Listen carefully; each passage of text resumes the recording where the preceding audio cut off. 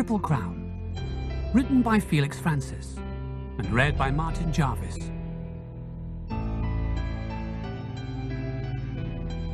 To capture the Triple Crown of American racing, a horse has to win the Kentucky Derby, the Preakness Stakes, and the Belmont Stakes. The races are for 3-year-olds only, so a horse gets only one chance. 3 championship races in a period of just 5 weeks. In more than 140 years since the first running of all 3 races, only 12 horses have managed the feat. Between the Triple Crown being won in 1978 and 2015, 13 horses won the first 2 legs, but then failed in their attempt to capture the most elusive prize in world sport.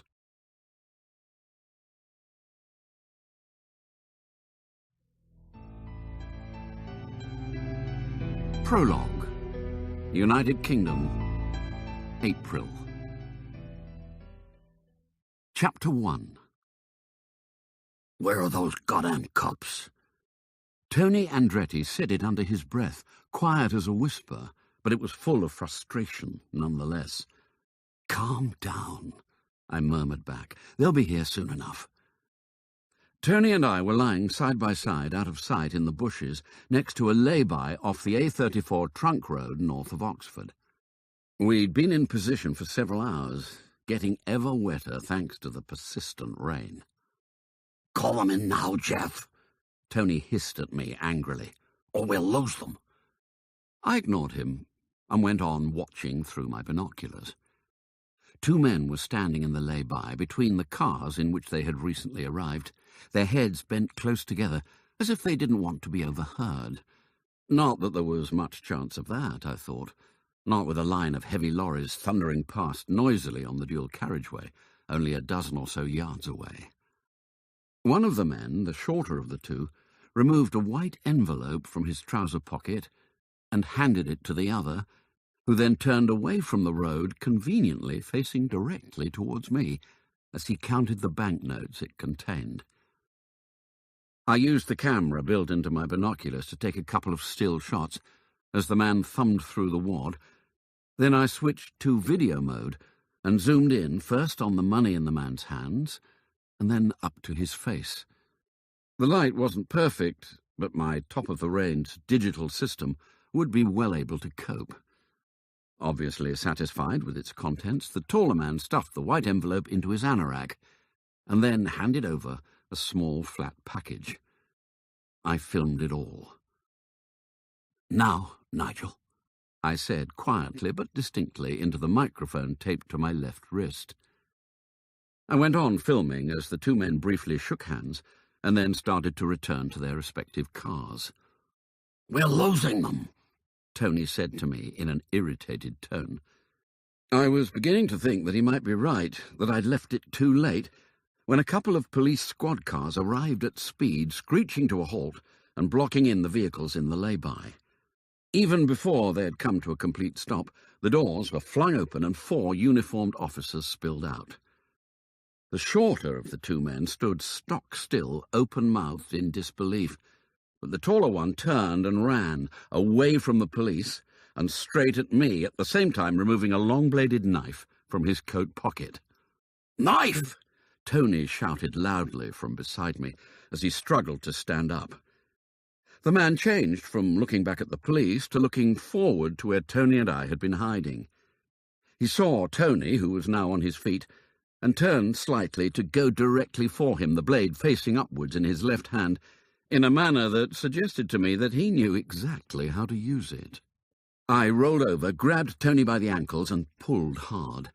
He came down on top of me, his considerable bulk sprawling over my legs. Let go of me! Tony shouted angrily, trying to kick out towards my face. I hung on tight. The man with the knife hurdled the 2 of us and ran off into the trees behind, pursued by a pair of the policemen. They're welcome to him, I thought, even with their anti-stab vests. I'd been on the wrong end of a carving knife once before and had no wish to repeat the experience. I released Tony's legs and we clambered to our feet. What the hell were you doing? Tony shouted at me, his face puce with rage. I could have had him! He'd have had you, more like, I said. Better to live to fight another day. Tony stood staring at me, his hands bunched into fists, adrenaline still coursing through his veins. I stared back at him. Slowly he relaxed, and his fingers uncurled. "I suppose you're right," he said. "Thanks, but I'd have taken him down if I'd had a piece." "Tony, you're no longer with the NYPD." As a younger man, Tony had been a cop, one of New York's finest. "I can't get my head round you Brits and guns.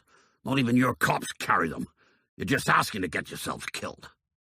I resisted pointing out to him that in the previous 10 years, only a handful of British police officers had been killed on duty, whereas hundreds of American cops had died in the same period. The remaining 2 police officers had arrested the shorter of the men and were applying handcuffs to his wrists while relieving him of the package, which was then carefully enclosed in a plastic evidence bag. Nigel had followed the police in his own car and was now standing to one side, watching. Tony and I went over to join him. "Well done," I said, slapping Nigel gently on the back. "You're certainly a cool one, and no mistake," Nigel said, smiling at me. "It was as much as I could do to stop the boys in blue turning up as soon as they knew the men had arrived." I smiled back at him. Nigel Green was a colleague of mine in the Integrity Service of the BHA, the British Horse Racing Authority, and we had together spent several weeks setting up this operation after a tip-off. We had been surprised that the police had been so cooperative, agreeing to wait in a farm lane with Nigel until I called them in.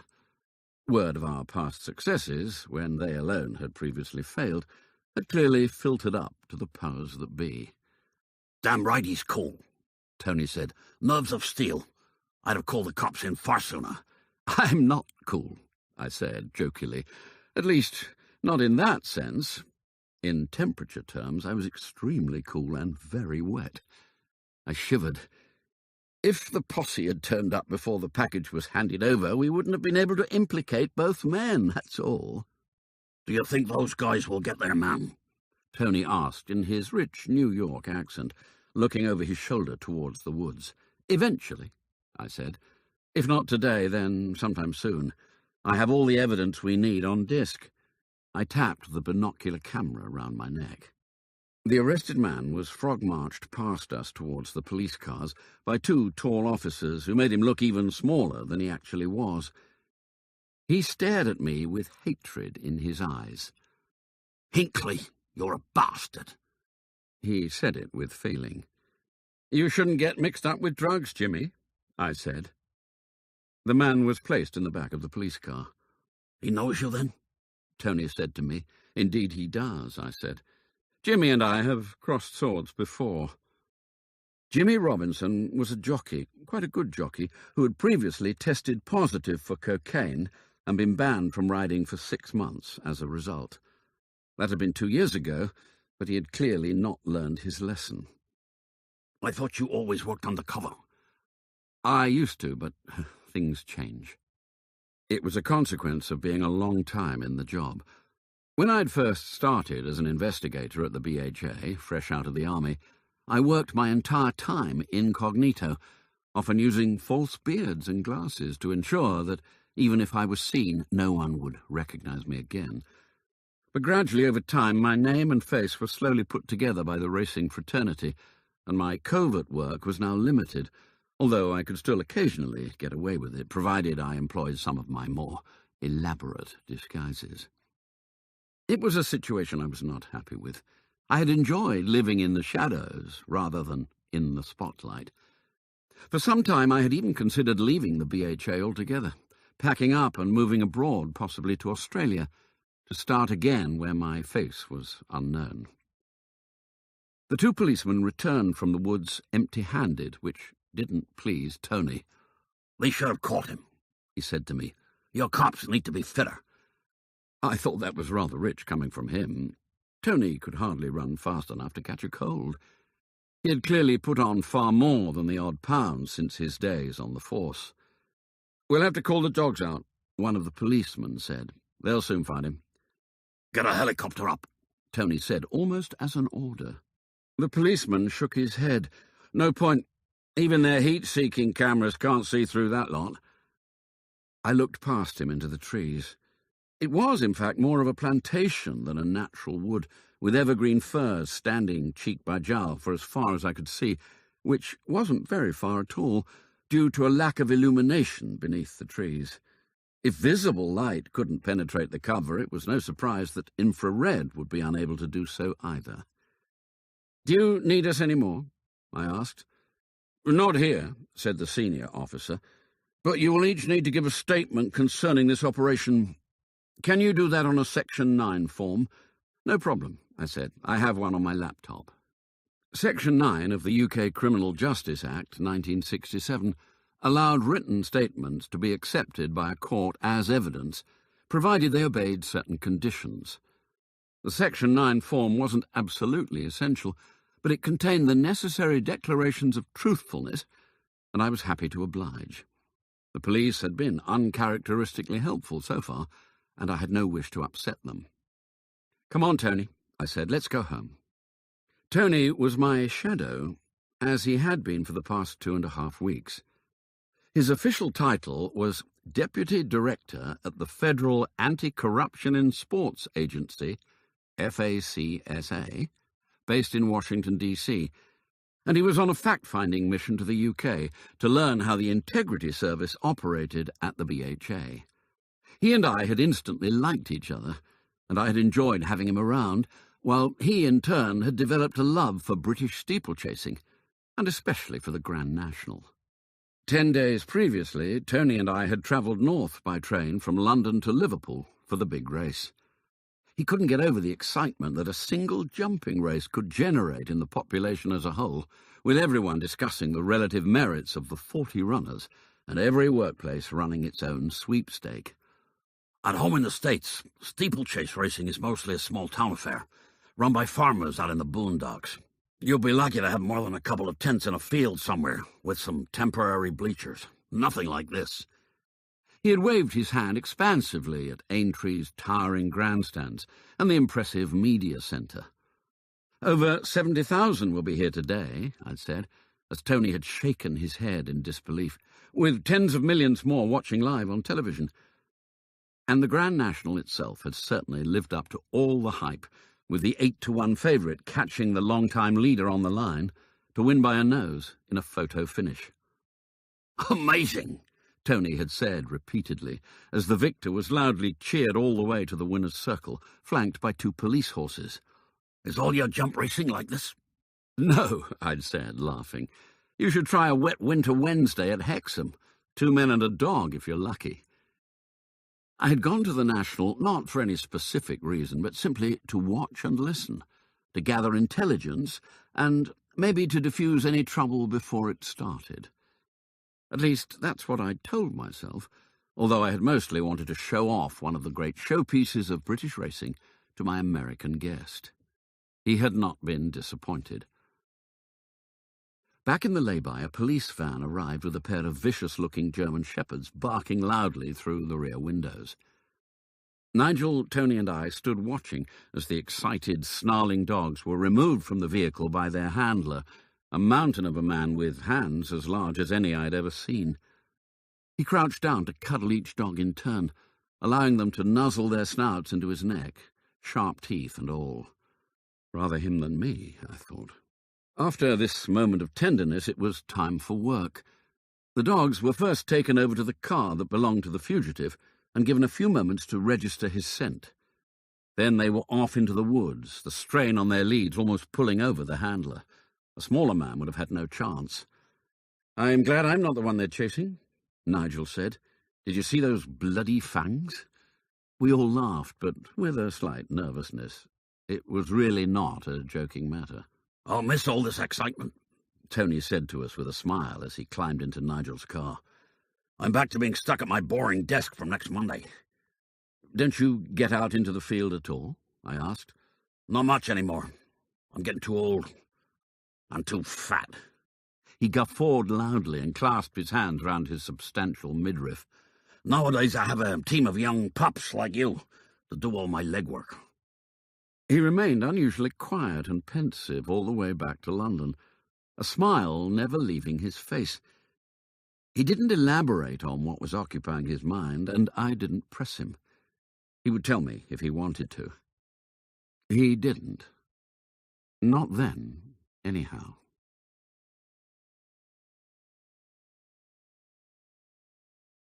Chapter 2.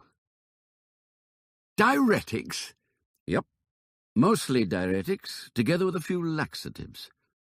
No cocaine, not even a dusting. Amphetamines or ecstasy? Nope, nothing. Bugger. It was the following morning in my office at BHA headquarters in central London. Nigel was giving Tony and me the bad news about the contents of the handed-over package.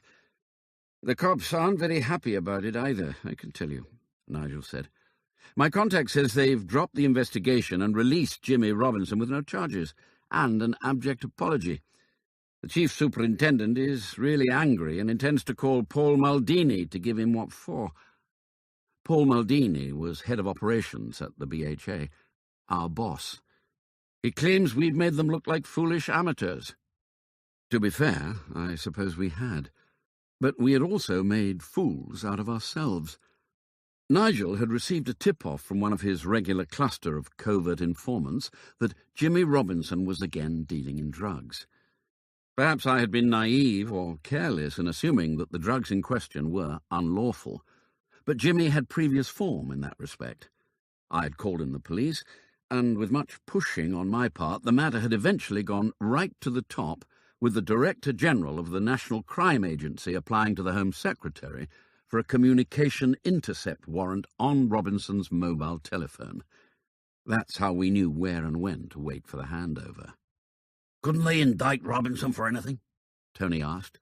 "Purchasing medicines without a prescription?" Nigel raised his eyebrows. "It's hardly grand theft auto. You or I could do the same on the internet." "Then why all the cloak and dagger stuff in some deserted lay-by?" I asked. But I already knew the answer. Whereas the drugs purchased may have not been illegal according to the Misuse of Drugs Act, both diuretics and laxatives were banned substances for jockeys under the rules of racing. "Does Jimmy Robinson have trouble with his weight?" I asked. "Doesn't every jockey?" Nigel replied. It was true. Rises in racing weights had never kept up with the increasing height and bulk of the population as a whole. Before diuretics were added to the list of banned substances in 1999, their use had been widespread by jockeys of all abilities to control their weight. One former champion jockey once joked to me about taking a handful of pea pills every day as his only breakfast. "The trouble was," he said, "they made me so dehydrated I got dreadful cramps. On one occasion I remember being given a leg up in the paddock and being unable to get my left foot into the iron because of it. Had to bump trot the horse all the way to the start before it eased." Another told me he regularly used laxatives, taking them by the packetful. "Explosive decompression," he'd said with a laugh. "I'd pebble dash the ceiling if I wasn't careful." I'd asked him what the jockeys did now that those drugs had all been banned. "Fingers down the throat, mate," he'd said. "Eat to ease the hunger pain, then throw it all back up again so as not to put on any weight. Not clever, really. Can't do much for their teeth." "Teeth?" He'd laughed again. "Bugger the teeth. Most of those get knocked out in falls anyway." I dragged my mind back to the matter in hand. "Surely Jimmy would know we would test him for diuretics," I said. "The police lab says this is something new. Still a thiazide, whatever that means, but a synthetic version. Perhaps Jimmy thought it wouldn't show up in a test. And maybe he's right. Why do these bloody drug firms keep muddying the water with new compounds?" I sighed. "Don't they realize we're trying to stop the cheats? Well, apparently millions of people take diuretics every day for heart problems and high blood pressure." "I'm one of those," Tony said meekly, tapping his jacket pocket. I suppose I couldn't realistically blame the drug companies for making our life difficult, not if they were doing good for millions. I sighed again. "So why did the supplier run, and why pull a knife?" "He claims he didn't know what was in the packet," Nigel said. So they caught him then? My police contact said the man walked out of the woods with his arms in the air when he heard the dogs coming. He'd got rid of the knife by then, of course, and the cops weren't about to launch a massive search for a weapon that hadn't been used. The man claimed he was only an intermediary, delivering a sealed package for a friend. So why did he run? He says that he was told the package contained drugs and he'd assumed they were illegal. He hadn't been the only one. I was now even more relieved that Tony hadn't had a piece in the lay-by. I could imagine the furore that would have followed the shooting of a man who was supplying perfectly legal medication. It seems odd to me that he just happened to have a knife in his pocket. Surely that's not normal. Tony waved a dismissive hand as if to say that it was quite normal where he came from. The man's car had been removed to a forensic laboratory to be searched, and according to Nigel's police chum, no illegal substances had been found. The man was free to pick it up whenever he wanted to. The phone on my desk rang. I answered it. "Jeff, it's Paul Maldini," said a voice down the line. "I need you in my office right away." Oh, God, I thought. The chief superintendent must have called. "On my way," I said. "And, Jeff, bring Tony with you." "And Nigel?" I asked. "No, only you and Tony." How odd, I thought. It had been Nigel and me who had been responsible for setting up this sorry affair, not Tony. He had simply been an innocent observer to the disaster. It didn't seem fair that he should be facing the firing squad alongside me. Tony and I made our way along the corridor to Paul's office. It felt to me like we were two miscreant schoolboys who had been summoned to the headmaster's study after having been caught smoking behind the bike sheds, hugely apprehensive and not a little frightened.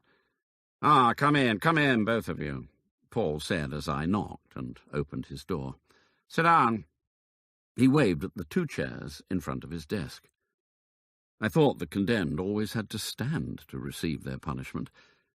Tony and I sat down. "Now, Jeff," Paul said, smiling and nodding at Tony. "Tony here has something to ask you." "Eh?" I was unsure what was going on. "I'd like you to come to the States," Tony said, half turning towards me. "Eh?" I said again. "Isn't this about the Jimmy Robinson affair?" "No," Paul said. "It is not." "Didn't the police chief superintendent call you?" I asked.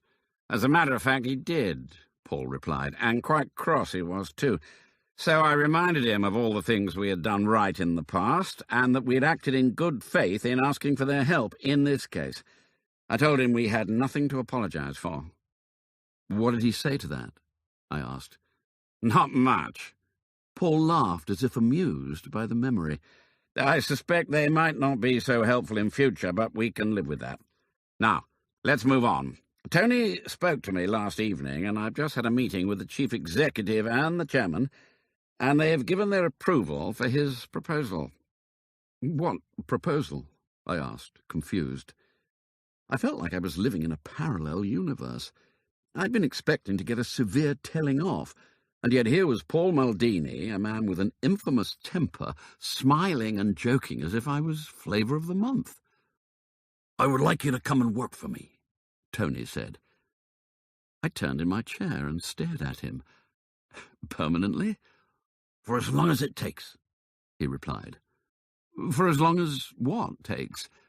"Let me start from the beginning," Tony said. "But what I'm about to tell you is highly confidential and cannot be discussed outside the three of us. Not even the BHA chairman and chief executive have the full picture. Do I make myself clear?"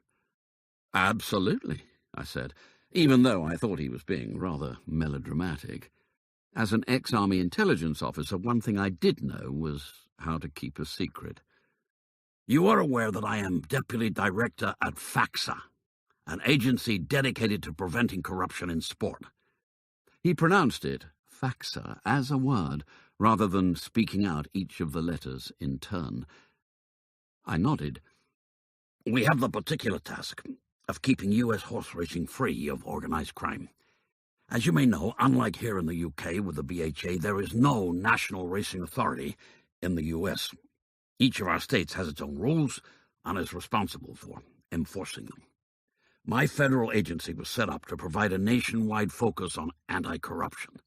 And the thoroughbred horse industry, both racing and breeding, represents a significant part of our efforts. We even have a special section dedicated to it. Yes, I said. I knew most of this from discussions Tony and I had had during the last 14 days. But where do I fit in? Tony looked around him as if making sure no one was lurking and listening. He also lowered his voice. For some time, I have had my suspicions that we have an informant in our ranks. I mused. Corruption within the anti-corruption agency. Not good. Indeed not, Tony said. How do you know? I asked. I don't know, Tony said. I only have suspicions. My racing team have initiated several operations only to discover that the target has got rid of the evidence just before we turn up. At first, I thought it was bad luck, but it has happened too often. What sort of operations? I asked. We recently raided the barns of a trainer who we believe was employing illegal immigrants as grooms, mostly Mexicans, paying them well under the minimum wage and in cash to avoid federal payroll taxes and Social Security dues. We'd done our homework and were pretty sure we had the trainer dead to rights. All we needed was to catch the illegals in the act. But you found none, I said. Not one. Vanished like mist in the morning sunshine. Tony held his hands out, palms uppermost. On another occasion, we received a tip from a disgruntled ex-employee that a Maryland horse farm was using an unlicensed antibiotic, together with equine growth hormone on a newly born foal, in order to determine if they made the foal grow faster and larger. This practice would be unlawful under the U.S. Animal Welfare Act, but we were involved because it would also constitute a fraud on the future buyer of the foal. So, the team arrived one day at dawn to search the premises and take blood samples for analysis. What did they find? I asked. That the foal had been euthanized and the carcass cremated. Did the farm give a reason? They tried, some hooey about the animal kicking out and breaking its leg, but the pit was still red-hot from the fire. They must have incinerated the poor thing through the night. It could have been a coincidence, I said. They do sometimes happen. If it were only those two, I might agree, but there have been more. Like a fire that conveniently destroyed all the computers in the office of an illegal bookmaker hours before they were to be seized. Arson? Tony rolled his eyes. Not that anyone could prove. Have you had a leak inquiry? I asked. Not officially, but the director and I initiated a review of our internal and external communications. In the process, we covertly examined the email and phone records of all our staff who knew about the operations ahead of time, but it turned up nothing of any use. How many people knew about these operations beforehand? About 20. Why so many? There are 8 field agents in the horse racing team, with a half a dozen backup support staff. Then there are 3 or 4 senior personnel, myself included, who would be fully briefed, plus the director. All would know about an operation ahead of time. Most will be involved either in the planning or in the decision to give it the green light. That's far too many, I said. A true secret stops being secret when 2 people know it, let alone 20. Planning should be done by only 2 or 3 key decision-makers, with those taking part in the raid briefed about the operation and told the target only immediately before the off, when it's too late for the information to be leaked. Tony looked down at his hands as if somewhat embarrassed. We are a relatively new agency, he said. We clearly still have much to learn. So you want me to come and teach your people how to do it? I said, rather flippantly. I suppose that would be nice eventually, Tony said seriously. But what I really want you to do now is to come and find our mole. Why me? I asked. Tony and I were safely back in my office with the door firmly shut. Even so, we kept our voices to a murmur. A number of reasons, Tony said. Mostly because you know what you're doing, and Because you're an outsider, you are above suspicion. I came to London specifically to recruit you, but I needed to be sure. Hence, I've watched you closely over the past 2 weeks, and I am sure you are the right man. You are determined, single-minded, and most important, you are unflappable. Yesterday, you demonstrated admirably that you can keep your head when all around are losing theirs, and that includes me. I try, I said. As an army intelligence officer in Afghanistan, it had been my task to acquire information from local tribal leaders, most of whom hated the Taliban only fractionally more than they hated the British. Meetings were always fraught with danger, and a wrong word or action could result in an all-out shooting response. Keeping one's head at all times was essential, metaphorically and literally. But surely there's someone else in another part of your organization who is better placed to investigate the leak. I need someone who understands the racing industry. I know British racing, I said, not American. No matter, Tony said. I've realized during my stay that horse racing here is much the same as in the US, and the potential for trying to beat the system is identical. I'm not so sure, I said. I'd been to the United States before on holiday, and everything had seemed very different, bigger, brasher, and more ballsy. But Tony wasn't giving up that easily. Jeff, I need your help. Having a corrupt component in an anti-corruption organization is like having a cancer. It has to be excised and destroyed, otherwise it will grow and spread, killing the whole body. I knew what he meant more than most.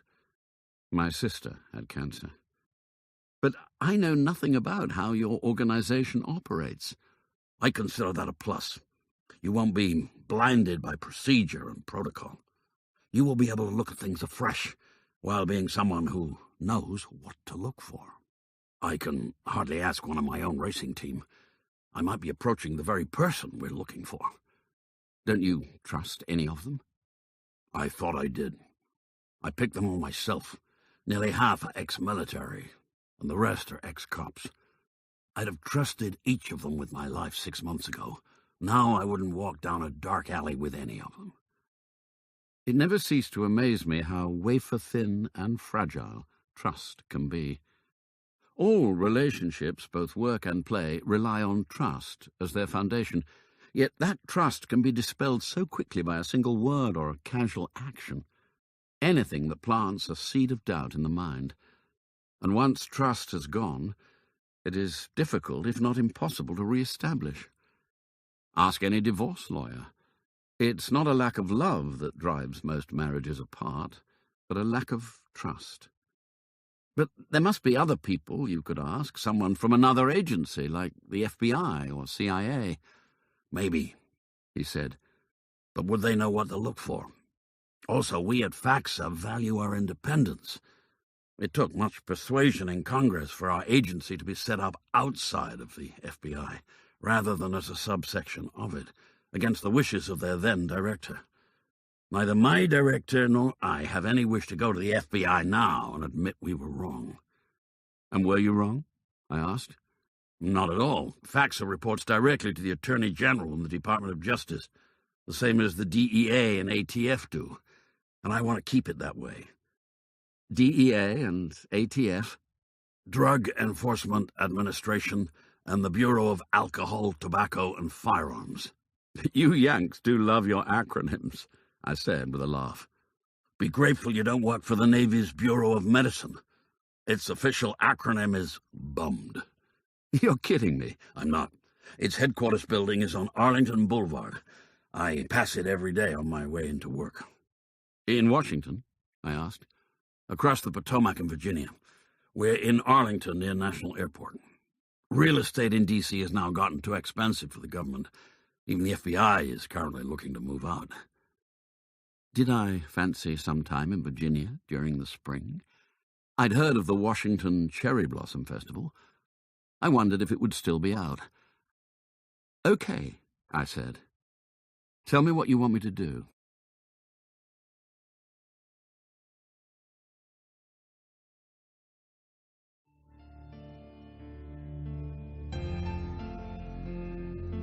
Leg 1. The Kentucky Derby. The Run for the Roses.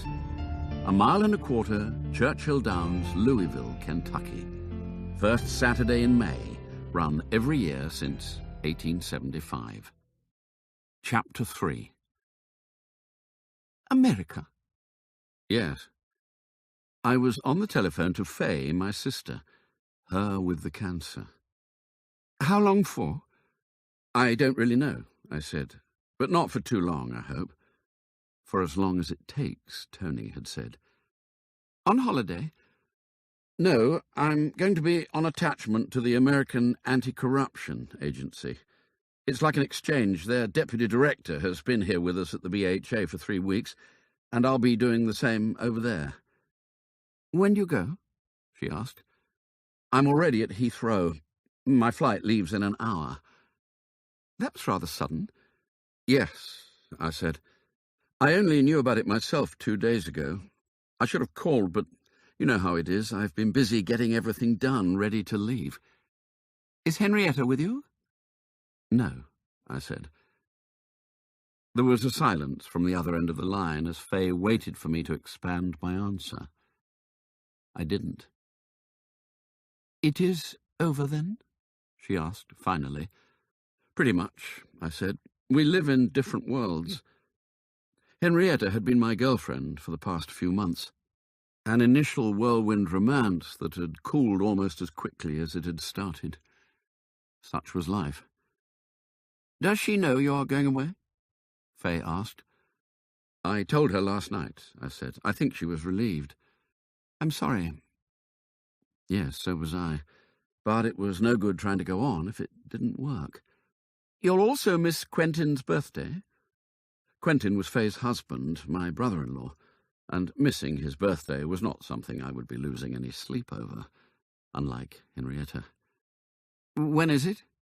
Next weekend, Fay said. I was going to ask you over. I'll send him a card.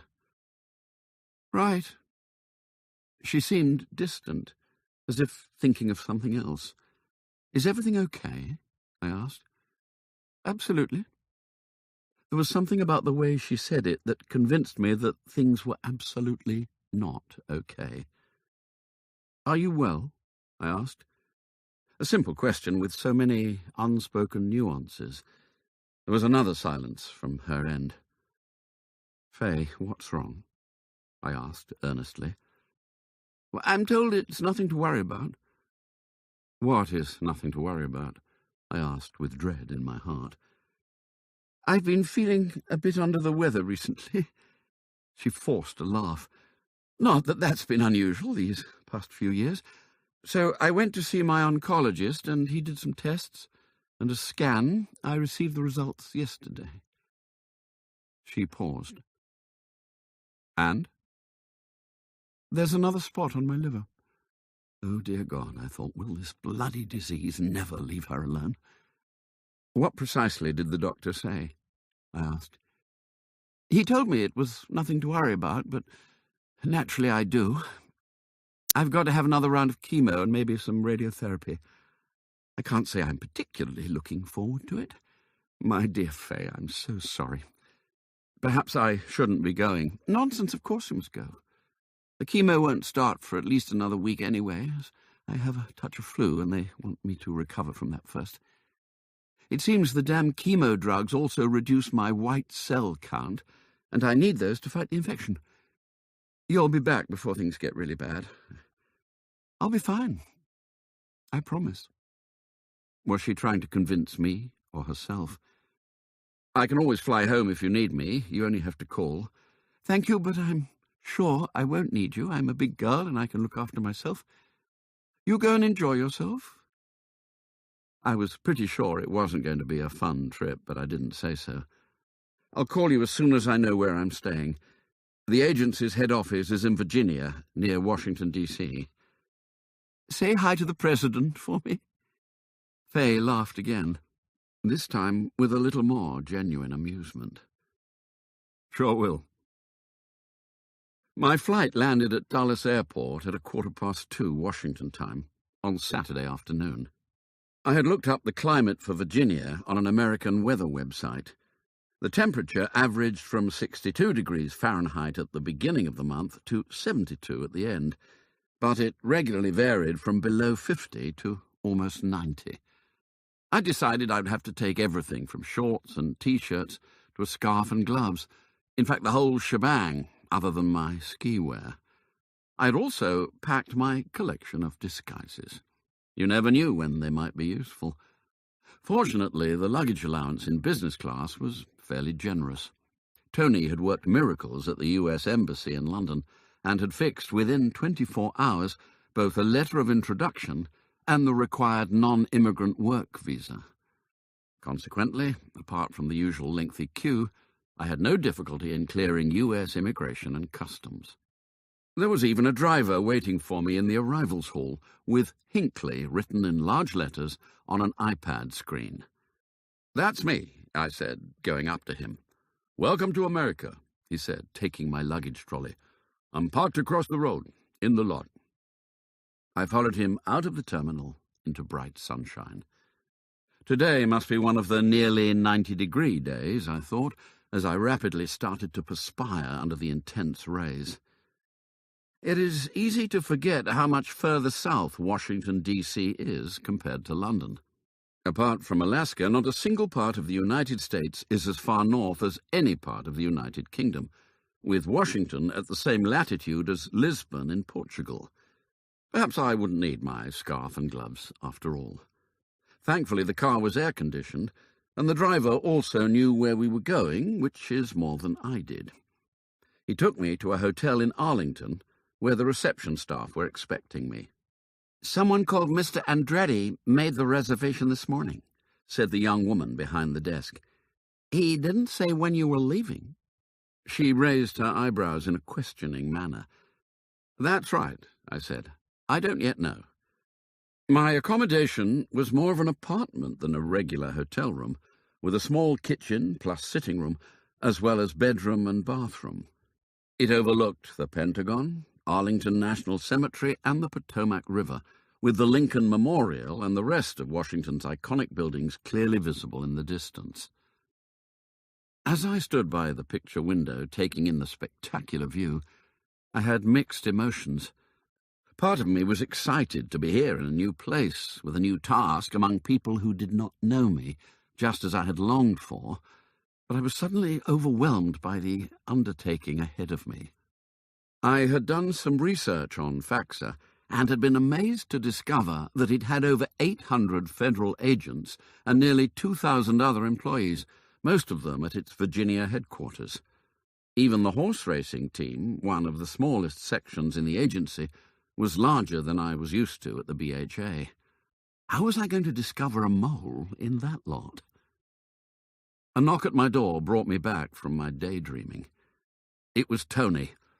"Welcome, Jeff," he said, shaking my hand. "Everything okay?" "Fine," I said. "Good flight, and this is very comfortable." I waved my hand around. He smiled. "Anything you need?" "Yes," I said. "I need information.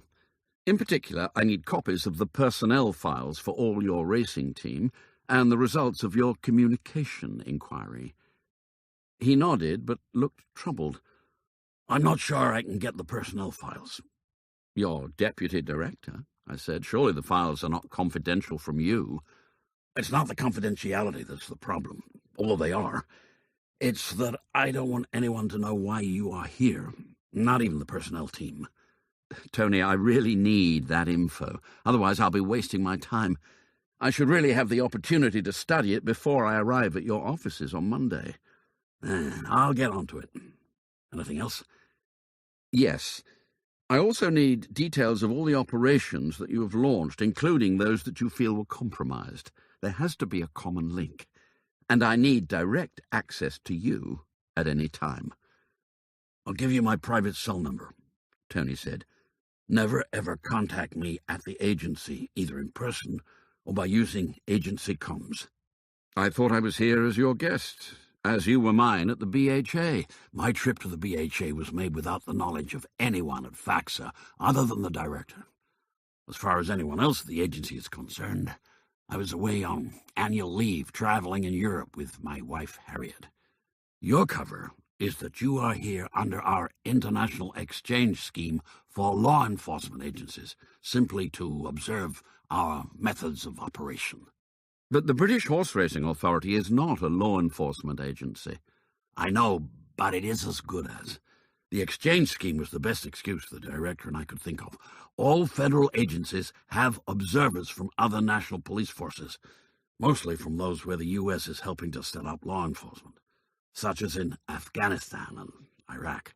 So our staff are used to visitors, but as such you would not have direct access to the deputy director. Therefore, you must never contact me except through my private cell, and never refer to anyone about my time in London. That's essential. I do not want to give our mole friend any cause for alarm. There was something about the way he said it that made the hairs on my neck stand up. What are you not telling me? I looked him directly in the eye. He turned away. What is it? I asked. It might not be connected. What might not be connected? He looked back at me. You are not the first person we have approached to assist us. He paused. Who is the other person? I asked. Was, Tony said. He's dead. He was killed last December in an auto wreck on I-95 south of Baltimore. Accident? Or deliberate? There was a thorough investigation by the Maryland State Police. Their conclusion was that he went to sleep while driving home late at night. His vehicle left the road, hit a tree, and caught fire. Toxicology tests showed he'd been drinking. Didn't your agency initiate its own investigation? I asked. How could we? Tony said. It was outside our jurisdiction. Who was he exactly? His name was Jason Connor. He was a journalist who wrote about horse racing for a magazine called Sports Illustrated. I nodded. I'd heard of it. How did you come to use him? Initially, Connor went to Naira last October because he was concerned about blood doping in racehorses at Belmont during their fall meet. He had seen some transfusion apparatus at a training barn at the track that he felt was suspicious. Naira? I pronounced it as a word in the same way as Tony had. New York Racing Association. They control horse racing at the 3 tracks in New York State. It was Naira who contacted us. We initiated a raid on the barn, and we found absolutely nothing. The whole place had obviously been steam cleaned. I've never seen a barn so spotless and disinfected. You could have eaten your dinner off the stall floors. And the horses had been sent away to Kentucky for what was described as a vacation. I ask you, some of them had been due to race at the track that week. The whole thing was a farce. Tony shook his head. Jason Connor was furious. What he was really after, of course, was an exclusive for his magazine. And now he wouldn't get one. He blamed both the agency and Naira for leaking the information. At first, we dismissed his notions as just the ranting of an angry man, but then I started looking at how often our operations were being compromised. That's when I went back to him to ask him for help. And you now think his death was to do with that? The chief medical examiner for Maryland declared his death was accidental, but I've never liked coincidences. On the very day Jason Connor died, he'd been to Laurel Park Racetrack to question a groom who had previously been working at the barn at Belmont. What did the groom say? I don't know. Connor never got to report back, and the groom has since vanished. Not that that's particularly unusual. It happens all the time. He was probably an illegal alien who was frightened away by the attention. Didn't you try to find him? I asked. Of course. But trainers' record-keeping is not always great at the tracks. Turns out the groom had a work permit issued on forged paperwork in the name of a 26-year-old Mexican called Juan Martinez. That may or may not be his real name. Martinez is by far the most common surname in Mexico, much more so than Smith is here. And they didn't even have a photo. Who did the looking? I asked. What do you mean? Was it someone from your agency? I did it myself, Tony said. I was once a detective in the Bronx. I reckon I still know the moves, but this one was a dead end. So who at the agency knew about Jason Connor? Everyone in the racing section knew he'd been the Naira with the original concerns. That was common knowledge. It was with the help of his information that we set up the operation. Who knew he'd also been approached to help find your leak? Supposedly only the director and chief of the horse racing team and me. Who is the chief of the horse racing team? Norman Gibson. He's an ex-cop from Chicago. Do you trust him? I would say so, yes. Does he know about the real reason I'm here? I asked. No, he does not. So you don't trust him that much? I said. How about the director of FACSA? Do you trust him more? I trust him with my life, Tony said. How about with mine? It felt like the stakes had suddenly been raised dramatically. It was clear to me that whatever the Maryland medical examiner might say, Tony believed that the death of Jason Connor and the investigation into the agency leak were connected. And I didn't like coincidences either. Why didn't you tell me all this in London? I asked. Tony looked uncomfortable. I don't know. Maybe I was afraid you wouldn't come. He clearly didn't know me very well. Okay, I said, clapping my hands together. In the light of all that, we need to beef up our security. First, you shouldn't be here now. It is a risk we ought not to be taking. I told no one I was coming here, not even Harriet. No matter, I said. You are deputy director of an agency that employs over 2,000 people. Your offices are up the road from here. Even on a Saturday, one of those employees might have seen you arrive as they walked their dog. Then they might mention it to a colleague, just in passing, and so on. You never know who is watching or listening. Tony nodded. Also, I said, it was a mistake to give your name when you made the hotel reservation. The front desk staff told me it was made by a Mr. Andretti. Well, I had to use a credit card to confirm. Your private card? The agency's. Who has access to the statements? I have to sign them off for the finance team. Won't someone question a charge for a hotel so close to the offices? I'll say we were entertaining a guest, Tony said. And the next question will be who and why. What are you going to do, lie? Lies get you into trouble, if only because someone in the finance team will think you're having an affair, getting a little bit more than only a ham sandwich during your lunch break. I will pay for the hotel with my own credit card. You can reimburse me at a later stage. Tony nodded. I'll give you my cell number. He reached for the notepad and pen next to the hotel phone. No, I said, not secure enough. I will buy 2 pay-as-you-go phones. One will be delivered by courier to your office, marked for your attention only. We will only use those to talk to each other. You must not use that phone for any other reason. Tony looked rather sceptical that such a thing was needed. Tony, I said firmly, this is important. We must take no unnecessary risks. Get the personnel files and have them delivered to me here, preferably by tomorrow. Pay cash for the delivery and arrange it yourself well away from Arlington. And don't use the agency address on the paperwork. Okay, he said. I'll get on it. Now, who do I report to, and what have they been told? Norman Gibson is expecting you on Monday morning. He's been told you are from England and a part of the International Observer Scheme. Does he know I work for the British Horse Racing Authority? All he's been told is that you are from England, and you are to be shown the workings of our horse racing section. I think that I'll say I am from the BHA. It's too dangerous otherwise. Am I supposed to be sponsored by the British government? Yes, Tony said. Through the embassy. That's how exchanges have been organized in the past. Well, let's hope your mole doesn't have a friend who works at the British Embassy. Do you think he will check? I would if I were him, I said. I'd be hugely suspicious of anyone turning up unexpectedly. I expect him to verify my story down to the very last detail. That's why it is essential he can find me at the BHA.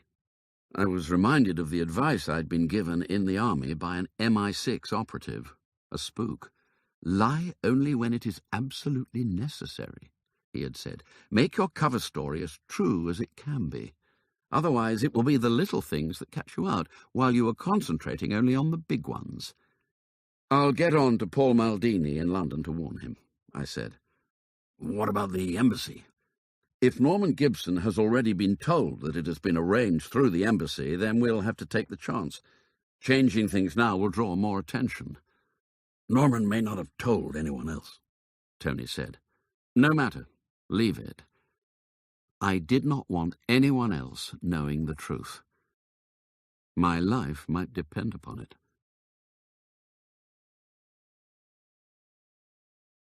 Chapter 4. On Sunday morning, I walked down the street to the fashion centre at Pentagon City, a vast shopping mall over 4 floors with everything from major international department stores to a shop dedicated only to the finer art of men's shaving. I was searching for a mobile phone store. There were 2, and in one of them I found what I was looking for. "This one won't go on the internet." The young sales assistant was doing his best to direct me towards one of his more expensive models. "I know," I replied patiently. "It's for my mother, and she doesn't really understand technology." In fact, my mother had died when mobile phones were still the size of a brick, but the young man wasn't to know that. "This is the model I have been recommended by her care home. I'll take 2 of them." "2?" He shook his head. "I don't know if we have 2. No one ever wants phones like this anymore." He went off into the back, still shaking his head, but triumphantly returned holding 2 boxes, from which he blew off the dust. "You're lucky," he said. "These are the last ones. The company is discontinuing this item when they've all gone." "It will still work, though, won't it?" I asked with mild concern. "Sure," he said. "It'll work fine for calls and texts, but it's not 4G, it's not even 3G, and doesn't have Bluetooth, GPS, or even a camera." "Are you sure you still want it?" "The iPhone 6 does far more. That's like a full-blown computer in your pocket and very good value. We have it on special offer." His enthusiasm was almost infectious. "These are just perfect," I said, touching the 2 boxes in front of me on the counter. Perfect, I thought, if you wanted phones that weren't smart. Smartphones might be great for accessing the internet and for using the thousands of apps available for download, but they could also be tracked and hacked. "Right," said the young man, slightly deflated. "Do you want them on a contract?" "No, pay as you go." "It is cheaper on a contract," he said, "in the long run." "But I'm not sure my mother has a long run," I said, smiling at him. "Pay as you go will be fine." "For both?" "Yes," I said, "for both. My mother has a habit of mislaying things, so I'm buying her 2. He clearly thought I was mad, but he inserted SIM cards into the phones before topping them up with $100 each of credit. More than enough, I thought, for calls and texts between Tony and myself over the next few weeks. I paid for it all with cash and gave a made-up name and address to the young man for the guarantee, just to be on the safe side. Next, I went into a computer store and bought a desktop color printer, spare ink cartridges, a USB connecting lead, and some paper. Finally, I went to the FedEx office print and ship store on Crystal Drive, conveniently open on a Sunday, and arranged for one of the phones to be delivered early the following morning to Tony Andretti at Faxa. "Any message?" asked the young woman behind the counter. "No," I said, "only the box, thank you." I again paid in cash and gave a false return address. The transaction might have been anonymous, but I had noticed the CCTV camera in the corner of the store, silently recording the faces of everyone who entered.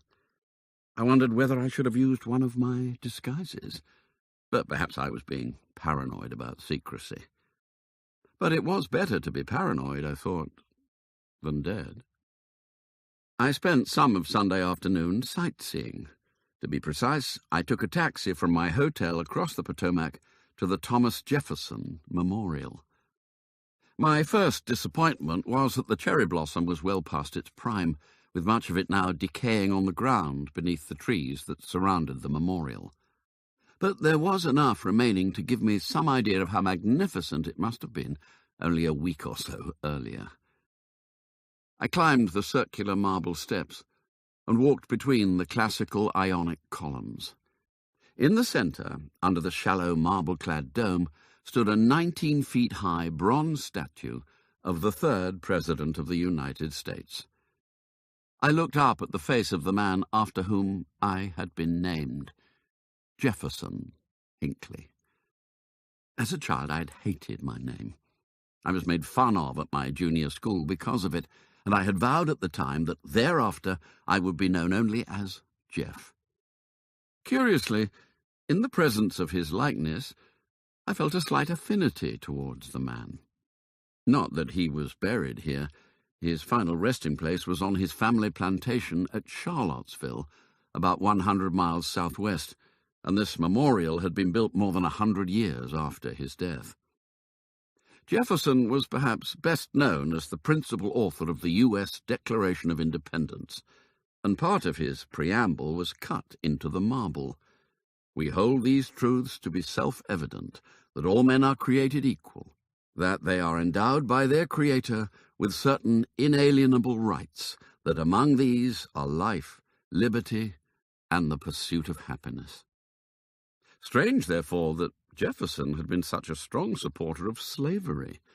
Indeed, he'd even had African slaves working in the White House during his presidency, and after his death, 130 slaves from his plantation were sold at auction to help pay his debts. All affinity gone, I walked away without a backward glance, across the bridge into West Potomac Park, and onto the memorial of my other presidential namesake. In full, I was officially Jefferson Roosevelt Hinckley. I was never able to ascertain the reason why my parents had named me after dead American presidents. By the time I realized where my strange forenames came from, my mother had died, and my father claimed it had been her idea, and he couldn't remember the reason. In truth, he couldn't remember much, other than where he had hidden his whiskey. I had always imagined that the Roosevelt after whom I had been named was Franklin Delano, the hero president of the New Deal in the Second World War, rather than his fifth cousin Theodore, he of teddy bear fame, who only became president due to the timely assassination of his predecessor. The memorial to FDR was very different to that of Jefferson, being very much a creation of the mid-1990s. It lacked the grandeur of the earlier structure, consisting of 4 outdoor rooms depicting the 4 terms of his presidency. One of the many inscriptions on the memorial caught my eye, an extract from Roosevelt's inaugural speech on first becoming president in 1933. "The only thing we have to fear is fear itself." I hoped he was right. "Mr. Hinckley," called the young woman at reception as I walked into the hotel. "Package for you." I signed for a small, plain white padded envelope with my name written on the front in pencil. It had to be from Tony, I thought. No one else knew I was at this hotel. The envelope contained 2 USB flash drives and a short, handwritten note. "Here are the agency personnel files, the communication inquiry, and the operation reports. I had them copied from the off-site data backup server, so no one at the agency should be aware. I've asked my wife to deliver the package." He'd clearly been busy in the 24 hours since we'd met. The flash drives were each 64 gigabytes, and they were both crammed with data. I sat at the desk under the picture window and opened the first drive on my computer. It contained the personnel files of not only the racing section, but all 2,631 employees of FAXA as of the previous Friday. They were listed alphabetically by last name, and it took me some time to navigate my way around the index to access them by section. But before long I had found the files of the 8 agents working specifically on horse racing, together with their section head and 6 support staff, 2 intelligence analysts, 1 IT specialist, and 3 admin assistants. I connected the new printer to my computer with the USB lead.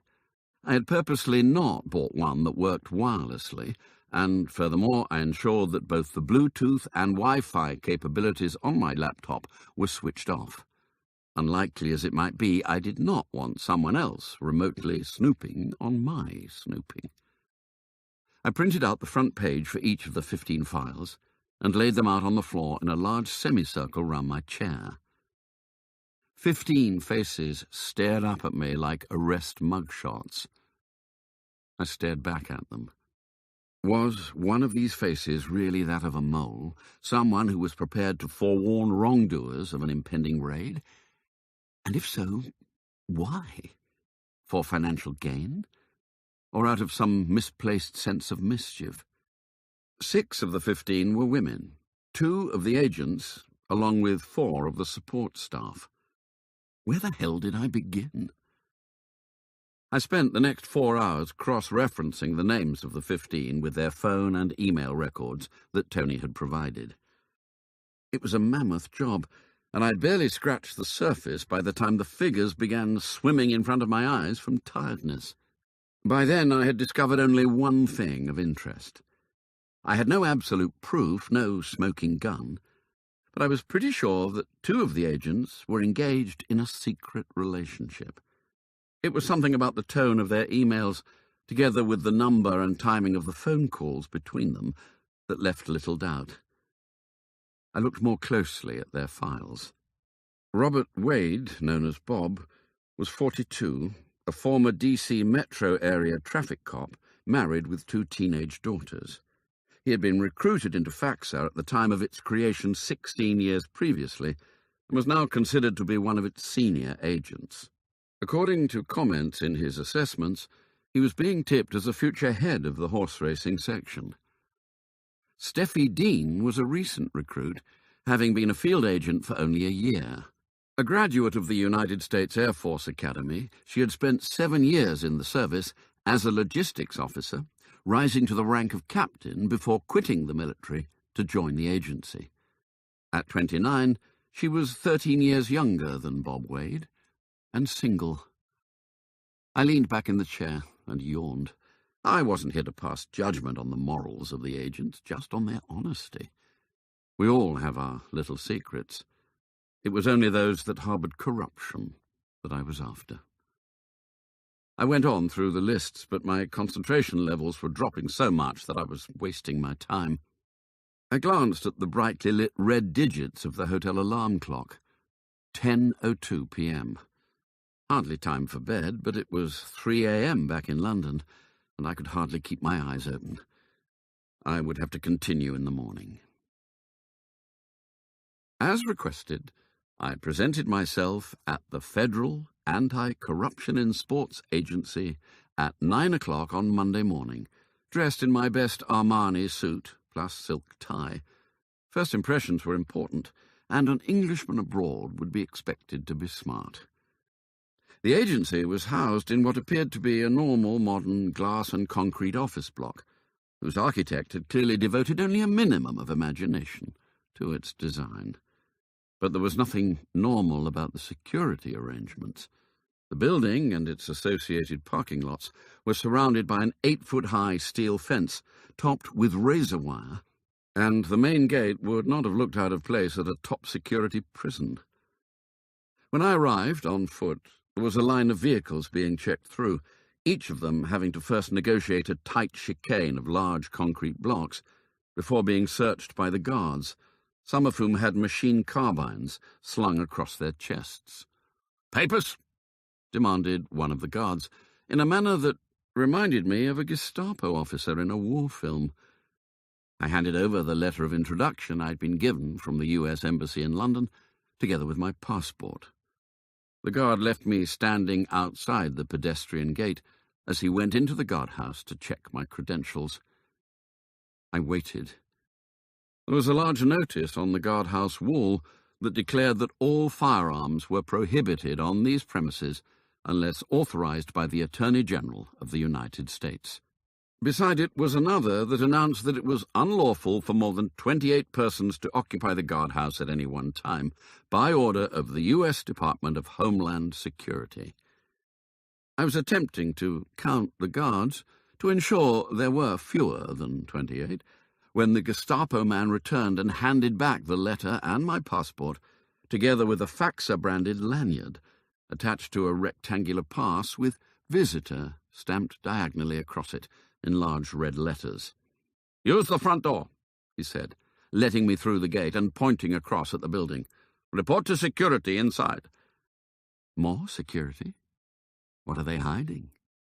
I had to empty my pockets and then pass through a metal detector before I was directed towards the building's main reception desk, where again I had to produce my letter of introduction. "Norman Gibson is expecting me," I said. I was asked to wait. The receptionist made a telephone call, and presently a man in his late 40s appeared from the lifts and strode purposefully towards me. "Jeff Hinckley?" he asked. "I'm Norman Gibson." We shook hands. "Delighted to meet you," I said. "Let's go up." He used his lanyard pass to activate yet another security barrier and ushered me through. "It's like getting into Fort Knox," I said. "Blame Timothy McVeigh," Norman replied. In April 1995, Timothy James McVeigh had detonated a 5,000-pound bomb outside the federal office building in Oklahoma City, killing 168 people, including 19 young children in a daycare center. Needless to say, security since then had been greatly beefed up at all U.S. federal buildings. "I'll fix it so you get your own pass," Norman said. "Then it'll be easier for you to get in. Security is a bore, but I suppose it's better than being dead." "Much," I agreed. "And the threats seem to be ever increasing." "You're so right. We have more than our fair share of nutcases who blame the government for everything. Plus, we have the anti-abortionists and the animal liberation lot to contend with. Both worthy groups, I'm sure, but they seem to attract extremists. And don't even mention the Islamic militants." I thought about the security arrangements at my office in London, or rather, the lack of them. There was a reception desk in the lobby by the front door of the building, but it was usually unmanned. The main reception for the horse racing authority was on the second floor, and that was dead easy to bypass. We took the lift up, and I followed Norman along a corridor and through two more security doors before we reached his office, a glassed-off corner of an otherwise open-plan space. "Welcome to the racing section at Faxa," he said. "Thank you." "Who are you with?" "The BHA," I said, "the British Horse Racing Authority." "Is that a government agency?" "No," I said. "It was set up by the British Jockey Club and is wholly funded by the racing industry. We're responsible for the regulation of all horse racing in Great Britain." "Well, we could do with something like that here. American racing is still regulated by the individual states, each of them with different rules. Everyone agrees it would make sense to have a nationwide authority, but the states are reluctant to give up their power bases. They all think they know best. That's why we at Faxa act as the de facto upholder of common standards using federal anti-corruption legislation." It sounded like a line he'd used often before. "But it is a bureaucratic nightmare." He rolled his eyes. "Everything to do with governments is. The BHA gets no financial support from the British government, nor do we answer to it." "Well, lucky you," Norman said. "Now, how can we help you?" "I've really come only to watch and listen," I said, "to study how you do things and compare them to our own methods, to see if there's something for us to learn." He nodded. "Well, I hope there is, but you have far more racing over there than we do here. Perhaps we should be the ones taking lessons." I smiled at him. "Or maybe there will be something I can spot that would be beneficial to us both." "Fair enough," Norman said, although my smile was not reciprocated, and I detected a slight annoyance that an outsider was here at all, let alone a foreigner with more experience of racing. "I'll try not to get in your way," I said. "Good. We've not had a foreign observer in this section before. Most go to the FBI anyway, although I think our baseball team had someone from Japan last year. How many sections are there in FACSA? I asked. Lots, he replied, somewhat unhelpfully. The major sports each have their own. Baseball and basketball are the biggest. Then there's the Olympic Games section. That's where it all started. There was such a hoo-ha over allegations of bribery to get the Winter Olympic Games at Salt Lake City back in '02 that the Department of Justice set up FACSA to ensure it could never happen again. I had a vague memory of all the fuss at the time. You should have a FIFA section, I said with a laugh. That would keep you busy. We do, he replied seriously. We pass our findings on to the FBI as we have no jurisdiction outside the U.S. Hence it was FBI agents who made arrests with the Swiss police at FIFA headquarters back in May 2015. Have you been with the agency long? I asked. I joined 12 years ago, he said. Moved from Chicago. The winters were too long and cold up there. He smiled, but it didn't really reach his eyes. And I knew the real reason why he'd left Chicago. I'd been up early and studied his personnel file. He had been a high-flying detective in the Chicago Police Department, promoted young to be commander of the 26th District on the city's south side. However, his glittering police career had stalled somewhat when 5 of his junior officers had been arrested for planting incriminating evidence to secure a conviction. Even though the investigation by the FBI had concluded that Gibson had not known about or been involved in the conspiracy, he had done the honourable thing and resigned. That principled action had been rewarded by the call to set up the racing section at FACSA. There was a knock on the office door. Norman looked over my head and stood up. I've arranged for you to spend time with one of our special agents, Frank Bannister. He waved the man in. Frank, this is Jeff Hinckley from England. I stood and shook Frank's hand while we both looked each other up and down. He was taller than me by at least 4 inches, and broader too. He squeezed my hand hard as if to make sure I knew that he was also stronger. He smiled down at me, and I smiled back without a waver. If he wanted to play silly games, so be it. But I wouldn't rise to his bait. Frank will show you the ropes, Norman said. Stick to him like glue. Frank didn't look best pleased at the prospect, but he was civil enough, just. He showed me round the office, and I met the other staff. Bob Wade, one of them said, smiling warmly and offering his hand. Welcome to the madhouse. He laughed with a distinctive rapid-fire guffaw. Thank you, I said. Steffi Dean sat at the desk next to his. Not conducive, I thought, to hard work. I also shook her hand and wondered what she saw in Special Agent Wade, who appeared somewhat older in the flesh than in his personnel file mugshot. Are you all special agents? I asked. Sure are, Frank said. All FACSA agents are special. I wasn't sure if he was being facetious. Ignore him, Steffi said. But he's right. Special agent is a rank, and all FACSA agents are special agents. We're all LEOs, just like the special agents in the FBI and DEA. LEOs, law enforcement officers. Does anyone have only regular agents? I asked. Not here, Frank said loudly. Nothing regular about this lot. He laughed expansively at his own joke, while Bob and Steffi looked slightly embarrassed. Does everyone carry a gun? I asked. It was difficult not to notice the automatic pistols that each of them had in holsters, either on their belts or under their shoulders. The Attorney General had clearly been busy with his authorizations.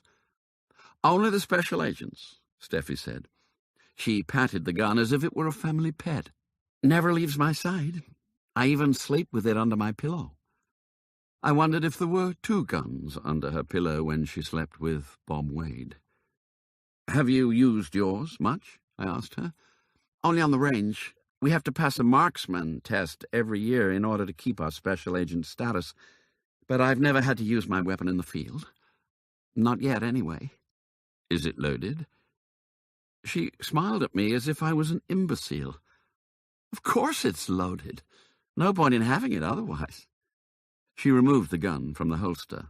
Glock 22C .40 caliber automatic. She pushed a latch on the pistol grip and slid out the magazine, visibly full of shiny brass bullets. 15 rounds per mag, Smith & Wesson hollow-nosed expanding ammunition.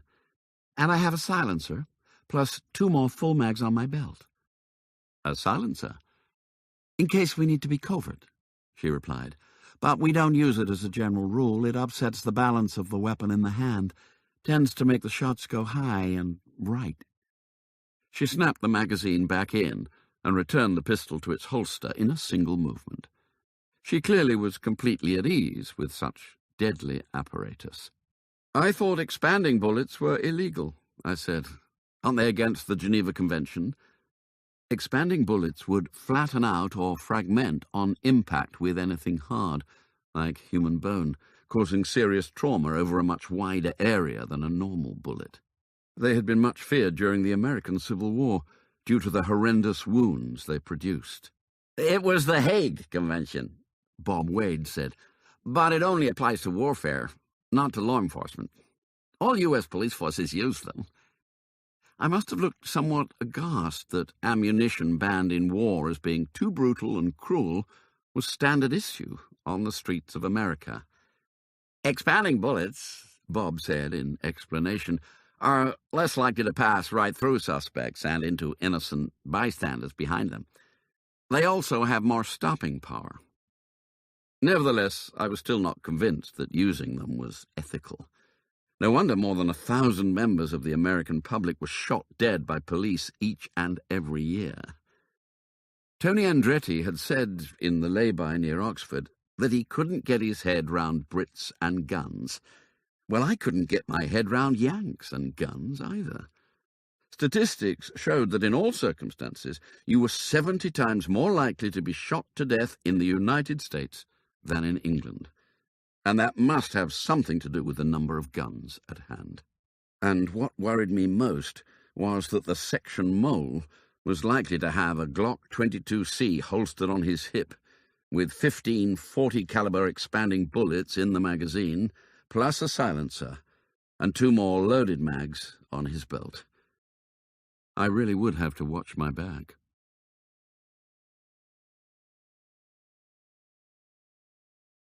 Chapter 5. By the end of the day, I had been round the whole office and met all the section staff, except for the most junior admin assistant, who was away on maternity leave. I had a good memory for faces and facts, and I'd been easily able to match the individuals to their life stories as outlined in the personnel files. The only difficult thing was not appearing to know something that I hadn't been told. For example, I nearly asked one of the 2 intelligence analysts if he liked working for Faxa more than for a bank, when he hadn't actually mentioned his previous employment. "Monday is a good day for you to start," Frank Bannister said over coffee in the Faxa cafeteria at lunchtime. "It's when all the special agents try to be in the office for meetings and such. Mondays and Tuesdays are usually dark at the major tracks, unless they're public holidays." By dark, he meant there was no racing. "Do you go to the tracks a lot?" I asked. "I usually go somewhere every week," he replied. "All of us do. It is as important for us to be seen as it is for us to see what's going on. I tend to concentrate on the northeastern tracks, but I love going to the smaller ones, too, especially those that race only for a few days each year. Over the years, I've been to almost all of them." "It must do wonders for your frequent flyer miles." "We don't get them," he said. "We often travel on government jets. Even when we're on commercial flights, federal service rates don't earn you miles." "Where are you going this week?" I asked. "Highlight of the year," he said, with a big smile. "Louisville for the Derby. You coming?" "You bet," I said. For years I had wanted to go to the Kentucky Derby, but it was run on the first Saturday in May, usually on the same day as the 2,000 guineas at Newmarket, and my presence had always been expected at one of the biggest days of the English racing season. Now I was free of that obligation, and the prospect of going to Churchill Downs thrilled me. "How do I get there?" I asked. "The whole section is going on Wednesday. Make sure the boss puts you on the manifest." "I sure will." Overall, it was an interesting but somewhat frustrating day. Whereas I was welcome to wander round and speak to the section staff throughout the morning, I was sidelined for much of the afternoon, as all but 3 of them gathered in a room for a meeting on the second floor, a meeting from which I had been specifically excluded. "What's going on?" I asked one of the non-participants, one of the 2 intelligence analysts, who sat resolutely at his computer throughout. "Planning and briefing for an operation." "Why aren't you there?" "No point," he said. "The op is not based on any intel I've looked at, and I don't get involved with planning." "When is the op?" I asked, hopefully. "Sorry, I can't say. It's a secret." I suppose I shouldn't really have minded.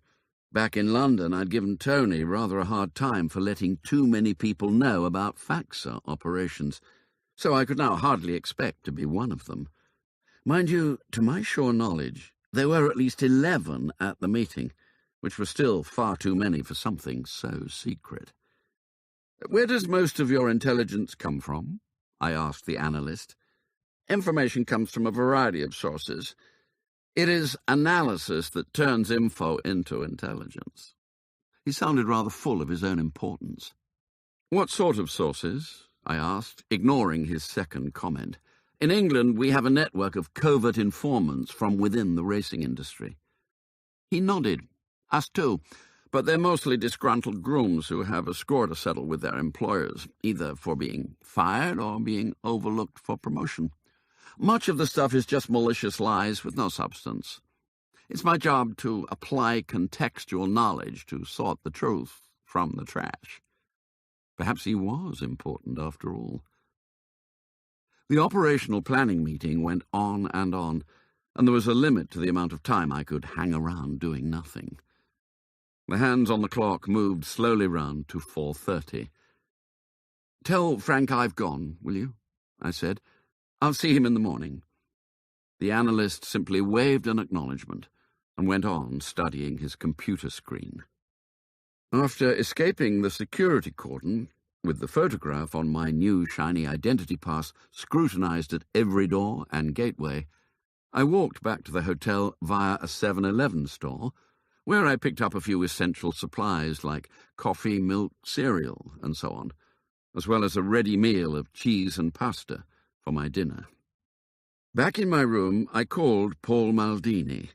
It was 10 in the evening in London, but he picked up straight away. "You were right," he said. "There was a call to the office from the US asking about you." "What time?" "At 5, just as I was leaving." Midday in Washington. "Man or woman?" "Man." "What did he say?" "He asked for you by name. I'd had reception direct any calls for you to my phone." "And what did you say?"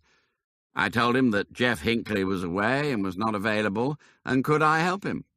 Then he asked me where you were, so I told him you were in the United States." "Did he say anything else?" "He asked what you were doing in the US and how long you'd be away. I told him you were visiting another racing authority, and I didn't know for how long, just as you told me to. Was that right?" "Yes, Paul, it was. Thank you. Did you happen to ask the man for his name?" "I did, but he said that didn't matter. Then he hung up." "Any clues about his voice?"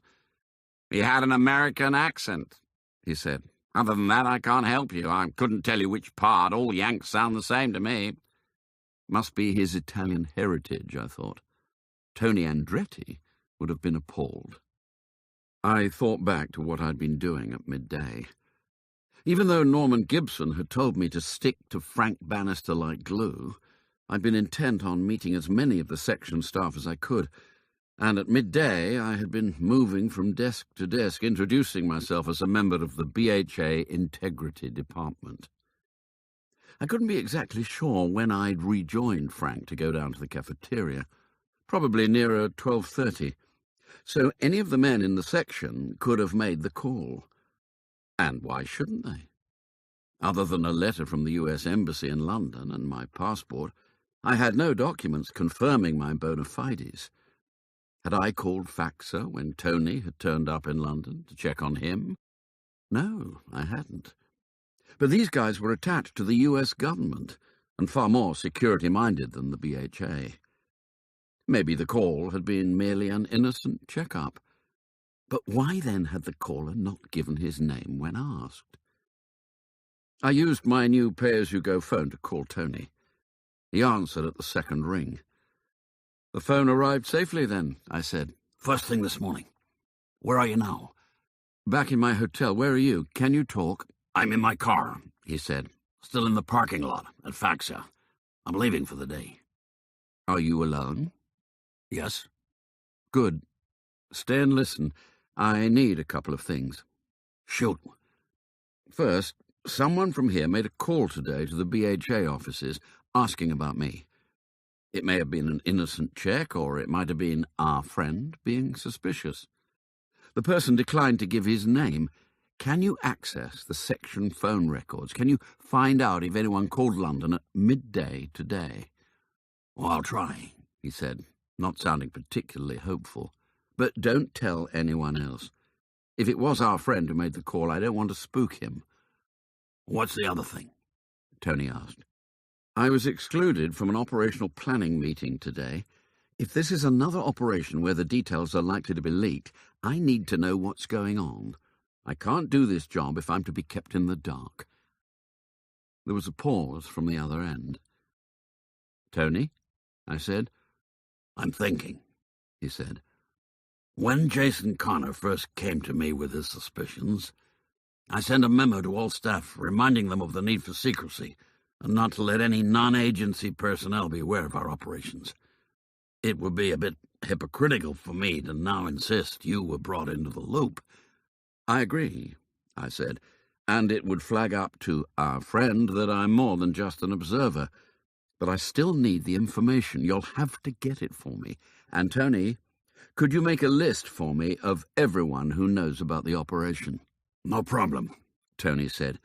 "I was at the meeting today, so I already have the details. How shall I get them to you?" "Could your wife deliver them? After dark?" "No problem," he said again. "I'll go back in and make copies of the paperwork." "Tony," I said, "be careful. If Faxa is anything like the BHA, you can't make copies without entering your personal code on the copy machine." "Okay," he said with a resigned sigh. "I'll use the small copier in my PA's office." As far as I was concerned, no precaution was too minor to be ignored. In my experience, it was usually the accumulation of small clues that added up to create the big picture, rather than any single dramatic revelation. The fewer traces we generated regarding the true purpose of my visit, the better. I also need account details for all the racing section staff, preferably recent bank statements. Whoever is leaking information may be being paid for it. If so, we need to find those deposits. "Well, that'll need court subpoenas," Tony said. "Then get them. But will the staff then know their statements are being looked at?" "Well, they shouldn't. I'll deal with it personally, and the banks will get the subpoenas, not the staff. The need for discretion will be emphasized." "Good. Anything else?" "Yes," I said. "I want to go to the Kentucky Derby this Saturday. Frank Bannister told me the whole racing section is going to Louisville on Wednesday. Can you fix it so that I go with them?" "Absolutely," Tony said. "The operation we were discussing today will be executed at Churchill Downs this coming weekend. I'll ensure you're included on the flight." "Carefully," I said. "You don't know me, remember?" "I'll have a quiet word with Norman Gibson." "He's not in the loop," I said. "I'd prefer it to remain that way." "Well, don't you trust Norman?" "I trust nobody to keep a secret that my life might depend on.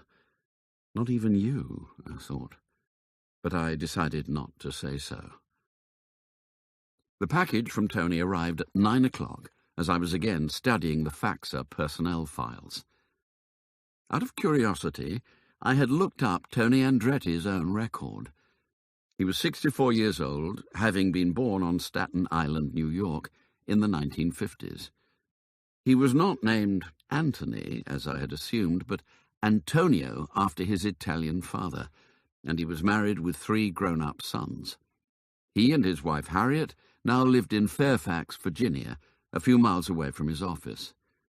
He had joined Faxer as a special agent, direct from the NYPD, when the agency had been first established.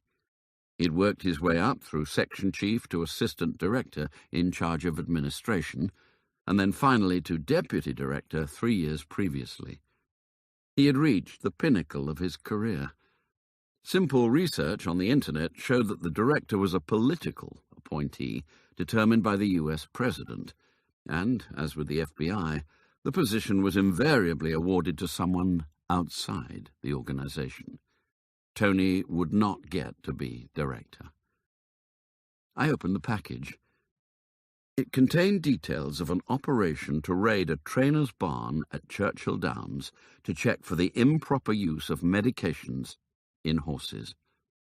Unlike in the United Kingdom, where horses were trained at home and then only taken to a race course by horsebox on the day of their race, racehorses in the US were trained at the track, living in barns on what was known as the backside or backstretch.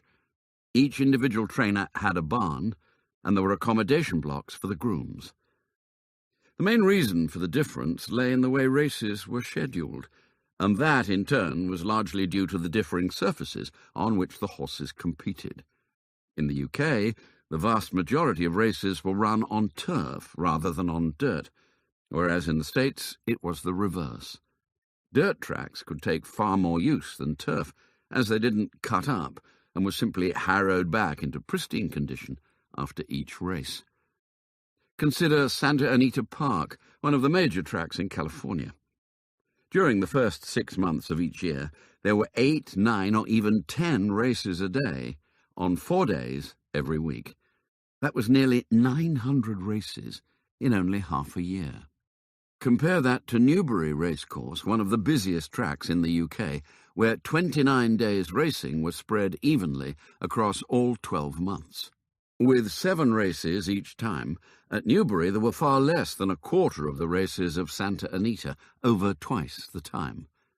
But the real difference was that the Santa Anita backside barns were also home to some 2,000 racehorses that were also exercised on the dirt track every day. No turf racecourse could stand up to such punishment.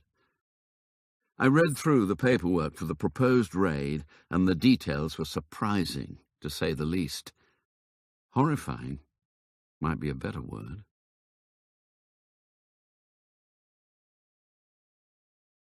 Chapter 6.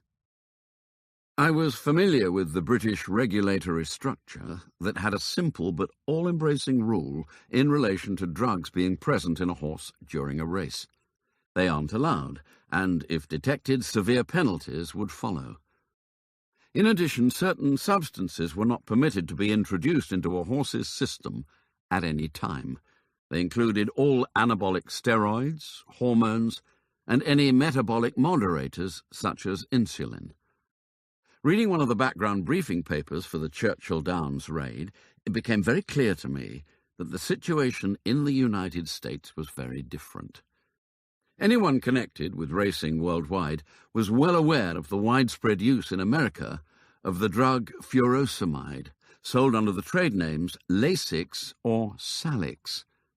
It is a potent diuretic and is used in horses to prevent bleeding in the lungs under extreme exertion, a condition known as EIPH, exercise-induced pulmonary hemorrhage. Whether they actually need it or not, almost every horse that races in North America has 500 milligrams of the drug injected intravenously 4 hours before they race.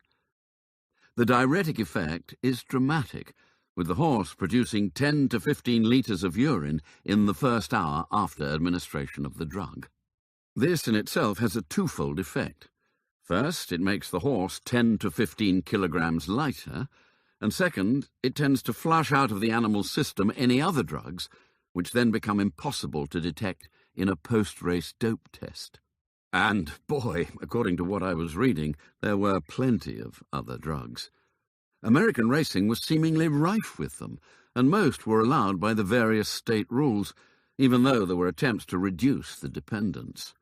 In some states, the administration of any legal medication was permitted up to 24 hours before a race, while in others the period could vary from a few days to a few weeks before racing. A particularly worrying aspect of drugs in American racing was the widespread use of anti-inflammatory and pain-killing medication such as phenylbutazone, known as Bute, which was often administered intravenously, allowing a horse to race when otherwise it would be unable to do so. In the UK, the racing authority warned trainers that such painkillers should be discontinued a minimum of 8 days prior to a race. In practice, most trainers stopped any course of treatment at least 2 weeks beforehand, so that no trace remained. Otherwise, they would be liable to large fines and lengthy suspensions. However, in the US, use of such drugs right up to race day was common, and a positive post-race test for Bute was not against the rules. According to the briefing paper, the disturbing effect of this was that the drugs allowed horses to compete when really unfit to do so, masking injuries such as sprains and even slight cracks. This could result in catastrophic collapse, an all too frequent occurrence on American tracks, where the rate of horses fatally injured in flat races was twice that of the UK. However, the purpose of the proposed raid at Churchill Downs was not to look for Lasix or Bute. Finding those would be expected. It was to test recent runners for anabolic steroids, in particular stanozolol, a drug that promotes growth of muscle and hence improves performance. I knew all about that drug. Back in 2013, the BHA had expelled trainer Mahmoud Al-Zaruni from all racing for 8 years for giving it to horses in his care. And the discovery of stanozolol in his urine had been the reason Ben Johnson was stripped of the 100-metre Olympic gold medal in Seoul, bringing disgrace on him and his sport. In UK racing, the rule was crystal clear. Anabolic steroids were banned in horses at any time. But in the United States, things were not so straightforward. Their use had not been regulated at all until 2010, and even since then, several anabolic steroids were permitted for therapeutic treatment up to 30 days before racing. But, it seems, some old trainers found it difficult to learn new tricks. Faxa had received intelligence that one such trainer, Hayden Ryder, based at Churchill Downs, was still using the methods of the past and injecting his horses much closer to race time than was permitted, relying on a hefty dose of Lasix on race day to wash traces of the illegals out of their system. And who could really blame him? The potential gains were huge, and typical penalties for getting caught very modest, a 15-day ban and a maximum fine of $1,000.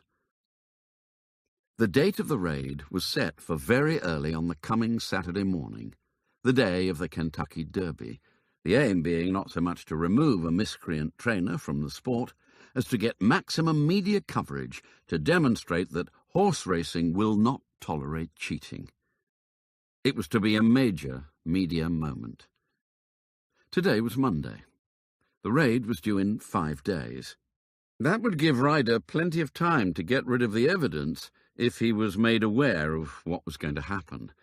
It might even give him the opportunity to arrange transportation of horses elsewhere to prevent them from being tested. I read through everything in the package twice, including Tony's handwritten list of those present at the planning meeting. I recognized most of the names. Section Chief Norman Gibson was on the list, as was Frank Bannister, together with the other 7 Faxa special agents I had met earlier in the day. In addition, there were 2 others from the section, one of the intelligence analysts, plus an admin assistant. Tony had told me he had been present at the meeting, but there had been 2 other senior agency staff there as well, the head of the Resource Planning Office and the assistant director in charge of security. Would one of these 14 people really pass on information to Hayden Ryder? And, if so, Why? For what gain?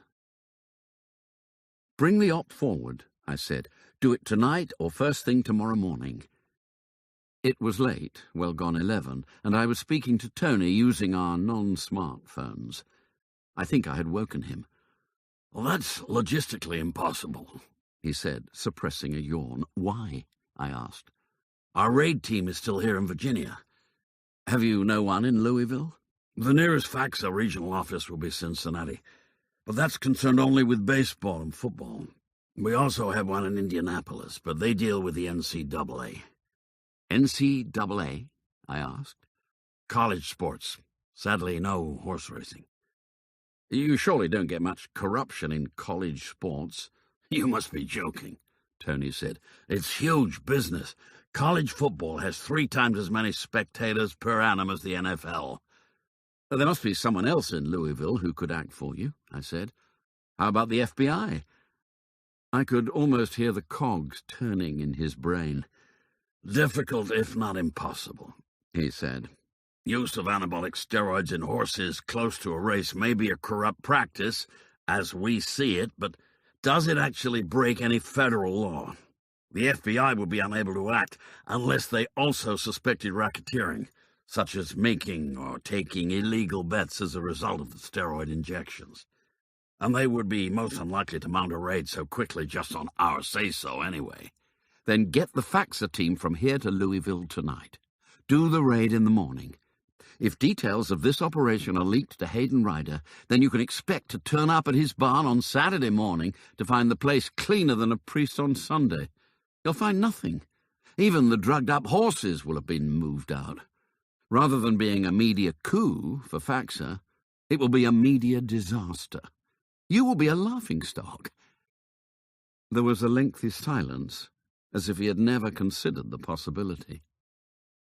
Tell me what to do, he said finally. In the end, Tony convinced me that he couldn't rouse the troops from their beds and arrange for them to be transported more than 450 miles in the dead of night. The raid is simply not important enough, Tony said. I never get the authority for the cost. It's not as if the president's life is at stake or anything. It's only a few drugs. Yes, I thought, and drugs that weren't even illegal. Maybe if it had been a stash of cocaine or heroin, I'd have had more chance, but anabolic steroids occurred naturally in the human body and were regularly prescribed to thousands of citizens for the treatment of cancer and AIDS. I'll try to bring forward the move to Louisville from Wednesday to tomorrow, Tony said. I'll also arrange to do the raid on Thursday morning. Do it on Wednesday morning, I said. The sooner the better, and don't tell anyone. I'll have to tell them something. Everyone is expecting to be traveling on Wednesday. Make up a reason, I said. Say that flights are full on Wednesday, so they have to go earlier. We're due to travel on a government-owned aircraft out of Andrews. Air Force One? I wish, Tony said with a laugh. Just a regular jet. I'll have to check if it's available tomorrow. If not, get them onto commercial flights. Say the government plane is broken or something, but don't say anything about moving the raid forward. Say you need to gather them together for a rehearsal or something on Wednesday morning. Then, at the last minute, switch it for the real thing when it's too late for the information to be leaked. I ought to discuss this with someone. For a start, I would have to inform the U.S. Department of Agriculture. What on earth for? Don't you have the authority yourself?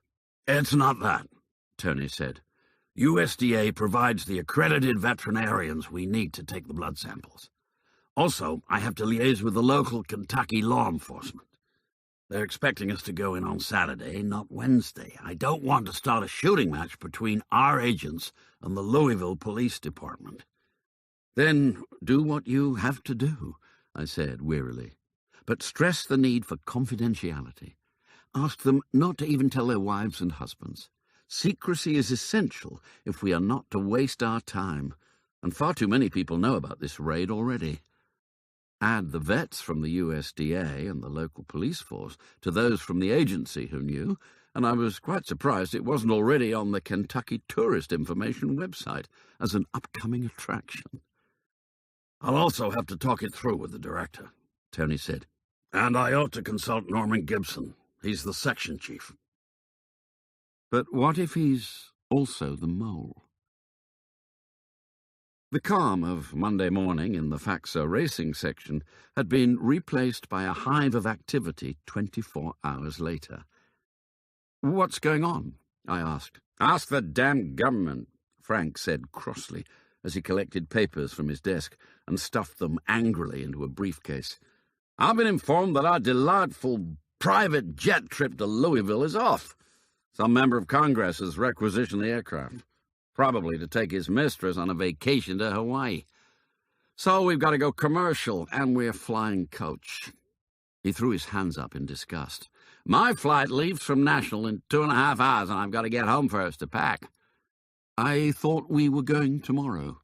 "We were, but apparently there are no seats left tomorrow, due to everyone else going to the Derby." "Is everyone going today?" I asked, all innocently. "As far as I know," Frank said, "but not on the same flight. We're on all sorts, some having to go through Atlanta or Chicago, for God's sake. Atlanta is completely the wrong direction." "How about me?" I asked. "Go see the boss," Frank said. "Maybe he can help you. I can't." With that, he rushed off towards the exit. I walked over and knocked on Norman Gibson's door.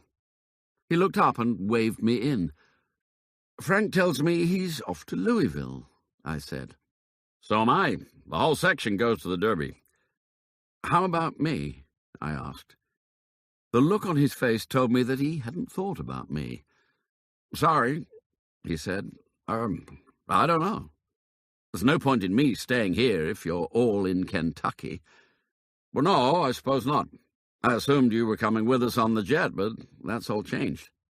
"Is there somewhere for me to stay in Louisville if I make my own way there?" "Sure, no problem. We have use of a dorm block and mess hall at the Kentucky Air National Guard. It's not quite the Brown or the SEAL batch, but it's good enough. We always stay there for the Derby." "Where is it?" I asked. "At Louisville Airport, on the eastern edge, away from the civilian side. It's real close to Churchill Downs." "Right," I said. "I'll see you there." "If you can get a flight," Norman said. He spread his hands wide. "I'm sorry. There's nothing I can do." "Oh, don't worry. I'm sure I'll get there somehow." He seemed relieved. Not as relieved as me, I thought. I'd been afraid he would say that I couldn't go at all. And what Norman didn't know was that I was already booked on a flight from Washington to Louisville that afternoon. I had made the reservation the previous evening, after I had spoken to Tony, and before the Faxa logistics team had filled up all the available seats.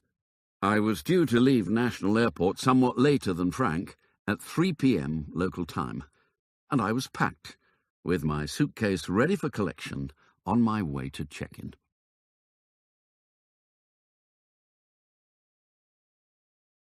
Chapter 7. National Airport, or Ronald Reagan Washington National Airport, to give it its full title, was only a couple of miles from the Faxa offices, and I was there in good time for my flight.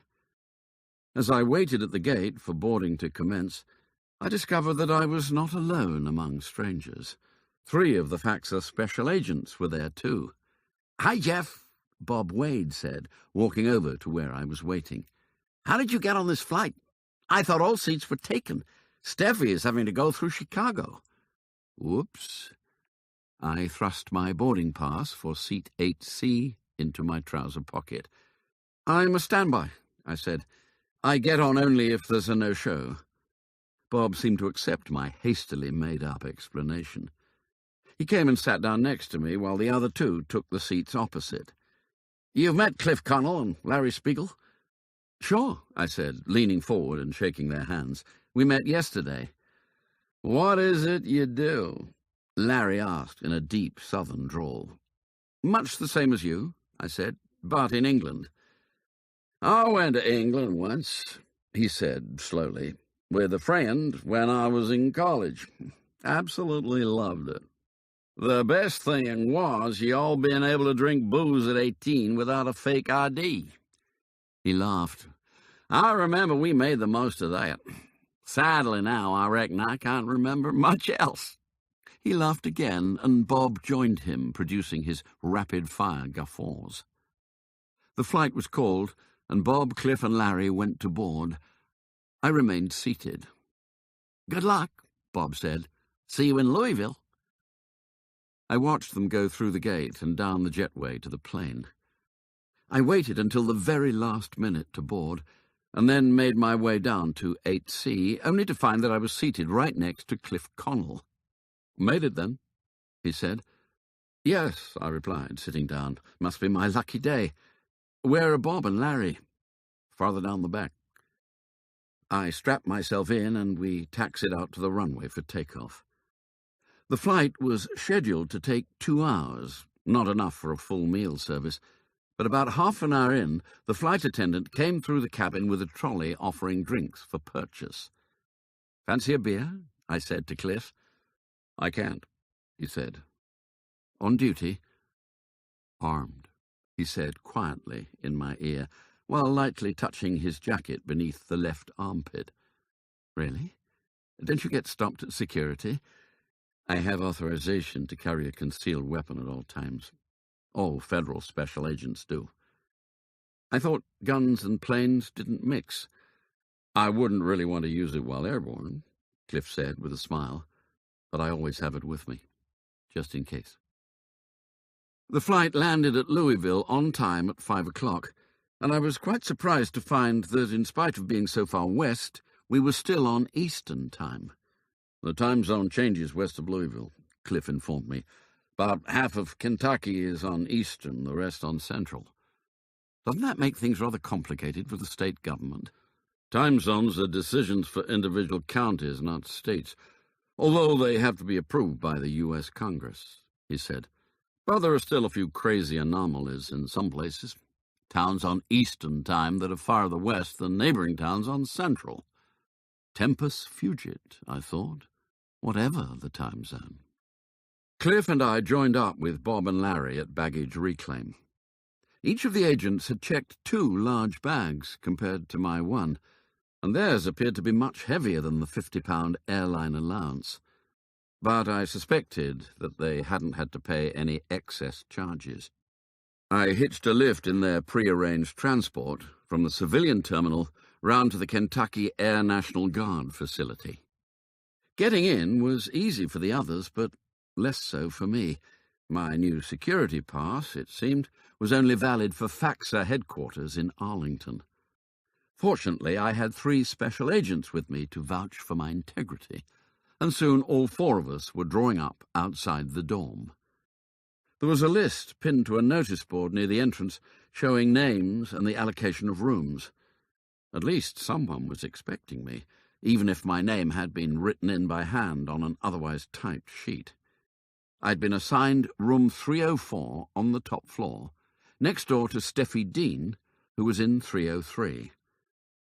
Alongside the rooming list was another sheet of paper with "Notice to all FAXA special agents" printed large and boldly across the top. Beneath, it stated that all agents must immediately read the briefing papers placed in their rooms. I went up the concrete stairs to the 3rd floor. The key was in the door.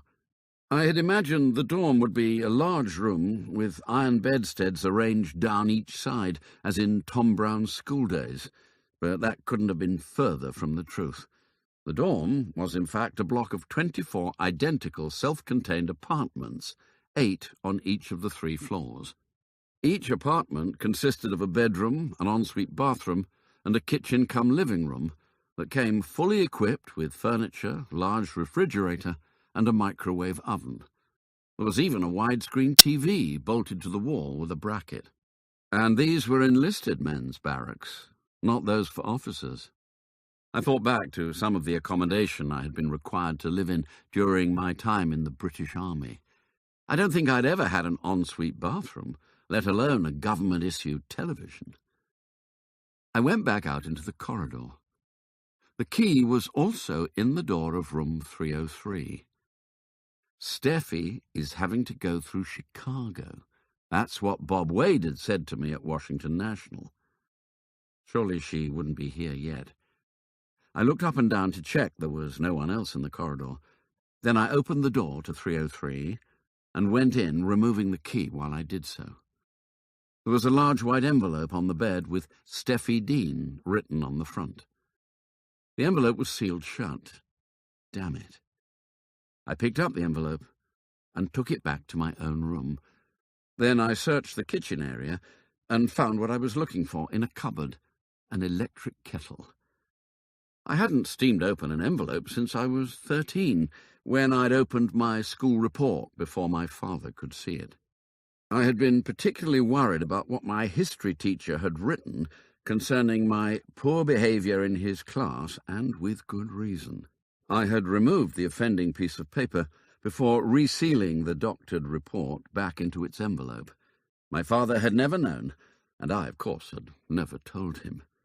I did, however, discover one difficulty now that I hadn't had the last time.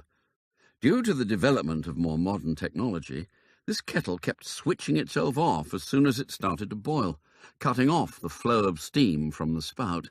I solved the problem by tying a dishcloth around the kettle that held down the switch in the on position, and before long the white envelope was lying open on the worktop. I scanned quickly through the briefing papers, ever conscious that Steffi could arrive at any time. Much of the details I already knew from Tony's earlier package. However, this time there was a detailed map of the barns at Churchill Downs, with Hayden Riders outlined in red, together with the raid timetable, and a list of actions specific to Steffi Dean. I noted that she was to secure the northeastern corner of the barn on arrival. The briefing papers also stated that the track opened for training at dawn, which was at 6:45, so the raid would take place at 6:30 a.m. on Saturday. They also gave details of the raid personnel and their specific roles, as well as the transport arrangements. All 8 FACSA special agents would be involved, together with Norman Gibson, the section chief, who was to be in overall control. My name was not included on the raid personnel list. Local Kentucky law enforcement would be present on site immediately after the raid was initiated, in order to limit disruption for trainers in other barns. In addition, 3 veterinary surgeons from the U.S. Department of Agriculture would travel on the transport with the agents to secure samples from each of the 24 horses known to be stabled in Ryder's barn. The papers went on to say that there would be a full-scale rehearsal on Wednesday morning using an unused barn on a local horse farm. Special agents should study and fully assimilate the map of the real Churchill Downs barns prior to the rehearsal. All personnel were to be fully kitted with their firearms readied as if for the real thing at 0600 hours on Wednesday. The deputy director would be attending the rehearsal and making an assessment of individual performances. Tony had obviously followed my advice to the letter. I put the papers back in the envelope and resealed it. Then I slipped it under my arm beneath my coat and went out into the corridor. I could hear voices in the stairwell at the far end. I quickly reinserted the key into the handle of room 303 and went in, placed the envelope back where I'd found it, and made a hasty retreat. I was only just back in my own room when I heard Bob Wade's distinctive laugh coming down the corridor. That was much too close for comfort, I thought, and my thumping heart agreed. I took a couple of deep breaths and stepped back out into the corridor. Bob and Steffi were kissing, and they jumped apart as if they'd had an electric shock. Silly people, why not wait until they were inside? "Hello, Jeff," Steffi said with a nervous laugh. "I didn't realize you were coming." "It'd be a waste of my time to remain in Arlington with you all here," I said. "I'm off to explore." I walked past them and on towards the stairwell without looking back. I smiled to myself. Perhaps they would be so engrossed in each other for a while that they wouldn't notice that the white envelope still had a slight dampness to it due to the steam. Dinner was at 6:30, served in what Frank Bannister called the Chow Hall, a large building close by the accommodation. I personally thought it was a little early to eat, but some of the others bemoaned the fact that it was so late, and they didn't seem to worry that 2 of the agents who'd had to fly via Atlanta hadn't yet arrived. "I'm sure they'll get something on the flight," Frank said, helping himself to a second serving. "I would, if I were them." "It won't be long till breakfast, anyway," chipped in Trudy Harding, the second female special agent, sitting alongside Steffi Dean. "Why do we have to be up so damn early? Why can't the rehearsal be at a more reasonable hour?" "Oh, that's government service for you," Frank said, laughing. "They never take your comfort into consideration." He was so right. In the army, I'd regularly risen at 5, ready to be at work by 6 or 6:30. And that was in the UK. On operations in Afghanistan, it was a matter of catching an hour's sleep whenever and wherever you could.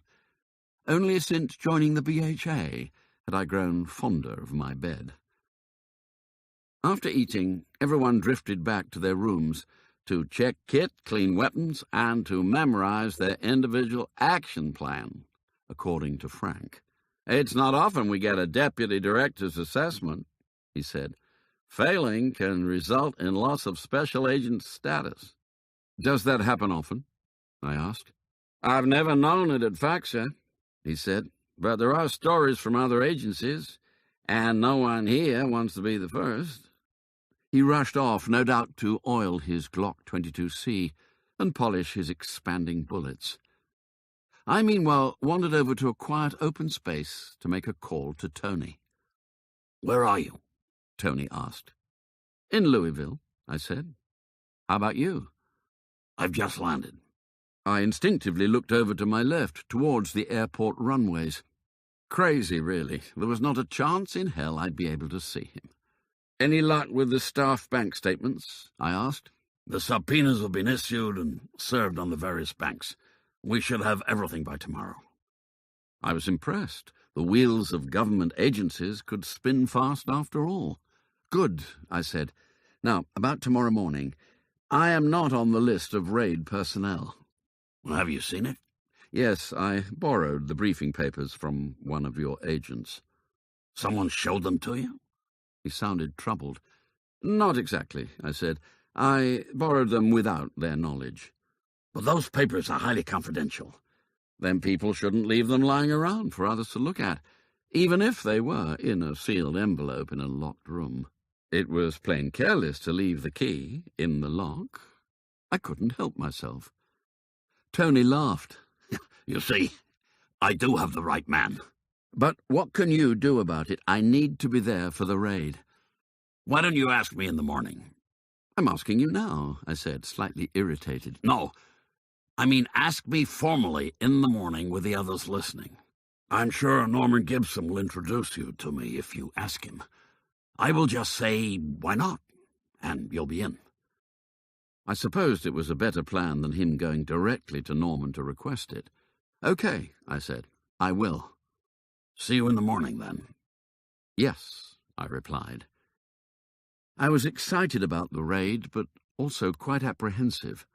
Who wouldn't be, with 8 special agents running around in an enclosed space with their firearms readied, a space that was also shared by 24 highly strung, thoroughbred racehorses.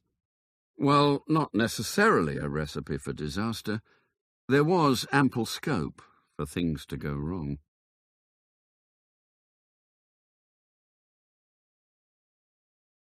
Chapter 8. And they did go horribly wrong. At least I thought so, although the others seemed to be remarkably happy with the outcome. Everyone was ready well before the 6 a.m. call, and it quickly became apparent why the agent's baggage had been so heavy. Body armor. Each special agent was wearing a dark blue bulletproof vest with FACSA in large yellow letters on the front and back. In addition, they were all in matching uniform of dark blue trousers, a lighter blue shirt, and black baseball cap, again with FACSA embroidered in yellow above the peak. There was no attempt now to hide the weapons, their Glock 22Cs visible in full sight, in gunslinger-style holsters attached to the agents' belts, and tied around their legs above the knee with black straps. They were also wired with personal radios with earpieces on curly wires and microphones attached to their non-gun wrists. The final touch was a shiny gold badge with Department of Justice and U.S. Federal Anti-Corruption in Sports Agency embossed around the edge and a large special agent stamped across the middle. Secured to the front of each agent's bulletproof vest above the heart, they reminded me of the toy sheriff's star I'd pinned to my cowboy outfit as a child. The sky was still totally black as Norman ushered the 8 special agents into a line on the dot of 6 o'clock. "Does everyone know their roles?" He received 8 thumbs up. "Justin and Mason, are you sure you're happy?" Justin Pickering and Mason Reese were the 2 agents who'd arrived late via Atlanta the previous evening. They both nodded. "We're ready, boss," one of them said. At that point, a black Chevy Suburban pulled up in front of the line, and Tony Andretti climbed out from the back seat. He was wearing a dark suit as if for a day at the office, save for the earpiece already in his ear. Norman Gibson stepped forward to greet him, and the 2 men shook hands. I, meanwhile, was hovering at the far end of the line, having previously asked Norman to introduce me to the deputy director. Tony walked briefly along, stopping once or twice to talk to the agents. Then he came straight towards where I was standing. "Deputy Director," Norman said, "can I introduce Jeff Hinckley? He's an international observer from England." "Delighted to meet you," I said, shaking Tony's offered hand. "What organization in England?" he asked. "The British Horse Racing Authority." "Then this operation should be up your alley." "So can I come with you?" I asked. "I don't see why not," Tony said. He turned to Norman. "What do you think?" "Sure. It is only a rehearsal," Norman said. "No problem." He looked down at his watch. "Okay, everyone, let's load up." Even though there was a fleet of 6 black vans available, identical to the one in which Tony had arrived, the transport on this occasion was a military vehicle identical to the ubiquitous American school bus, but painted dark blue rather than the regular bright yellow. The 3 USDA veterinarians were already on board, and no one had told them it was a rehearsal because it wasn't. I had recommended to Tony that he should wait as late as possible before informing his special agents about the switch from rehearsal to real thing, so that no one would have the opportunity to make a call or send a warning text. But I hadn't expected him to leave it as late as he did. The journey from the Kentucky Air National Guard facility to the backside barns of Churchill Downs was only 4 miles. We had turned off I-264, with the iconic twin spires of the grandstand almost visible in the pre-dawn twilight, before Tony stood up at the front of the bus. "Listen up, please, ladies and gentlemen." He spoke loudly and had the instant attention of all. "The operation has been brought forward. This is not a rehearsal. I repeat, this is not a rehearsal. We will arrive at Hayden Ryder's barn at Churchill Downs in precisely 2 minutes. I trust you will perform your duties with the usual FAXA expertise and proficiency. Good luck." I was trying to watch their faces to see if I could detect any emotion, perhaps a touch of panic, that information given to Hayden Ryder in good faith had now been rendered inaccurate. From the look of his eyes, Norman Gibson was not at all happy. I couldn't blame him. He was meant to be in charge of this operation, but he too had been unaware of the switch. There was also some surprise among the others, and a couple of murmurs of disapproval, but nothing particularly obvious in the way of panic. Cliff Connell, sitting right opposite me, simply shrugged his shoulders and removed his Glock 22C from its holster. He checked once again that the magazine was full, and then cocked the weapon by pulling the slide back sharply and releasing it. He saw me watching him and smiled. "Don't worry," he said. "The safety's still on."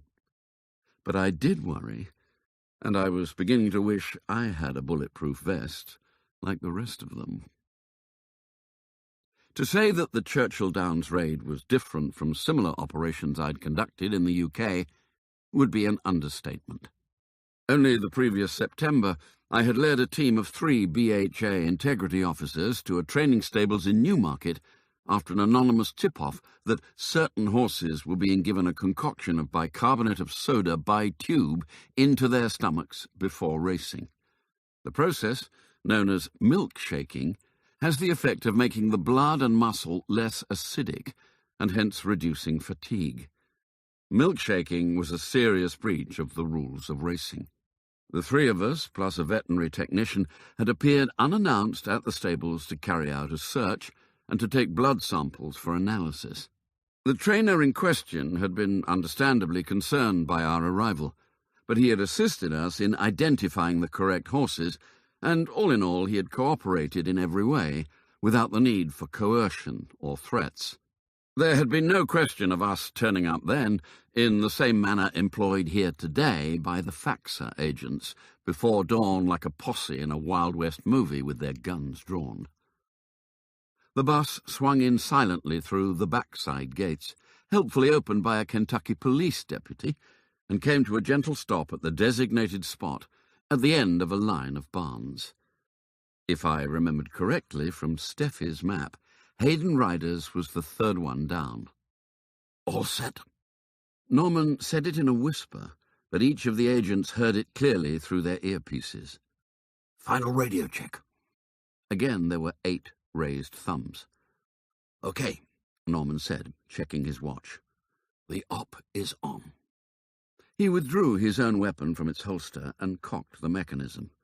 Get into your positions and wait for my call before going in. Good luck, everyone. He started to go down the steps, but turned to look straight at me. Jeff, you can use this. He tossed me a spare radio. But you wait on the bus with the deputy director and the veterinarians. You do not come forward until I tell you to do so. Do you understand? I nodded. The raid team followed Norman off the bus with a mixture of enthusiasm and apprehension showing in their faces. Trudy Harding smiled down at me wanly, but her eyes betrayed her anxiety. She was the most nervous. Cliff Connell, meanwhile, was clearly excited and raring to go. The 7 men and 2 women each knew their starting positions and moved silently towards them. Although it was still before sunrise, there was plenty of light both from the brightening sky in the east and from numerous security lights set high on poles, and I watched through the bus window as the team spread out. Even though the track wouldn't be open for another 15 minutes, there was already much activity in the barns, with horses being readied for their morning exercise. I'm going closer, I said to Tony. But Norman said you were to wait on the bus. I looked at him with my head cocked to one side, as if to say, so what? I went down the steps and moved slowly past the first barn in the line, stopping close to the second one. Hayden Ryder's barn was the next one down, and appeared quite normal, with several internal lights visible through the open sides. All was still quiet. Listen up, Norman's whispered voice said in my earpiece. Anyone not in position? There was no responding call from the agents. Good. Countdown. 3, 2, 1, go. The stillness of the dawn was suddenly broken by seemingly all 9 armed agents shouting at the same time, "Armed federal officer, stand still with your hands up!" I watched as Steffi Dean made her way towards the northeastern corner of the barn, her 2 arms stretched firmly out in front of her, her right hand locked around the grip of her Glock 22C, with her left hand holding her right wrist for added stability. No silencer, I noted. This was not a covert operation. Back in the offices in Arlington, she had told me that she'd never fired her gun other than on a range, but now she looked more than ready, moving her whole torso from side to side with her head so that the barrel always pointed directly where she was looking. As I crept closer, there was more shouting from within the barn, and then, quite suddenly, a series of shots rang out, at least 10, in rapid succession. "Man down! Man down!" was shouted loudly through my earpiece by a high-pitched female voice. Oh, shit. Even I knew that man down meant that one of the special agents had been injured, or worse. I inched forward and peered around the side of one of the huge steel skips that were dotted around the site for the collection of manure. I could see Steffi Dean standing in the exit at the corner of the barn, her gun held straight out in front like a natural extension of her arm. "Who's down?" Norman asked in my ear. "Bob Wade," came the reply. It was Trudy Harding who spoke. I watched as Steffi buckled at the knees and almost went down to the dirt floor.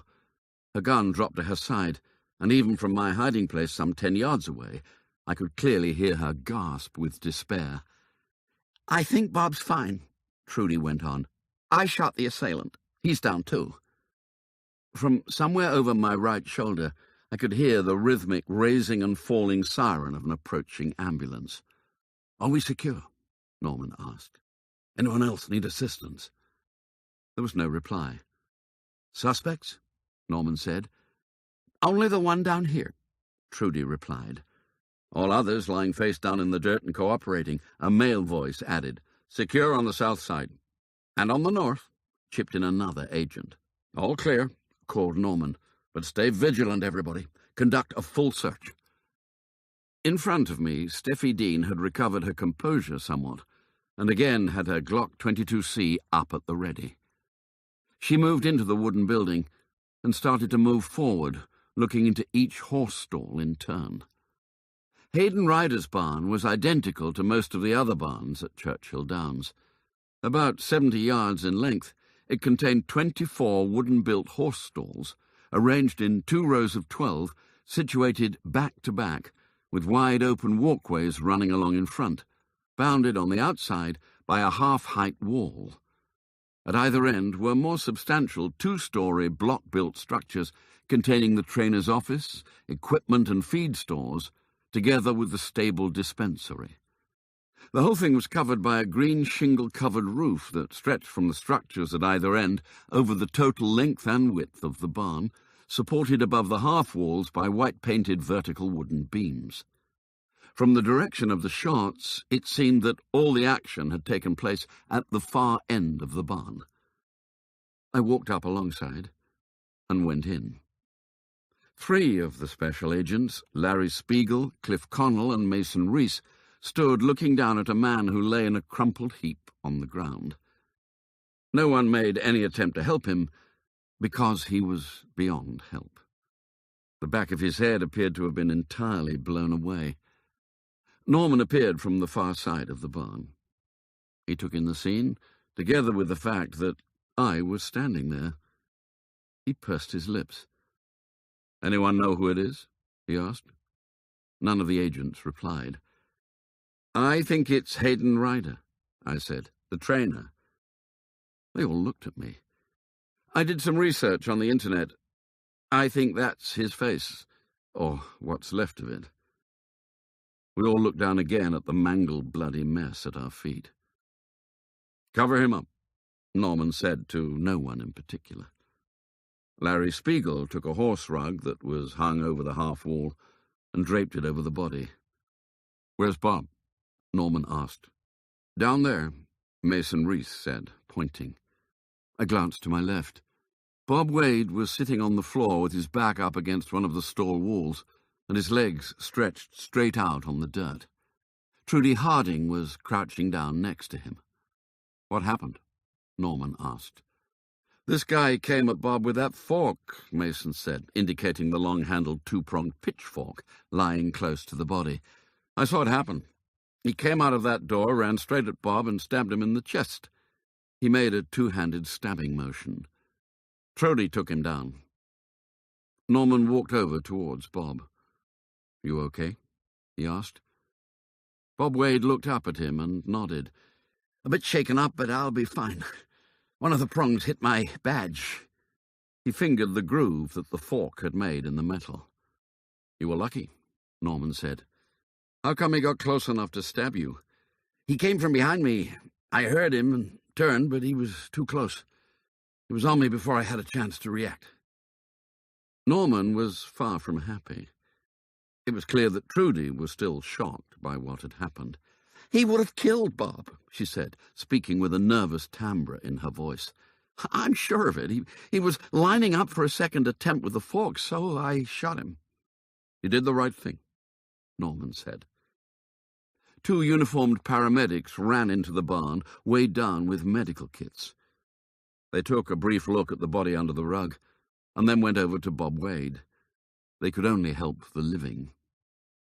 Norman walked a little bit away and signalled for me to follow.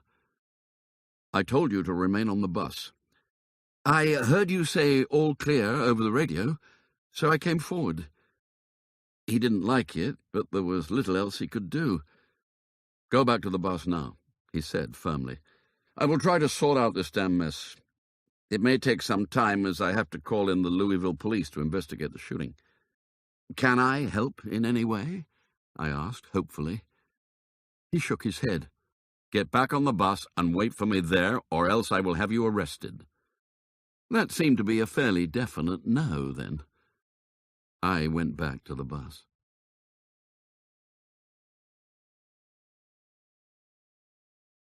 Chapter 9. I sat on the bus for the next 2 hours, by which time the whole area round Ryder's Barn had been cordoned off with bright yellow "Police Do Not Cross" tape by the Louisville police. From my vantage point, I watched as a black van with County Coroner's Office painted in white lettering on its side arrived and drove up to the barn. A little while later the van departed, carrying, I presumed, the mortal remains of Hayden Ryder. Soon after that, the 3 veterinary technicians were called forward to collect blood samples from the horses. That left me alone on the bus. Even the driver had deserted me, and I hadn't seen Tony since before the raid had gone in. Meanwhile, life on the Churchill Downs backside went on as usual, with horses being prepared from the other barns for their daily workout on the track.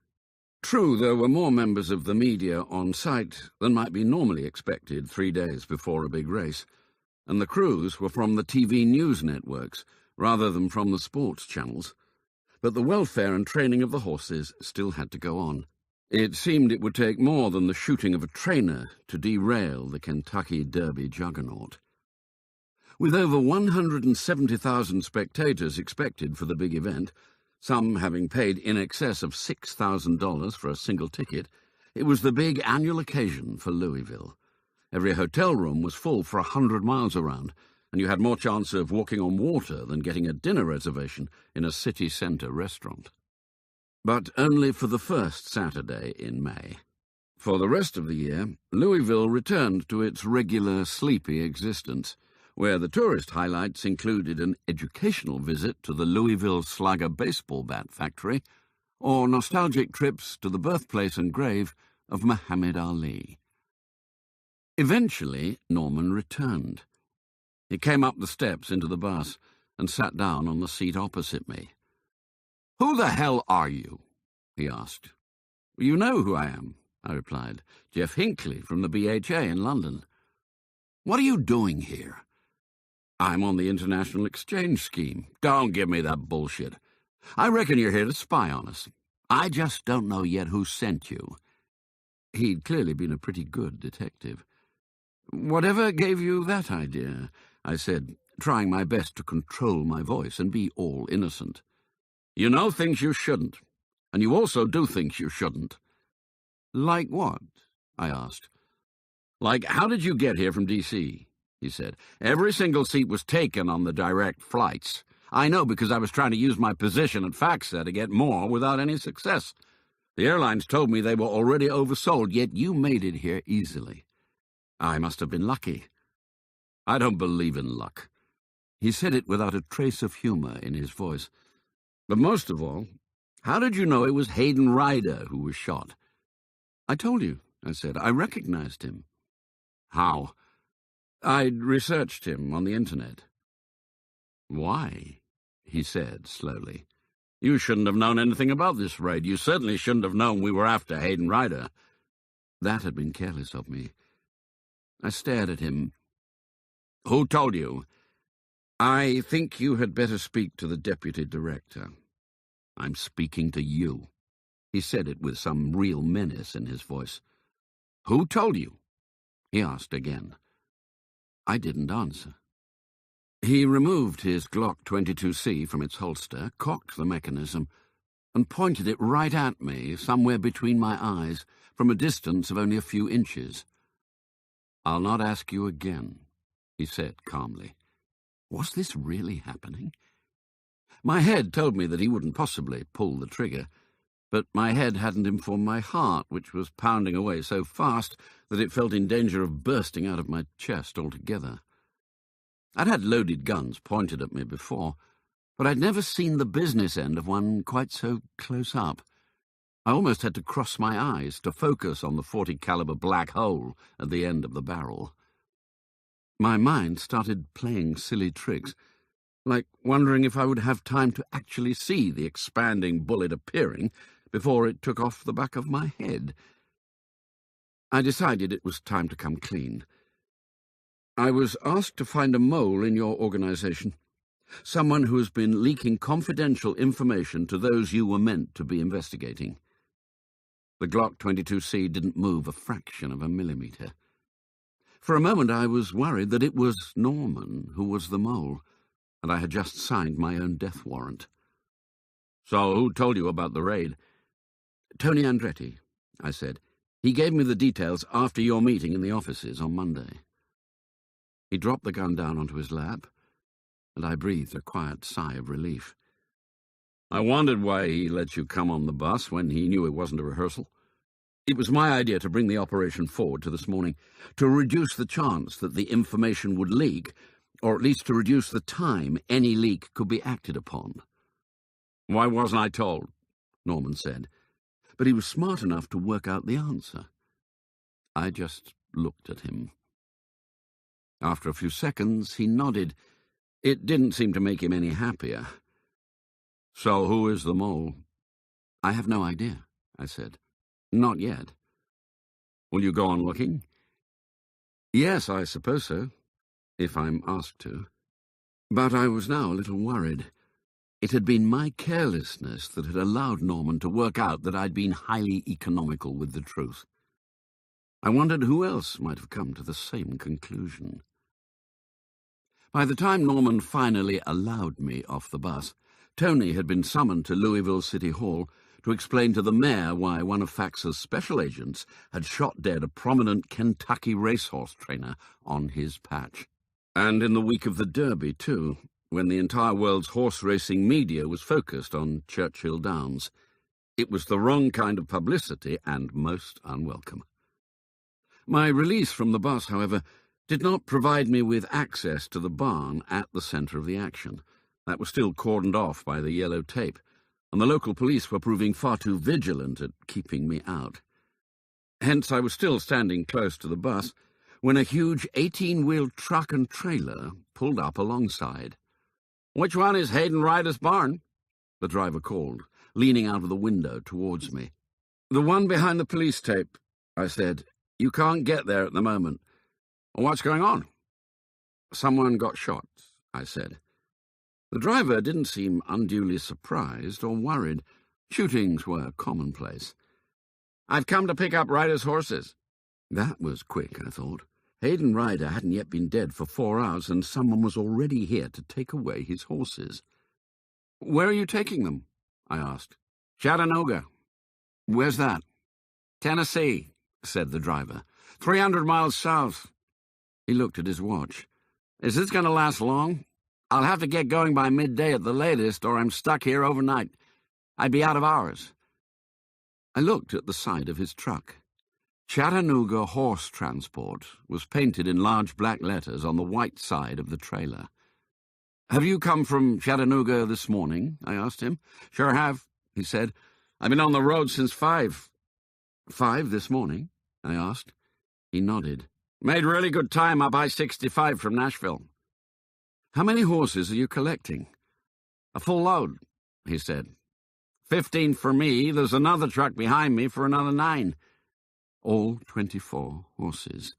Hayden Ryder's whole barn of thoroughbreds would have been shipped out of Churchill Downs 300 miles south to Chattanooga only 3 days before the planned Faxer raid. Could that be a coincidence? I didn't like coincidences. "When were you booked for this trip?" I asked the driver. "Yesterday," he said. "Rush job. I've had to postpone a trip down to Tampa to fit it in." "Which racetrack are you taking the horses to?" "It's not a racetrack. There's no horse racing at all in Tennessee. They're going to Jasper, west of Chattanooga, to a horse farm." No horse racing in Tennessee. How convenient, I thought. There would be no state racing commission to authorize any testing, and Jasper might be far enough away not to bother to send someone from Louisville. "Do you have a name?" I asked the driver. "Elvis," he said. I laughed. "It's true. Elvis O'Malley. My dad came over to Tennessee from Ireland as a boy. He was a huge fan of the king." "Well, Elvis," I said, "you wait here. I'll try and find out when you can get the horses." I wandered a little away from his listening ears and called Tony on the non-smart phone. "I can't talk," he said quietly. "I'm in a meeting with the mayor." "Don't hang up," I replied quickly. "Listen. 2 horse trailers have arrived here to collect all Hayden Ryder's horses and take them to Tennessee. The trailers left Chattanooga at 5 o'clock this morning. They were booked yesterday." I allowed time for the significance of the information to sink in. "And another thing," I said. "Norman knows." "Knows what?" Tony said. "He knows the real reason why I'm here. I had to tell him, or I'd have been arrested. Or shot." "I'll get back there as soon as I can," Tony said. He hung up. I walked back to Elvis, the driver, who had climbed down from his cab. "You'll have to wait," I said. "For how long?" Good question. Tony returned shortly after midday, by which time Elvis and his fellow Chattanooga horse transport driver had given up waiting. "It's a damn shame," Elvis had said. "I should have been sunning myself on the beach in Tampa, not hanging around up here." He climbed up into his cab. "I'll be back tomorrow morning for this lot." I doubted it. I wasn't certain what would happen now to the 24 horses still standing in the barn, but I was pretty sure they wouldn't be going to Jasper, Tennessee. It would be up to their owners to find them new trainers, either here at Churchill Downs or at another track. Elvis was backing up his truck. I went over and banged on the driver's door. He lowered the window. "What time yesterday did your trip to Tampa get postponed?" "I don't know," he said, uninterested. "Must have been in the morning. My boss told me when I got back to the depot, around 1. He turned his 18-wheeler around in a space I'd have had trouble turning a dinghy trailer. Then he drove off, followed by his mate. I was still standing by the blue bus when Tony came over to me with Norman Gibson in tow. "On the bus," Tony ordered. The 3 of us climbed aboard. Norman started to complain to Tony that he hadn't been told the true purpose of my visit, but Tony cut him off. "Tell Norman what you told me." Hayden Ryder's horses were due to be removed from here today and taken to Tennessee. "How do you know?" Norman said. I told him about Elvis and his Chattanooga horse transport van. "Is he still here?" Norman looked out of the bus windows. "No, he's gone. He'd run out of time to drive all the way home today. He told me he'd be back in the morning." "Why didn't you tell me this while he was here?" Norman was not best pleased. "I couldn't get through the police line to find you," I replied in my defence. "But I do have the company's phone number." I handed over a piece of paper. I'd copied it off the side of the truck. Tony was more interested in the significance of Elvis being there in the first place. "It means that Hayden Ryder must have been aware of the raid by 1 o'clock yesterday, at the latest." Norman nodded. "The stable dispensary has also been packed up in boxes, ready to be shipped out." "So who told Ryder?" Tony said. It was the all-important question. Sadly, we could no longer ask the man himself for the answer.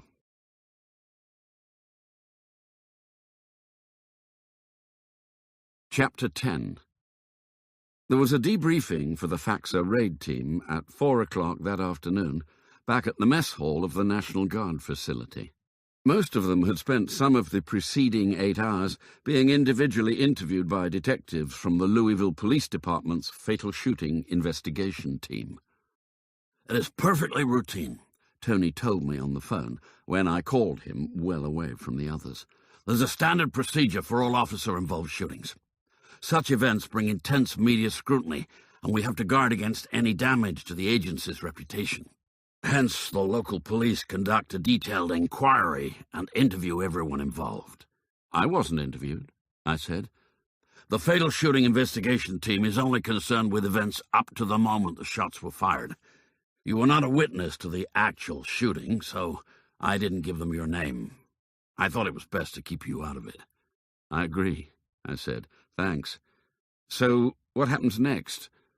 The evidence may have to be presented to a grand jury to confirm the killing was justified, although that's most unlikely in this case.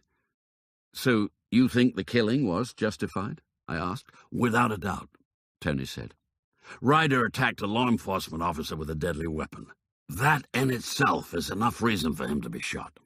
But surely not 10 times. It can often take more than one shot to bring down a suspect. Our agents are trained to fire multiple rounds in case some of them miss. I was told your agents are all hotshots, I said. Surely they don't miss. Oh, you'd be surprised, Tony said. They may be okay on the range, but operational situations are very different. A Miami police survey showed that of 1,300 bullets fired at suspects, more than 1,100 missed. And NYPD found barely a quarter fired from under 6 feet hit their target, with less than a fifth at 10 feet. How many hit Hayden Ryder? I don't know yet. The autopsy will tell us. The important thing is that at least one did, and that one was enough to disable him. It had done more than that, I thought. I had spent the day trying to erase from my mind the grisly image of Ryder's head completely torn apart by an expanding bullet. I'd seen more than my fair share of killings during my time with the army in Afghanistan, but nothing really prepares you for the sudden finality of violent death, the instant wiping out of an active, vivid, and cognizant existence, to be replaced by nothing. Nothing more than a useless, rotting corpse. What will you do now? Tony asked. I'm not sure, I said.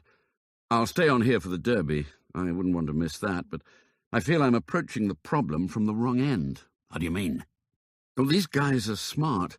They don't get to be federal special agents if they're not. I can't hang around forever on the off chance that our friend will make a mistake. He won't, and I'll have wasted my time and yours. I feel we have to tackle things from the opposite direction. Explain. I work best undercover, but I'm not using those skills here. Everyone at the agency knows who I am, and that severely limits my scope. I took a deep breath. In for a penny. I need to get a job on a track backside, maybe as a groom or something, with one of the trainers. Faxa then has to plan a raid on that trainer for some reason, and hope our friend somehow tips him off. Would the trainer be made aware of your existence? Tony asked. Best not, at least to start with. I know from experience that being undercover is fraught with danger. It is 10 times worse when somebody is aware of the truth. Body language can be a real giveaway. But how would you know if the trainer had been forewarned about a raid? Tony asked. Hayden Ryder couldn't have packed out the whole of his stable dispensary and arranged to ship out his horses without the help of his staff. Racehorses have to have grooms accompanying them. They would hardly walk onto a truck on their own. Ryder's whole team had to be involved in the preparations, even if they didn't know the reasons why. But how will you get a job? Do you have any experience working with horses? Loads, I said. In truth, I'd only had a little, but I was confident around racehorses, and that was half the battle. And you're hardly the right size, Tony said. I was 5 feet 10 inches in my socks, but I was lean and fit. Maybe I was a bit tall and perhaps a tad too heavy to ride young thoroughbreds, but not to work as a groom. One thing I had discovered while I'd been waiting at Churchill Downs all day was that, unlike in the UK, the grooms did not ride the horses. That was the preserve of the exercise riders, up-and-coming riders or retired jockeys, who would often move from barn to barn, exploiting their skills for more than one trainer. The grooms were simply there to, well, groom the horses, to muck out their stalls, and to fetch and carry their feed and water. On race days they might get to lead one of their charges over to the saddling boxes and the mounting yard, but in truth, the life of a backside groom was far from glamorous. Tony wasn't finished. Most grooms are Latino or African Americans. An Englishman would surely stick out like a sore thumb. He was right. How about an Irishman? I said. I'd always been good at speaking with an Irish accent. While at school, I'd entertained my classmates by mimicking our headmaster, who had come from County Cork. I can easily pass as an Irishman, I said. I've done it before, and I know you have Irish grooms over here. I've heard their banter. Will you try to work at Churchill Downs? Tony asked. That might be a bit of a risk. Almost all of the Churchill Downs backside staff came over to Ryder's Barn to have a look at the action at one time or another today, and many of them asked me what was going on. Where then? How about at Pimlico? I said. Isn't the Preakness run there in 2 weeks? It sure is, said Tony. But Pimlico isn't used anymore as a regular training centre. Their barns are only open for 7 weeks during their spring meet. Better to try Belmont in New York. That's where the third leg of the Crown is run. There are plenty of full-time trainers at Belmont. Isn't Belmont where the Sports Illustrated journalist thought someone was blood doping? Yes, Tony said. Jason Connor. Right, then I'll try there. Can you get me a list of Belmont-based trainers, especially those you may have doubts about? Sure, Tony said. No problem. Anything else? Yes. You told me in London about a raid on a trainer who employed suspected illegal immigrants as grooms. Where was that? Aqueduct Racetrack. Also in New York, near JFK. Back in February. Is the use of illegal immigrant grooms widespread at all tracks? Cash gambling tends to make racing a cash-rich business. Wherever cash is used to pay staff, there will always be illegals working. Could you therefore send an official letter to all the trainers at Belmont, advising them of the severe consequences of employing illegal immigrants? What for? If you can fix me a legal work visa, it might help provide a vacancy for me to fill. Tony laughed. The letter will be better coming from ICE, Immigration and Customs Enforcement. It's part of the Department of Homeland Security. They're responsible for tracking down illegal immigrants. I know the deputy director. We've been to conferences together. I'll get him to write the letter. Best not to tell him why. I'll say it's a follow-up from Fax's raid earlier in the year. I'll recommend he sends the letter to all registered racehorse trainers across the country, threatening them with jail for employing illegals. Is that true? Unlikely, he said, but it could happen in extreme cases. Would your man be prepared to cover the cost of sending a letter to all trainers? Sure he will, Tony said. It's peanuts compared to what else they spend. Their budget is over $5 billion a year. I'll get it sorted straight away. Have it done this week. How about the work visa? I said. Preferably in a false name. What name? Think of a common Irish name.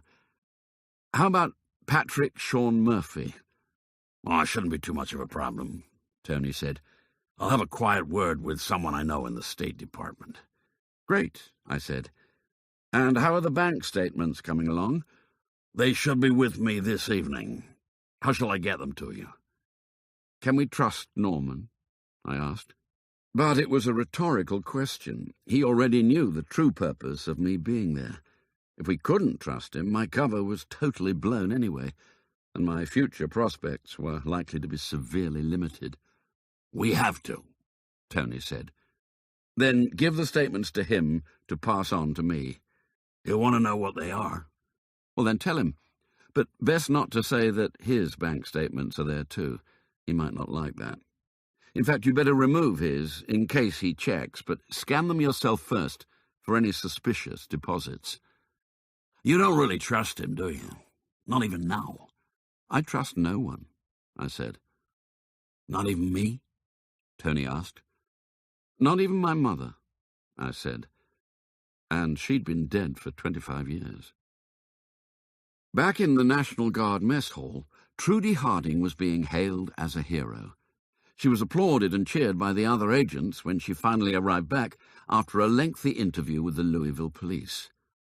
Bob Wade embraced her warmly, which didn't particularly endear him to Steffi Dean, who looked on stony-faced. Everyone was in good spirits, as if the whole raid hadn't been blighted by the shooting dead of Hayden Ryder. Some of them even thought it was a bonus. "Saves all the expense of a trial," Cliff Connell said openly, with a huge grin. The debriefing turned rapidly into a self-congratulatory celebration. There was even a short emotional address by Norman Gibson, who thanked his staff for a job well done. None of them seemed to entertain the notion that death had been rather an extreme penalty for Ryder's alleged wrongdoing, even if he had been shot for attacking Bob Wade rather than giving his horses prohibited drugs. I personally found all the backslapping and high-fives a bit tasteless, what with Hayden Ryder's body still cooling in the county coroner's morgue. Hence I left them to it. Instead, I went up to my room and watched as a local Louisville TV newsreader echoed the same sentiments, blatantly accusing the dead trainer of serial drug abuse and the willful maltreatment of his horses. I knew that freedom of speech and honest opinion were enshrined in the First Amendment of the U.S. Constitution, but even so, the claims seemed somewhat outrageous. I had a political journalist acquaintance who once told me that there was nothing better than finding out that some detested fat cat had died. "You can't libel the dead," he would say, while gleefully filling his column with some lurid tales of wrongdoing that may have been mildly suspected of the deceased, but were far beyond any actual proof. "Do you have no compassion?" I'd said. "Surely it's disrespectful to speak ill of the recent dead." "Maybe," he'd replied with a smile, "but it sells papers." No wonder some people tell you never to believe what you read in the newspapers. I used the remote control to flick through the other TV news channels and found much the same fare on all of them. In the end, I lay on my bed watching a quiz show where, bizarrely, the contestants had to give the question, having been shown the answer. It wasn't long before it caused me to drift off to sleep. I was woken almost immediately by someone hammering on the door. I opened it to find Norman Gibson standing there with a large brown envelope in his hand, but he didn't hand it over. Instead, he pushed past me and marched through into the apartment living room, where he stood in the middle of the space with his feet firmly set about 18 inches apart, as if ready for action. He was far from a happy man. Steam was almost emanating from his ears, and he'd obviously been working himself up into quite a fury. "Now, fella," he said loudly, jabbing at my chest with his right index finger, "you better explain to me what the fuck's going on here." He emphasized the expletive with raw anger in his voice. "What makes you so important that you can get to see all our bank statements, while I get to look like a fool?" He waved the brown envelope right into my face. He was so furious that I seriously thought he might hit me, and I was considerably relieved to see that he didn't still have his Glock 22C holstered on his hip, but no doubt it would be hiding somewhere beneath his jacket. I'd had to deal with this sort of confrontation before, in Afghanistan, when boiling over tempers of local village elders could easily end up messily, with bullets flying around. I had been trained to keep control of my emotions and to maintain my composure, but I knew from experience that nothing provoked an angry response more than belittling or ignoring someone's grievance. I had found that an apology usually helped to diffuse difficult situations, even if there was nothing for me to actually be sorry for. Consequently, I was a serial apologizer, and had over time expressed my personal remorse and sorrow for everything from Adam's consumption of the forbidden fruit to the Nazi Holocaust. "I'm so sorry," I said to Norman. doing my best to sound sincere. "You should have been made aware of the true purpose of my visit." I didn't mention that it had been my idea not to tell him. "Won't you sit down?" I said, indicating towards one of the armchairs. Norman hesitated. Sitting down clearly had not been on his agenda, but he slowly lowered himself into the seat. I relaxed a little. It was far more difficult, if not impossible, to hit someone from a seated position in a deep armchair. I then sat down opposite him, making sure I was well out of reach. How much did I really trust him? Enough, perhaps, to talk about being invited by Tony Andretti to try to find the section mole. He already knew that by now, but maybe not enough to apprise him of my future plans. Tony Andretti approached my boss in London and requested some help in finding a mole in your organization. It was clearly a mistake not to involve you, and for that I am very sorry. My apology tactic seemed to be working. Norman's ire was placated, and the high-pressure steam in his head slowly abated. "So, what have you discovered?" he asked, his voice full of sarcasm. "Precisely nothing," I said. I wasn't able to read in his face whether he was pleased or disappointed. Either way would not have been incriminating. In his place, I wouldn't have been particularly happy if the new kid on the block had found out something in just 3 days, when he'd been trying without success for months. He simply nodded knowingly. He hadn't expected anything else, and I wondered if Norman actually believed there was a mole in the first place. "Mr. Andretti asked me to give you these." He tossed the envelope he'd been carrying into my lap. "What do you want them for, anyway?" "To see if anyone in Fax's racing section is receiving money from someone they shouldn't. Payment in exchange for a tip-off." "Do you really think one of us is selling confidential information?" "Why else would someone be forewarning your targets?" He shrugged. "Maybe out of cussedness?" I thought that most unlikely, especially if Tony was correct and Jason Connor had been killed because of it. It was my belief that sane people didn't kill just out of cussedness. They did it for one of 4 other reasons: money, revenge, jealousy, or a political cause. Which one was it here? Surely it had to be for money. "So what are you going to do now?" Norman asked. "Keep my eyes and ears open and enjoy the Derby." I'd also be watching my back.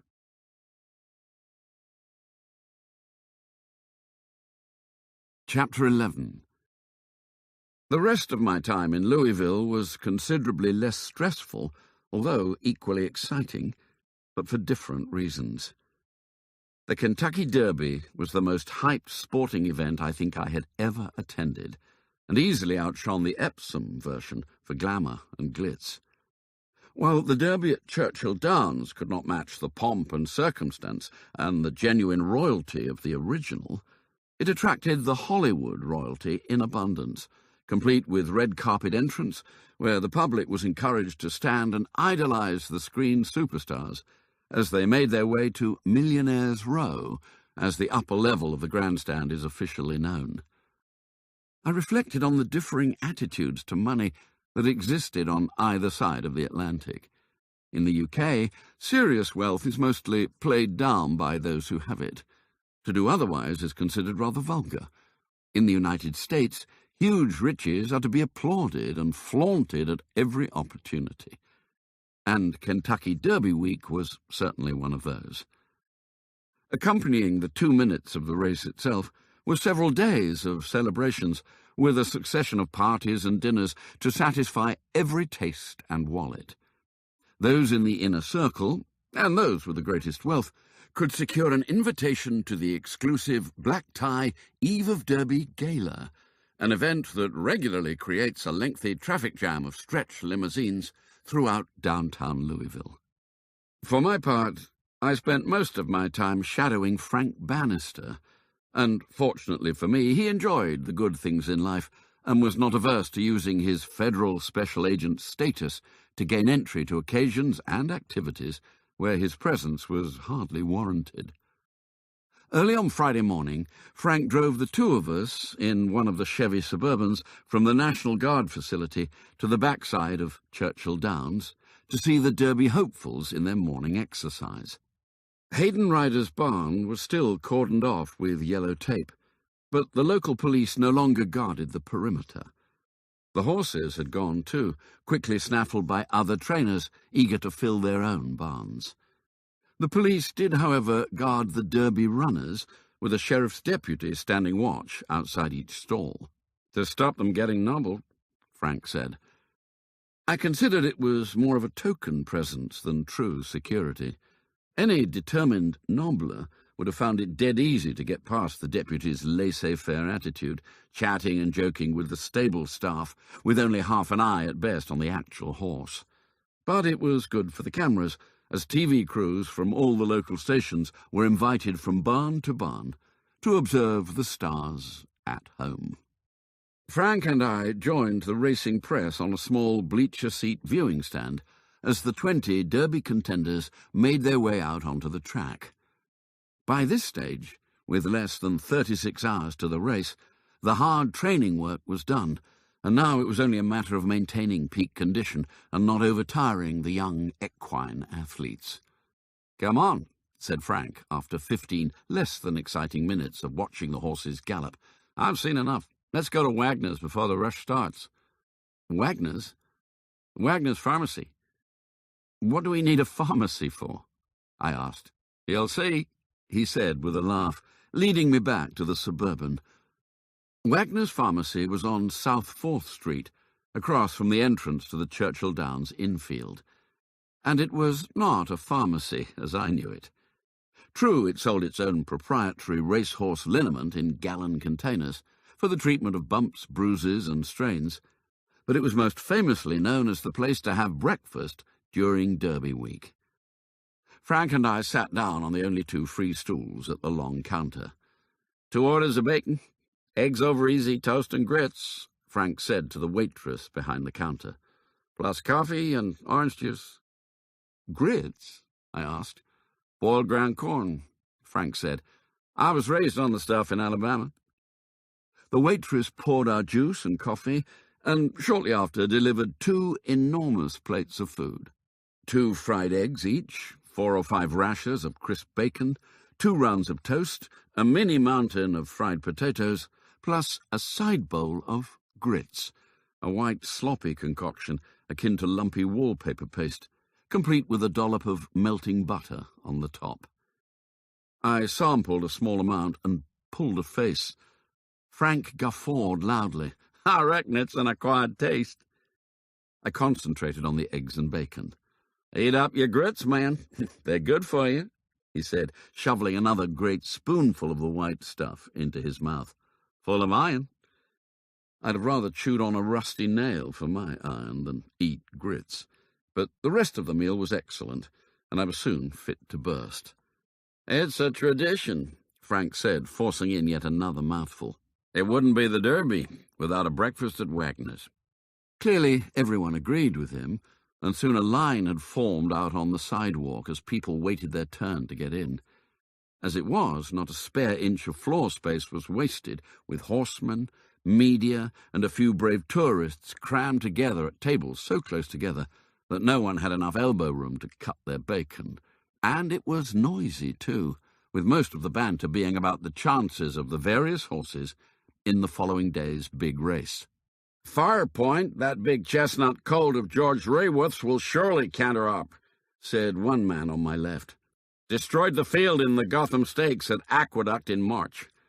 "He's no chance," called the waitress as she delivered more breakfasts. "He's drawn in gate 1, and everyone knows that being on the rail is not good. He'll be swamped in the early running." Racing really was the religion in these parts come early May. "Did you hear that Ryder was shot 7 times?" said someone behind me. "Twice in the head, poor man. Killed him instantly, apparently." "He shouldn't have tried to stick one of them feds with a pitchfork," said someone else. "He had it coming, if you ask me." Nobody did, and most of the sympathy was clearly with the dead trainer. Overall, however, I was amazed that Ryder's death hadn't caused greater disquiet among the racing fraternity. They seemed to take it in their stride, almost as if sudden violent death was an expected part of the business. Of course it was, but not often for the human participants. "I fancy Liberty's song for the Derby." The man on the other side of us said it to no one in particular. "He was truly brilliant in the Bluegrass Stakes at Keeneland last month, won by 5 lengths easing up. But he had no competition," claimed a man sitting further beyond him. "I reckon it will be one of those 2 West Coast horses that'll clean up this year." Racing chat was the same the world over, as punters tried to pick a winner. The truth was that the starters in the Kentucky Derby were all potential champions.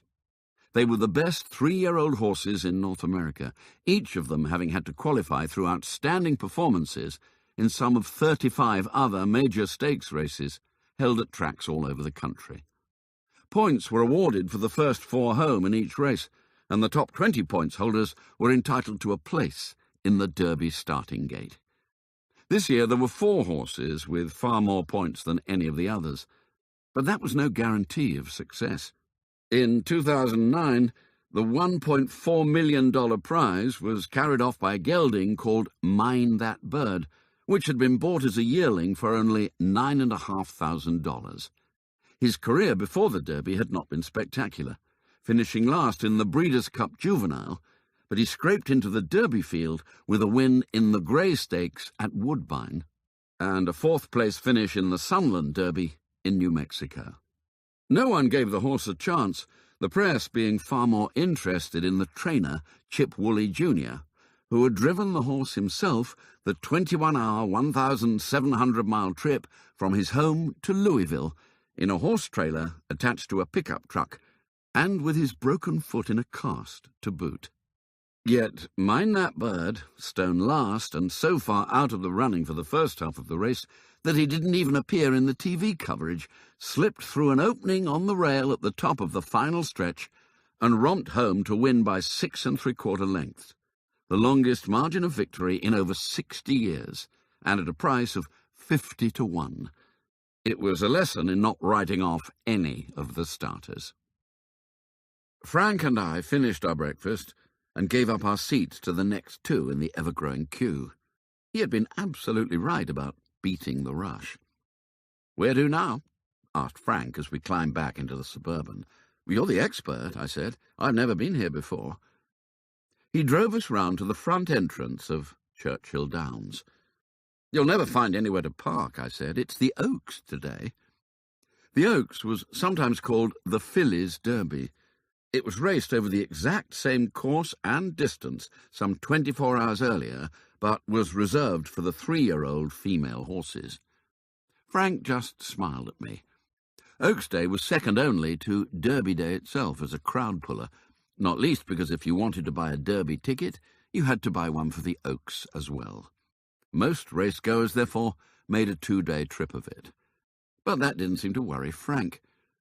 A quick flash of his Faxa Special Agent metal badge, and we were welcomed into the restricted parking lot with open arms.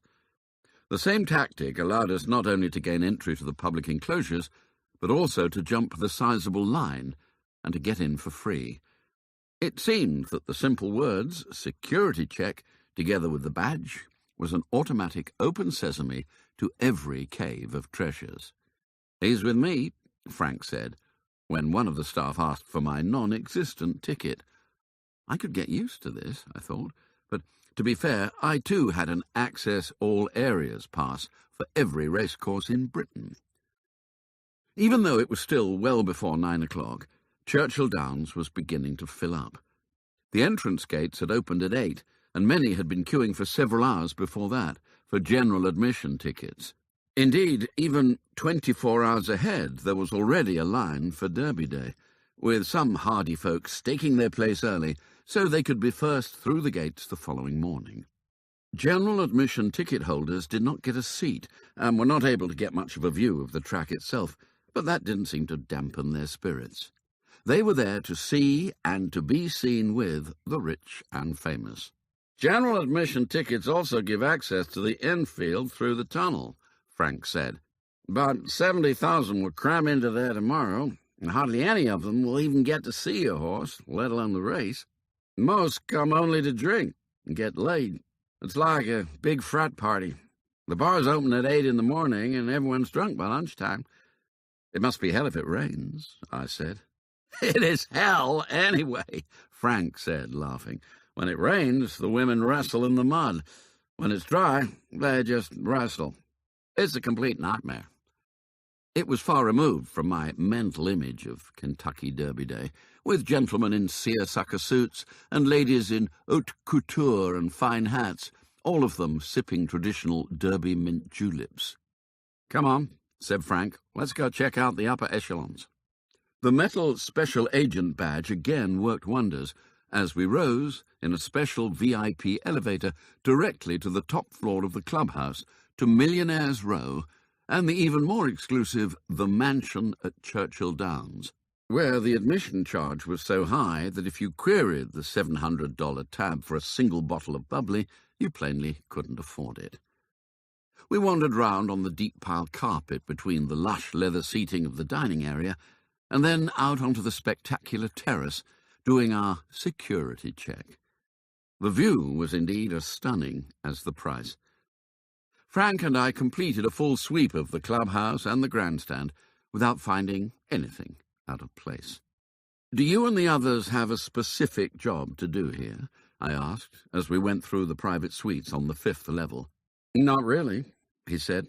"They like us to provide a presence and react if necessary, but we won't get into these sections tomorrow. The Vice President's coming, and his security is the job of the Secret Service. They'll have the place sealed up as tight as a tick. It must be confusing having so many law enforcement agencies all working at the same place. Is there an accepted hierarchy?" "Not officially, but the Secret Service act like they're the top dogs." "And are they?" "I suppose so. They're here to protect the Vice President, and what they say goes. They won't be interested in the racing, only in the people. While you'll be busy watching the horses, I keep an eye out for everything. But the racing integrity work is the responsibility of the State Racing Commission. They'll contact us only if they think anything suspicious is going on." "Have they done that before?" "A few times. Betting matters mostly, especially when someone is trying to avoid paying the tax on their winnings." "Are racetrack winnings taxed?" I asked, with surprise. "Sure are," Frank said. "All gambling winnings are considered to be taxable earnings. Even if you win a car or a trip on Wheel of Fortune, you have to pay income tax on its market value." "So how do people try to avoid it?"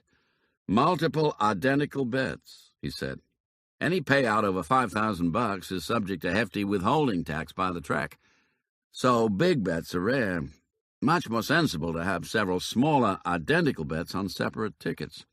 Then, if they win, you collect from lots of different windows, keeping each one below $5,000. And don't tell the IRS anything." "Clever," I agreed. "Yeah, maybe it is, but it's also dishonest. And we're getting wise to that tactic. The IRS is busy installing cameras at the track payouts windows to record faces. Spoil sports." He laughed. "Whose side are you on?" "Not the taxman's," I said, "that's for sure." "It's my job," he said. "Anyway, some big gamblers now get their friends and family to collect for them, so that no one individual collects more than $5,000. But then those people are required to declare it on their own 1040s, or Uncle Sam might come knocking. There's nothing as certain as death and taxes. It still seems unfair to tax a slice of good luck. Lotto and casino winnings are taxed too. You know, those people who put $1 in the big slot machines in Vegas, pull the handle, spin the reels, and win $1 million. You see it sometimes on the TV. I nodded. The IRS takes a quarter straight off the top there and then, and there's more to pay the following April 15th. I shook my head in disbelief. What happens in England? There is no tax on racetrack winnings. Whatever it says on the ticket, that's what you get. It's the same for all gambling. All payouts are free of any form of tax. Even the lottery? Absolutely. Every sort of winnings. Wow, he said. I think I'll move to England. On Friday evening, with Frank Bannister still acting as my chaperone and mentor, I went to the Phillies and Lilies party at the Kentucky Derby Museum before moving on to one of the other Derby Eve events in downtown Louisville. The only problem was that we couldn't have anything to drink. "Not while on duty," Frank explained. "Not with this baby on my belt." He tapped the Glock 22C under his jacket. Although unarmed myself, I felt obliged also to be teetotal for the evening. There were several other FACSA special agents at both events. "Are you all having a good time?" Larry Spiegel asked in his deep southern drawl at the Phillies and Lilies event. "Sure are," Frank said, "but there are more menfolk here in hats than I've seen outside a rodeo." I looked around, and it was true. Most of the men were sitting at tables, either in small, narrow-brimmed straw trilbies or large 10-gallon cowboy hats. I thought it bizarre to wear hats indoors, but my new colleagues thought nothing of it. "A true cowboy always wears his hat," Frank said, "except when greeting a lady." Clearly they didn't consider that the scantily dressed young fillies at this party were ladies. "But we're inside," I said. "Inside and out," Frank said, "makes no difference." "He'll wear it even when taking a shit," Larry added unnecessarily. "Especially then," Frank confirmed. "Keeps it off the floor." Yet another reason why I concluded that Americans were a rum lot. Chapter 12. I finally turned out my bedside light at almost 2 in the morning. Not that I'd been partying the whole time. Frank and I had returned to our quarters about 11, but I had spent the next 3 hours continuing my examination of the bank statements of FACSA's racing section. In the first pass, I had discovered not a single suspicious deposit into any of the accounts, but I hadn't really expected to. Someone who had been clever enough so far to avoid detection would not have been so stupid as to make large payments into their own personal bank account. They might, of course, have a second bank account, which they hadn't declared, but that wasn't as easy as it sounds. Every U.S. bank is required to disclose the names of all account holders to the tax authorities, together with their dates of birth and social security numbers.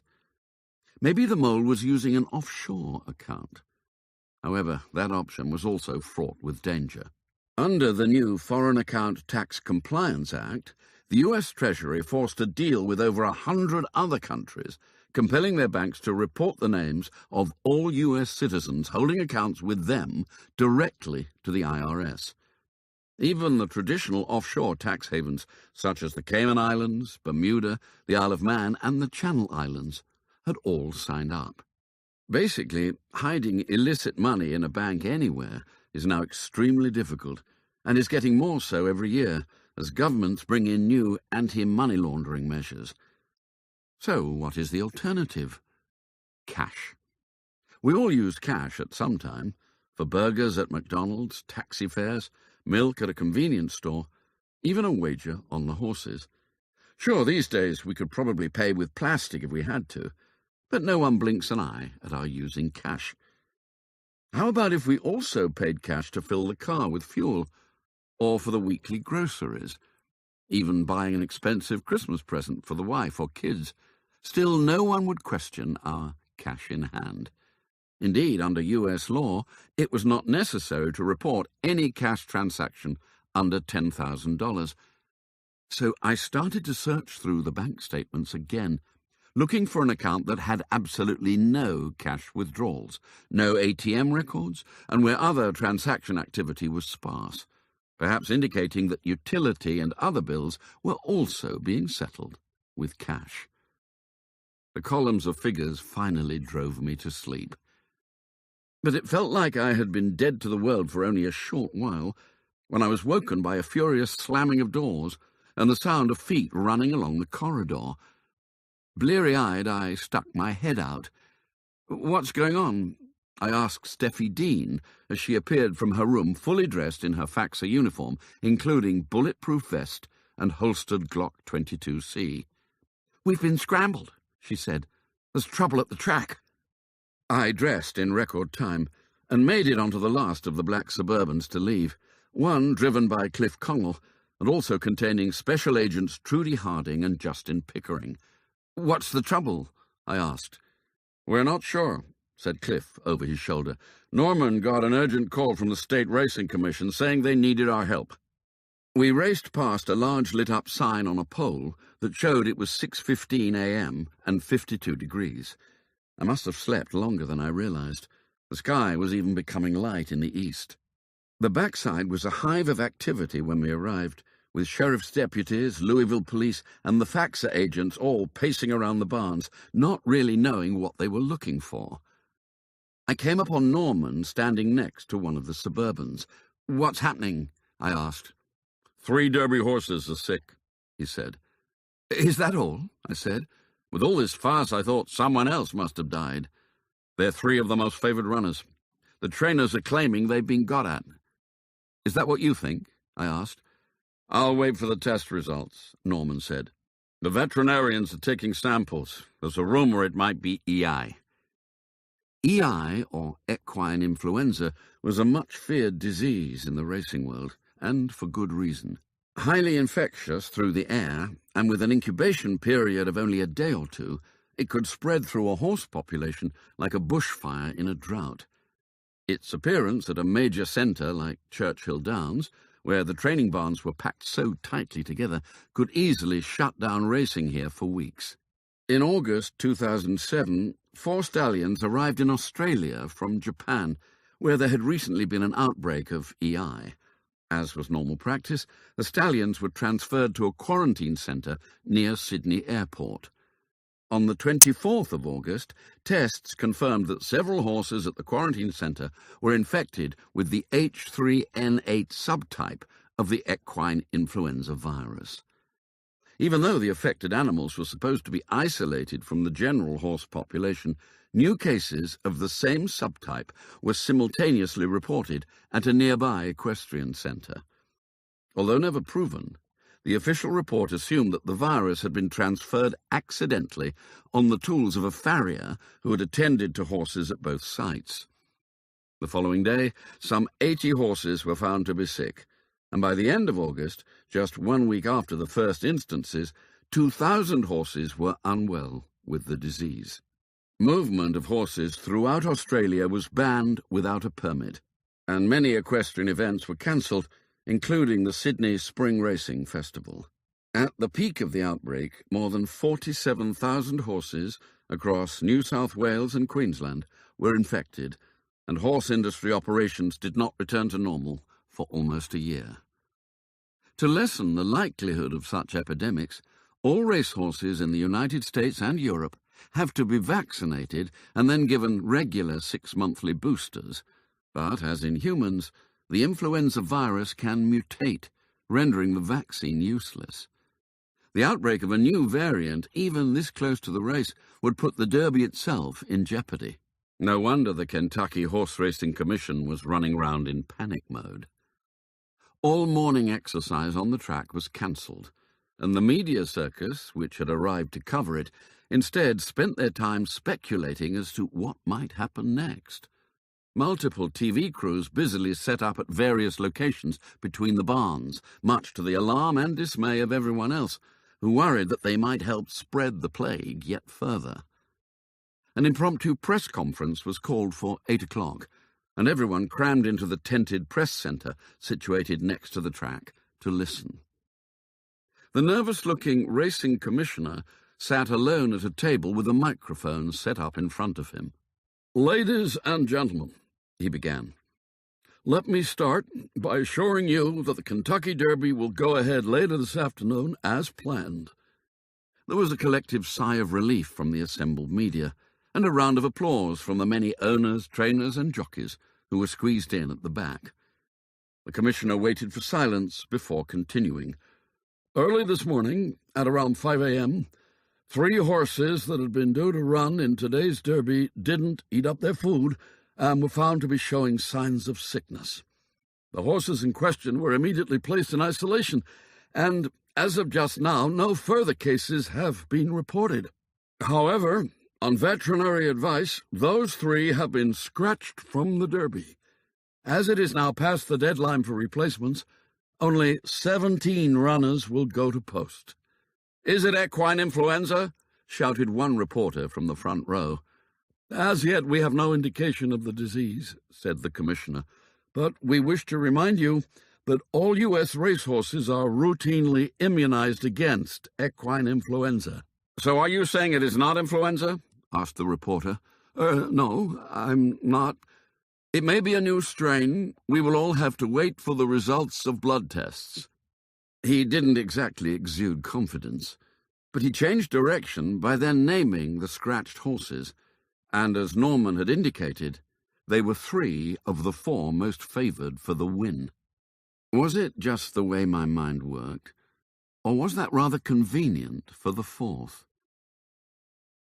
Life in the backside returned to normality, if that was the right term for the excitement generated by Derby Day morning at Churchill Downs. The remaining 17 Derby hopefuls were trotted up in turn in front of the state senior veterinary officer for him to decide whether each animal was sound, and also, in the light of what had occurred earlier, for them to have their temperatures checked. Fortunately, after a thorough inspection, all were declared well and fit to race. After the medical examination, each was then presented to the press in what can only be described as a beauty pageant for horse and owner. Occasionally, in England, especially at the Cheltenham Festival, connections of a particular horse might wear a necktie in similar shades as their racing silks, or perhaps a knitted scarf in comparable tones. Nothing too ostentatious, you understand. There was clearly no such restraint in Kentucky. One of the Derby owners was decked out in a 3-piece suit cut from cloth boldly printed with his green and yellow racing colours, complete with matching tie, baseball cap, and even coordinating green and yellow striped shoes. The poor horse looked positively embarrassed to be standing next to him for the photographs. But there was more. The owner's wife and family were similarly attired in green and yellow, and in case you couldn't work it out, each of them wore a huge button badge with the name of their horse printed large across it. And the man was as brash as his outfit, telling all the assembled press that his baby was a certainty to trot up and collect the trophy. None of them really believed him, as the horse in question was one of the rank outsiders, but that didn't seem to dampen the owner's enthusiasm. Meanwhile, away from the limelight of the press parade, I watched behind the media tent as another owner, inconsolable in his grief, was trying to come to terms with the fact that his prized thoroughbred Star, strongly tipped to be a Triple Crown winner, would now not even get to the starting gate of the first leg. It is not generally polite to stand and watch a grown man cry, but I felt sorry for him. Only a handful of racehorse owners ever have the privilege of owning a potential champion, and this man's dream of glory had been snatched away by a virus so small he would need an electron microscope to see it. And there would be no coming back next year to have another go. The Kentucky Derby, like all the classic races, was for 3-year-old horses only. This might have been the unfortunate man's only chance in life of owning a Derby runner, let alone the favourite. No wonder he was in tears. Horse racing history is full of heartbreaking, if-only stories, and this one, like all the others, would quickly be forgotten by everyone, except those whose lives it touched most closely.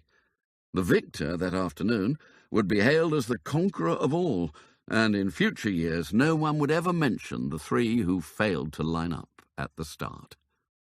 Such was life. But for this moment it was almost too much for the desolate owner to bear, and he sobbed openly. Fortunately for him, all the TV crews and photographers were busy snapping the fancy suit and striped shoes around the other side of the tent. At 10 o'clock, the focus of attention for some switched from the backside barns to the racetrack proper. The Derby was far from being the only race of the day. In fact, there were 12 additional contests scheduled, 10 before and 2 after, and for the owners, trainers and jockeys, the support races were clearly worth winning too. In addition to the Grade 1 Derby itself, there were 3 Grade 2 stakes, plus 2 other Grade 1s, each with purses in excess of $500,000. But for the enormous crowd already teeming into the public enclosures, there was only one race that mattered, the one due off at precisely 26 minutes to 7 in the evening. Everything about the day was building up to the moment when the starting gates would swing open and the most exciting 2 minutes in sport would begin. Fortunately, there was still plenty of time for eating and drinking before then, especially drinking, with the sickly sweet mint juleps on sale in special commemorative glasses from the moment the entrances opened at 8 a.m. Frank and I tried to get another breakfast at Wagner's, but decided the line was too long, stretching out the front and right round the corner of the street, so we found a drive-through burger outlet and sat in the Suburban munching our way through English muffins filled with bacon and eggs. "No grits today, then?" I said, with my mouth full. "We're not far enough south. They have it at home in Alabama." "McGrits?" I said, laughing at my own joke. Frank didn't think it funny in the slightest.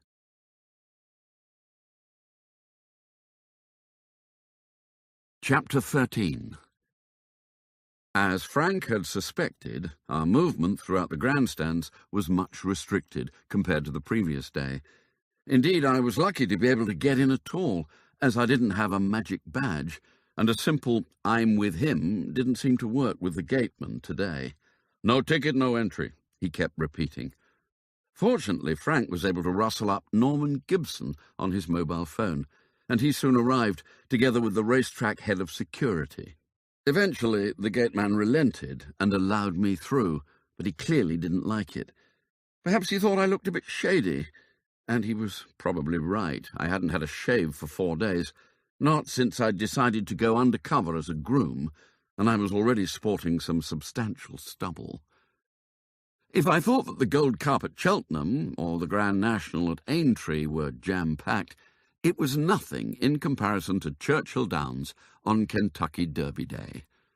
At least at Cheltenham and Aintree, it was just about possible to move from the grandstands to see the horses in the paddock and then get back to the stands to watch the race. Here it was virtually impossible.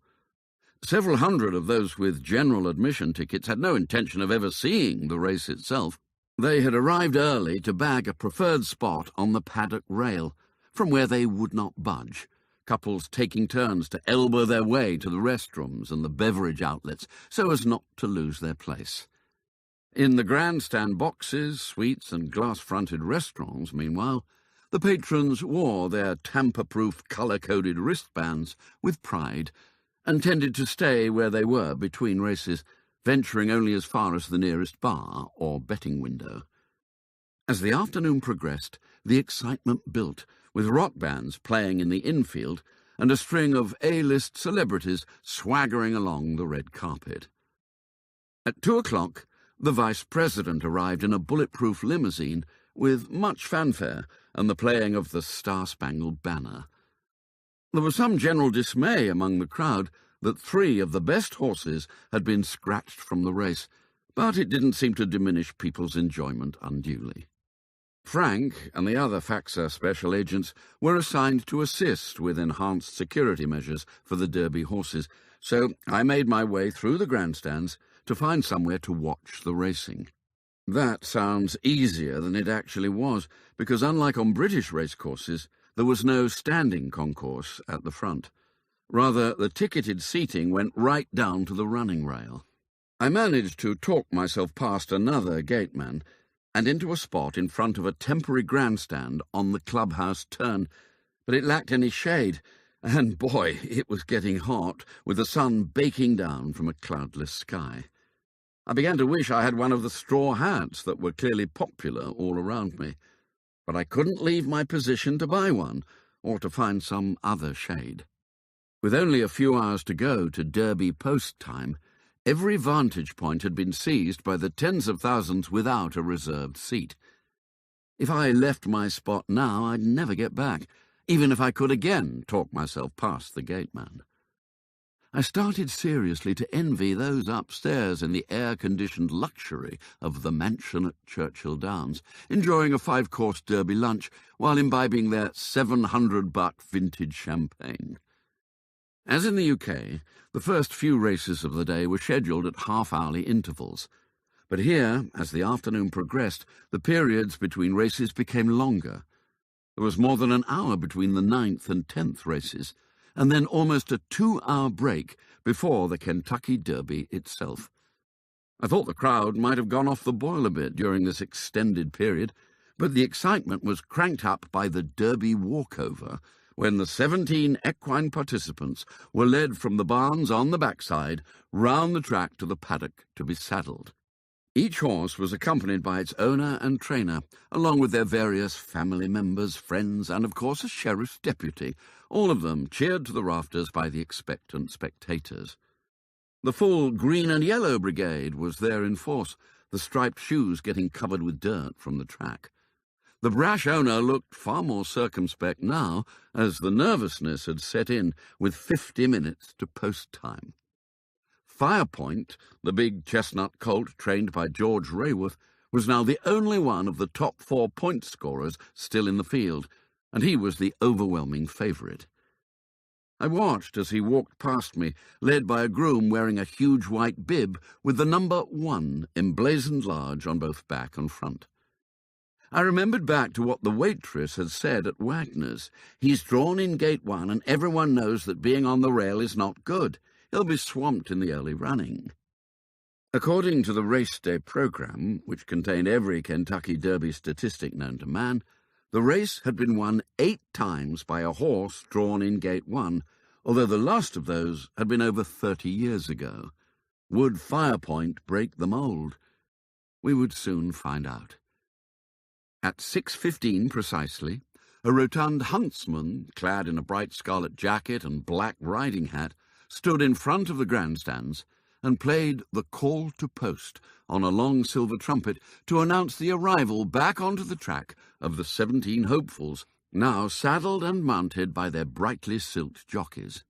One could almost cut the mounting tension as the 170,000 crowd joined together to sing "My Old Kentucky Home" before the horses made their way down to the starting gate at the far end of the finish straight. I'd attended all the big races in England and some others around the world, but there was something unique about the atmosphere here today at Churchill Downs. Hysteria would hardly be too strong a word to describe the excitement that had gripped those around me. 2 people on my left were openly praying, and a man to my right almost collapsed from hyperventilation. There was a lull in proceedings as the horses went behind the starting gate to be loaded. It was as if everyone was taking a deep breath. But then the bell rang, and the gates swung open. The race was on. I'm sure there was a track commentator somewhere calling the race, but I had no chance of hearing him over the shouting and cheering from the crowd as the 17 runners broke in an even line. My vantage point, low down on the clubhouse turn, was not ideal, but there was a huge screen TV across the track giving me a perfect view. As predicted, Firepoint was indeed swamped by the others in the early running, as they all moved left towards the rail to take the shortest route. But he wasn't impeded, passing the finish line for the first time in 6th place, well tucked up behind the leading group. They came into view around the turn, sweeping past right in front of me at a terrific speed. Then they were off down the back straight, where the field began to spread out. As the breakneck pace caused some of the lesser animals to tire, Firepoint was not among them. The chestnut colt hit the front, coming off the final turn, and was never again headed, striding away from the chasing pack, down the stretch in the shadow of Churchill's famed twin spires, to win by 3 lengths.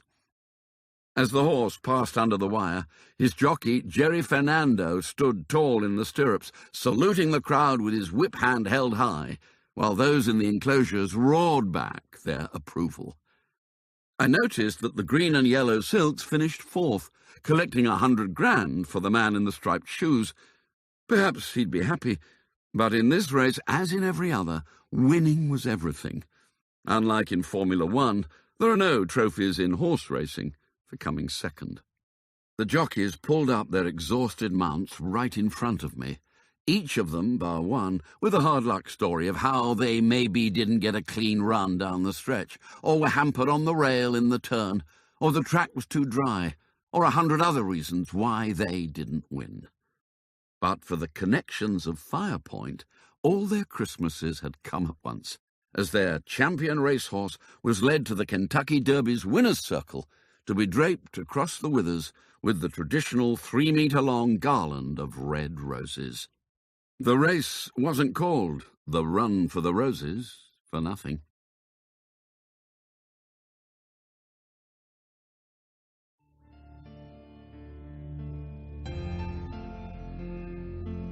Leg 2. The Preakness Stakes. The Run for the Black-Eyed Susans. 1 mile and 3/16, Pimlico Racecourse, Baltimore, Maryland. 2 weeks after the Kentucky Derby. First run in 1873.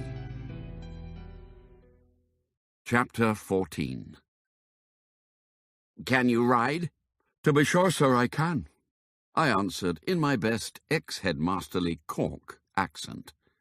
"You're a bit tall." "I blame my parents, sir," I said. "They fed me too well when I was a wee lad." My interviewer laughed. His name was Charlie Hearn, and he was the assistant to George Rayworth, the Derby-winning trainer of Firepoint. I took him to be in his mid-30s, but he looked older, having already lost most of his hair. "You won't have to ride the horses anyway," he said. "We have exercise riders for that, but it might be a bonus." He looked again at the slightly battered green card he was holding in the name of Patrick Sean Murphy, complete with my picture and thumbprint. A green card's official name was the United States Permanent Resident Card, USCIS Form I-551, and Tony Andretti had worked a miracle with the State Department to have mine delivered to his home the previous day. It meant that I, as Patrick Sean Murphy, had the right to work legally in the United States. Not only was the name on the card false, but so was the date of issue, as it stated that I had been a U.S. permanent resident for the past 3 years. Consequently, I had spent some time the previous afternoon aging the card by rubbing it under my shoe on a concrete floor. The man shuffled once again through my equally fake testimonials while I stood in front of him without speaking, waiting. "Why did you leave Santa Anita?" he asked, tapping one of the references. "Too hot, sir," I said, "especially in the winter. I prefer me winters cold, same as at home like." He was silent for a moment, then he shuffled the papers together. "Okay, Patrick," Charlie said finally, "you'll do. We've just had to let a groom go, so we're short-handed here at present. Can you start immediately?" "Indeed I can, sir," I said, smiling broadly at him. "And please call me Paddy." "All right, Paddy," he said, handing me back the green card. "You'll be paid minimum wage, and half of it will be withheld for your room and board." I'd looked up the minimum wage. I hadn't been particularly impressed. "Where do I sleep?" I asked. "Keith will show you. He's the barn foreman, so you do as he says." Keith had been standing next to me throughout the short interview. We were in an office at the end of a training barn on the backside of Belmont Park Racetrack in New York. It was Wednesday morning, 4 days after the Kentucky Derby in Louisville, and 2 days after every racehorse trainer in the United States had received a strongly worded letter of warning from Immigration and Customs Enforcement concerning the employment of illegal immigrants. "And, Paddy," said the assistant trainer as I turned to leave, "Mr. Rayworth expects absolute loyalty from his staff. You will do as you are told without question. You will not discuss your work with others, and you especially will not speak to the press about any of the horses. Do you understand?" I turned back to face him. "Yes, sir," I said. Keith and I went outside. "Where's your stuff?" Keith asked. "My life's all in here," I said, indicating the canvas hold-all over my shoulder. Keith led me round the side of Rayworth's barn to a two-story building that was desperately in need of a coat of paint. "In here," he said, pushing open the door. "Do you want to share with a Mexican or a Puerto Rican?" "You keeps half of my wages, and then you makes me share a room." "Take it or leave it. We have others after jobs, you know." "The Mexican," I said, for no particular reason. Keith showed me into a room that reminded me of a prison cell as depicted in a British TV sitcom of the 1970s. It was uniformly grey, with a set of bunk beds taking up almost half the available floor space. In the corner, at the foot of the beds, were two wooden lockers stacked one upon the other, plus a hard upright wooden chair. And overlaying everything was the smell of cheap disinfectant, mixed with the characteristically pungent ammonic, horsey aroma. There was no sign of my roommate. "Yours is the top," Keith said. "Bed or locker?" I asked. "Both." "And the jacks?" He looked at me quizzically. "The jacks, man," I said. "The bleeding lavies." "If you mean the bathroom, that's down the end of the corridor. You share it with 4 other rooms." It made my former life in the army look rather luxurious. "Dump your kit and I'll show you the rest of the place," Keith said. I tossed my bag onto the top bed and followed him out. The backside at Belmont Park was not actually in the back of the racecourse, but to the side, situated around a second exercise track set close to one end of the main racetrack. The barns were similar to those at Churchill Downs insofar that they were long, thin structures, but these were enclosed at the sides rather than open, perhaps reflecting the fact that New York was further north than Louisville. And whereas Churchill barns were white with green roofs, those at Belmont were the opposite. Keith and I walked down alongside George Rayworth's barn. There was little chance of confusing his barn with any other. The initials GR were emblazoned everywhere, and there was already a workman screwing a white sign to the green outside wall that read, "Home of Firepoint, winner of the Kentucky Derby." "That was a great day last Saturday," Keith said. "Now for the Preakness." "Is Firepoint here?" I asked. "Sure is," he said. "We flew back together from Louisville on Sunday afternoon. He'll stay here now until he goes down to Maryland." "Will he fly there?" I asked. Keith shook his head. "He'll go by truck. It's only 200 miles from here. We could probably go down only the day before the Preakness, but Pimlico demands that all the horses are down there earlier. It helps them market the race to the public. I expect we'll go Monday. That will be usual." "Does Mr. Rayworth have his own barn at Pimlico?" I asked. "No. He did once, but they've closed the barns there now, except for during the actual meet. I expect we'll use the stakes barn." A stakes barn was where a trainer would keep a horse brought in especially for a big race when he didn't have a barn of his own at the track. It would normally be shared by several trainers. "Do you think Firepoint will win?" I asked eagerly. "Sure he'll win," Keith replied with unshakable confidence. "He's in great shape. He'll win the Belmont, too." We walked over to a blue pickup truck. "Get in," Keith said. "I'll show you around and get you registered." First, we went to the backside office, where I was issued with a groom's photo ID card on a lanyard that I was expected to wear round my neck at all times, and handed a printed sheet of rules and regulations that mostly consisted of dire warnings not to smoke anywhere near the barns. Next, we set off round the site. The backside at Belmont Park was considerably bigger than that at Churchill Downs, the barns being more spread out and separated from each other by smart white railings. It was like a small town, with a recreation hall, learning centre, chapel, medical facility, even a bank branch where employees could cash their paychecks and wire money home. But there was also the quirky side to the place. Roosters pecking at undigested oats on the dung heaps, tethered goats acting as lawn mowers on the grass between the barns, and dogs and cats lying out warming themselves lazily in the mid-afternoon sun. Add the occasional neighing of the horses, and it was more like a tranquil rural oasis than the actual reality, squeezed as it was between a busy suburb and a 6-lane highway of a major metropolis. "You eat here in the track kitchen," Keith said, as we pulled up in front of it. You get tokens from me for basic meals. If you want extra, you pay for it. We went inside, and Keith introduced me to Bert Squab, the manager. Paddy here has just joined Rayworth's, Keith said to him. Usual system. Bert nodded at him and at me. Supper at 6:30, he said without much friendship in his voice. Don't be late, or it'll be gone. I smiled at him, trying to break through his icy exterior, but without response. In spite of working in a hot kitchen, Bert was solid permafrost.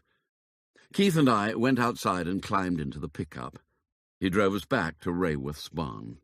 Here, take these. Keith counted a number of plastic discs into my hand. These are meal tokens.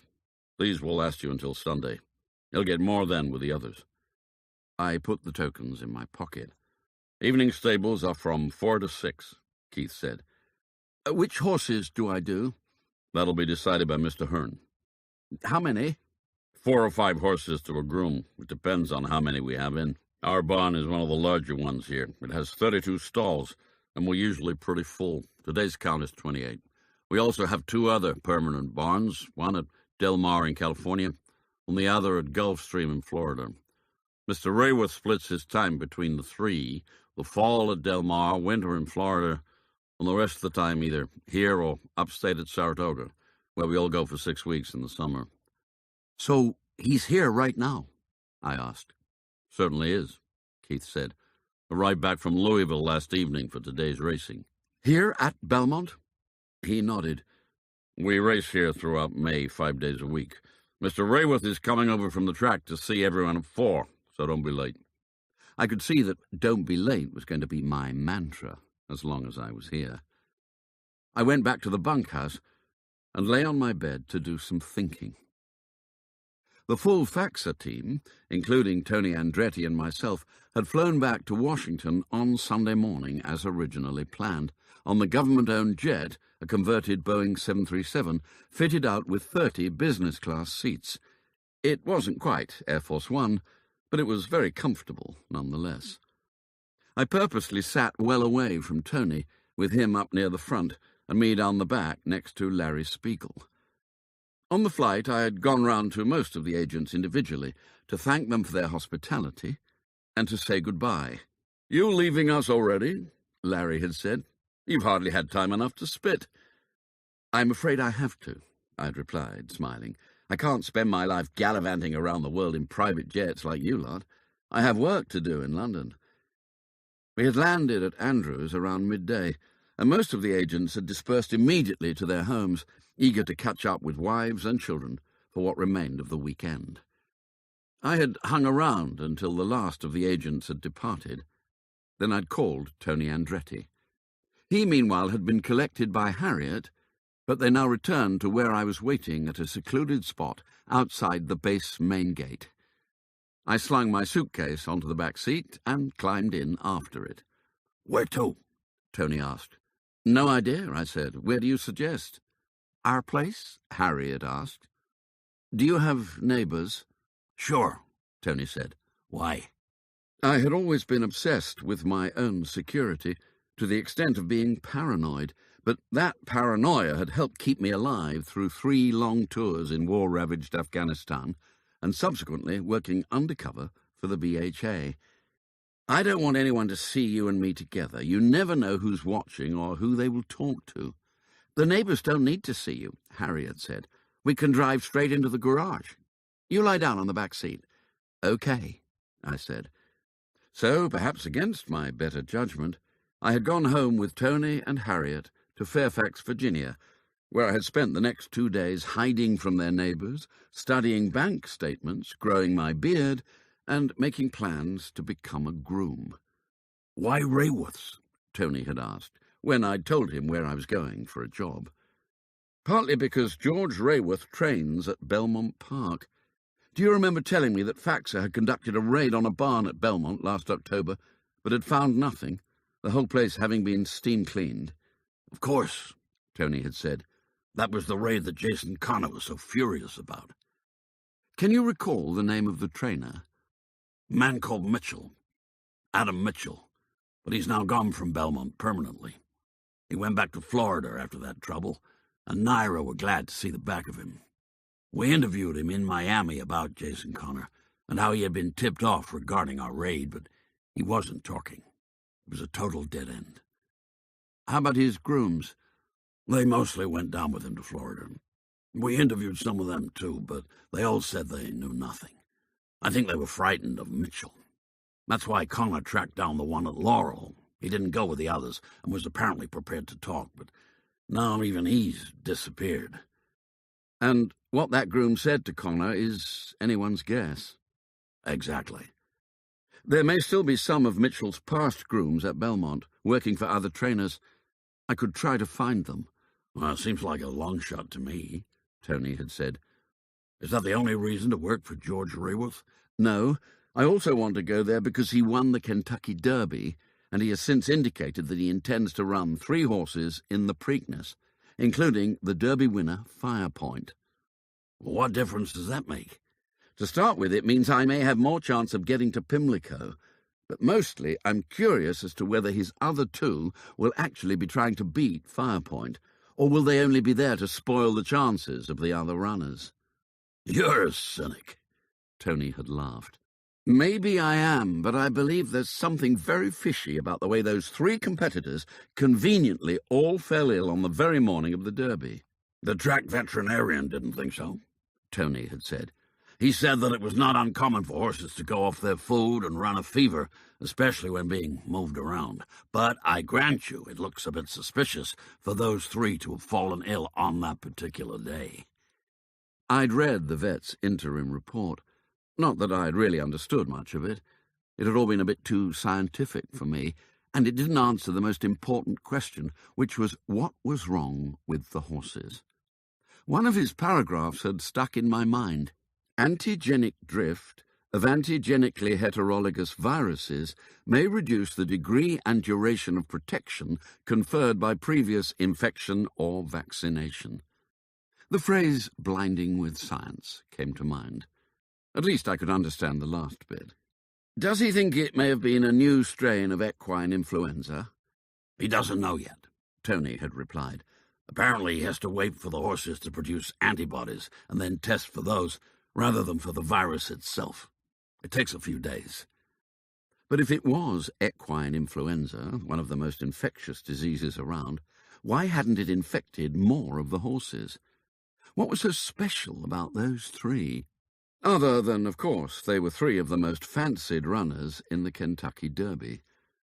I thought that fact alone was sufficiently suspicious for me to go to work in Rayworth's stable in order to find out. My roommate returned from wherever he'd been at about 10 minutes to 4, as I was still lying on my bed. He rushed into our room, grabbed some boots from his locker, and was pulling them on before he even noticed me. He was a short man that I took to be in his 50s. He looked up at me. "Hola," he said, totally unfazed to find another man in his bedroom. "Mi nombre es Rafael Diaz. ¿Y tú?" "Paddy," I replied. "Paddy Murphy.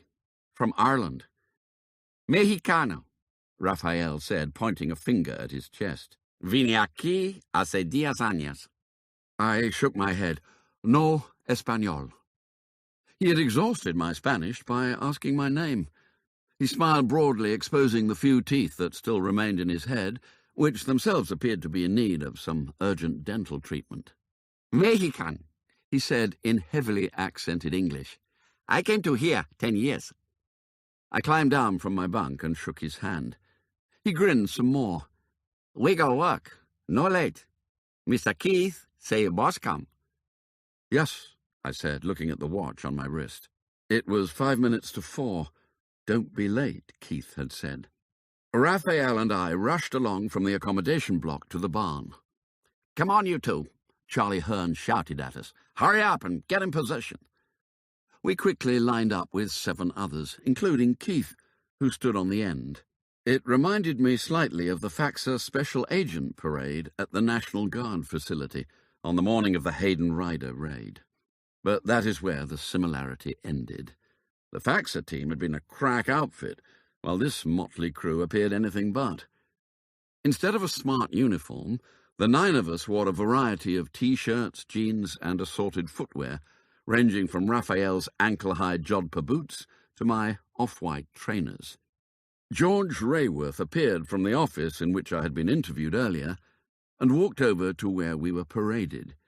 He was casually dressed in blue jeans and a polo shirt, in contrast to the last time I'd seen him wearing a suit and tie on the giant TV screen at Churchill Downs, as he'd led Firepoint into the Derby winners' circle. During my stay with Tony and Harriet, I had used the internet to do some research on Mr. George S. Rayworth. He had been born near El Paso in western Texas, where his great-great-grandfather had established a longhorn cattle ranch in the 1890s, just as soon as the railroad had arrived to transport the stock to markets in the north. The 100,000-acre ranch was now run by two of George's cousins, primarily producing beef for the California market, but also raising American quarter horses, a strong, muscular breed with a compact body, favoured as cowboys' working horses, and named for their prowess as the fastest equine breed over a quarter of a mile from a standing start. George had started his adult life training the young quarter horses from the family ranch, racing them at the Lone Star racetrack near Dallas, before graduating to the more lucrative thoroughbred circuit. Initial successes had marked him as a new golden boy of American racing, but his reputation had been tarnished over the years by several cases involving the misuse of medications, especially steroids. He was now in his mid-50s, but looked somewhat older, with a head of prematurely white hair and facial skin ravaged both by teenage acne and by too many of his former years having been spent in the harsh Texas sunshine. He walked along the line of his staff and stopped in front of me. "And who are you?" he asked, in a voice that didn't have as much drawl as I'd been expecting. "I'm Paddy, sir," I replied in my best Cork accent. "I has only started today." "Well, Paddy," he said, "welcome to the most successful training barn in the United States. Did you see the Derby on Saturday?" "Indeed I did, sir," I said. "On TV." I smiled broadly at him. He smiled back and moved on down the line. Satisfied by the inspection of his staff, he faced us. "Well done all," he said. "Now for the Preakness, and then the Triple Crown." George turned and went back into the office. Charlie Hearn scowled at the line. "Go on then, the lot of you, get to work. Paddy, you go with Maria. She'll show you what's where. You'll do 4 horses to start with until we see how you go. Maria, show him stalls 1 to 4.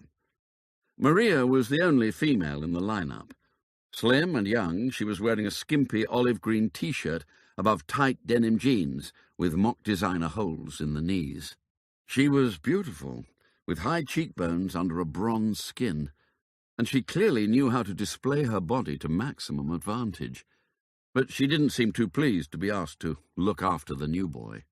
"I should not be treated like common hot walker," she said with a slight Spanish accent, tossing her thick dark hair from side to side in displeasure. "I am not a hot walker. I shall be groom." She was certainly hot, at least to my eye.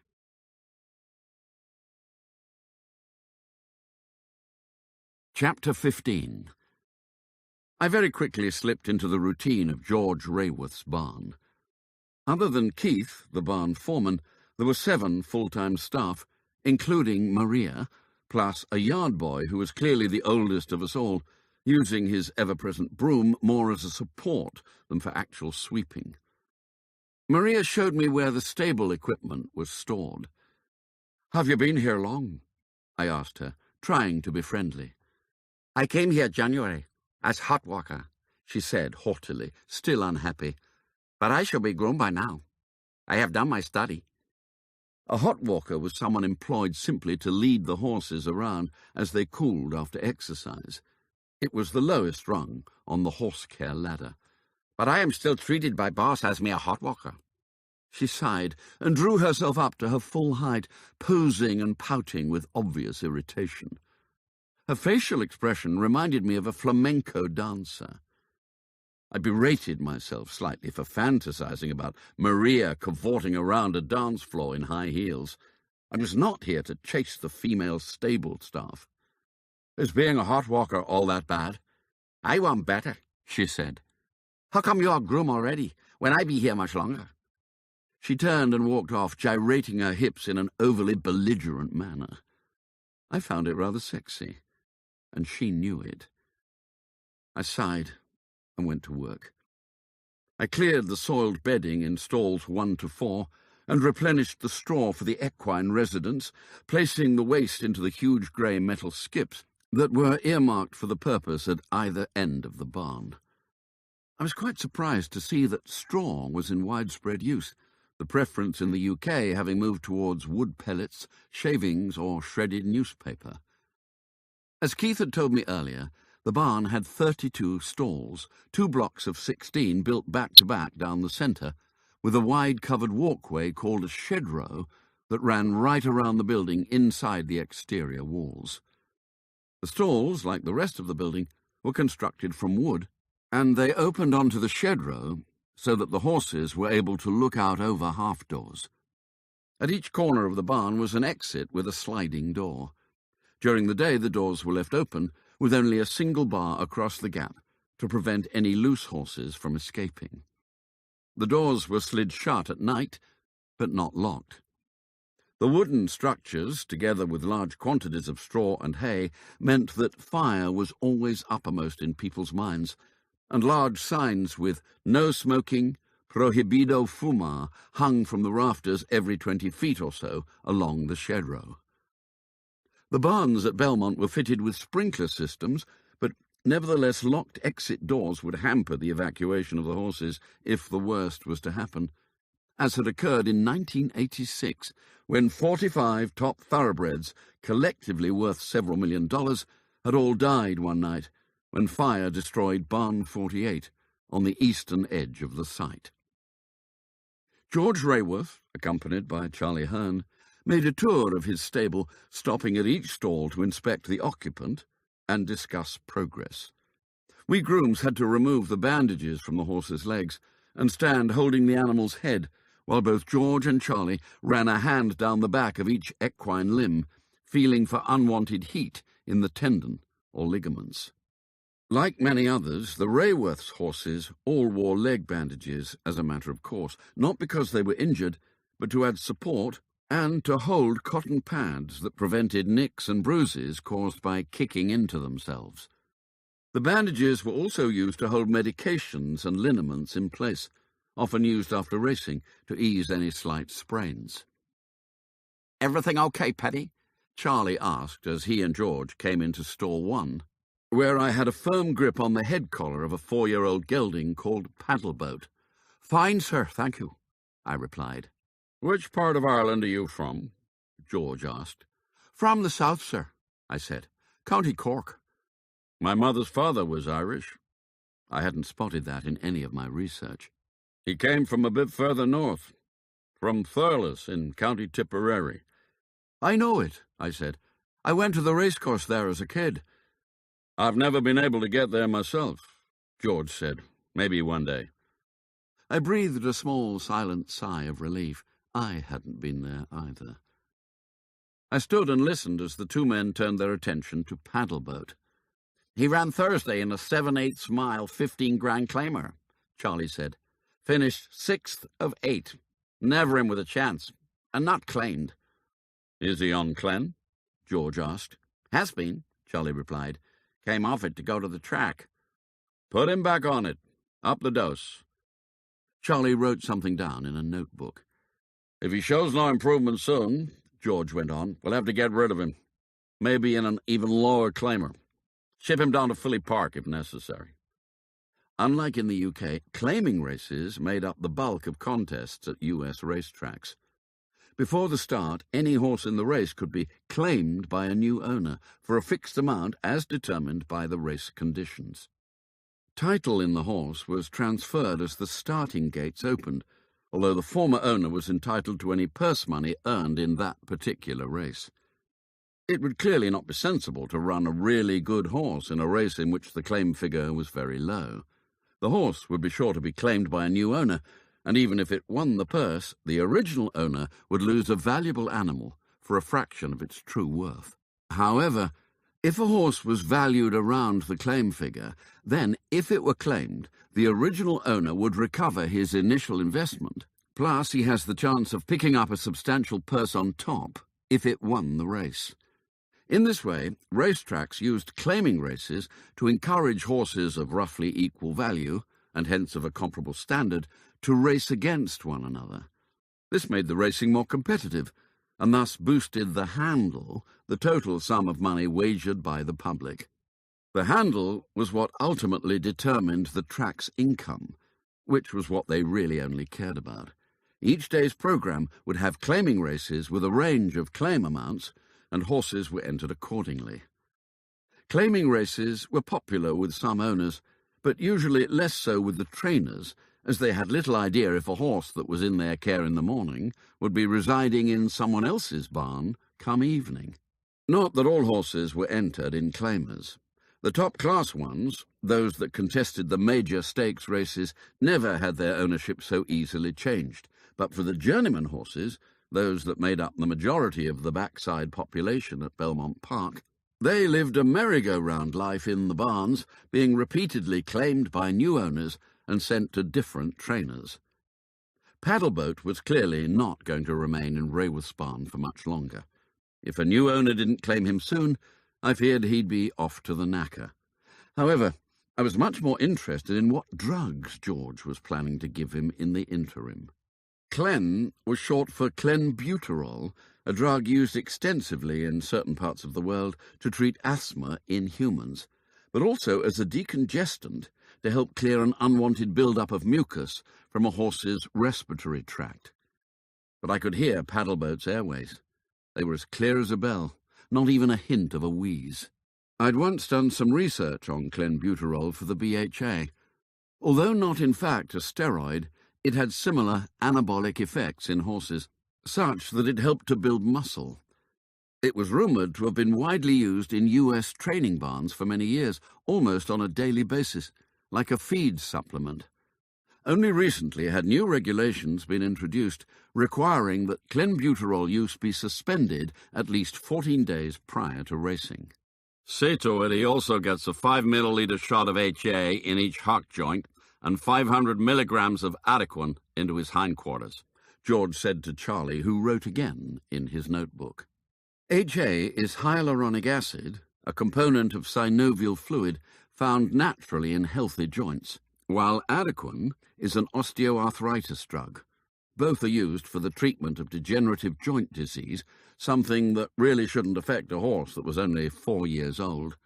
Paddleboat's future prospects were looking worse by the minute. George and Charlie moved out into the shed row. I quickly closed the stall door and moved on to my next horse, a 5-year-old gelding called Debenture. The trainer and his assistant repeated the process of feeling his legs and discussing his future. "He's still getting the vitamin shots," Charlie said. "I've given him 2 already this week, and I'll do 1 more tomorrow. They should set him up well for the spring handicap." "Good," George said, before moving back out into the shed row and on to the next horse, and so on down the full line of stalls.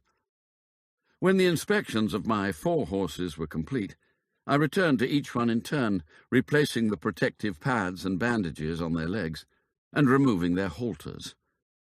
George Raworth and Charlie Hearn were still on their tour when I'd finished, so I walked round the shed row towards stall 17, which was at the other end of the barn, next to the office. Stall 17 was the home of the barn star. Firepoint had his head out over the half-door, and he seemed to be taking a special interest in everything around him. Horsemen often talk about a horse having an intelligent head, by which they mean it is broad, with eyes set far apart, a straight profile with ample nostrils. Firepoint's head was none of those things. It was narrow, slightly dished, and with a small muzzle. However, his eyes were bright and alert. "Wonderful, isn't he?" said a voice behind me. I turned. It was Keith. "I love redheads," he said. "He's like a reincarnated Secretariat." It was quite a statement. It was true that both Firepoint and Secretariat were chestnuts, but Secretariat was a legend in racing. Big Red, as he had been nicknamed, didn't just capture the 1973 Triple Crown, he destroyed it, completing his trio of wins with an astonishing 31-length victory in the Belmont Stakes, a feat so extraordinary that it reportedly made those watching it cry. And now, more than 40 years later, Secretariat still held the record times for all three of the Triple Crown legs. He had been quite a horse, maybe the best ever. I went over to stroke Firepoint, but Keith put a hand out to stop me. Mr. Rayworth doesn't like anyone going near him. Other than me, that is. I look after him. I remembered that it had been Keith I had seen leading Firepoint over from the barns before the Kentucky Derby. Now he looked at the horse almost in awe, certainly in adoration. When the trainer's tour of the barn was over, the grooms lined up at the feed store for Charlie Hearn to issue the correct amount of concentrated mixed horse nuts for each animal. As a general rule, racehorses eat 1 pound in weight of mixed feed for every hand high they stand at their withers.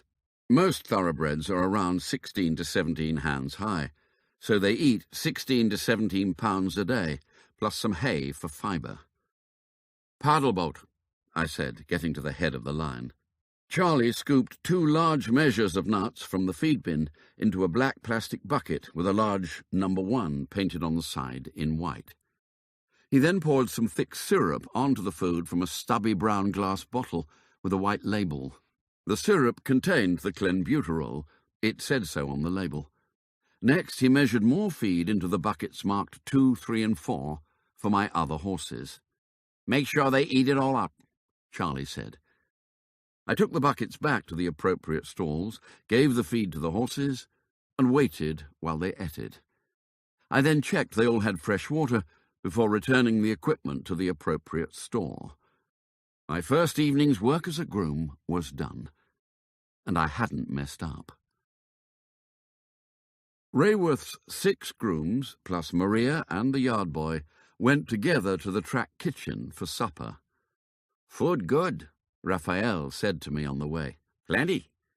"Don't listen to him," Maria said. "It is garbage, always full of chili. Mexicans will eat anything." "Where are you from?" I asked. "Puerto Rico," she said. Hell, I thought. I hope I hadn't turned down the chance to share a room with her. "Are there many Puerto Ricans here?" I asked. "Lots," she said. "Diego, my cousin." She indicated towards one of the others in our group. I smiled at him, but it wasn't reciprocated. He simply glared back at me with cold black eyes. The 8 of us did not eat together as a single unit. Having individually swapped a meal token for food with Bert Squab at the service counter, most went off to sit on their own or with grooms from other barns. Maria, however, sat down right opposite me. Cousin Diego clearly wasn't happy. He moved to our table, taking the chair right next to Maria. He continued to stare at me, eating his supper without ever looking at it once. I found it rather disconcerting, and Maria wasn't happy with him either. "Go away," she shouted at him in English. He didn't like that. "Habla español," he shouted back at her. "Mantente alejado de este gringo. Pudrete." She stood up and raised her hand as if to strike him, but stopped short. She sat down again. "Por favor, vete." Diego reluctantly moved away across the gangway, but still he continued to stare. "I'm sorry," Maria said, looking down at the table. "Diego speak very good English, much better than me, but he still act like he in San Juan. All his friends here from Puerto Rico, they like control of women. He not like me speak to men not from Puerto Rico." "Do you speak to men not from Puerto Rico often?" I asked. She looked up at me and smiled broadly. "Only every day." I smiled back at her and sensed Diego getting agitated to my left. We ate for a while in silence. Maybe the food was a little too hot for Maria's taste, but I liked things spicy, and, as Raphael had said, there was plenty of it. Attached to the track kitchen was a recreation hall, and Maria and I went through there after eating. Diego followed. In the hall were some casual seating, a jukebox, 2 pool tables, and 5 computer workstations. There was also a large TV currently showing a baseball game between the New York Yankees and the Kansas City Royals. "Where's the bar?" I asked. "No here," said Maria. "Sometimes boys go out to bar, but drinking not allowed on backside. Although some still do." She smiled, as if implying that she was one of those. "Is there much else to do?" I asked. "We have classes. English most, but also reading and math." "Hey, Maria!" shouted one of the young men watching the baseball. "Come and give us a kiss and a cuddle." She raised her middle finger to him, but she wandered over to join them nevertheless. Maria clearly enjoyed being the centre of attention. If possible, Diego looked even less happy. I, meanwhile, went over to another group of 8 grooms gathered at the far end of the hall. "May I join you?" I asked in my best Cork accent. None of them said anything, but 2 shifted along a bench to make some room. I sat down. "I'm new here," I said. "Name's Paddy. I'm Irish. I started today on Rayworth's crew." All I received was a few nods. "I've come from working the bonds at Santa Anita," I went on, "in California." I received a couple more nods. "How about you?" I asked, turning to the boy sitting right next to me. "Been here long?" "A while," he said nervously, glancing across at an older man. "Where do you come from?" I asked him. "Why do you want to know?" the older man said sharply. He was probably in his early 40s, with slicked-back black hair and a matching goatee, and was clearly the group's leader. "I'm only being conversational," I said. "Well, don't be," the man said abruptly. "We don't like people asking questions, especially about who we are and where we come from. Too many of us are trying to forget." I could see that finding any of Adam Mitchell's previous grooms was going to be difficult, if not impossible. This was not the first time I'd come across those with such a sentiment. I thought of them as victims of a here-and-now syndrome, people that exist only for the here and now, without any consideration of their future, and without learning any lessons from their past. Many habitual criminals have it. It is not that they enjoy going to jail. They just persistently ignore previous experience and mistakenly believe that it will not happen to them again this time. The notion that long prison sentences act as a deterrent against criminal behavior simply does not apply to such people. In many respects, steeplechase jockeys have exactly the same here-and-now mentality. History should have taught them that future mounts will fall and they will be seriously injured. But they live only for the here and now, for the thrill of the race, not contemplating for 1 second the inevitable agony of broken bones or dislocated shoulders. Once they do, it is time to retire. I stood up and went outside to find a quiet corner to call Tony Andretti.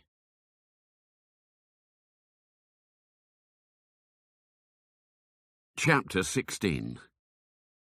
"Equine viral arteritis," Tony said. EVA. "What is that?" "It's a disease caused by a virus. The 3 horses at Churchill have tested positive for antibodies in their blood. There's no doubt. It seems it's quite common in some breeds, but less so in thoroughbreds." I'd never heard of it. "How did they get it?" I asked. "Strictly speaking, according to one of the veterinarians I spoke to, EVA is contagious rather than infectious," Tony said. "It's a respiratory disease, but horses have to have their noses in contact to pass it on, as the virus exists in their nasal discharges, snot, to you and me, rather than in the air. But it can also be transmitted via any nasal droplets left on shared tack or feed bowls, anything that is moved from one animal to another, as long as it is done immediately." "How long is the incubation period?" "Anything from 3 to 14 days, depending on the strain of the virus and the amount transmitted."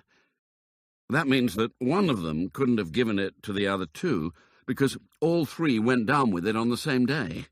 So where did it come from initially?" Maybe there was another horse with a mild case of the disease, Tony said. It seems that some horses don't show any clinical symptoms when infected, but they still shed the virus, and so can infect others. Can you find out when those 3 horses arrived at Churchill Downs, and where they stayed when they were there? If you can, find it out for all the Derby runners. See if any were together in a stakes barn. I'll contact the Churchill backside manager, Tony said. He must have had a list of where each horse was housed to know where to detail the sheriff's deputies. Also, try to discover if there's anything else that might be a common denominator for those 3. Perhaps they flew to Louisville on the same flight or something. Okay, Tony said. I'll get on to it. Oh, yes, there's one more thing. We've had the results back from the samples taken from Hayden Ryder's horses after he was killed in the raid at Churchill. At least half of them were dosed to the eyeballs with the steroid stanozolol and had obviously been running with it in their system. That'll be why he was trying to ship them out to Chattanooga. Stupid man, Tony said. Hardly worth dying for. I agreed. Anything else? Not that I can think of at the moment, I said. I'll call you again tomorrow, same time. I'll be here. I went back into the recreation hall. Maria was now sitting on one of the young men's laps, holding court, and Cousin Diego was almost beside himself with rage. Meanwhile, the baseball was in the bottom of the 5th inning, not that anyone was taking much notice any longer. It was now a far more interesting game to watch, sexual electricity. I left them to it.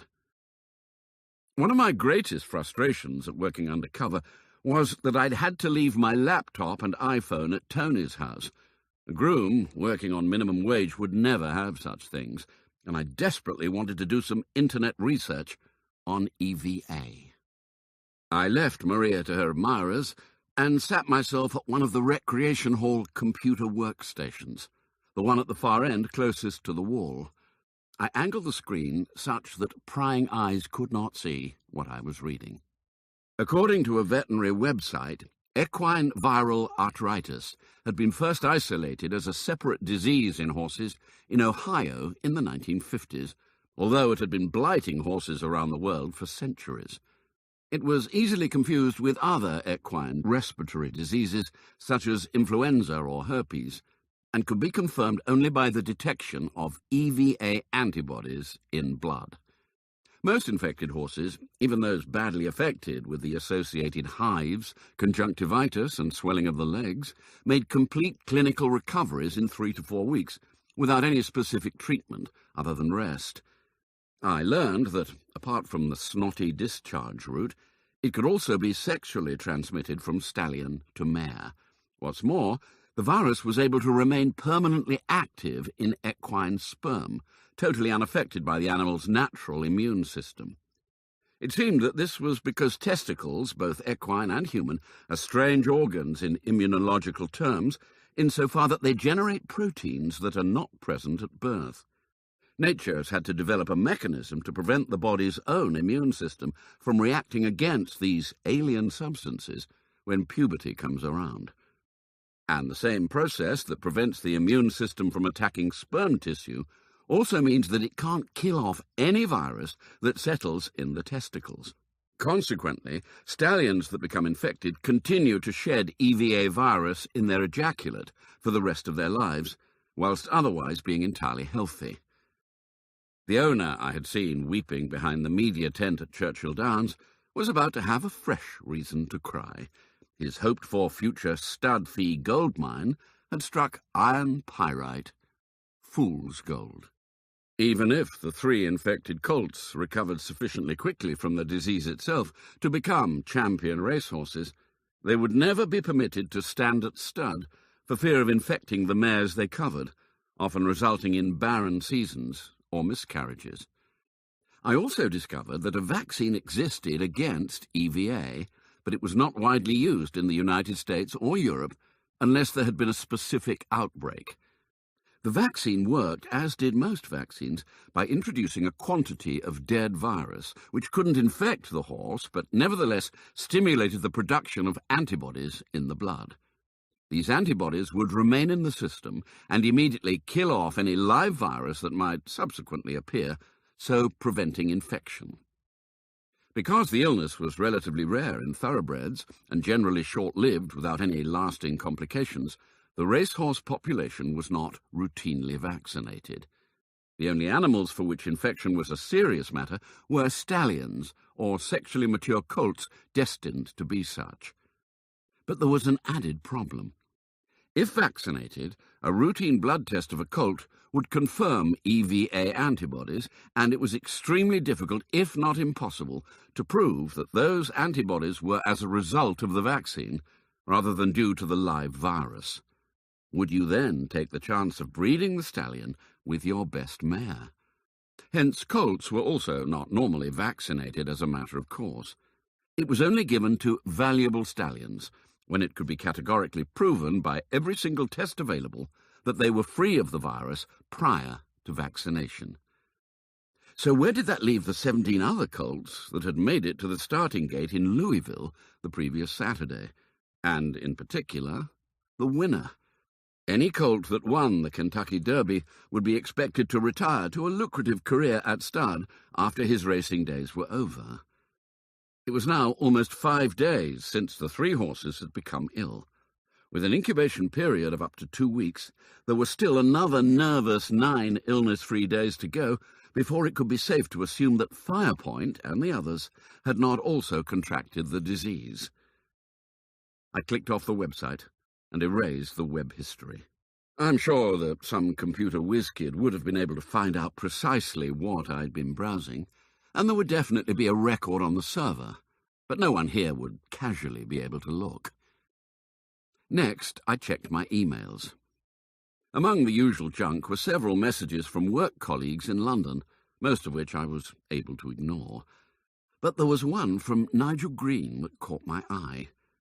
He reported that Jimmy Robinson, the jockey nicked for buying banned diuretics in the A34 lay-by, had since been sacked as stable jockey for a top Newmarket establishment. He may not have done anything against the law of the land, but British racing valued its integrity. Be warned, though, Nigel wrote. There's a strong rumour he's off to ride for a trainer called Sidney Austin in New York. Nigel was one of the very few people at the Horse Racing Authority who knew where I was and why. Most of the others believed I was on extended unpaid leave, visiting friends in the Far East and Australia. I scanned again through the list of emails. There was nothing from Henrietta. I hadn't really expected there to be, and strangely, I wasn't sure if I was happy or sad by the omission. However, there was one from Faye. She said that her new course of chemotherapy had started, and it was making her tired. But, as always, she was positive about the outcome and didn't complain, although God knows she had enough to complain about. As usual, she was more concerned with me than herself, asking how I was doing, and reminding me that I was to A, get enough sleep, B, eat healthily, and C, launder my clothes regularly. I smiled. She couldn't help herself. Faye had taken over the maternal role when I was 8 and she'd been 20, when our dear mother had died from cancer. Here we were, 25 years later, and nothing had changed. I wrote back sending her all my love and wishing her success with the treatment. She wouldn't have wanted me to be too emotional about it, so I wasn't. I knew she could just about hold everything together, provided everyone else was not wailing and whining on her behalf. We all had to be strong individually and collectively.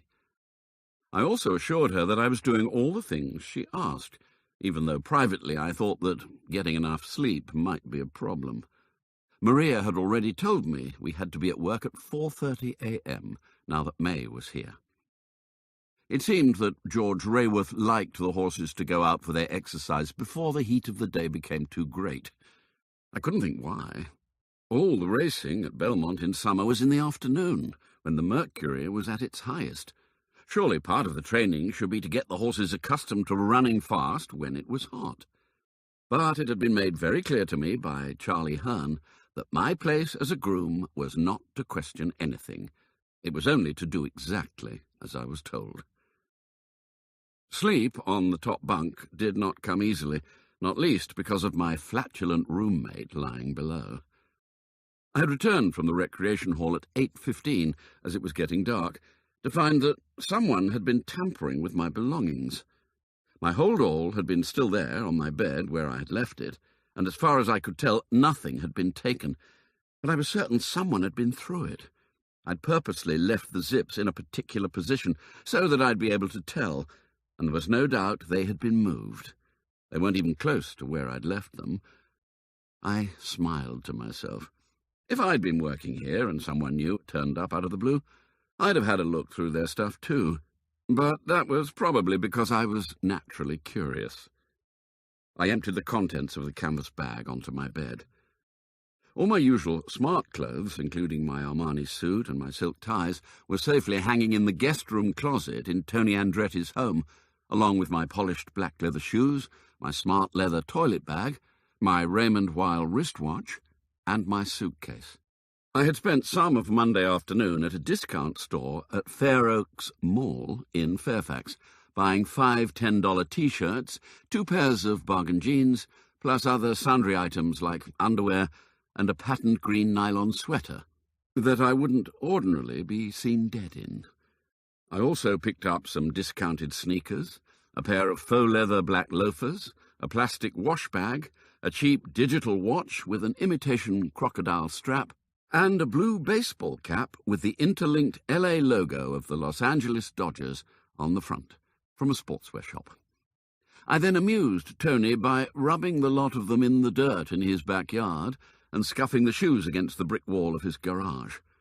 Next, the dirty clothes all went into his washer, together with the sneakers and the baseball cap, for a couple of cycles without any detergent or softener. My new clothes hadn't been particularly fashionable to start with, but afterwards they looked just as I'd wanted, drab and rather shabby, with the white underwear now a delicate shade of grey. I stacked everything in my locker.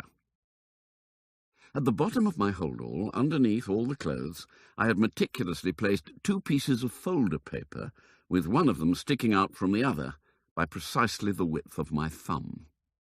The pieces were still there, but now they were folded together in line. Someone had definitely been peeping.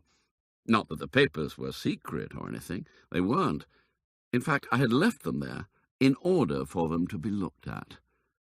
One was a handwritten letter, supposedly from my old Irish mother back in County Cork, but actually penned by Harriet Andretti, telling me how much she missed me and expressing hope that I might come home very soon. The second was a letter on IRS-headed notepaper addressed to me at the Santa Anita racetrack, advising me that I was being charged a penalty for late filing of my income tax return the previous April. Neither was true or particularly important. I'd only added them to my kit to augment my story of having previously been an Irish groom working at Santa Anita. And one never knew when an official-looking letter from a government agency might come in useful as a form of ID, even if it had been created on my laptop and run off on Tony's desktop printer. I climbed up onto my bed, and presently Raphael returned. He was clearly one of the boys that went out to a bar or indulged in some illicit drinking on the backside. He reeked of alcohol and was so inebriated he could hardly find his bed in a room that was only 8 feet long by 6 wide. He said nothing to me, as if he hadn't noticed I was there, and eventually he tripped over the wooden chair in the corner, crawled onto his bunk, still half-clothed, and went to sleep. I had travelled to America in an attempt to learn the identity of a mole in the Faxa racing section. I wondered how the hell I had come to the point where I was lying in the dark, trying to ignore a drunken Mexican farting beneath me.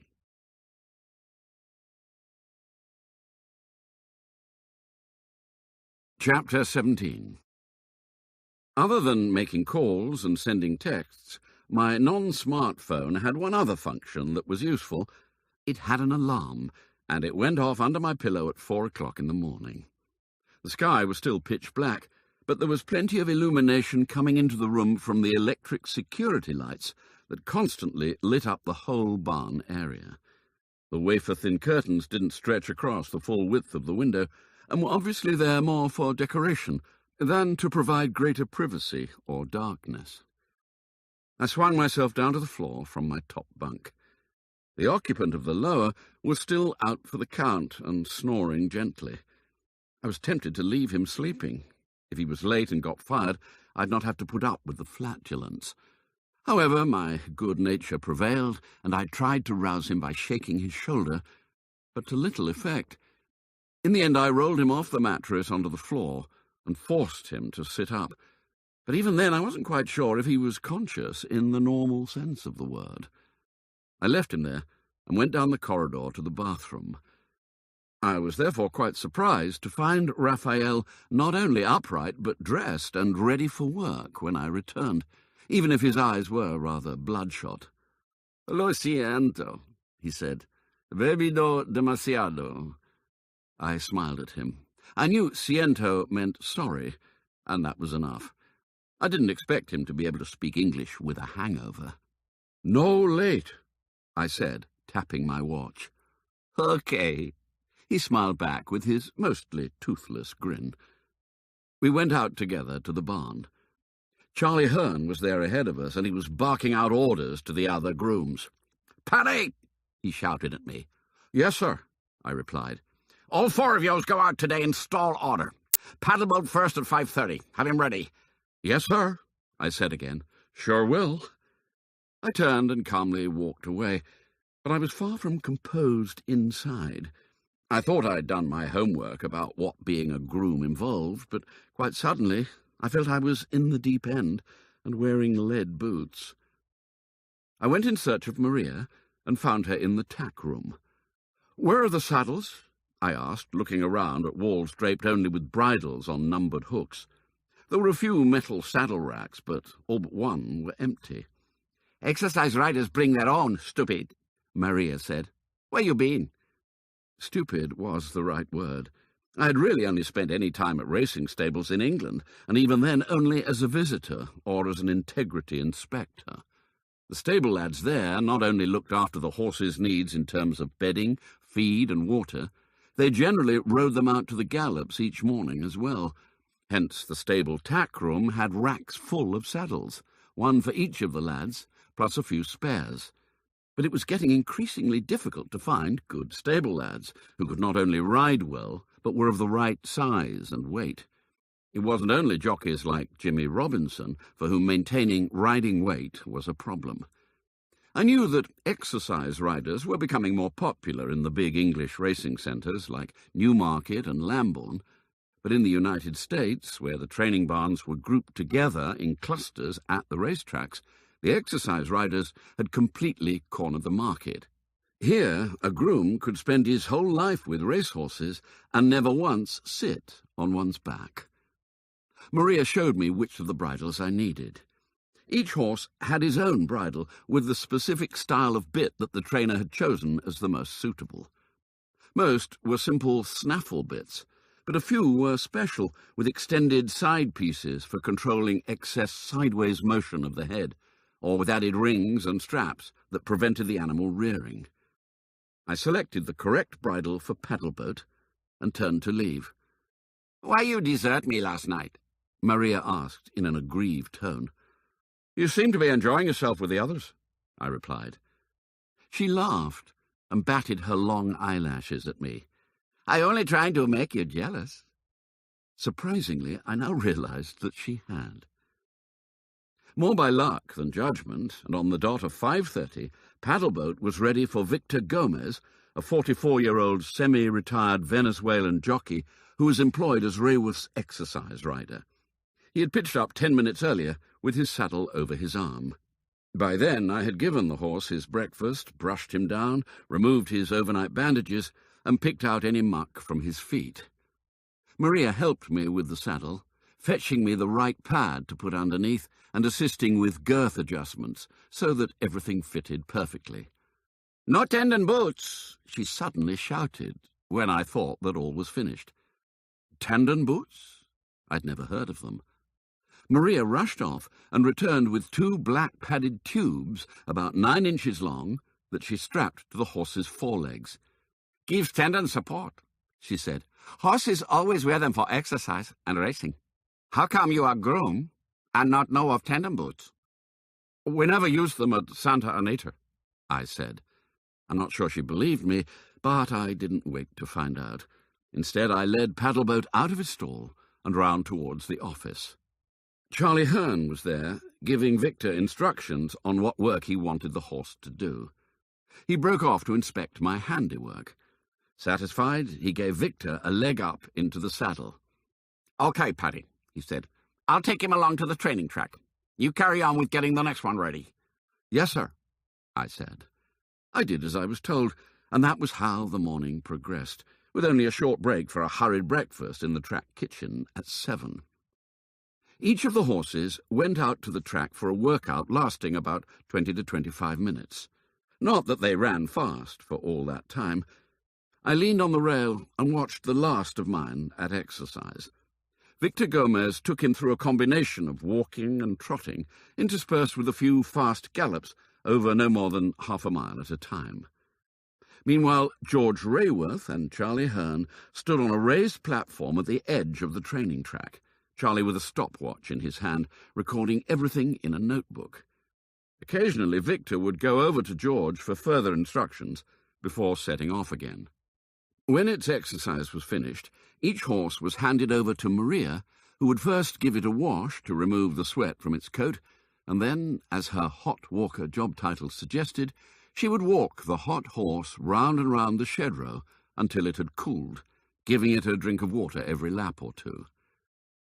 There was another exercise rider also working that day for Rayworth, and between him and Victor they rode all the horses scheduled for track exercise in about 2.5 hours. All except Firepoint.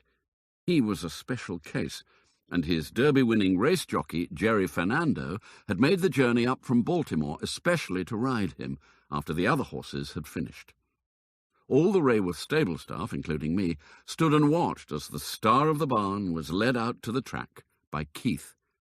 We were rightly proud to have a Triple Crown contender in our midst.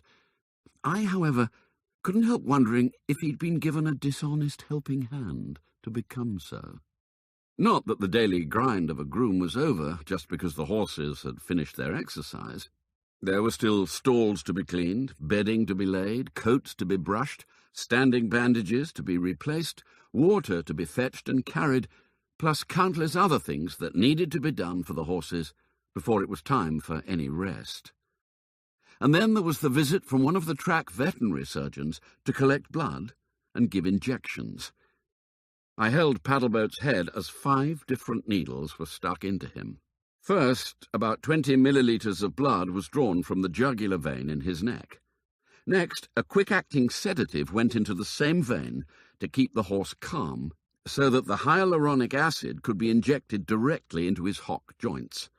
Finally, an intramuscular shot of Adequan went into his bottom. "What's the blood for?" I asked. "Regular weekly testing," he said. "We do a quick cell count at our lab here at the track. High white would indicate an infection, while low red is a sign of anemia." I wanted to ask if he also did a test for EVA antibodies, but decided against it. Blood was taken from all the horses in the barn, and most had medications of some sort thrust into them one way or another. 2 were running that afternoon, and, as was usual, they would both receive their 500 milligram dose of Lasix 4 hours before race time. Next, a delivery truck arrived, piled high with bales of straw, all of which needed to be transferred by hand from the vehicle to the bedding store, which was inconveniently situated right on top of the office, in the space below the roof rafters. And all the moving had to be done by the grooms, while the truck driver stood around watching. I was sent up to the store, climbing the wooden ladder that was attached to the wall. I then had to bend down to grab each bale in turn, after it had been carried from the truck, and lifted up towards me by the others. I stacked it in place before repeating the process. Over and over, it seemed to be never-ending. I'd always tried to maintain a pretty good standard of fitness ever since my days at the Royal Military Academy at Sandhurst, but by the time the last of the straw had been raised, my muscles were seriously complaining, especially in my back. I obviously wasn't quite as fit as I'd thought. I was looking forward to a soothing lie-down on my bunk when Charlie Hearn put paid to that idea. "Paddy!" he shouted into the barn. "Here! Now!" "Coming, sir," I shouted back, running round the shed row to the office. "Good," Charlie said, seeing me. "Raphael claims he's sick with flu, so you will look after Anchorage Bay today. Stall 18. He runs in race 4. Have him at the receiving barn on time, and over at the paddock ready for saddling by 2 o'clock. "Yes, sir," I said. Flu, indeed. I'll murder that bloody Raphael.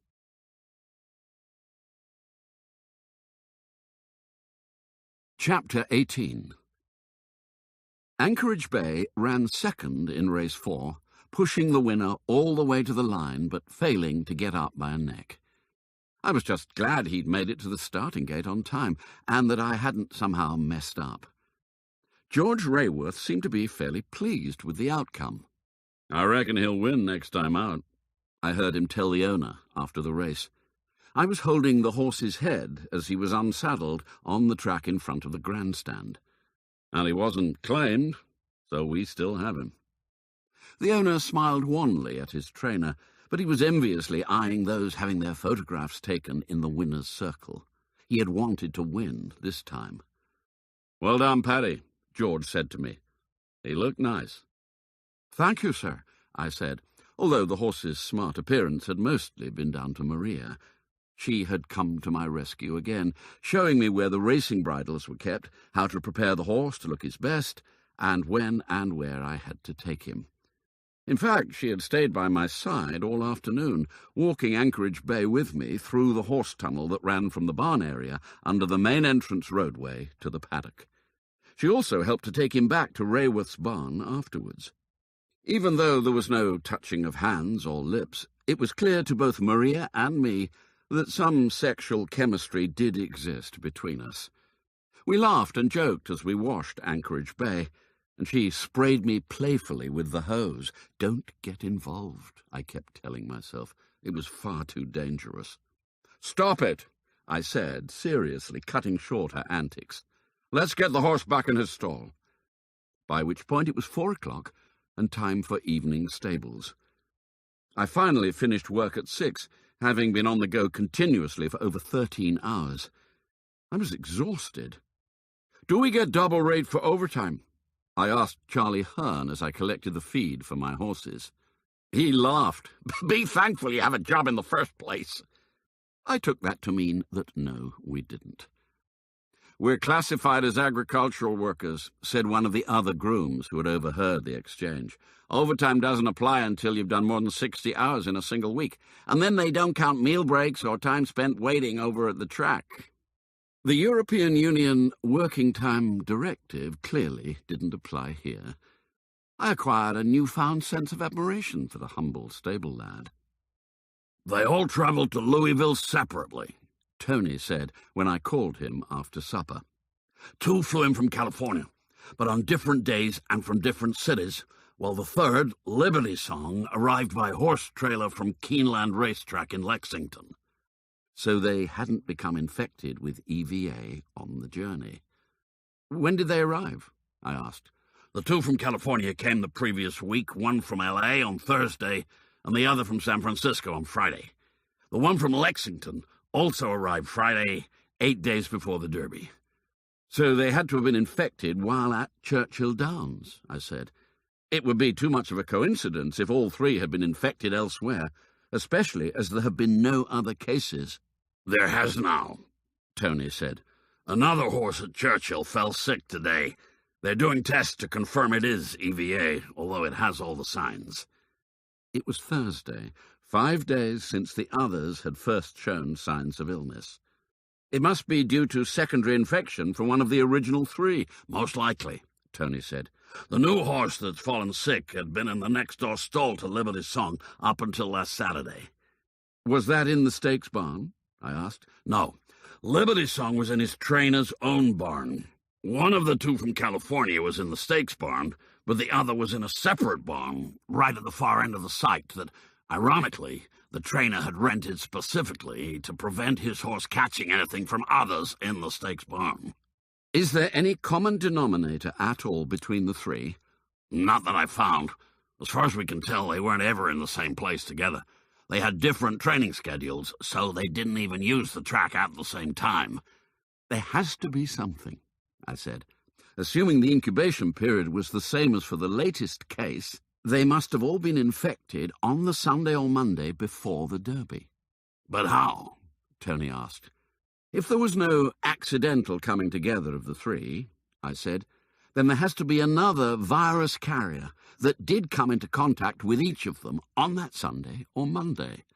But other horses would surely also become sick. Not if it was deliberately targeted at those three, I said. How? He asked again. You can't lead an EVA-infected horse over to 3 separate stalls in completely different parts of the backside and get it to snort some virus into the noses of only those 3 specific horses. You would have been seen and stopped for a start. And the virus doesn't live long outside the body, so even if you could transfer the infection with nasal droplets, those would have had to come from an infected host. So where's that horse? I don't know, I said forlornly. It was frustrating. The only thing we knew for sure was that the 3 horses had somehow been infected. There was no doubt about that. Anything else to report? Tony asked. Not really, I said, other than to say that the life of a groom is bloody hard work. I ache all over. He laughed. It's not a laughing matter, I said. Then let's get a FAXA raid sorted so that you can get out of there. Have you found anything suspicious for us to search for? Not yet. I've been so damned busy doing the job. He laughed again. Give me a while longer, I said. I've already seen some evidence of the drug regime Rayworth uses, but I'm not sure if it breaks the rules. I'll have a proper scout round and see if I can spot anything else. It would be much better if I could actually find something dodgy going on, rather than you just making it up. If Rayworth is tipped off about an upcoming raid, there would only be a major reaction if he was really doing something wrong. Okay, Tony said. I'll do nothing yet. Will you call tomorrow? I'll try. If not tomorrow, then Saturday. Harriet and I are out to dinner with friends that night, but you can call earlier if you want. I won't be at work Saturday. I would, I thought. This Saturday was an important day at Belmont Park. It marked the annual running of the Man o' War Stakes, one of the major races of the year for horses aged 4 or over. It was named after the great champion racehorse and sire of the 1920s, and George Rayworth had 2 runners. Enjoy your dinner, I said to Tony, and we disconnected. I had walked well away from the track kitchen to make the call, and now I started to return. I didn't make it. There were 4 of them, and Diego was their leader, the Puerto Rican mob. No toque Maria, gringo! Diego shouted at me. Déjala sola! They didn't wait for me to reply. Instead, they rushed at me before I had a chance to react, 2 of them grabbing me by the arms, and a third placing his arm round my neck from behind. I was trying to crouch down and make the target as small as possible, but the man with the headlock hauled me up straight. The 2 holding my arms then spread my legs wide with their feet. Diego ran up and kicked me hard in the groin, scoring a direct hit on the family jewels. The pain was excruciating, running up into my abdomen and right down to my toes. The 3 men behind let go, and I collapsed to the dusty ground, tucking myself up to try to ease the fire that was now raging between my legs. La próxima vez te mataremos! Diego shouted, and he drew a finger across his throat in case I hadn't understood his Spanish. As a parting gesture, he gave me a kick to the side of the head, and then he and his friends laughed, turned away, and walked off, leaving me curled up in the dirt. I lay on the ground for quite a while, unable to do anything other than draw up my knees and wait for the tide of pain to ebb away. Why people think it is funny when a cricketer or baseball player gets hit in the nuts baffles me. There's nothing funny about it at all, especially when it has been inflicted on purpose, as in this case. I heard someone approaching and was worried that Diego and his chums were coming back for another go. "Estás bien?" said a voice from above me. Still holding my knees, I rolled onto my back and looked up.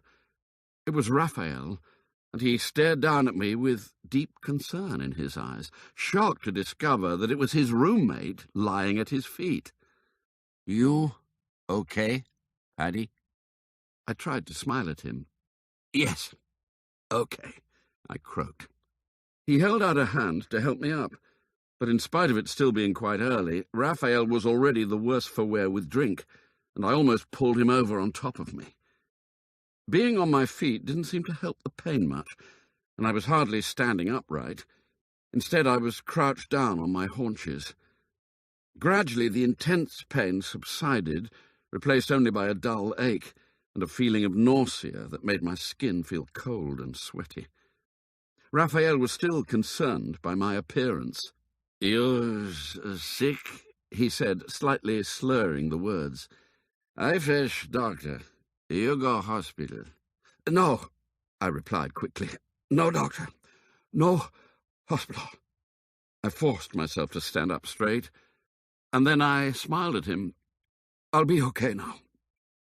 Raphael didn't look convinced by my bravado, and I wasn't entirely sure I was either. I did worry that Diego had done some real damage to my nethers, but doctors and hospital would have required such awkwardnesses as my real name and payment, neither of which I was prepared to give at the moment. If things didn't improve with time, then I'd seek medical help, but not yet. Raphael and I made our slow way back to the bunkhouse, me walking delicately with my knees spread wide apart, like a cowboy who'd spent too long in the saddle, and him holding on to me for support. I went along to the shared bathroom and delicately examined my privates. Everything was very tender, but at least it all appeared to be in the right place, and there was no blood in my pee, which was encouraging. "Who do this to you?" Raphael asked when I went back to our room. "I didn't see," I lied. "You call policia?" I shook my head. "No, please. It would only make things complicated." He looked at me with a quizzical expression. "More bad," I said, and he nodded, steadying himself on the bedpost. Raphael then lay down on his bed and went straight to sleep, while I carefully climbed up onto the bunk above him. Calling the police was not an option. For a start, it would blow my cover, but mostly it would be a waste of time. It would simply be my word against those of the Puerto Rican four, who would all swear it wasn't them, and each one would give the other three an alibi. Diego and his chums had actually been rather clever, either inadvertently or on purpose. They had used the right degree of violence to seriously hurt me, but not enough to cause any lasting harm. I didn't think the police would be interested, and I was quite sure they wouldn't have arrested anyone. Indeed, I was convinced that going to the police would have placed me in greater danger of receiving a repeat performance, and I had absolutely no desire for that. No police. I would fight my own battles, and I would choose when and where.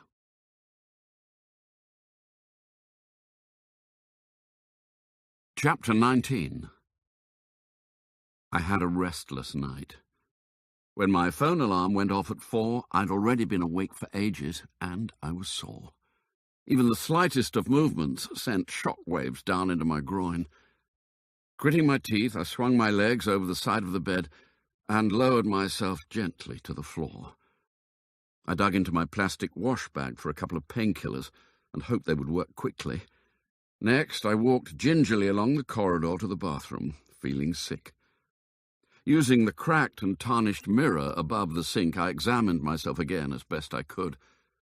There was a slight darkening of the skin due to bruising, but no major swelling, and my pee was still clear of any blood. I decided that I'd live. In an ideal world, I would have lain still on my bed for a day or two to allow the bruising to come out and for recovery to start. But I wasn't currently living in an ideal world. I had to get to work, not least because I wasn't prepared to give Diego the satisfaction of seeing that I was off sick. As it was, I managed to get myself dressed and over to the barn by 4:30. Not for the first time, I was glad that Rayworth's grooms didn't have to ride the horses. That would have been a step too far for the throbbing orbs between my legs. I readied my 4 horses for exercise and spent the entire morning moving slowly round with my knees slightly spread apart. 2 more painkillers helped, and gradually things started to return to normal. I came upon Diego as we were both collecting feed from the store. He said nothing. Instead, he repeated his finger-across-the-throat gesture. I just smiled at him, but that made him angry, and he tipped the feed bowl I was carrying out of my hands and into the dirt. I sighed. I could do without this difficulty. It wasn't that I'd even made a hit on Maria. It was all the other way around. I did my best to avoid her, but she spent most of the morning walking hot horses round and round the shed row, passing by the stalls where I was working every couple of minutes. Finally, after I had ignored her for almost 2 hours, she came in. "What's wrong with you today?" she demanded, standing full square in the middle of Paddleboat's stall. "Nothing," I said, not turning round, and continuing to lay the straw bed for the horse. "I'm watching you," she said. "You move like Chuck." Chuck was the yard boy, 80 years old if he was a day, permanently shaking, and only kept moderately upright by his broom. The way I felt right now, I wouldn't want to pick a fight with him. He'd have won easily. "I caught myself on the bedpost," I said, still not turning to face her. "I'll be fine in a couple of days." "You want me to apply ice?" she asked with a laugh. "No," I said, "I do not." But I couldn't help smiling. I spent the afternoon lying on my bed, alone, for more thinking. I needed to move things on, and in order to do that, I needed to have a look in Rayworth's drugstore and also in the barn office. But that was easier said than done. Even though most of the grooms were off duty from about midday until 4 in the afternoon, the barn was never totally free of humans. When he wasn't actively engaged in looking after Firepoint, Keith spent most of the afternoons in the office, often watching the live racing on a television connected to the racetrack system. Every hour or so he would do a circuit of the barn, looking briefly into each stall to ensure that the equine resident wasn't stuck down or suffering from colic. And then there were always the day's runners going back and forth from the track, led by one of the grooms or a hot walker. The barn was never deserted. Even at night, Keith slept in a bedroom adjoining the office, with a connecting door between the two, and for added security, the door contained a small glass viewing panel. I considered my options. If I'd had my top-of-the-range night vision goggles readily available, I might have gone in at midnight. But how would I have explained them away to whoever had been through my bag on the first day? The only possibility was to do it during the day, maybe when Keith was having a meal at the track kitchen.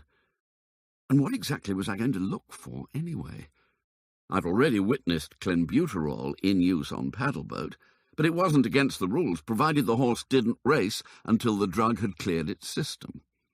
That alone would not be sufficient for Faxa to mount a raid. I would have to find something else. The drugs for the horses were kept in a large walk-in cupboard at one end of the feed store, and it was always kept locked, except when Charlie Hearn was there issuing items from it. The feed store was also locked most of the time. The keys were on a ring in Charlie's pocket. Suddenly, even the idea of getting in seemed hopeless, never mind actually finding something there that I shouldn't. The office was slightly better. As a general rule, the office door was left open during the day when Keith or Charlie Hearn were in the barn, but I'd seen Keith pull it locked when he went to lunch. All 3 of the locks, on the doors to the office, feed store, and the drug cupboard, were of the pin-tumbler cylinder variety, like those found on many front doors, where the door would lock automatically when pulled shut. I'd been taught how to pick such a lock by one of my corporals in the army. He had learned it from his father, who'd been nicknamed Harry Houdini by the East London criminal underworld, on account of him escaping twice from prison by picking all the locks. The son had then perfected the technique, and could reportedly open anything, including safes. During the many hours of boredom on an Afghan tour of duty, he had whiled away the time by teaching the art to the rest of his platoon, me included. All you needed were two simple pieces of kit: a torsion wrench, which was a small L-shaped metal bar inserted in the keyhole to apply tension to the cylinder, and a thin piece of metal called a rake that was moved back and forth inside the key slot to lift the pins. As always, I had both in my wash kit. It was not the process of getting in that concerned me. It was doing it and getting out again without being seen. I went over to the barn half an hour early for evening stables, with the two lockpicks in my left sock.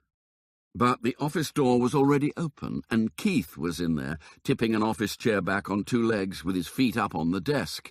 He was watching the racing on the TV. I went in. "Hello, Paddy," Keith said, taking his eyes from the screen for a mere split second. "We have a runner in this, Teetotal Tiger, Gate 2. I watched as the starting gates flew open and the horses emerged in a line, Teetotal Tiger easy to spot as his jockey was wearing a white cap. Belmont Park boasted the longest thoroughbred track in North American racing, with a 1.5-mile dirt oval, but this race was only half that distance at 6 furlongs. Hence the start was midway down the back stretch. As on all US racetracks, the horses ran anti-clockwise round the home turn. Keith took his feet off the desk and leaned forward, concentrating on the screen. The white cap was clearly visible in 3rd or 4th place out of the 8 runners, keeping close to the rail for the shortest trip. As they straightened up for the run to the line, the leading pair drifted slightly to their right, allowing Teetotal Tiger room to sneak through on the inside and win by half a length. Keith was now on his feet, cheering. I was cheering too, and suddenly Keith turned and hugged me in his excitement. "I knew old Tiger would win sometime," he said, punching the air in delight. "I've been telling Mr. Rayworth so for ages. He's such a sweet old thing. I hope he hasn't been claimed." It made me smile to think that a 6-year-old was called a sweet old thing. American racing was almost exclusively for horses aged 2, 3, 4, and 5, and there were very few horses still in training over 7. In England, a 7-year-old was a youngster, especially in steeplechasing. No horse under 8 has won the Grand National Steeplechase since the Second World War, and Red Rum is one of 13 horses that have won the race aged 12 or older. One was 15. "How long has Teetotal Tiger been here?" I asked. "On and off since he was 2. He's been claimed a few times and has spent short spells in other barns, but his owner, Mrs. Crichton, always claims him back the next time he runs. She loves him." "Then why does she allow him to run in claiming races in the first place?" I asked. "That's the way the system works, especially for a 6-year-old maiden. Not many of them left at the track, I can tell you. Most would have come for dog meat long ago, old Tiger as well, if it wasn't for Mrs. Crichton." Keith stepped outside looking for the returning horse, leaving me alone in the office. Apart from the desk, there were 2 chairs, plus a 4-drawer filing cabinet up against the far wall near the corner. Alongside the cabinet, hung on a row of hooks, were a series of multicoloured racing silks, complete with caps. I presumed that there was at least one set for each of Rayworth's owners. I glanced down at the desk. It was about 6 feet wide by 3 deep, knee-hole style, with 3 drawers on either side of the central space. The surface was covered with several stacks of papers, a china mug full of pens, and a heavy horseshoe-shaped clock in one corner. I was tempted to go behind and have a quick look through the drawers, but Keith would surely be back soon. Indeed, no sooner had I dismissed the notion than he returned. "There's no sign of him coming back," Keith said. "I'm worried he's been claimed." "Maybe he's been sent for testing," I said. "Who's over there with him?" "Diego." I'd have been happier if the groom had been claimed instead of the horse. No such luck. Shortly thereafter, both Teetotal Tiger and Diego returned to the barn, and George Rayworth and Charlie Hearn arrived with them. Keith and I went out to greet them, and there was a party atmosphere in the shed row with everyone in good humour. Even Diego grinned briefly at me as I congratulated him, but then he remembered and the smile instantly vanished as he took the horse off to be washed down. "I told you he'd win eventually," Keith said to George. "And about time, too. If it hadn't been for Mrs. Crichton, he'd have gone to the glue factory years ago." We all laughed, even though it was hardly funny. "Now, how are preparations progressing for Pimlico? We have 5 going down altogether.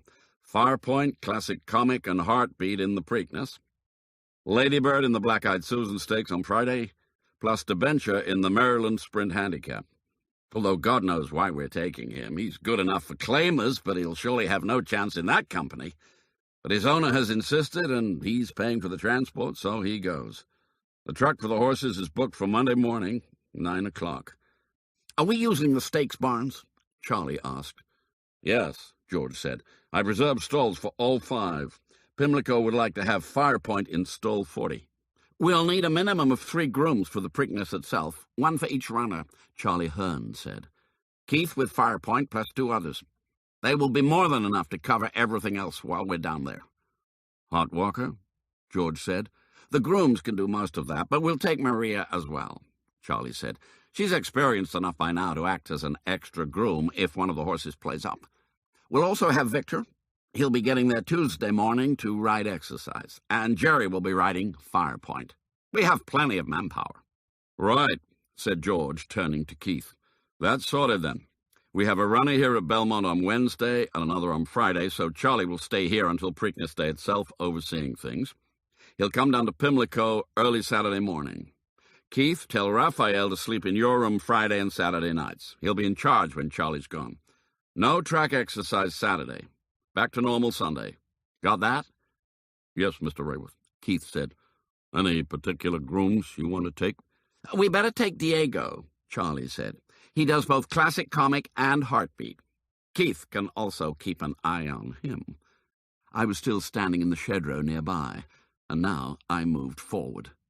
"Paddy," said George Rayworth, looking straight at me, "you look after Debenture, don't you?" I nodded. "Want a trip to the Preakness?" "Yes, sir," I replied enthusiastically. "I sure do." "But Paddy has been with us only a few days," Charlie said with doubt in his voice. "The others won't like it." Bugger the others, I thought. I wanted this gig. "I promise I won't let you down, sir," I said quickly, before George had a chance to reply. "Please, sir." He hesitated. "Paddy's been very good," Keith said, in a surprising vote of confidence. "He cheered on Teetotal Tiger with me just now." "Okay," George said. "Paddy, you're in. We leave Monday morning." "Great!" I said out loud, almost forgetting to use my Cork accent. Charlie wasn't very happy. Perhaps he thought his authority had been undermined. But I didn't care. I was going to the Preakness. I felt like a child on Christmas morning who finds his stocking full of gifts. Indeed, the level of my excitement rather surprised me. I'd been to most of the world's major horse races, but I realized this was the first time the decision that I should go had been out of my hands, and not as a result of my position within the BHA. In spite of the ache that still persisted in my groin, I went to work at evening stables with a spring in my step, only slightly dampened by the knowledge that Diego would be another of the grooms going to Pimlico. "Why did Charlie say you needed to keep an eye on Diego?" I asked Keith when I got him alone. "No idea," he replied. Something in his tone told me he was lying. "Will I have to share a room with him at Pimlico?" I asked. "All 3 of us will have to share," Keith said. "We'll have only 2 rooms down there, and Maria will be in the other one." I could always share with her, I thought. Raphael says no bedpost. He says he found you lying on ground, beat up. Who'd do this to you? Maria was standing in front of me as I ate my supper. "I didn't see," I said, lying to her, just as I had to Raphael. "Was it Diego?" she demanded loudly. "I didn't see who it was," I said again, looking down at my food. What would be the point in telling her the truth? She would only have a fight with her cousin, and that would hardly make my life any easier. In fact, it would surely make it worse. "Why you lie to me about bedpost?" "I didn't want you to worry," I said. "I'm fine now, so forget it." I waved a dismissive hand at her without looking up, hoping that Diego had spotted it from where he was sitting with his 3 chums at the far end of the dining hall. I was uncomfortably aware that he'd been watching the whole exchange. Maria hesitated, but then slowly turned and walked away. She'd only been trying to help, but I'd cold-shouldered her assistance. She was understandably angry at my sudden indifference towards her. I didn't much like myself for doing it, but there was no way I was going to rectify the situation, not with Cousin Diego and his 3 amigos looking on.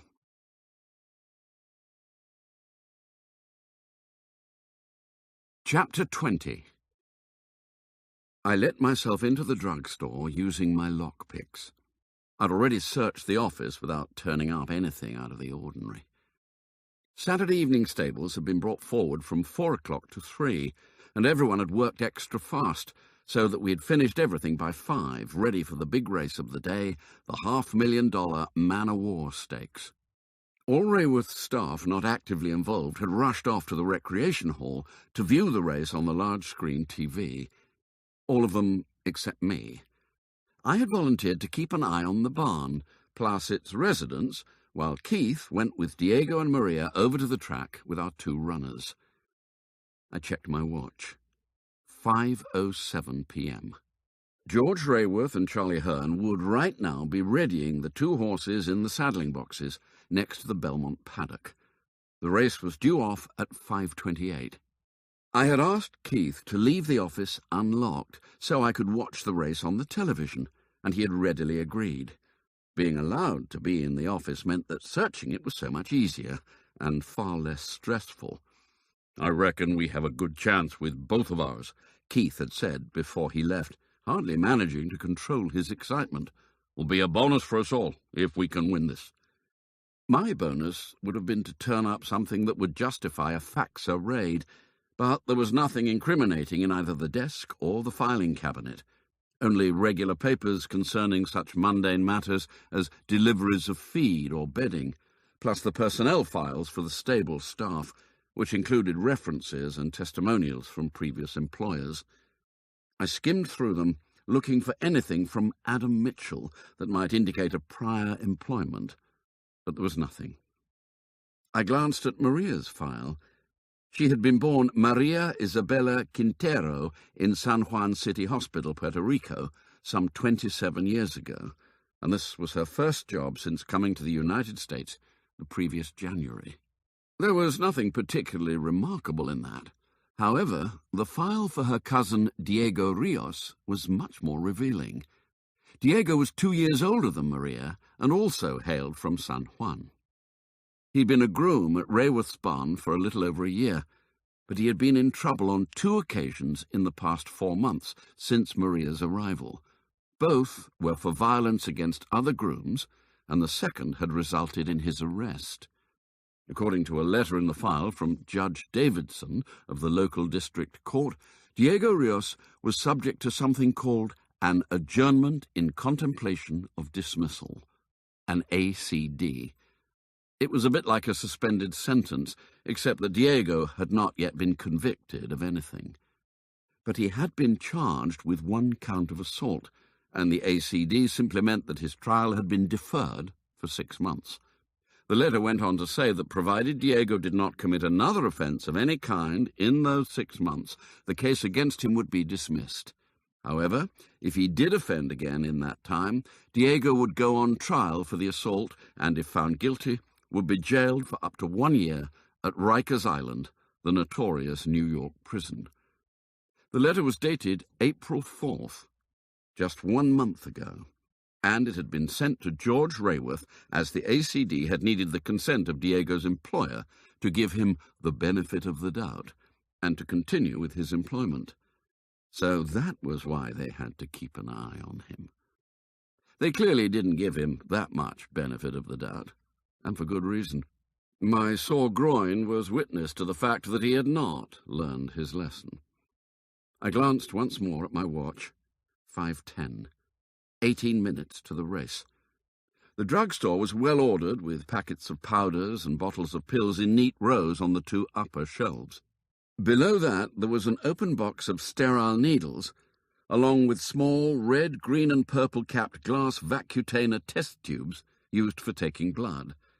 There was also a supply of multi-sized hypodermic syringes in sealed plastic packs. Several brown clenbuterol syrup bottles were lined up next to them, and also some packs of stanozolol, the anabolic steroid that the Faxa vets had tested for at Hayden Ryder's barn at Churchill Downs. Was Rayworth using them too close to a race, just as Ryder had been suspected of doing?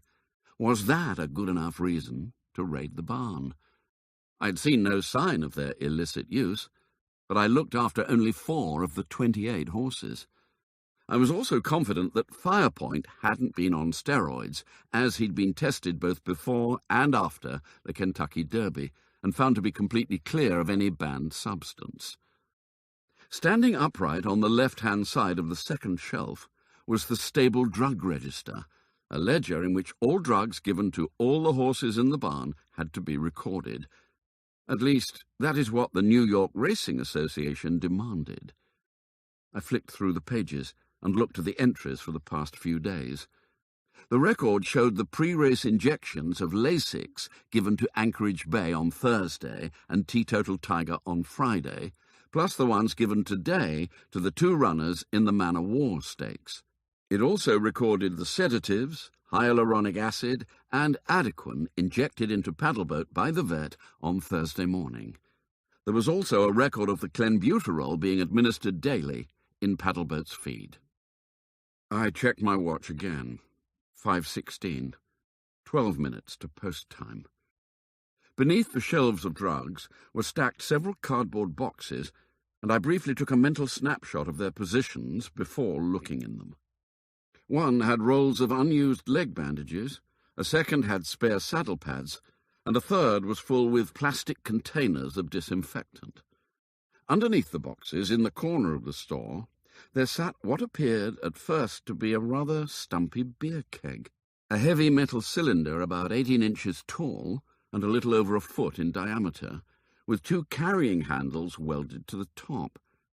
I lifted out the cardboard boxes so I could see it more clearly.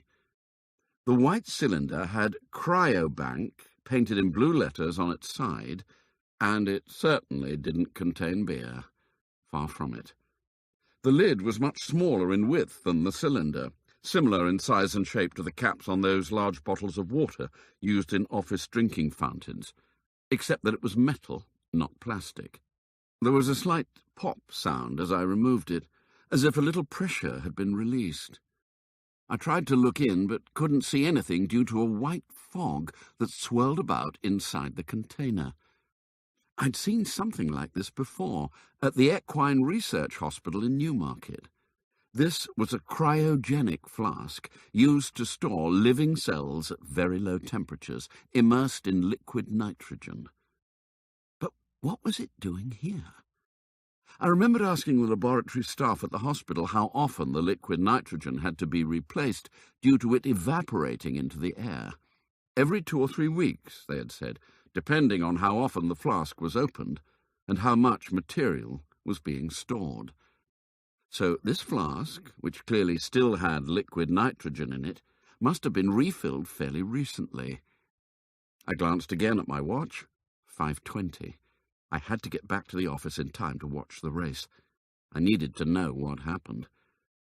The flask had a metal rod clipped to the rim that went down into the tank beneath. I went to touch it, but it had frost on the handle, so I folded one of the saddle pads from the box and used it as an insulating glove to lift the rod. On the end was a metal cup containing 3 straws, similar to plastic drinking straws, but rather smaller in both length and diameter. Each of the 3 contained some deep frozen material. I would have loved to remove one of the straws for testing, but with only 3 there I was worried it would be missed. But if I couldn't take the chance of taking a whole straw, how about if I took just a bit of one? Or would it then stand out as being shorter than the other 2? I went back into the feed store. Hanging on a hook were a pair of scissors used to open the feed bags. I fetched them and cut about half an inch off the bottom of each of the straws, making sure that the bits contained some of the frozen material. I carefully placed them into one of the red-capped Vacutainer test tubes, which I then slipped into my pocket. 5:23. Time to go. I returned the 3 straws to the metal cup, lowered it back into the liquid nitrogen, and reclipped it to the rim, as before. Then I secured the lid, returned the saddle pad, and restacked the cardboard boxes. I spent a moment checking they were back exactly as I had found them. 5:25. Satisfied, I relocked the drugstore, silently let myself out into the shed row, and went quickly back to the office. The 10 runners were at the start, still having their girths checked. The Man of War Stakes was run on the turf course that sits inside the main dirt track. The race was over 1 mile and 3 furlongs, so the starting gate was in front of the grandstand.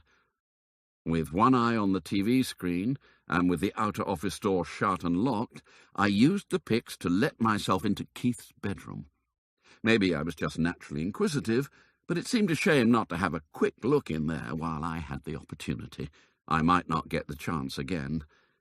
Not that there was much to see. Keith appeared to have very few clothes, hardly enough to fill even half the available locker space.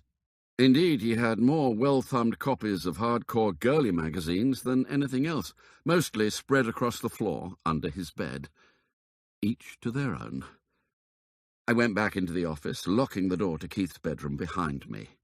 "They're in the gate," called the track announcer through the TV, "and they're off and running in the Man of War Stakes."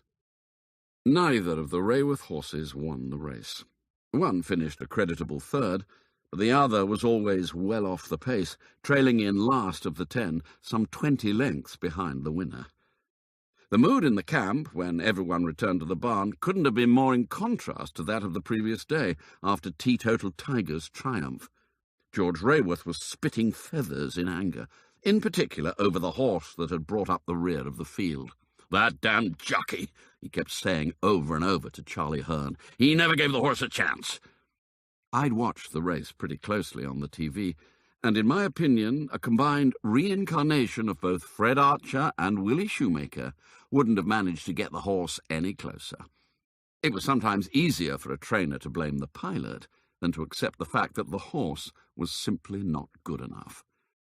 I slid away from the inquest. Just as I'd been happy to hang around during the good times of yesterday, I was eager to be away from the doom and gloom of today. I wanted to be perceived as a lucky omen, not a portent of failure. Instead, I found a quiet spot away from listening ears to call Tony. "A cryogenic flask?" "Yes," I said. "It's hidden away under boxes in the drugstore. There are 3 straws of material kept in it, frozen solid in liquid nitrogen." "Liquid nitrogen?" Tony said. "Is that toxic?" "No," I said, laughing. 80% of the air we breathe is nitrogen." "But that's not a liquid." "Liquid nitrogen is just like the nitrogen in the air," I said, "but it has been made so cold that it liquefies." "But how do you get it?" "It's created as a byproduct when air is liquefied to produce oxygen. For medical use and such. Anyone can buy liquid nitrogen from an industrial gas producer. It's storing it that's the problem.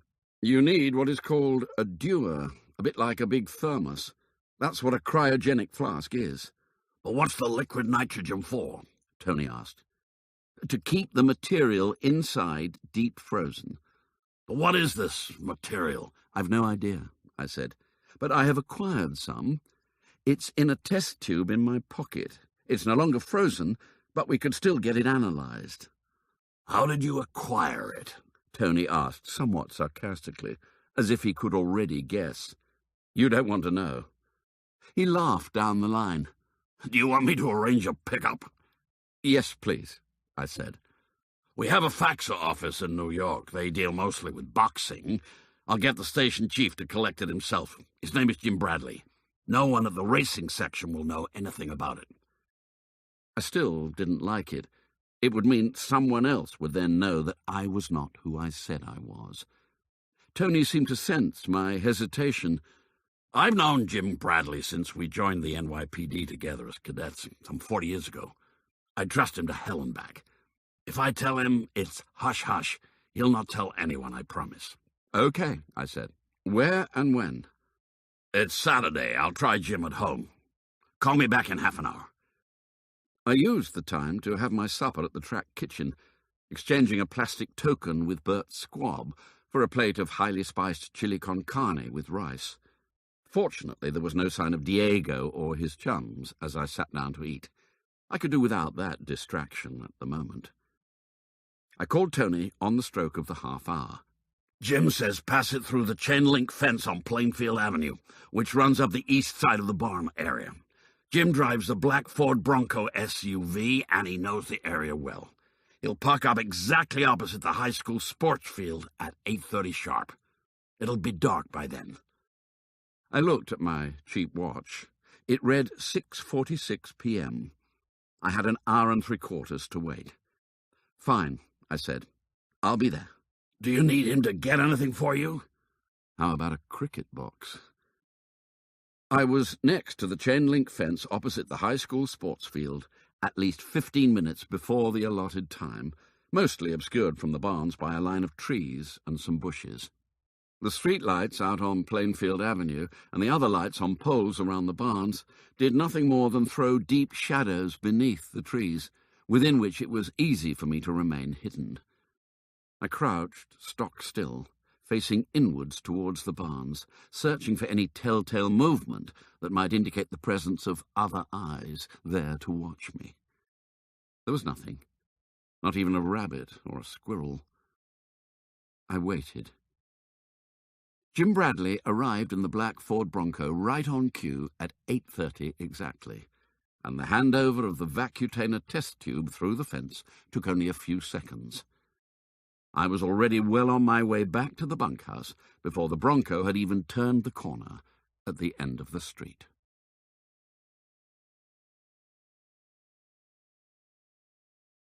Chapter 21.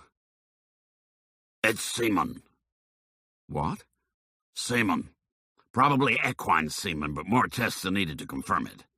But that's ridiculous, I said. Quite so, Tony agreed. But that's what it is, nevertheless. I dug a biochemistry professor at Columbia University out of bed early on Sunday morning to test it. He swears to me that the stuff you gave to Jim Bradley was semen. Some of the sperm in it was still swimming. It didn't make any sense. Why would a training stable need frozen semen? I said. Artificial insemination is not even permissible in thoroughbreds. All mating has to be done by live cover. The stallion has to physically mount the mare. Maybe George Rayworth is collecting semen from his colts and freezing it to breed from later, even if it's not permitted by the rules. I very much doubt that, I said. It's not all that easy to get semen in the first place, not unless you have a mare on heat to get the colt excited. You would also need specialist collecting equipment, and I saw none of that during my search. And what would be the point? He couldn't use the semen for breeding anyway. Nowadays, every thoroughbred foal has to be DNA tested to confirm its parentage before it can be registered into the stud book. Then your guess is as good as mine, Tony said. It was Sunday afternoon, and I was behind the track kitchen talking on the telephone. I had purposefully chosen a wide-open space so that no one could creep up and listen to my conversation without being seen. It also had the added advantage that I would be able to see any potential attacker from afar. I spun through 360 degrees. No eavesdroppers, and no Diego. So what do we do now? Tony asked. Don't you think we have enough for a raid? I think we should wait a while longer, I said. What for? 2 reasons. First, I'm interested in finding out what the semen is used for, and second, I'm off to Pimlico tomorrow. I'll be down there until after the Preakness. There will be no point in planning a raid here at Belmont if I'm not around to see any reaction if Rayworth is forewarned. Is his whole operation moving down to Pimlico? Tony asked. We could mount the raid there. He's sending only 5 horses down in a truck. 3 run in the Preakness itself, and the other 2 in different races. The rest of them stay here. How did you manage to get yourself included? Tony asked. I was lucky, in the right place at the right time. 4 of the staff are going, including me, plus George Rayworth himself. Well, it's your call, Tony said. Can the British do without you for another week? Paul Maldini was not expecting me back for at least 2 weeks. But it has already been 2 weeks since I met you at Dulles. So it had. Somehow it didn't seem that long. Well, I said, I need a bit longer. Shall you tell Paul, or shall I? Tony asked. It might be better if it came from you, I said. Tell him that I'm not coming back just yet. How long shall I say you'll be? Tony asked. You said to me in London that you needed me to work for you for as long as it takes. Paul Maldini was at that meeting. He didn't object. I reckon Paul hadn't objected because he knew I was contemplating leaving the BHA. He was aware of my unhappiness, that I no longer had the opportunity to work undercover. Perhaps he thought it was better to lend me to Tony for as long as it took, and then have me back, than to lose me altogether. Tell Paul that it might take a little longer, that's all, I said.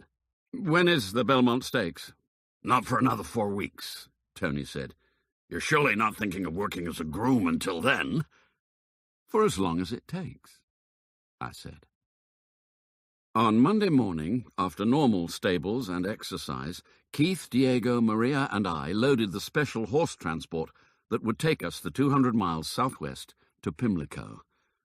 I was more used to British-style horse boxes than the huge 18-wheel articulated lorry with its massive cab that arrived for us at 9 o'clock. It was similar to the one I had seen arrive at Churchill Downs to collect Hayden Ryder's horses on the morning he'd been shot. Quite apart from the 5 horses, there was a mass of other stuff to go. Feed, tack, buckets, blankets, bedding, pitchforks and brooms, not to mention our own personal effects.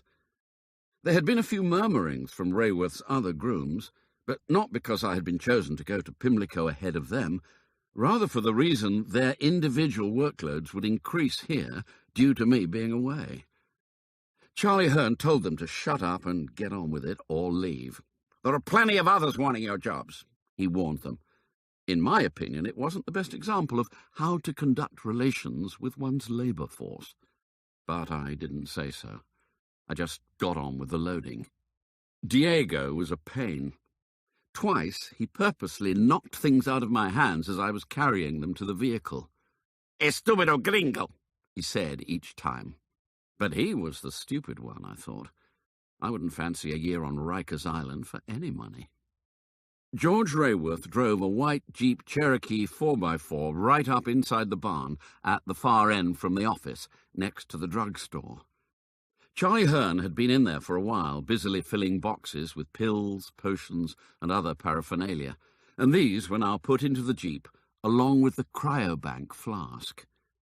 George and Charlie carried the heavy white metal cylinder out of the drugstore together, each holding one of the handles, and then they lifted it into the vehicle, placing it upright behind the front passenger seat.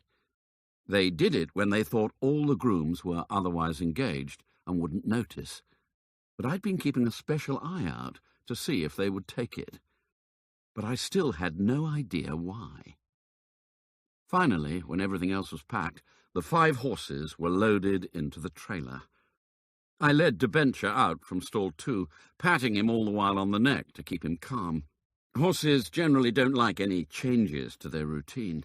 It can make them nervous, and 1/2 a ton of skittish horseflesh can cause a lot of damage, both to themselves and anyone close by. That's partly why the 5-year-old gelding went in first. He was the old man of the 5, the other 4 being 3-year-olds, and his presence on board should help settle the younger horses. Next, Ladybird, the filly, was loaded, going into a stall at the rear of the trailer, behind a solid partition. It was not ideal to take colts and a filly on the same transport, as the very presence of the filly could make the colts become excited.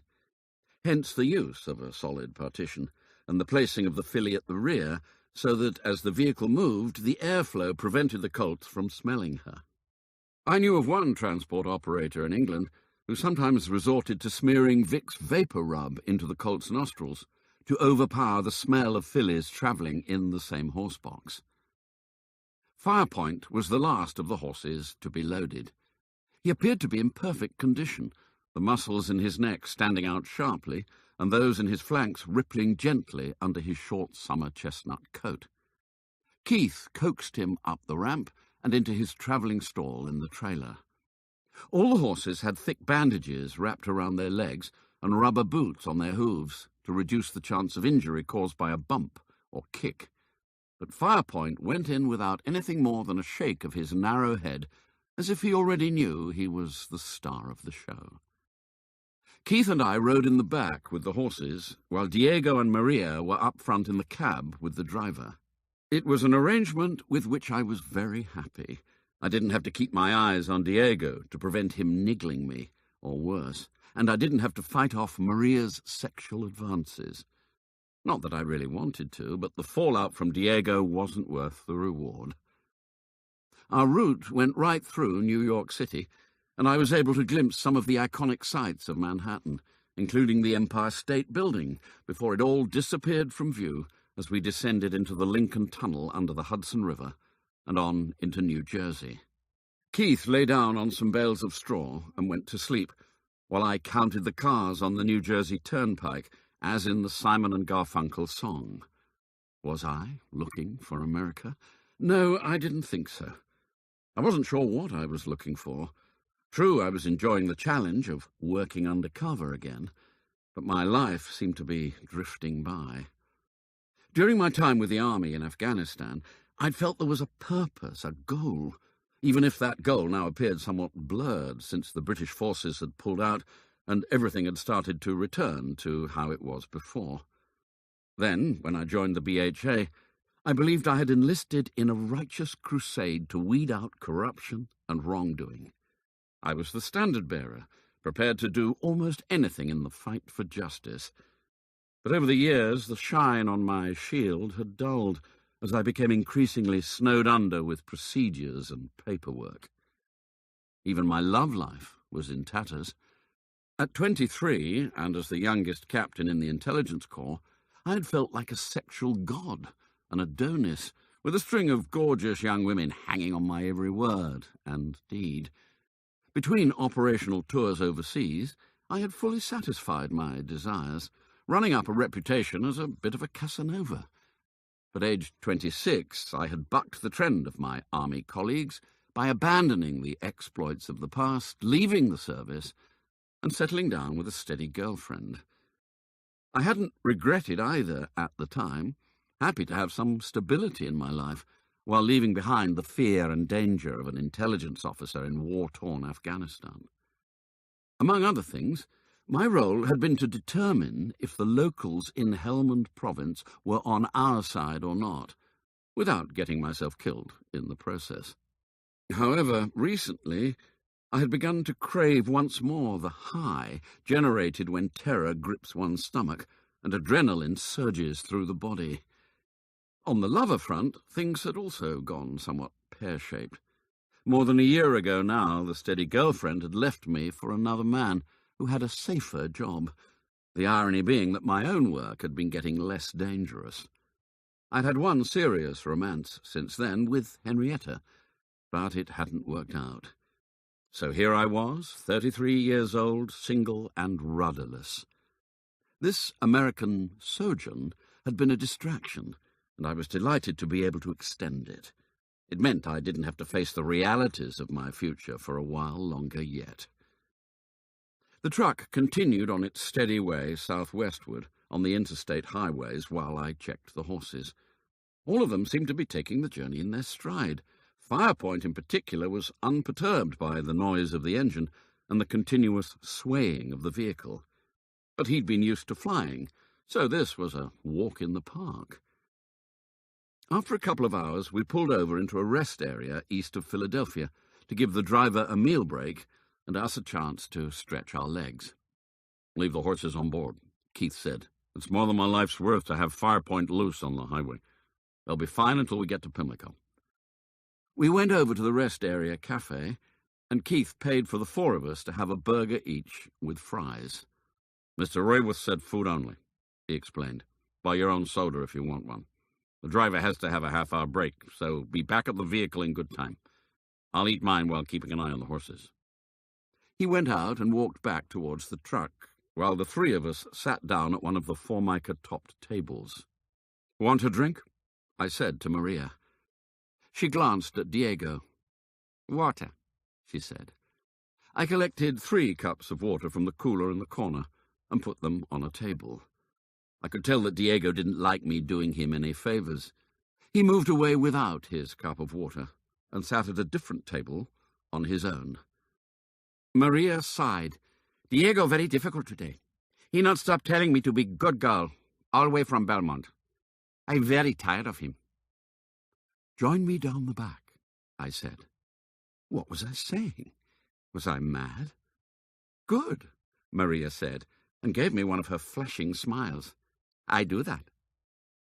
In the end, it didn't work out quite as we had planned. When Diego saw Maria climbing in with the horses, he immediately went in there with her. Fine, I thought. I'll ride up front in the cab. Keith also went into the trailer to be near to Firepoint. I had spent much of the last 2 hours staring at Diego's bag, stacked as it was in the trailer, along with Maria's, Keith's, and mine. I'd even been through it while Keith had been asleep, without finding anything incriminating. At one point I had seriously thought of throwing it out of a window to pay him back for kicking me, but I had managed to resist the temptation, not least because it may have caused an accident.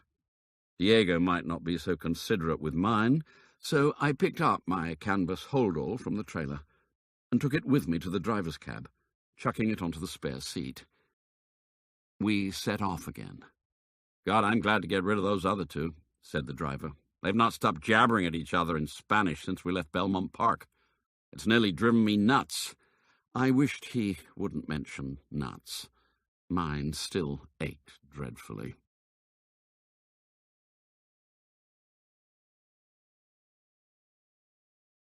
Chapter 22. We stopped again briefly just outside Baltimore in order to team up with 4 motorcycles and 2 squad cars from the city police department, who traditionally escort the Kentucky Derby winner the last few miles to Pimlico Racecourse for the Preakness. It was not so much about ensuring the horse's safe arrival as getting the event shown on the local TV news channels. Marketing the race was the key. It was hoped that in excess of 130,000 spectators would cram into the racecourse on Saturday to watch the big race, and that one day would bankroll the track for the rest of the year. With only 28 racing days per year, compared to 80 or more at each of Churchill Downs and Belmont Park, Pimlico had become rather the poor relation of the Triple Crown venues. But it had a proud history, being the first of the 3 tracks to open in 1870. The first running of the Preakness Stakes predated the inaugural Kentucky Derby by 2 years, with the first Belmont Stakes held at Belmont Park being some 30 years after that. Several TV crews filmed our arrival, and there was quite a crowd waiting as the horse transport pulled up close to the stakes barn, which was situated behind the grandstand in a corner of the racecourse site. I did my best to keep out of camera shot, especially face-on. I had no wish to be recognised, not least by any of the Faxa team, who might happen to see the transmission. After all, Baltimore was only some 40 miles from the Faxa offices in Arlington. I had been cultivating my beard now for almost 2 weeks, and the growth was reasonably substantial, but it was always the eyes that would give me away. Consequently, I pulled the grubby LA Dodgers baseball cap lower, so the peak cast a deep shadow over my eyes in the afternoon sunshine. The media lost interest as soon as Firepoint had walked the 30 yards from the trailer to stall 40 in the Preakness barn, the traditional Pimlico home of the Kentucky Derby winner. Above and to the right of the door was a plaque showing the 16 previous winners of the Preakness, who had been accommodated in that particular stall, including the great sire, Northern Dancer, and Triple Crown champions Secretariat, Seattle Slew, and Affirmed. In truth, it was rather a basic space, about 12 feet square with off-white walls and a dirt floor, no different from any of the other stalls in the barn. But traditions are traditions, even if some Derby-winning trainers have recently flouted the convention because they think that stall 40 is too noisy. Firepoint didn't seem to mind, circling a couple of times to investigate his new environment before sticking his head out through the doorway to watch what else was going on. Keith, Diego, Maria and I then unloaded all the kit, plus the other 4 horses, putting them in their allocated stalls, which were not all together, as the barn with stall 40 was reserved only for those horses due to run in the Preakness itself. Debenture and Ladybird were in the next barn along, and I was told by Keith that I would be looking after them both, a situation that suited me fine, as I thought it would keep me away from Diego, at least while we were working. However, there would be no respite from him at night. The groom's accommodation was up an outside staircase above the horses. As Keith had said, we had 2 rooms allocated, a small single for Maria, and another only a fraction larger for Keith, Diego and me. The metal bedsteads so close together that they would be considered inappropriate in an episode of I Love Lucy. I bagged the bed in the corner furthest from the door, and fortunately Keith took the middle one. The communal bathroom was 3 doors along the open-air balcony and was shared with 2 other rooms, 8 people in total. George Rayworth arrived in the white Jeep Cherokee about an hour after us. He parked his vehicle in a space next to the barns and then proceeded to conduct a tour of inspection of his horses to check they had settled into their temporary homes. While he was busy with Firepoint, I took the opportunity to have a quick look through the windows of the Jeep. The white cryogenic flask was there, still standing upright behind the passenger seat. But what was it for? I went in search of George in the Preakness barn. With only 5 days to go before the big event, security at the barn was already pretty tight, with a uniformed guard posted at either end. "ID?" one asked as he blocked my path. I showed him the groom's pass hanging round my neck. He scrutinized the photo carefully before letting me through. 10 horses were expected to contest the big race, making it about an average-sized field for recent times. Final declarations would be on Wednesday afternoon, ahead of the draw for starting gate positions, and all bar 1 of the 10 were already in residence. Even so, only about half of the barn was actually in use, with many empty spaces. The Rayworth 3 were housed in stalls together down one end, with Firepoint in the middle.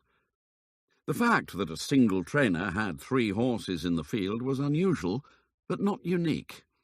Nick Zito, Hall of Fame inductee who had worked his way up from hot walker to become a racing legend, had 3 runners in the 2005 Preakness. They had finished 4th, 6th and 10th. Could George Rayworth's trio do any better? Life at Pimlico settled down into a routine, although I could hardly describe the Rayworth team as cheerful. I had realized pretty quickly that the lot of a groom was not a particularly happy one. For me, the total lack of privacy was the worst aspect, with nowhere to call your own to relax in peace. Share a bedroom, share a bathroom, communal feeding, and at Pimlico, not even a recreation hall with computers to act as a distraction. It was depressing. On top of that, Diego was acting like a petulant child, and I was getting pretty fed up with it. First, he emptied my hold all over the floor of our bedroom, before throwing the bag itself onto the roof. Then, at evening stables, he came round to the barn where I was working, merely to tip a bucket of wet manure into a stall I had just finished cleaning. As a parting gesture, he then pulled the hay out of Debenture's freshly filled hay net and threw it down into some muddy water. It was as if he was trying to provoke me into some sort of reaction. Perhaps he thought I would hit him in the same way he had me, and then he could go whining to George Rayworth to get me fired. But I wasn't going to play that game. I would put up with his puerile tactics of disrupting my work and messing about with my kit. Instead, I would wait my chance. Revenge, for me, would be a dish eaten cold when he was least expecting it. Finding a secluded spot to call Tony was more difficult at Pimlico than at Belmont Park. While the other grooms went in search of take-out joints and liquor stores outside the main gate on Park Heights Avenue, I walked across the lawn in front of the Preakness barn, through the bushes, and into one of the deserted car parks beyond. "How did you communicate with the journalist Jason Connor?" I asked.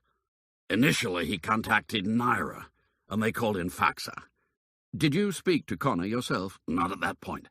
I became involved after the raid on the barn had found nothing but spotless stalls and no horses. Only when I suspected we had a mole in our midst. So you spoke to Connor then? Yes. How? I asked. On the phone or in person? There was a pause on the line as Tony tried to remember. On the phone, I think, he said. But only the once. After that, we used email. Did you know he was going to see the groom at Laurel Park on the day he died? Definitely, Tony said. He informed me by email the previous day. Using the Faxa office email system? No, my private email address. I thought it would be safer. I said nothing. Are you implying that my private email has been compromised? Tony asked finally. Yes, that's if you're right about Jason Connor's death not being an accident. But how? Tony asked. All email is compromised to some extent, I said. They are checked by the security services for a start. They have automatic scanners that look for certain keywords, such as bomb or explosive or jihad. I assume your private emails aren't encrypted? No. All it needs is for someone to have your email address and password. But how would they get my password? He asked. How often do you change it? Never. So someone at work may have seen you enter it. Or maybe it's easy to guess. Please don't tell me it's your mother's maiden name, or your wife's. There was a long pause from the other end of the line. I'll change it right away, he said rather sheepishly. No, I said quickly, don't. Why not? 2 reasons, I said. 1, whoever has accessed your private emails would then know that we know, and 2, we might be able to use it to set our mole a trap. How? I'm working on it, I said. In the meantime, do nothing. But someone else is reading my personal emails. I don't like that. Then don't write suggestive emails to your mistress, I said flippantly. At least not until after we've caught the mole. I don't have a mistress, he said nervously. I wasn't at all certain I believed him, but flippancy aside, it was a serious breach of security. Tony, I said with concern, did you tell Paul Maldini that I wasn't coming back yet? I sure did, Tony replied. How? Well, what do you mean, how? Did you use your email? I asked. No, he replied. I called him on this phone, like you said to. Spoke to him myself. I breathed a sigh of relief. What did he say? He didn't seem that concerned. He said that you could stay for as long as you need, provided you come back eventually. Did he say those exact words? I asked. He sure did. Paul clearly did know me better than I realized. Any further word on the semen tests? I asked, changing the subject. What further word are you expecting? Is it equine semen for a start? My biochemistry professor is still doing the DNA tests. Apparently he's had to do a procedure called poly-something chain reaction. Polymerase chain reaction, I said, to amplify the amount of DNA. That's the one. It seems it takes all day. They can do it instantaneously on CSI Miami, I said. Tony laughed. Yeah, and they always catch the bad guys, too. Don't believe everything you see on TV. Or in the newspapers. Can you ask your pet professor if he can tell what breed the semen is from, assuming it is equine? In particular, if it's thoroughbred semen. I could then take hairs from all the horses in Rayworth's barn for comparison. Right, Tony said. I'll ask him. Call me again tomorrow. Same time. My first night at Pimlico could hardly be described as restful. The bed was lumpy and uncomfortable, and that, together with an apparent who-can-be-the-loudest snorer contest between Keith and Diego, had me longing for nights only with the farting Mexican. Hence I'd been wide awake and up for some considerable time prior to 4 o'clock, when I was expected to be at work. With only 2 horses to deal with, the workload was only half what I had faced at Belmont, so it was easy. Ladybird went out first for her morning exercise, ridden by Victor Gomez, while I cleaned her stall and prepared debenture. When Ladybird returned from the track, I walked her round for half an hour until she had cooled, gave her a wash-down, and then returned her to her stall for a feed. I repeated the routine for debenture, thankfully without any interruptions from Diego, who was busy with his 2. Meanwhile, Keith and Maria fussed around Firepoint, who was ridden out to the track by Jerry Fernando, his race jockey, under the watchful gaze of trainer George Rayworth. I was through by 8 o'clock and went in search of some breakfast. The white Jeep Cherokee was parked up against the back wall of the Pimlico track kitchen. I had a quick look to make sure that George was still out by the track watching Firepoint and no one else was about. Then I peeped inside the vehicle. The cryogenic flask was still there behind the passenger seat, exactly as before. But did it still contain the frozen semen? I tried the Jeep's doors. They were locked. How I wished my trusty lockpicks could open them, but there was no hope. It was not even worth trying. For a start, the doors had no visible keyholes for the picks to go into. I spent a moment wondering if my ex-army corporal could open cars that were locked by remote control. Probably. But for me, short of breaking one of the windows, I had no chance of getting in. Just as in Wagner's pharmacy at Louisville before the Derby, talk in the Pimlico track kitchen over breakfast was all about who was going to win the big race. "Firepoint will surely trot up," said one man sitting near me, "especially with those other 3 not running." The 3 he meant were the horses diagnosed with EVA. 2 had since returned to California to recover, and the 3rd was still in isolation at Churchill Downs. However, the man's companion disagreed. "I think that big bay colt of Bryson's has a good chance. What's his name?" "Crackshot," said the first. "That's it. Won the Florida Derby at Gulfstream by 5 lengths back in March." "If he's so good, why didn't he run at Louisville? His win in Florida would have surely qualified him." "No idea. Perhaps Bryson was saving him for the Preakness." "Don't talk garbage. No one in their right mind bypasses the Kentucky Derby in favor of the Preakness." "He might have this year. There's that no bonus being offered for winning both the Florida Derby and the Preakness. $5 million is a lot of money." "Even so." The man might have been right, and Crackshot was not the only one of the 10 that hadn't lined up for the big race at Churchill Downs. There were also Rayworth's other 2, Classic Comic and Heartbeat, as well as a couple of local Maryland colts. So only half Saturday's expected field in the Preakness had contested the Derby at Louisville. Some had not been eligible for the Kentucky race and were simply after the big prizes on offer here. The $1.5 million purse meant that this race alone was well worth winning, even without the bonuses. Even the 4th horse home would collect nearly $100,000 for his owner. The day dragged. There was not even live racing to watch, as Tuesday was a dark day at Pimlico.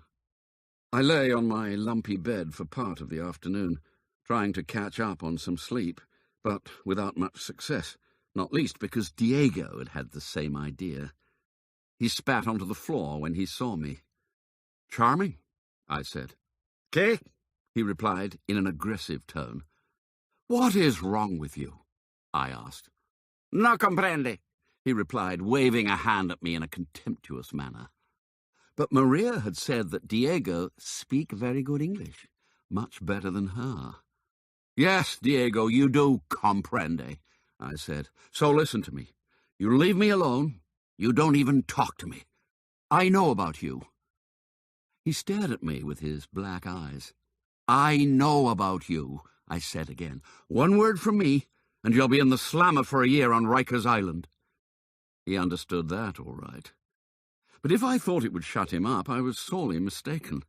The look of pure hatred in his eyes caused a shiver to run down my spine. Letting on to him that I knew about his little problem with the New York courts had clearly been a mistake. I might need to watch my back more than ever.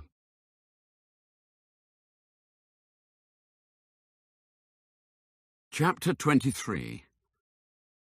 The Preakness post-position draw took place at 5 o'clock on Wednesday afternoon, with all 10 of the expected runners declared for the race. Crackshot had been the last of the contestants to arrive at Pimlico, flying in from Florida only at lunchtime to join the other 9 already in the Preakness barn. Firepoint had been installed as the favourite in the morning's edition of the daily racing form, with Crackshot a whisker behind. All the others were outsiders in comparison. Of the two, Firepoint certainly had the better draw. He would be out of trouble in Gate 8, while Crackshot was drawn next to the rail in Gate 1, with both Heartbeat and Classic Comic immediately outside him in Gates 2 and 3, respectively. George Rayworth was clearly delighted, and had a smile on his face as big as the Grand Canyon as he was interviewed by the assembled media. Suddenly, the Preakness roller coaster was underway, and Pimlico Racecourse was coming to life. Celebrities and politicians would be flying into Baltimore from all over the country during the next 2 days in order to be here for the race. It may not be quite as grand as the carnival that had surrounded the Kentucky Derby at Churchill Downs, but it was big enough, especially on an otherwise quiet weekend for U.S. sports. And the weather was set fair. Indeed, it was getting hot, with afternoon highs in the mid to upper 80s Fahrenheit, dropping down only into the 70s at night. It was so hot, in fact, that Keith had installed 2 electric fans outside stall 40 to keep Firepoint cool. There were no such luxuries for the grooms. Wednesday night was completely still, without a trace of breeze. Even with the door and window of our bedroom wide open, the lack of air meant that getting to sleep was difficult. The situation not helped by having 10 horses stabled beneath, pumping out energy from their massive bodies like fiery furnaces. As I tossed and turned, Diego and Keith seemed untroubled by the heat and went back to their snoring games, which only made things worse. Eventually, at 10 minutes to midnight, and wearing only a T-shirt and my boxer shorts, I took my blanket down the outside staircase and lay on the neatly mown lawn in front of the barn, curling up on the ground, as I'd done so often before in the army. I'd had to cope with higher temperatures than this in the past. July in Kandahar had a daily average well into the 90s, and here, at least, I wasn't wearing full combat kit, including body armour and helmet, plus a 20-kilo backpack, and as much again in weapon and ammunition. Lying on the grass was surprisingly comfortable. I found myself a quiet, dark spot in the shadow of a tree and settled down. I was drifting off to sleep when I was disturbed by the arrival of a vehicle, its headlights lighting up the trees above my head. It pulled up near the end of the barn closest to me, and the engine was switched off. I rolled over onto my knees and slowly raised my head to have a look. It was George Rayworth's white Jeep Cherokee. What was he doing here at midnight? I watched as he climbed out of the driver's seat and walked over to the barn. "Good evening," I heard him say, presumably to the night guard, who was out of my sight on the far side of the barn. "George Rayworth, here to check on my horses." Who was I to criticize a trainer who wanted to check his horses at any time of night? It must be worrying for him to have the favourite in his charge, especially with all the hopes of the nation riding on it as another Triple Crown champion. I lay down once more and was drifting off again when a noise made me instantly awake. I recognized that particular noise. I'd heard it before. It was the sound of the cap being removed from the cryogenic flask with the slight pop as the excess pressure inside was released. I again rolled onto my knees and looked towards the Jeep. George had the rear door open behind the passenger seat. Even though there were plenty of security lights around the barn, I couldn't actually see what he was doing as the vehicle was in the way. But why would he have opened the flask if he wasn't either getting something out or putting something in? He closed the jeep and went back to the barn.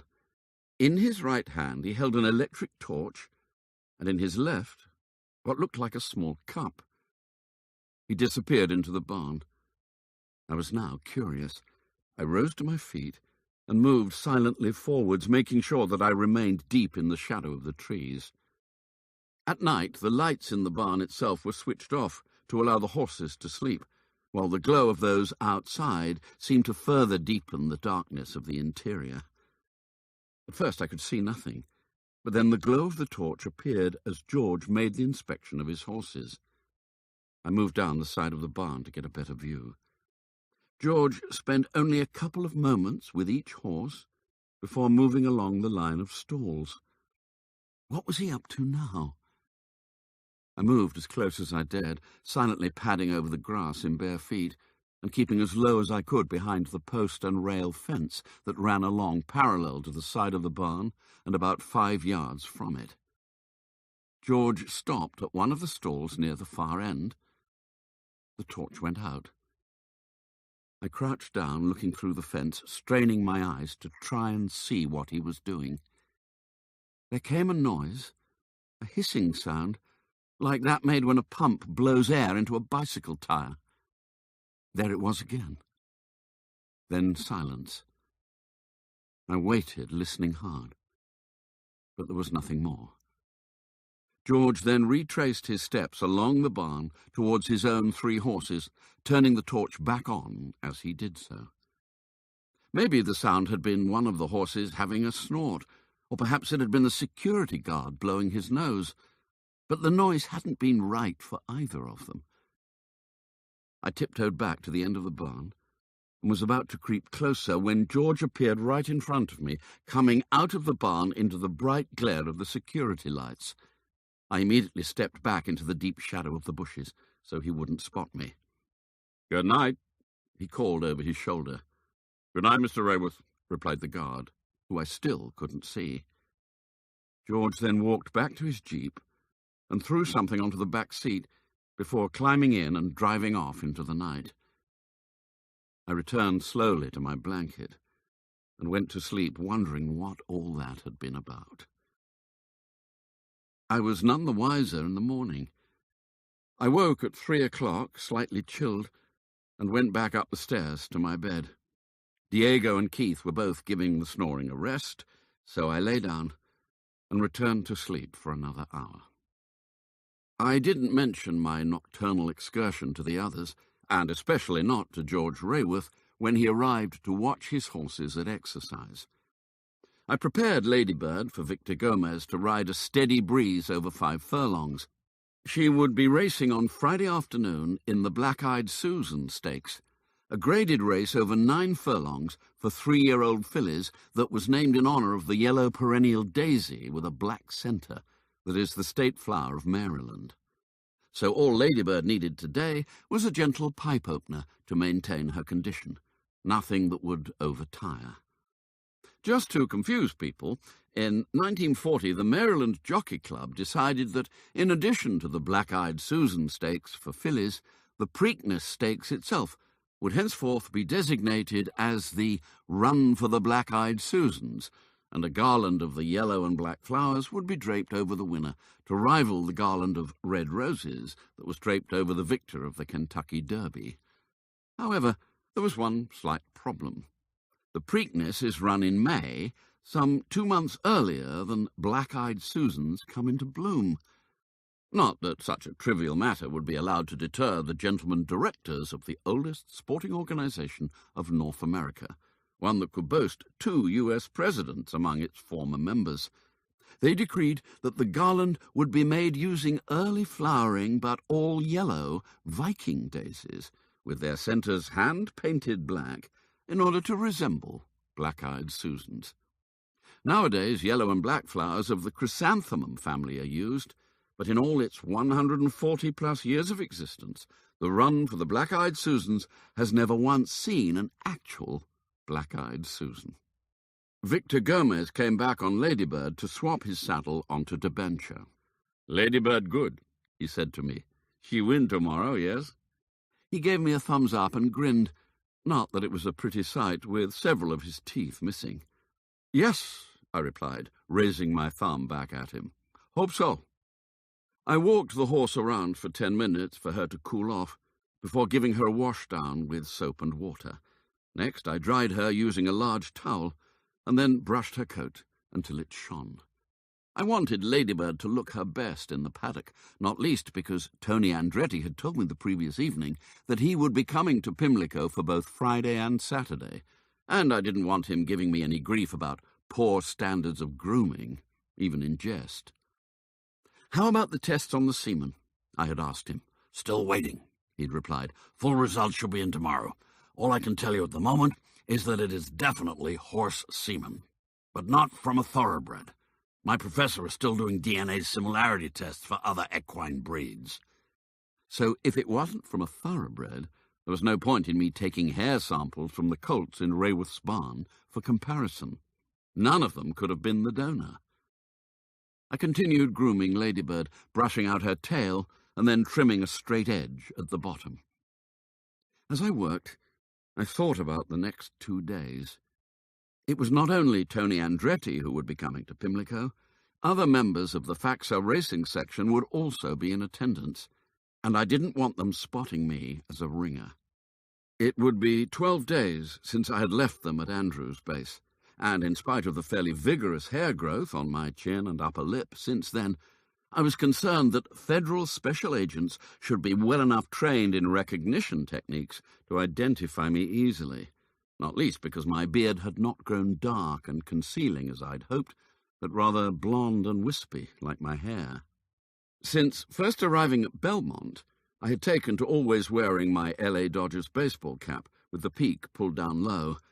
Here at Pimlico, there were too many press and TV cameras around to avoid completely, so it was better to be as incognito as possible at all times.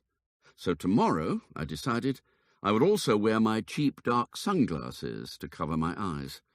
With luck, the sun would shine, so I wouldn't look too out of place. I finished with Ladybird as Victor Gomez returned on debenture. With 2 days before his race, he had been given a far sterner workout, and Maria walked him round the shed row for a good 25 minutes to cool. While she did so, I went over to the Preakness barn to fetch some more straw. George Rayworth's white Jeep Cherokee was again parked close by. The man himself was out at the track, so, having swivelled round on my heel to check no one else was watching, I went to the far side of the vehicle and tried the door handle. It opened. The cryogenic flask was still there, but it was now lying on its side behind the driver's seat, with the cap off. I tipped it up. It was completely empty both of liquid nitrogen and of the semen. I had a quick look around the rest of the Jeep.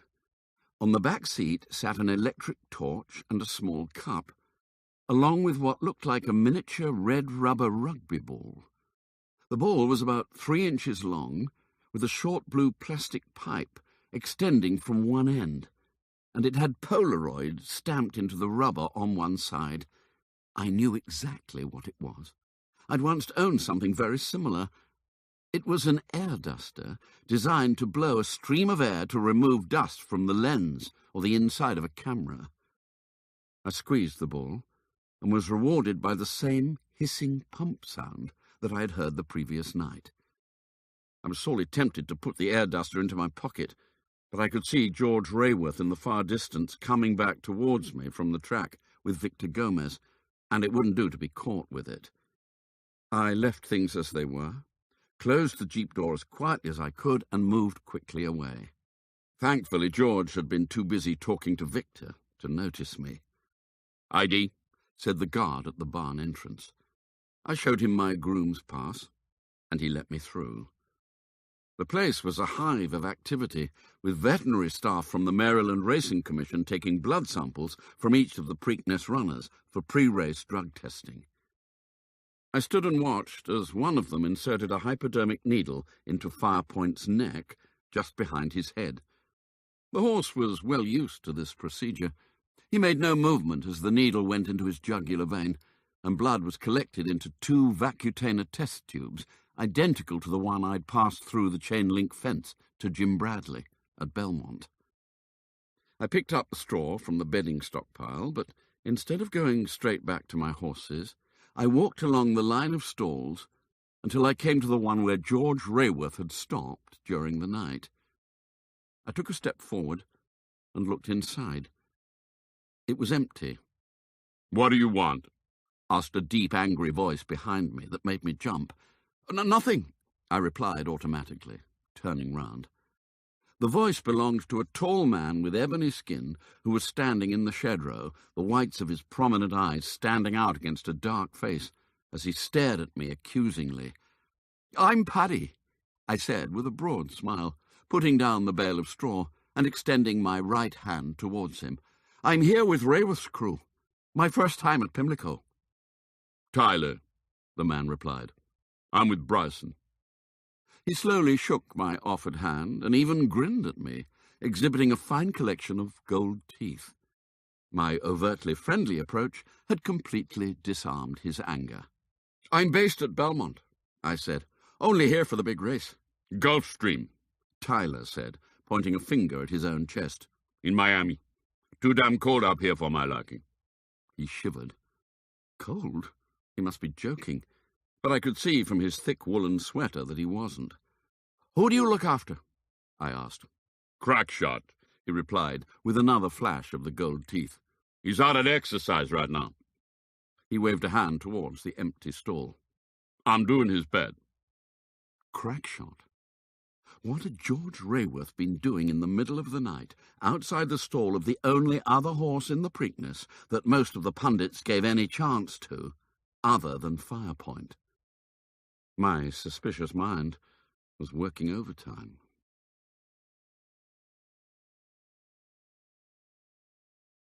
Chapter 24. I led Ladybird from the barn to the paddock about 30 minutes before the Black-Eyed Susan Stakes, and walked right past Faxa's special agent Trudy Harding, the shooter of Hayden Ryder at Churchill Downs. She ignored me, not giving me a first glance, let alone a second. She was standing with Frank Bannister on a raised platform near the track entrance, and they were too preoccupied scanning the faces of the large Friday crowd to notice the groom passing by right under their noses. Uniquely, in my experience, the paddock at Pimlico was indoors, and not at all what British racegoers would expect. Here, instead of being a parade ring where the horses would walk to be inspected, the paddock was an area where the horses stood to be saddled in numbered stalls that corresponded to their post-draw positions. I held Ladybird's head as George Rayworth and Keith made her ready. First, they placed a thin chamois cloth onto the horse's bare back to prevent slippage. That was followed by the saddle pad, weight cloth, numbered saddle cloth, and finally the saddle, all of them held in place by a wide strap passed under the belly and secured tightly to buckles on either side of the saddle. Over the top of everything, for added safety, went a 3-inch-wide webbing overgirth. Satisfied, George gave Ladybird a friendly smack on her rump as Keith and I led her up the ramp under the jockey's room, back into the daylight, and onto the track.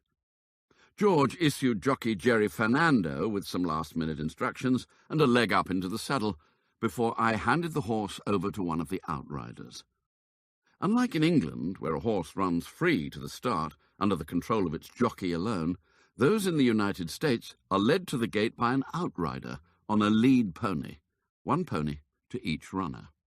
Whereas a pony is properly defined as a member of an equine breed, in which normal mature horses stand less than 58 inches tall at the withers, the lead ponies at racetracks are often retired thoroughbred racehorses, and therefore are not ponies at all.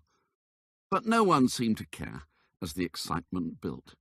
I watched on the big screen as the horses, plus the ponies, circled behind the starting gate that was situated right in front of the grandstand. The crowd for the Preakness the following afternoon was expected to be 3 times bigger, but nevertheless there was a loud cheer as the gates flew open and the 9 runners in the feature race of the day surged forward. Victor Gomez had been right. Ladybird was good. Very good. She led from start to finish, holding off a late challenge to win by a neck. Understandably, George Rayworth was delighted, coming out onto the track with me to lead the horse into the winner's circle. I could see both Bob Wade and Steffi Dean standing by the rail. I pulled the peak of my cap lower and kept my eyes down, but I think the special agents were more interested in each other than in anyone else. I had realized that being a groom was, in fact, a very good undercover persona. Grooms were invisible, even more so than waiters in restaurants. Anyone looking my way was staring into the eyes of the horse rather than into those of the man leading it. I knew of one trainer in England who could readily identify every horse in his 100-strong yard just by looking at it, even in the rain, but he couldn't tell his stable staff apart one from another. Irrespective of their real names, he simply called all his lads John. While Ladybird's owner, trainer and jockey were receiving their trophies from the start of a TV soap opera, Maria and I walked the horse from the winner's circle to the post-race testing barn. Here we waited with the horse for almost an hour, whistling and pouring water, until Ladybird finally acquiesced and supplied the urine sample the testers required. Maria was not her usual ebullient self, not speaking to me once during the wait. "Cat got your tongue," I said, but she didn't understand the idiom. "Are you okay?" I asked slowly instead. She nodded. "Okay. Then why don't you say something?" This time she shook her head. "No talk." I thought she almost seemed frightened. "What has Diego said to you?" I asked. "No talk," she repeated. "Diego, he say no talk." "Or what?" I asked. She definitely appeared frightened this time. She looked all around her with wide eyes, and then whispered, "Diego say he cut me if I talk to you." She traced a fingernail down her cheek from a tearful right eye all the way to her chin. Diego was getting to be more than just a nuisance. He had clearly decided that it was easier to intimidate his cousin than me, and he was probably right. The sooner he was dragged off in chains to Rikers Island, the better. George Rayworth came into Ladybird's stall when I was still brushing her down, after washing away the sweat of her exertions. "Well done, my girl," George said, patting the horse on the neck in love and gratitude. "Great job, Paddy. Now for the Preakness tomorrow." He even patted me on the back as well. "Yes, sir," I said. "Let's hope so." "Hope doesn't come into it," George said with a laugh. "I believe Firepoint is a sure thing." He should know, I thought. "The professor thinks the semen is probably from an American quarter horse," Tony Andretti said when I called him at 8 o'clock on Friday evening.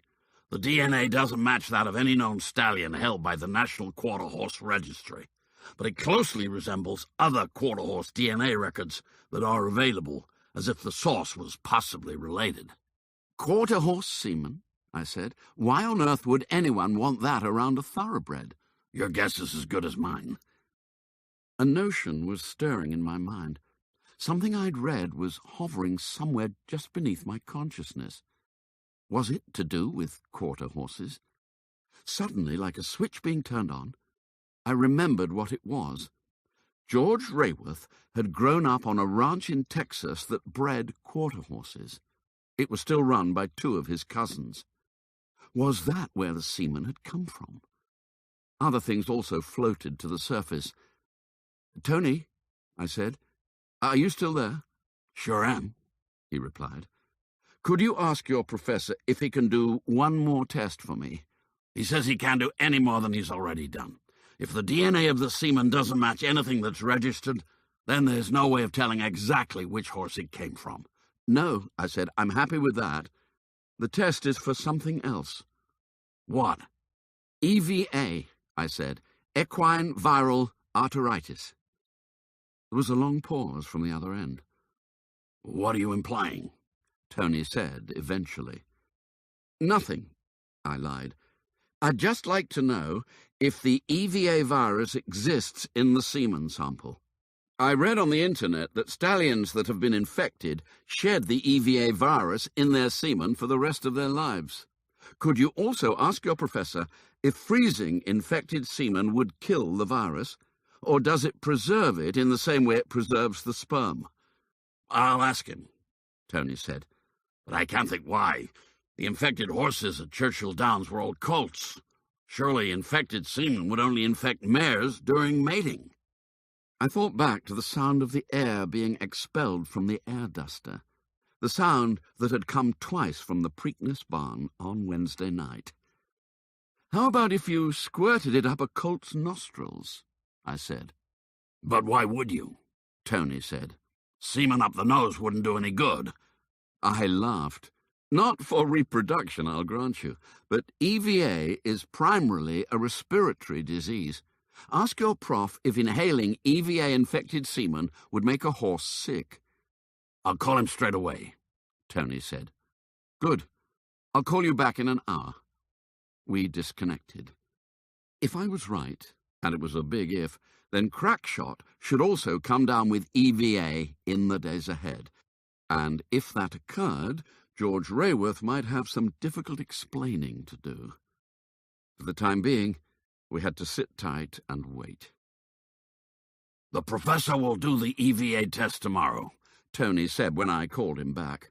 He wanted to leave it until Monday, but I convinced him otherwise. In fact, I asked him to go into the lab to do it tonight, but he's hosting a birthday dinner for his daughter. Tomorrow will do fine, I said. Did you ask him the other things? He laughed. The professor says he doesn't know. It seems that no one has ever done any research that involves squirting EVA-infected semen up a horse's nose. But he did say that some sexually transmitted diseases in humans could be caught if infected semen gets into the eyes, so he doesn't see why not, especially as EVA is a respiratory illness. And he also says that if the semen does contain EVA, freezing it would not kill the virus. It would still be active when thawed. He paused. But are you seriously suggesting that the 3 colts that became ill with EVA at Churchill Downs had been purposefully infected by squirting semen up their noses? Was I? Yes, I said, I am. By whom? George Rayworth, I said, and I think he's done it again here at Pimlico to a horse called Crackshot.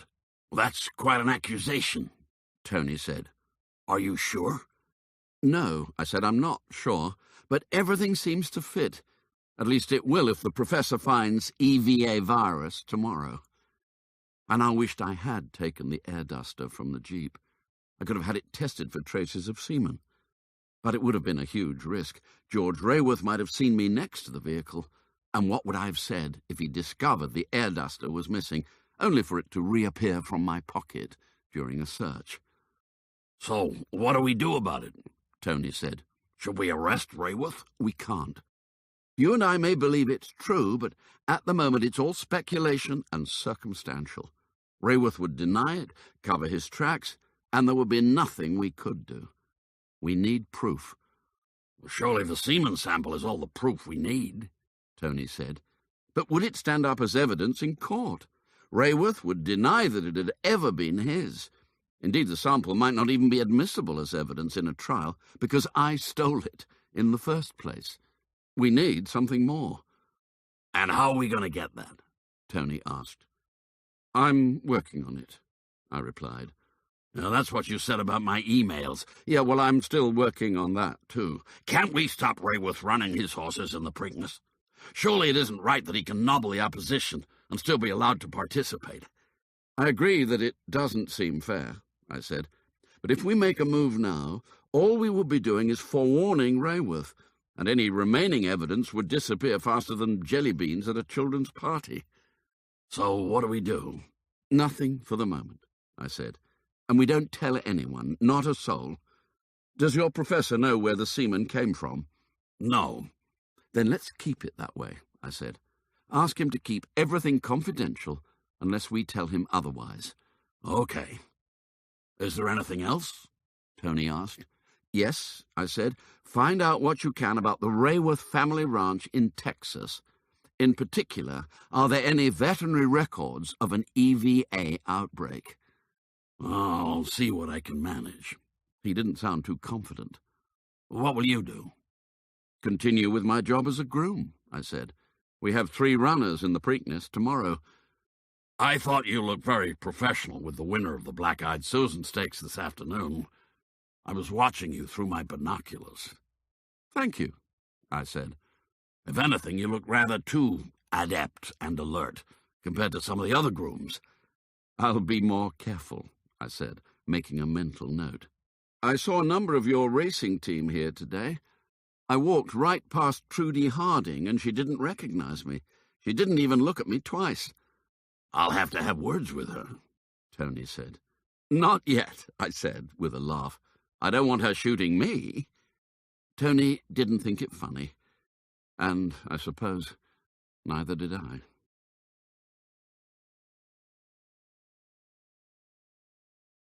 Chapter 25. Preakness morning dawned bright and warm, without a cloud in the sky.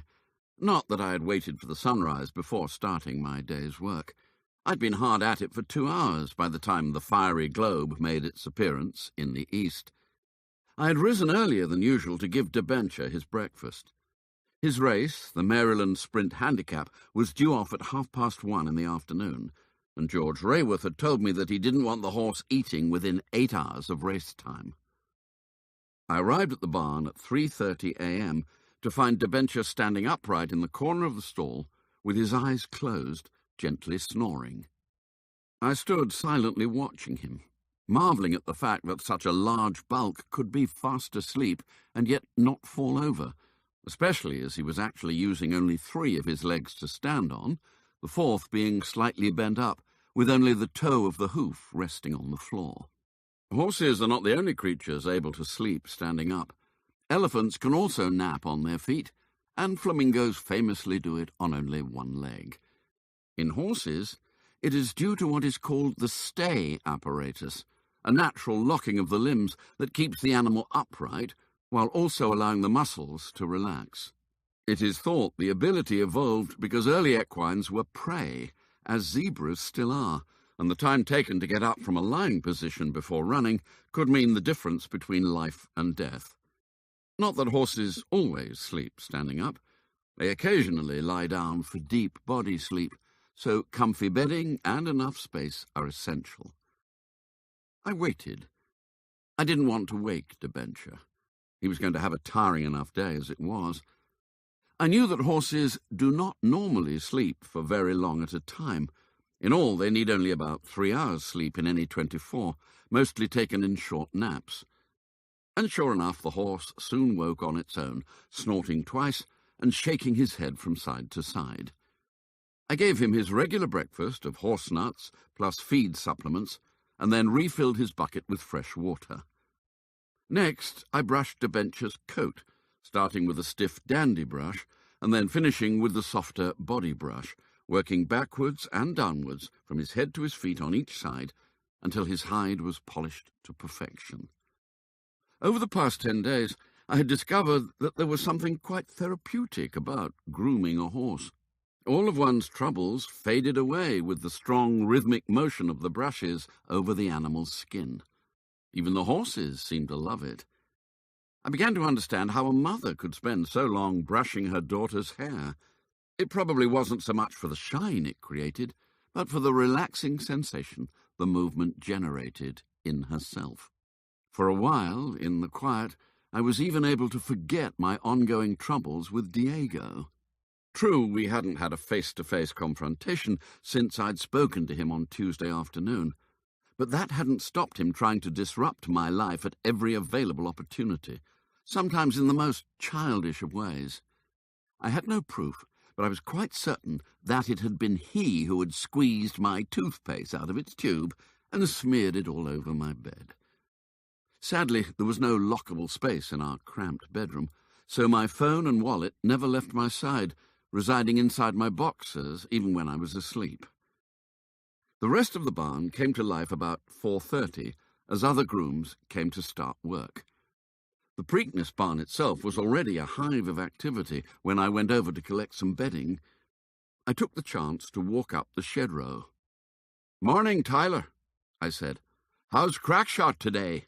"Never better," he said, showing me the gold molars. The big bay colt certainly looked fine, sticking his head out towards me with a sparkle in his eyes. "He's eaten up really well," Tyler said. "I reckon he'll win easy." Was I wrong about the EVA? I thought back to Churchill Downs. 3 horses had become sick early on the morning of the Derby, with another showing signs of illness some 5 days later, most likely as a secondary infection. If 5 days was the incubation period, and if Rayworth had indeed squirted large quantities of the EVA virus up Crackshot's nose only 50 or so hours ago, then it would be quite likely that the horse would still look healthy. Whether he would be able to run full pelt for 1 mile and 3/16 in 14 hours' time was quite a different matter. I took the new bedding back to the other barn. Debenture had also eaten up well, so I prepared him for his light exercise. Jerry Fernando was due to ride the horse in the race that afternoon, and he arrived to give Debenture a warm-up jog, once round the track with a lead pony in attendance. It was more to accustom the horse to his rider, and vice versa, than any serious training. Ladybird, meanwhile, was having a day off after her efforts of the previous day, so I walked across and stood next to the track to watch the others at exercise. 8 of the Preakness horses had opted to go out in what was an abbreviated training session. All of Rayworth's 3 were there, with Jerry Fernando having swapped his saddle from Debenture to Firepoint for a steady half-mile trot, followed by a brisk but conservative gallop over 3 furlongs to open the pipes and expand the lungs. Crackshot was noticeable by his absence, but there was nothing sinister in that. Some trainers chose not to give their horses track exercise on the morning of a race, wishing to keep them fresh for when it mattered later in the day, while others might be walked for an hour or so to loosen any stiffness in the legs. Keith had told us that for the walk over to the track before the big race, Diego and Charlie Hearn would take Classic Comic, while I would be looking after Heartbeat, assisted by Maria. Keith himself would be with Firepoint, along with George Rayworth. Diego had scowled when Keith had allocated Heartbeat to me and Maria. "I don't mind swapping," I'd said to him, but he had refused to answer. Diego clearly didn't want me doing him any favours. That suited me fine. Debenture tried his best in the Maryland Sprint Handicap, but as George Rayworth had predicted, he was outclassed by the opposition, finishing 7th of the 8 runners, some 9 lengths behind the winner. A huge gap in a 6-furlong sprint. The owner didn't seem to mind 1 iota. "At least we weren't last," he said to me with a broad grin. I was standing on the track after the race, holding the horse's head while the jockey's saddle was removed. "Okay, Paddy," George said. "Take him back to the barn." I turned away, but was stopped by a racetrack official. "Take him to the testing barn," he said to me. "This horse has been selected for a random drug test." I happened to be facing George Rayworth as the man said it, and I couldn't help but see the look of concern that swept across his face. Perhaps it was only a natural reaction to being tested, like that insuppressible feeling of anxiety one has when being breathalyzed by the police, even when you're certain you are not over the limit. Or maybe, just maybe, those vitamin injections Charlie had given to Debenture had not been quite as innocent as I'd been led to believe. It would be ironic, I thought, if my investigation into what appeared to be a colossal Triple Crown scandal was derailed due to a positive dope test from a journeyman horse that had finished 7th out of 8 in a relatively minor race on the supporting card. George recovered his composure and told me to take Debenture to the testing barn as requested, and then to start preparing Heartbeat for the big race. As Preakness race time approached, the excitement swelled towards fever pitch. An enormous party had been going on for hours, especially in the infield, where multicoloured tents of all sizes and shapes abounded, some acting as shade against the blazing sun, while others were beer outlets, providing a continuous flow of the amber nectar to quench the heat-induced thirsts of the vast crowd. And it wasn't only among the spectators that the anticipation was growing. Back at Preakness Barn, there was a highly charged atmosphere of hope and expectation, with nerves beginning to fray at the edges. "Are we all ready?" George asked for at least the third time.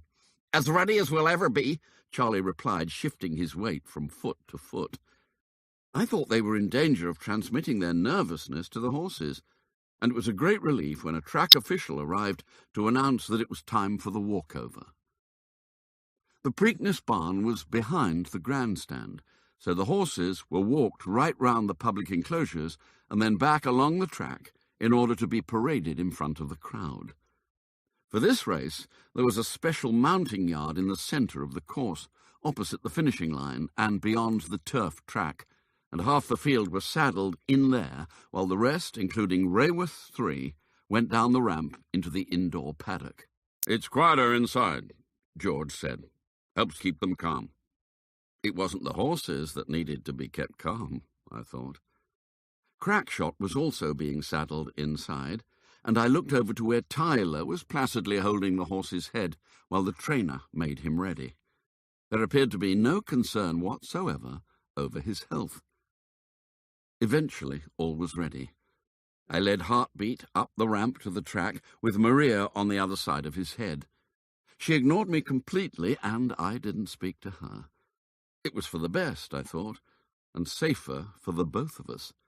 It didn't, however, stop Diego glaring at me with his cold black eyes as he and Charlie Hearn followed us up the ramp with classic comic. Firepoint, flanked by Keith and George, brought up the rear of the 3. Out in the mounting yard, Victor Gomez was waiting for Heartbeat, having been promoted from stable exercise rider to big race jockey for the day. "Just like old times," he said as I gave him a leg up. "It is 8 years since I had a ride in the Preakness." He gave me a gappy-toothed grin, like a kid with stolen candy. I watched as George Rayworth tossed Jerry Fernando up onto Firepoint's back, and Charlie did likewise with the jockey riding classic comic. Then we led the horses back onto the dirt track and handed them over to the outriders on their lead ponies to take them to the start. There was nothing more we could do. It was up to them now. I realized that, despite my firm intention not to become emotionally involved, I was actually getting quite excited as the race time approached. A trio of top-hatted and scarlet-coated trumpeters walked out onto the track and played the traditional call to post, and then everyone joined as one in singing "Maryland, My Maryland," the official song of the state. American sporting venues certainly knew how to wind the crowd up into a frenzy. By the time the starting gates swung open, the noise was so loud that I had absolutely no chance of hearing the race commentary from where I stood on the groom's stand. But I could see one of the big TV screens set up in the infield. The horses broke in an even line with Crackshot on the inside rail and Heartbeat outside him. Victor Gomez immediately took Heartbeat ahead and to his left, squeezing the Florida Derby winner for space and forcing his jockey to take a strong pull on the reins to prevent a collision. The poor horse would have been confused with a go message as the gates opened, being followed by a stop one only a few paces later. Not surprisingly, he dropped back sharply. Firepoint, meanwhile, had a clear run from gate 8, allowing him to establish a lead of some 6 or 7 lengths over his main rival as they passed the finish line for the first time. Crackshot's troubles continued round the clubhouse bend as he was boxed in by both Heartbeat and Classic Comic, who seemed to have nothing else in their game plan but to thwart the progress of the big bay colt. By the time the lead horses were at the half-mile pole and Crackshot had finally worked himself away from the rail and past his distractors, he was all but out of contention, having been forced to make up ground while the others were taking a backstretch breather. Not that it really mattered. Crackshot would not have won the race anyway. The horse was clearly labouring as they straightened up for the run to the line, and when his jockey asked him for a supreme effort, there was nothing left in the tank. Firepoint, in contrast, was having a dream race. Always well placed on the outside shoulder of the lead horse, Jerry Fernando kicked for home off the final turn and sprinted away impressively from the pack to win by 4 lengths, much to the delight of George and Charlie, who I could see laughing and embracing in the stands. Crackshot trailed in a disappointing 7th behind Classic Comic and Heartbeat, both of whom had repassed him in the final 100 yards. The crowd were relatively subdued by the result, as no one enjoyed watching a horse finish a race in the sort of distress that Crackshot was clearly exhibiting. There was even a smattering of boos, as some rightly disapproved of the apparent Rayworth tactics, but even the least discerning of them could not seriously argue that Crackshot would have won with an uninterrupted passage. And George Rayworth certainly didn't care. He was smiling from ear to ear as he led Firepoint into the winner's circle, alongside the horse's owner, who was equally delighted. Even an announcement over the public address system that the stewards would hold an inquiry didn't seem to bother him. Maybe it was because he knew that even if the stewards found Heartbeat or Classic Comic guilty of interference, they couldn't take the race away from Firepoint just because all 3 horses happened to be trained by the same man. In the event, the stewards took no action at all, other than to give Victor Gomez a 10-day suspension for careless riding, after he had admitted to accidentally taking Crackshot's ground after the break from the starting gate. The fact that everyone knew it had not been accidental was irrelevant.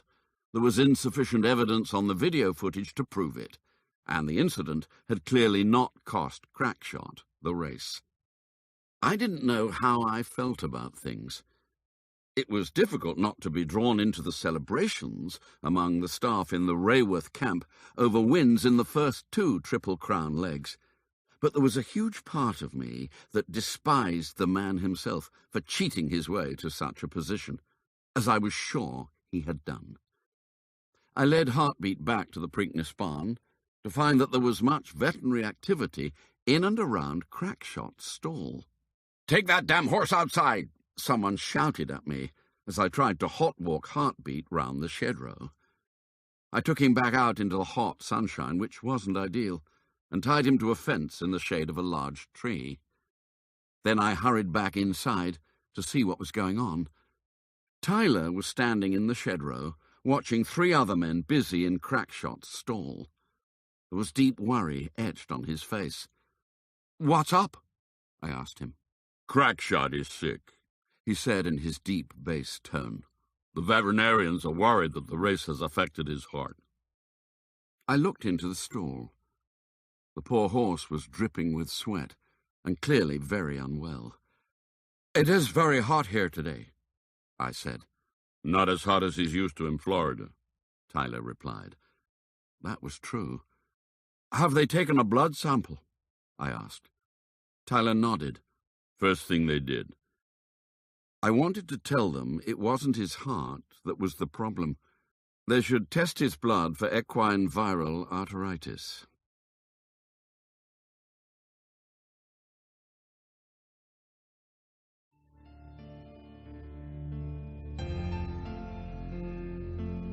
Leg 3, the Belmont Stakes. The test of the champion. 1.5 miles, Belmont Park, New York. 3 weeks after the Preakness. 5 weeks after the Kentucky Derby. First run at Belmont Park, 1905. Previously run at Jerome Park and Morris Park racecourses in New York since 1867. Chapter 26. The Triple Crown Jamboree moved on from Baltimore to New York, but with 3 whole weeks between the Preakness and the Belmont Stakes, there was a slight pause for everyone to draw breath. Firepoint arrived back at Belmont Park on the day after his great success at Pimlico, returning to his stall like some victorious Roman general through a guard of honour provided by the racetrack grooms, not only those from George Rayworth's barn, but seemingly from every other barn on the backside as well. The signwriter had already added, "and the Preakness Stakes," to the "Home of Firepoint, winner of the Kentucky Derby" board, screwed to the outside wall. The local TV news channels were there in force to cover the homecoming, something that would do no harm at all for the marketing of the final leg. A Triple Crown contender was guaranteed to add tens of thousands of extra spectators to the gate come race day. For my part, I did not look forward to settling back into regular Belmont Park life after the excitement of the week at Pimlico. True, it was a huge improvement to be sleeping again in a room with only the regularly drunk and flatulent Raphael, rather than with both Diego and Keith trying to out-snore one another. But somehow the fun had gone out of this particular assignment. I was beginning to find the daily drudgery of a groom rather monotonous. Perhaps my enthusiasm would return as the Belmont approached, but that still seemed like a long way off. I suppose happiness in any job has a lot to do with one's expectation. For Raphael, working as a groom in a top horse racing barn in New York City, where he was occasionally given overall responsibility, was the pinnacle of his ambition. He had escaped from the dismal poverty, appalling criminality, and deadly danger of a Mexican slum to share a room with what he thought was only one Irishman, instead of his whole extended family. He was quite obviously a happy individual, even when he was inebriated, smiling and singing his way through each day without a care in the world, or an ounce of desire to do any better. Diego, in contrast, was an angry young man. No doubt he had originally travelled to the United States from Puerto Rico to seek his fortune, arriving in New York with an expectation that the streets would be paved with gold, only to have his hopes dashed by the reality. In his eyes, ending up as a mere groom at Belmont Park was living his life as a failure. Consequently, there was not an ounce of happiness to be found anywhere in his body. And sadly, after a few quieter days at Pimlico on his own, he was again supported by his Puerto Rican compatriots, and thus somewhat bolder. Ever since the truck had arrived through the gates, he had been mouthing at me what I presumed were Spanish obscenities, or threats. On the plus side, however, we had also returned to the jurisdiction of the New York courts, which meant that his trip to Rikers Island was very much back on the cards. I spoke to Tony Andretti on my second night back, after consuming yet another dose of Bert Squab's extra-hot chili con carne from the track kitchen. "Crackshot has got equine viral otoritis," Tony said. "It was confirmed today." I was not in the least bit surprised. Indeed, I would have been astounded if it had been anything else. "Bryson, Crackshot's trainer, is creating merry hell, and the Maryland Jockey Club are running round in ever-decreasing circles, trying to determine where the infection came from. Norman Gibson has even initiated a FAXA investigation. What do you want me to tell him?" "Nothing," I said. "Not yet." I could tell from a snort down the line that Tony didn't like keeping information from his section chief. "And there's more," Tony said at length. "The professor has also established that there was EVA virus in the semen sample. Loads of it. I really think it's time to arrest George Rayworth." "No," I said, "and for the same reason as before, nothing concerning the semen sample would be admissible as evidence in court, because it was removed from a locked place without a search warrant." "Let's get a warrant now, then," Tony said. "If we can find that cryo flask, there will surely be some trace left in it we could analyze." "I doubt that," I said, "and I don't think the flask is even here. It's probably still in Rayworth's Jeep. I haven't seen that since the day after the Preakness, and the flask definitely wasn't in the truck with the other stuff when we returned from Pimlico." "But we surely have enough to get the New York Racing Association to ban him." Tony was getting quite angry. "You think so, do you?" I said, rather sarcastically. "Do you remember that NFL quarterback who was banned for allegedly deflating footballs?" "Of course. Deflategate, Tony said. Big news. Tom Brady of the New England Patriots. Faxa was peripherally involved with the investigation. Yeah, that's the one. The NFL thought they had a watertight case, but even so the ban was overturned by a U.S. federal judge due to a lack of convincing evidence that Brady himself knew anything about it. Everyone appeals to law these days, and Rayworth would be no exception, because there's so much at stake. Never mind the individual race purses and the kudos of being a Triple Crown winner. There's also the small matter of the $10 million Triple Crown bonus, half of which goes to the winning trainer. Trust me, Rayworth would fight to the death through the courts, and without that sample being admissible as evidence, you would surely lose and look foolish. So, what can we do? Tony said in exasperation. Nothing. Not yet. We watch and wait and hope he makes a mistake. There was silence from the far end, as if Tony was digesting that rather unpleasant pill. In the meantime, can you check on something for me? I said. Debenture was selected for a random drug test after the Maryland Sprint Handicap at Pimlico on Saturday. Rayworth seemed quite concerned about it. Can you find out the result of the test from the Maryland Racing Commission and keep it from being publicized? Why? Tony asked. Surely, if the test is positive, we can use that to ban Rayworth. Maybe, I said. But if it's a positive, for, say, steroids or clenbuterol, then even with his record, the Maryland Commission will ban him for only a month or two at best, and only after lengthy appeals. I want to nail him for something far more serious than a bit of doping, and in the meantime, I don't want him put on the defensive. Okay, Tony said. I'll have a quiet word with their commissioner. But if the test is positive, he'll want to do something about it. Convince him otherwise, I said. After all, the horse didn't win anything. It came 7th out of 8. Okay, he repeated. I'll do my best. Anything else? How about the Texas ranch? I said. Did you find out anything? I haven't yet, but I've asked the chief of our Colorado Springs office to do some digging for me. Don't worry. I explained that it was to be confidential to him alone. He normally deals with corruption in the pro-rodeo circuit, and they use quarter horses, so it's his area of expertise. Pro-rodeo circuit? I said. Is there such a thing? There certainly is. It's big business. There are hundreds of events each year, and even a national final each December to decide the world champion all-around cowboy. There's millions of dollars at stake, and it's broadcast live on CBS. I marveled at the way Americans claim to be the champions of the world at something that no one else does. Like the winners of the Super Bowl, who are officially crowned as the world champions, even though no other country is allowed to enter a team in the competition, not even Canada. So when do you expect to hear back from your man? I asked. He said it might take a few days.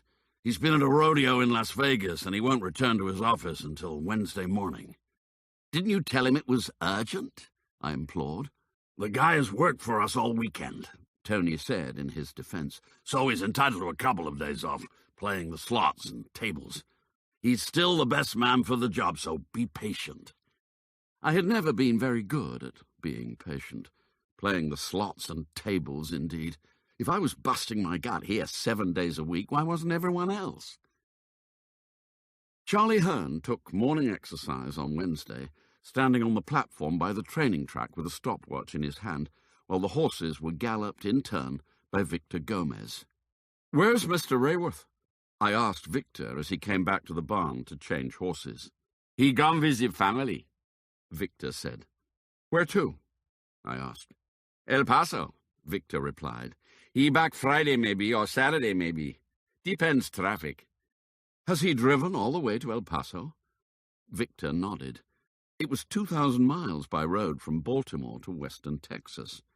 "Perhaps he no like airplanes," Victor said, before disappearing back to the track on paddleboat. Perhaps he no like airplanes. Oh, yeah? Who was Victor kidding? Rayworth was a man who regularly spent a third of each year in Florida, another third in California, and the rest of the time in New York, with training barns in each place.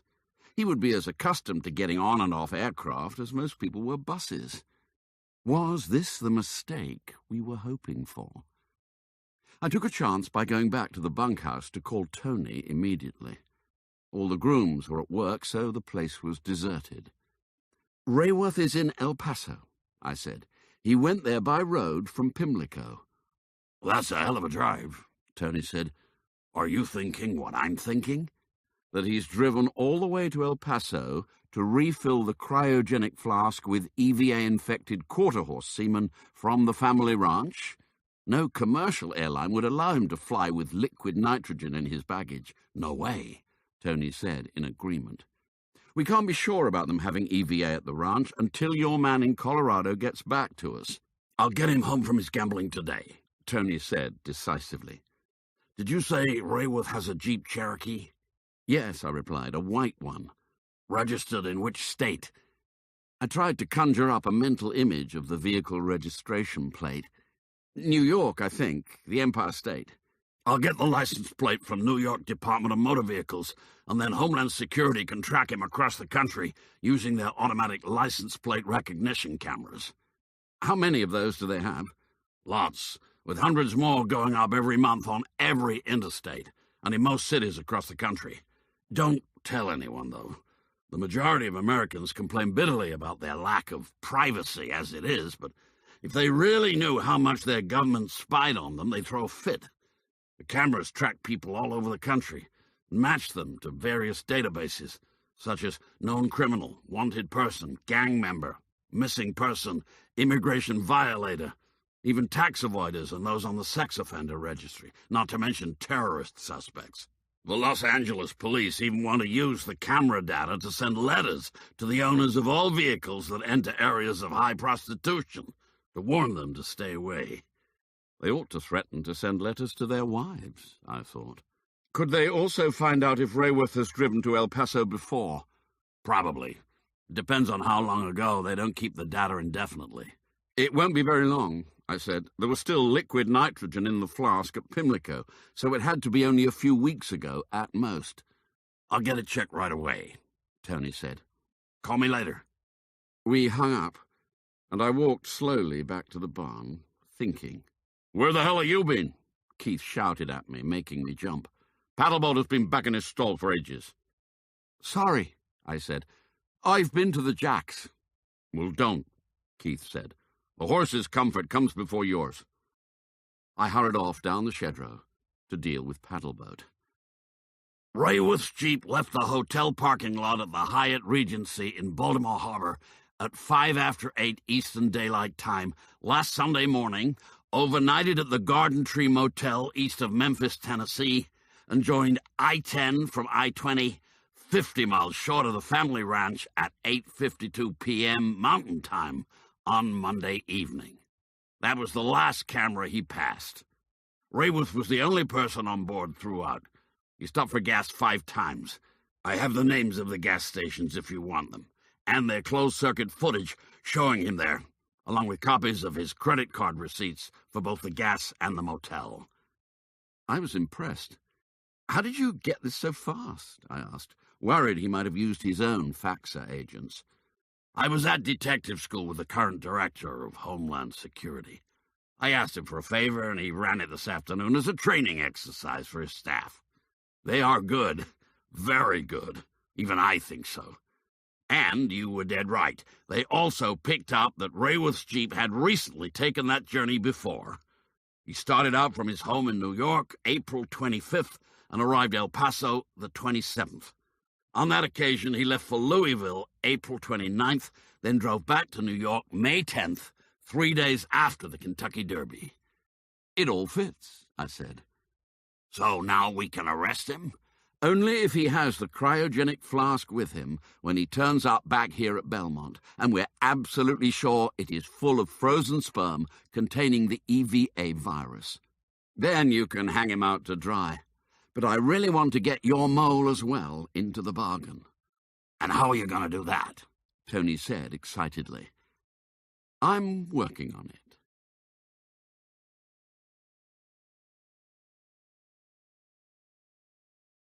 Chapter 27.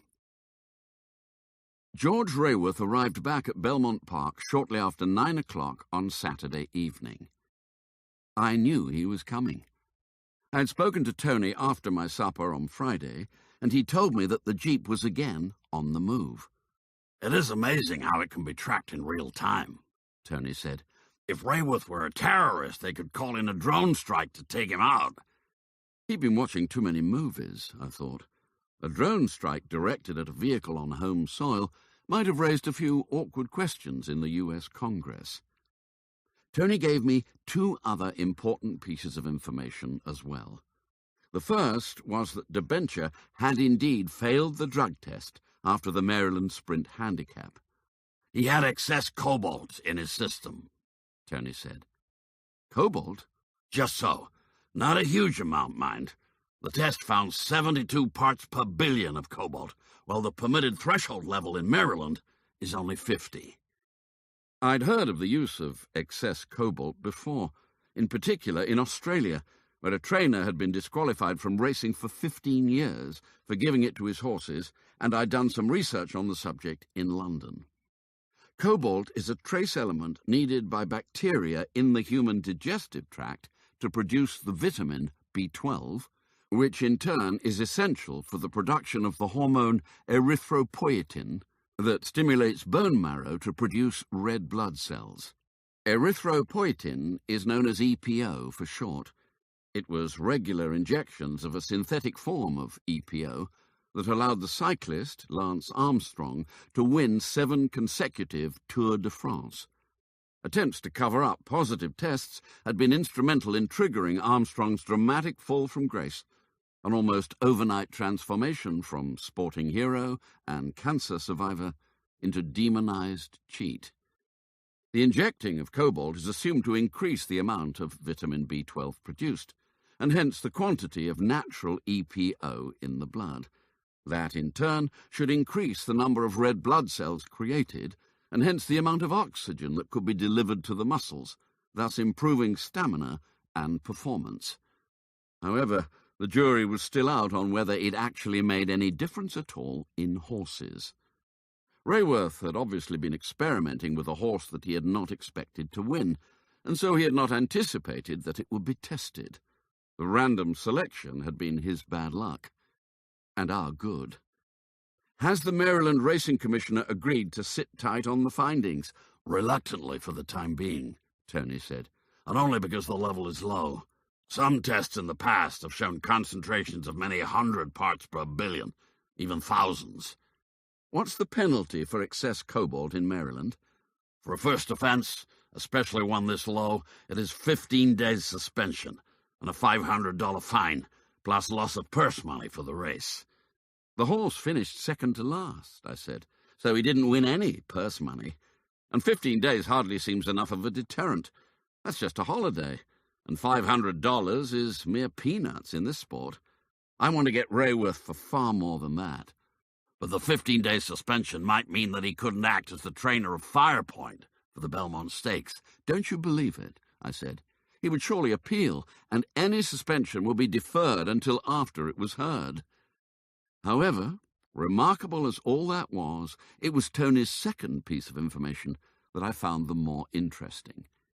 His man in Colorado Springs had turned up a 2-year-old insurance claim for a stallion infected during an outbreak of equine viral arteritis in American quarter horses at the Rayworth family ranch, the Crazy R.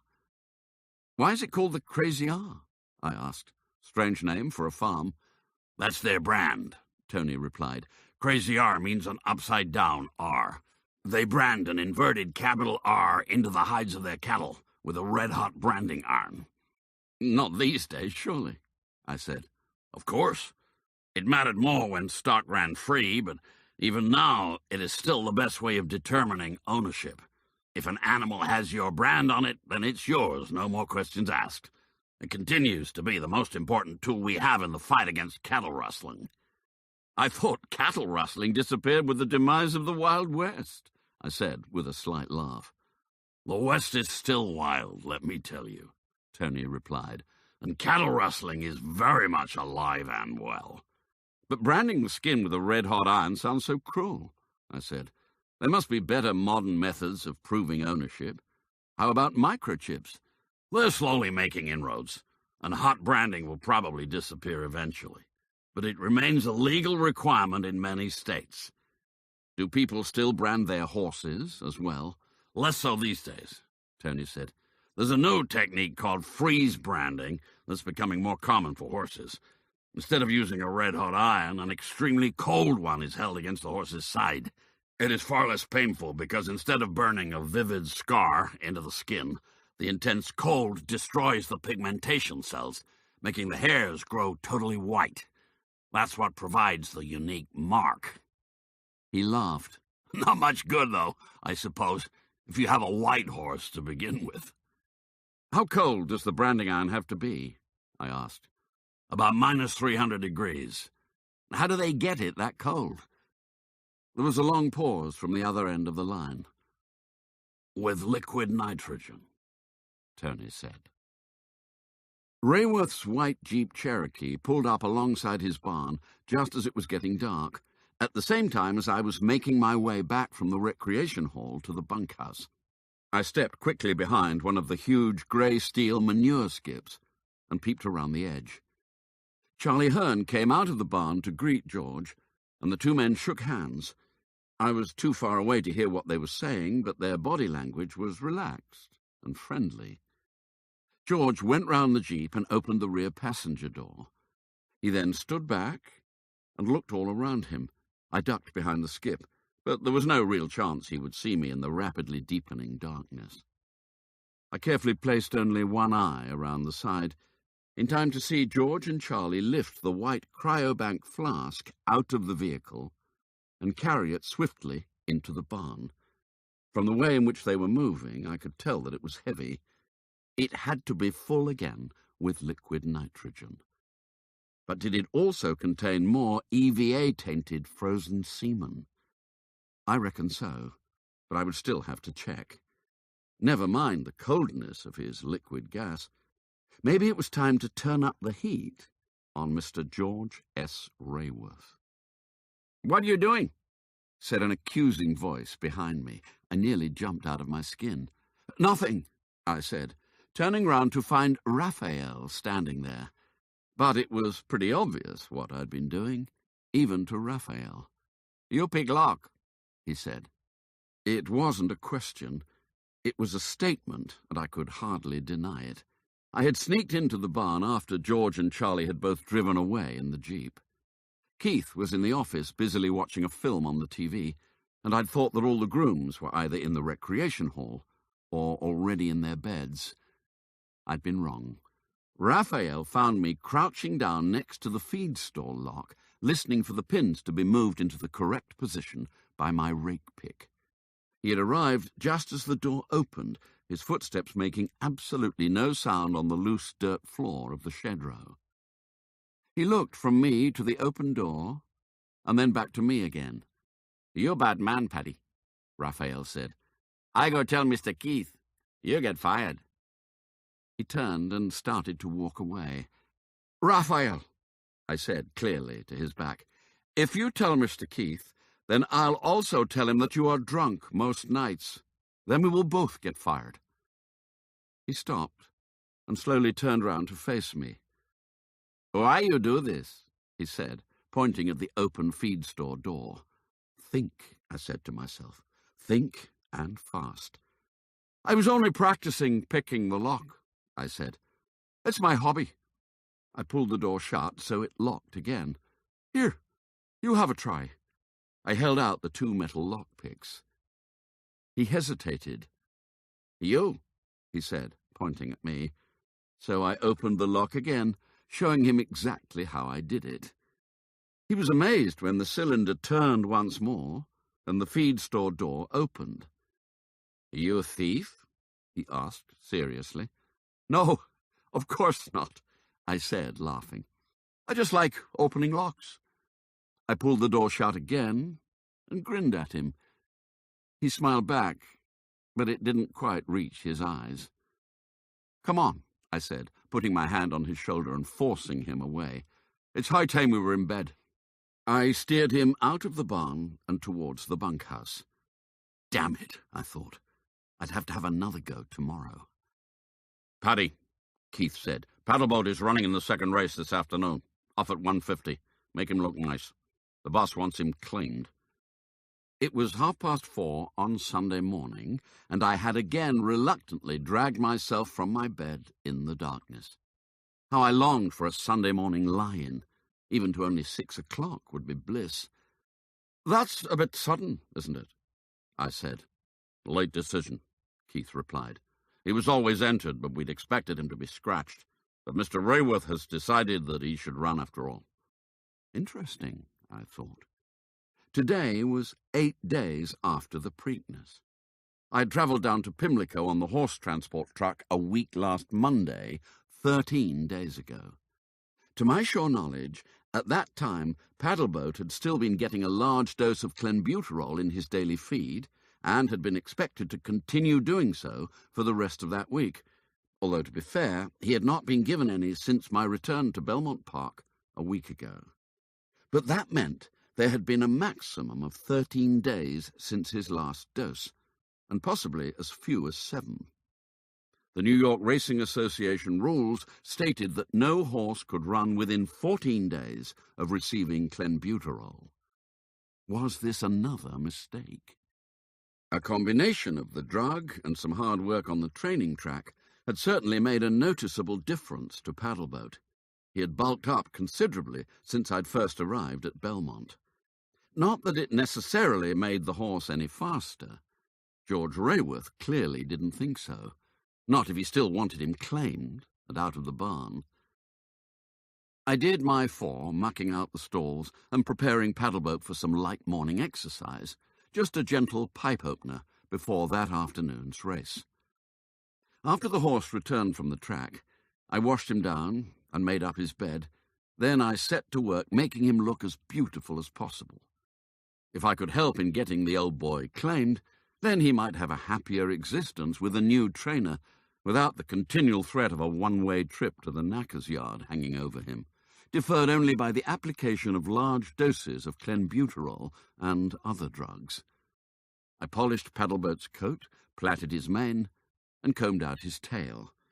Then I picked out his feet, blackened his hooves, and finally brushed a checkerboard pattern onto each side of his rump using a template. He looked like $1 million, even if the claiming fee for the race was only $12,500. If Paddleboat didn't get claimed today, he probably never would. Raphael came to see me as I was finishing off, and he was clearly impressed by my handiwork. "You done a really good job, Paddy," he said. But he hadn't come to compliment me on my grooming. "No more play with locks," he said sternly. "Okay, Raphael," I said equally seriously. "I promise. No more playing with locks." "You give me lockpicks now," he said, holding out his hand. "And then I say nothing to boss." I thought that Raphael was getting rather above his station, but he had been put in charge of the barn when Charlie Hearn was at the Preakness, and he clearly believed he had authority over me. I had no choice. I put my hand into my pocket and handed over the 2 small pieces of metal. Raphael took them, nodded, and then turned and walked away. Damn it and double damn it. What the hell did I do now? New lockpicks were hardly things you could buy at the local convenience store.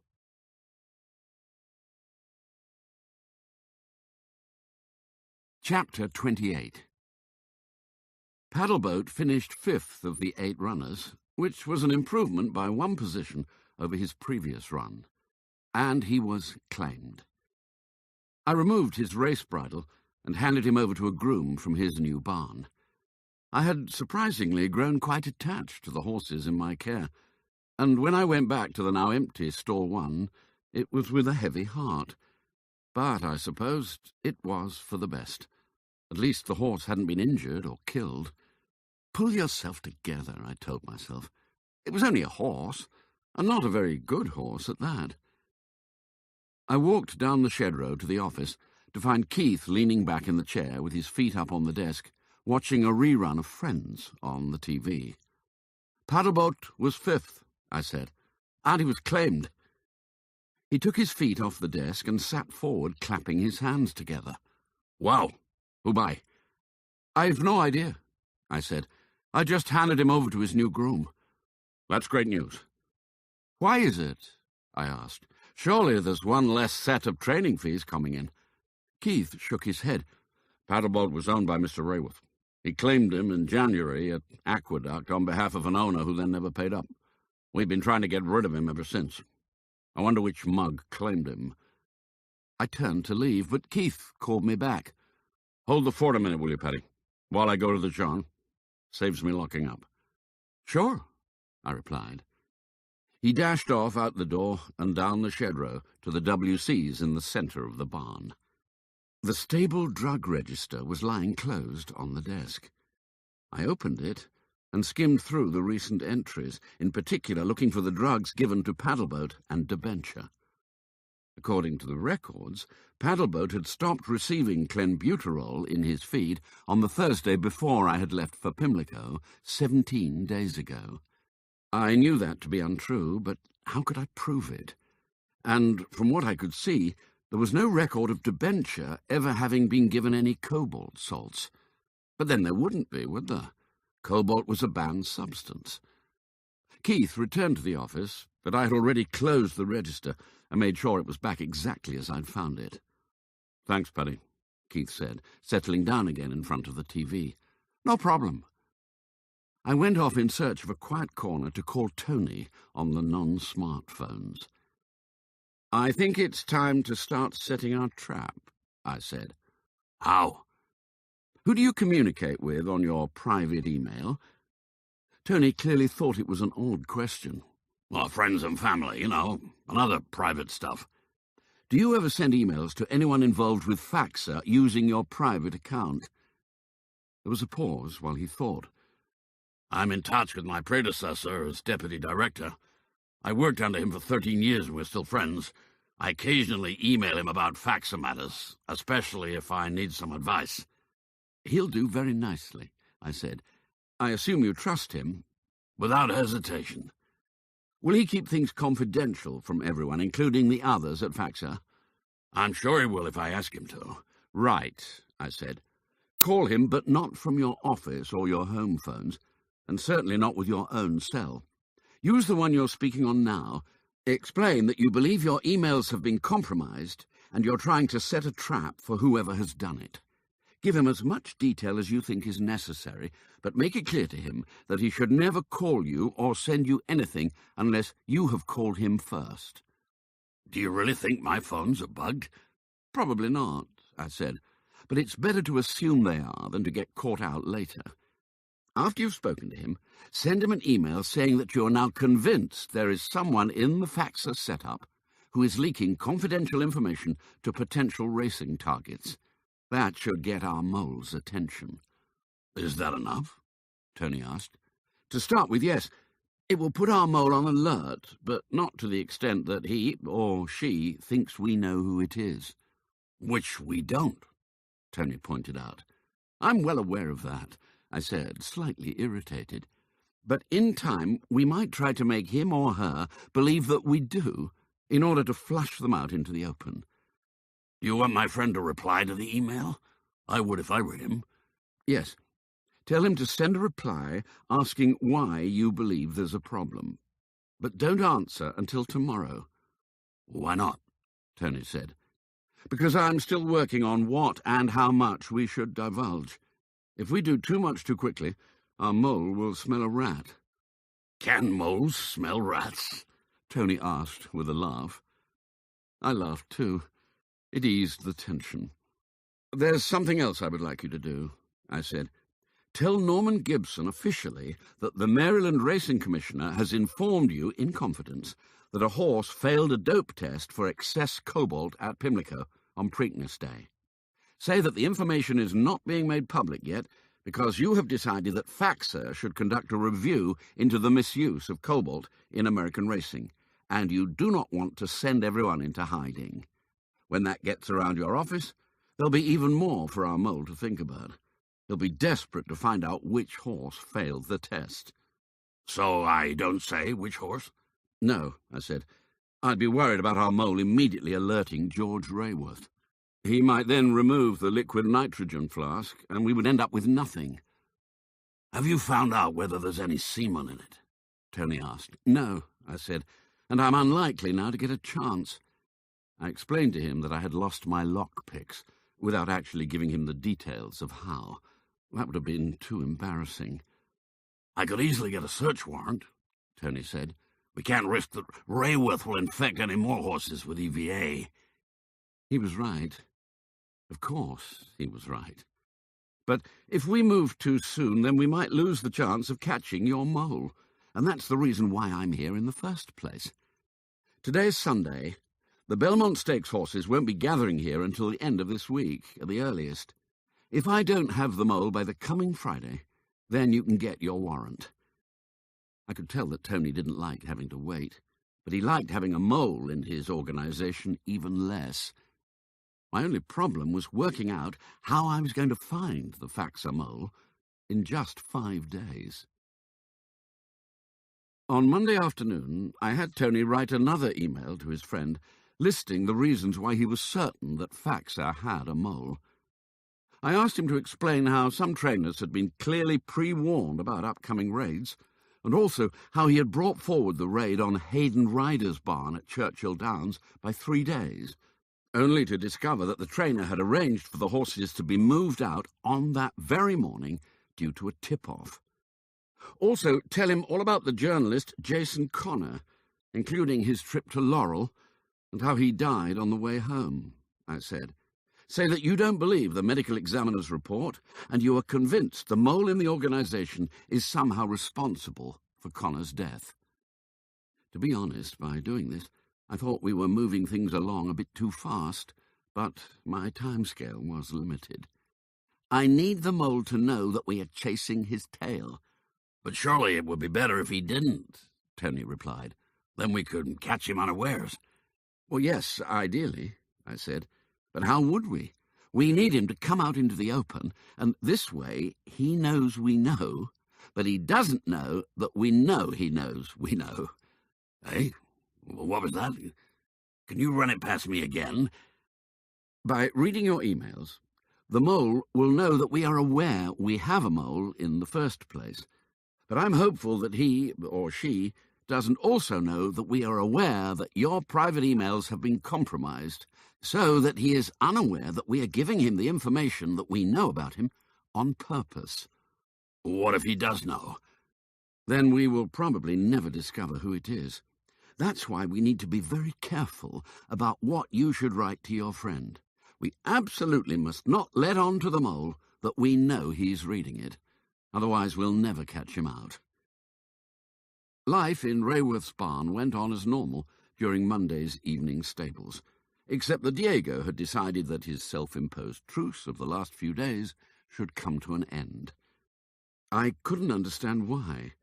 He had clearly so scared Maria that she hadn't said a word to me in over a week, and she had even ignored the other young grooms, choosing to eat her meals either alone or with Diego, and avoiding the recreation hall altogether by returning to her room immediately after. But that didn't seem to deter Diego in his vendetta. Twice he tried to knock feed out of my hands in the shed row, and when I went to sidestep him, he kicked out at me, causing me to stumble into the dirt. "What's your problem?" I shouted at him from my knees, but he didn't reply. He only stared down at me with his cold black eyes. Things only got worse when I went for my supper. I had hung back in the hope that he would go to eat with the others, and I would come along later and avoid him. But my plan didn't quite work out that way. Diego was waiting for me outside the track kitchen, together with his 3 Puerto Rican lieutenants, and he had a knife in his right hand. I could see it glinting in the late afternoon sunshine. I'd been stabbed before, badly, and it had so nearly been the end of me. On that occasion there had been 2 of them, and now there were 4. But these didn't have the element of surprise that the others had had. This time I saw my would-be attackers early, so I turned and ran for my life, shouting as I did so. "Help! Help!" I screamed at the top of my voice, dispensing for once with the Irish accent. I could hear their footsteps chasing me as I sprinted down the roadway, but people were coming out of the barns to see why someone was disturbing their horses. The footsteps behind fell away to silence, and I chanced a glimpse over my shoulder. My pursuers had disappeared. Too many witnesses, no doubt. I eased my pace slightly, but I didn't stop. I decided I would forego my supper tonight, and in future I would make certain that I was surrounded by Rayworth's other grooms at all times. I kept going right down to Belmont Park's huge grandstand, to where the last few of the Memorial Day holiday race crowd were still making their way back to their cars or to the train station. Safety in numbers was my goal, and I milled around among those waiting outside the clubhouse entrance for the valet parking boys to bring their vehicles to them, all the while keeping my eyes open for a quartet of unwelcome Hispanics. So intent was I at watching the roadway that I walked straight into the diminutive jockey, Jimmy Robinson, almost knocking him over and causing him to drop the bag he'd been carrying. "Can't you watch where you're going?" he said angrily, bending down to pick it up. I'd last seen him 5 weeks ago in the lay-by north of Oxford, where he'd been mistakenly arrested for drug dealing, but had actually only been buying diuretics and laxatives. Nigel Green in London had warned me he was coming to ride in New York. I should have been more careful. I quickly turned so he wouldn't see into my eyes. I had grown a beard since he had last seen me, and I was also wearing my ever-present L.A. Dodgers baseball cap. Perhaps he wouldn't recognize me. "Some people," I heard him say loudly behind me as I walked briskly away. "Not even an apology." I ignored him and kept going against the human traffic, through the doors and into the grandstand. It was high time I got out of here and went back to England.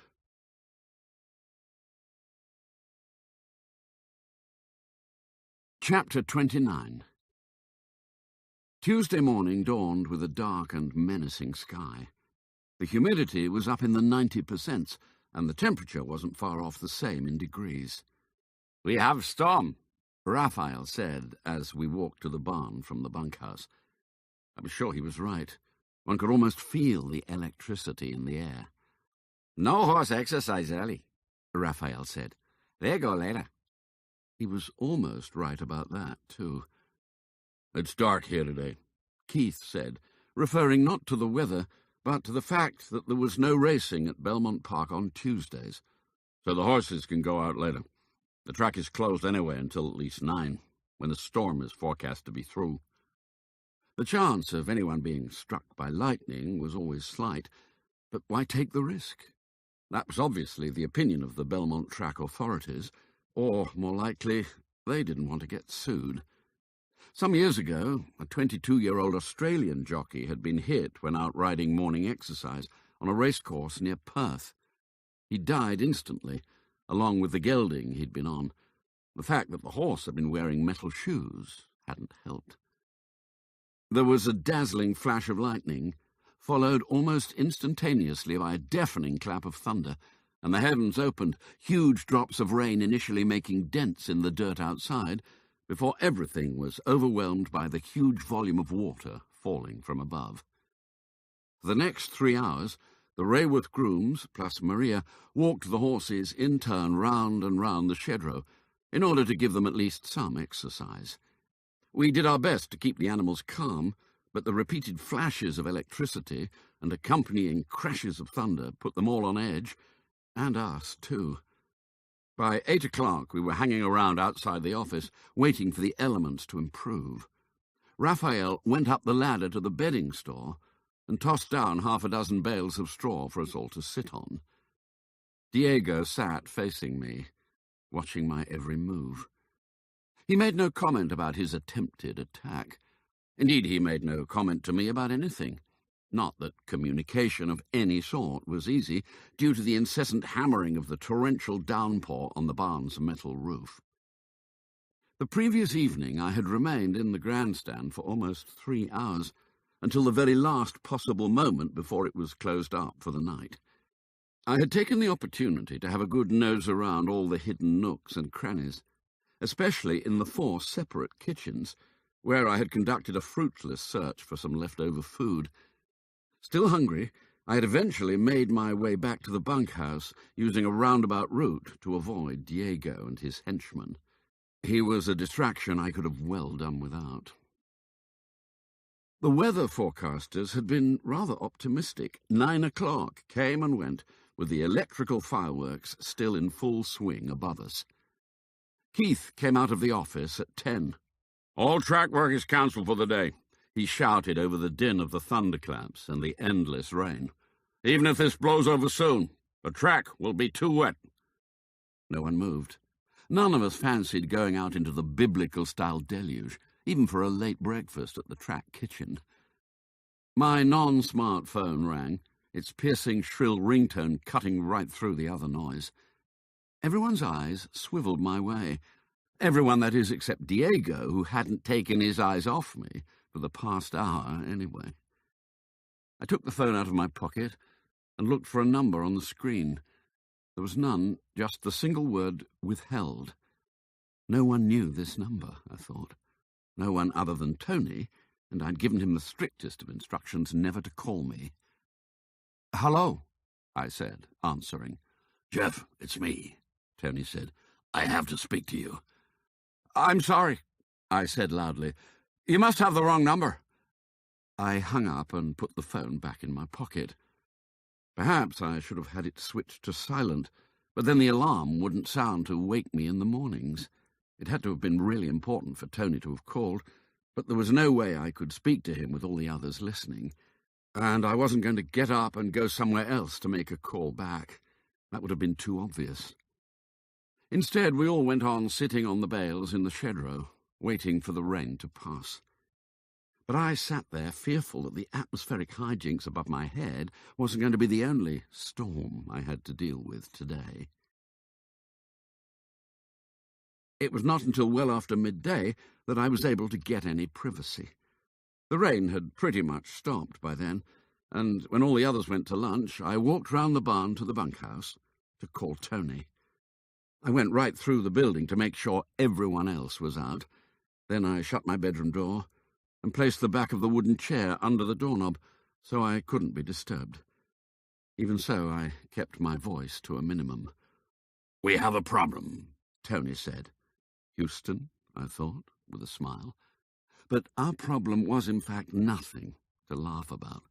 "Someone called the Maryland Racing Commissioner's office at 8 o'clock this morning, saying he was from Faxar, wanting to know the name of the horse that had failed the post-race cobalt test at Pimlico." "Who?" "They don't know," Tony said. "The commissioner hadn't yet arrived at his office, so the man spoke to his PA." "What was he told?" I asked with trepidation. There was a slight pause, as if Tony was preparing me for bad news. My heart dropped. "He was told it was debenture," he said miserably. "How could such a thing happen?" I said angrily, hissing the words down the line. "Surely they should have checked who was asking. It could have been a journalist for all they knew." "Apparently the man used my name, and he was very persuasive, telling the PA that he had spoken to the commissioner last week, who had told him the name of the horse, but had since mislaid the piece of paper on which he'd written it down. The PA knew the information was highly confidential. She had even been instructed by the commissioner not to tell anyone else in their own organization, not even his deputy. It was partly because of the confidentiality that she assumed it had to be me calling, as no one else knew anything about it." "What time did you call Norman Gibson to tell him about the test result?" There was another pause. "More bad news?" "I didn't call him," Tony said. "I sent him an email." My heart sank again. "From your private account, or from the Faxar one?" "The Faxar account, obviously," he said, somewhat affronted. "All Faxar emails are encrypted. They're meant to be totally secure between sender and recipient. The mole shouldn't be able to read them." "Not unless he had access to your work computer and your password," I thought wryly. "Or if the mole was Norman Gibson himself. When did you send it?" "Late yesterday afternoon," he said. "After we spoke." "So how did you find out that someone had called the commissioner?" When he arrived for work at 9 this morning, he called me only to make sure I had been given the right name. I know nothing about it, of course. It had been a huge risk for the mole, but it had narrowed our search. At least we now know that our mole is a man, I said. That reduces the field somewhat. What are we going to do? Tony asked. How quickly could you arrange a search of Rayworth's barn if you had to? It would probably take us at Faxer at least 24 hours to put everything in place. But if it was really urgent, I could call in the FBI, or better still, the local Nassau County Police Department. They could be on site almost immediately. Getting a warrant would mean finding a judge, but they usually have one of those on standby. I might even make some calls now and get a warrant issued in case we need it. Good idea, I said. Do that. But for now, we do nothing. We sit tight while I watch and listen. If things start to happen, I'll call you straight away. Just like in England, he said. What? That day back in England, Tony said, when we set that trap by the road. You didn't call in the police until well after I would have done. As I remember saying then, you have nerves of steel. Do you want to find your mole or not? I asked. I'll make those calls. Fine, I said, but don't send any emails. Tony didn't laugh. I made it to the track kitchen for lunch just as the clock in the dining hall moved on to 2 minutes past 2, but Squab was already closing up. I hadn't eaten anything since my lunch the previous day, having missed supper due to Diego and his chums, and then breakfast because of the rain. My stomach was beginning to think my throat had been cut. I'm shut, Bert announced, spreading his considerable bulk as wide as possible and folding his arms in front of him so that they rested on his protruding belly. You're too late. I could see several steaming dishes of food behind him. Come on, Bert, I said imploringly, holding out one of the plastic meal tokens. Give me a break. It's only 2 minutes past. 2 o'clock is the cut-off time for the groom meal scheme, Bert said adamantly, as the clock clicked over to 3 minutes past. You can still buy some lunch if you want it, for cash. He smiled at me. Bastard, I thought. Capitalism was alive and well and living at Belmont Park. For many people, and Bert was clearly among them, making a bit of extra money on the side was more important than making friends, even if the first actively hindered the second. I'd done my utmost to be sociable towards him in the past, but far from being a friend, Bert Squab was now my sworn enemy. Could I last until supper with no food? I'd have to.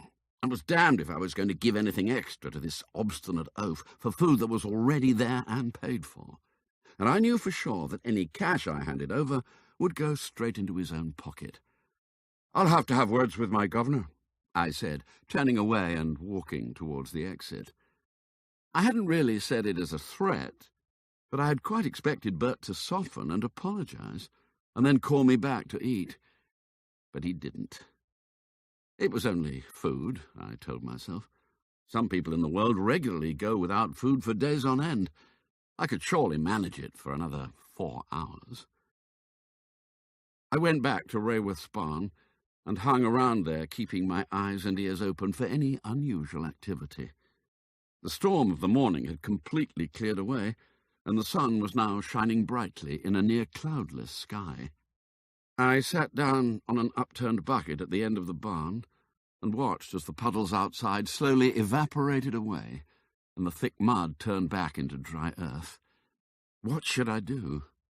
Tony had said that I had nerves of steel, but it didn't feel like it at the moment. What was the worst thing that could happen? Even if Rayworth were to get away scot-free for infecting his rivals, and the Faxer mole remained undiscovered, it wouldn't be the end of the world as I knew it.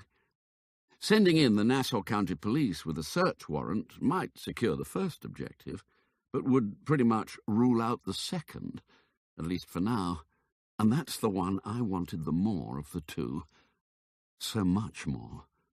That was the reason I'd been living like this for these 3 long weeks, busting my arse by day, sleeping in a look-alike prison cell with a flatulent Mexican by night, and sharing a bathroom, not only with the other 8 human occupants of the building, but also, it seemed, with half the cockroach population of North America.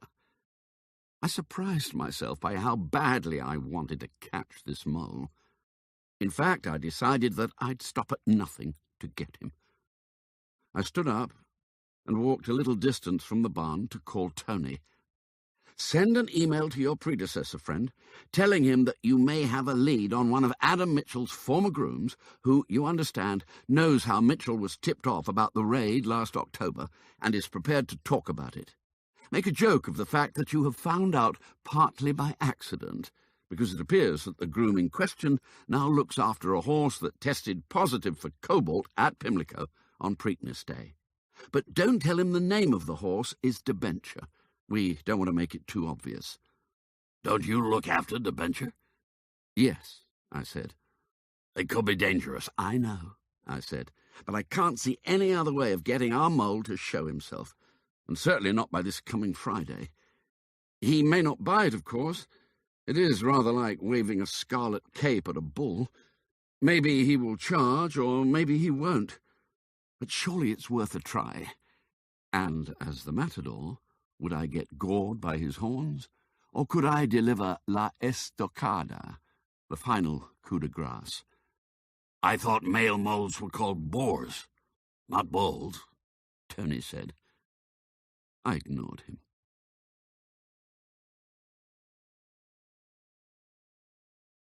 Chapter 30. I stayed close to Rayworth's barn right through until evening stables, waiting and watching. But nothing happened. The horses spent the time in their stalls, alternately snoozing in the afternoon heat or munching from their hay nets.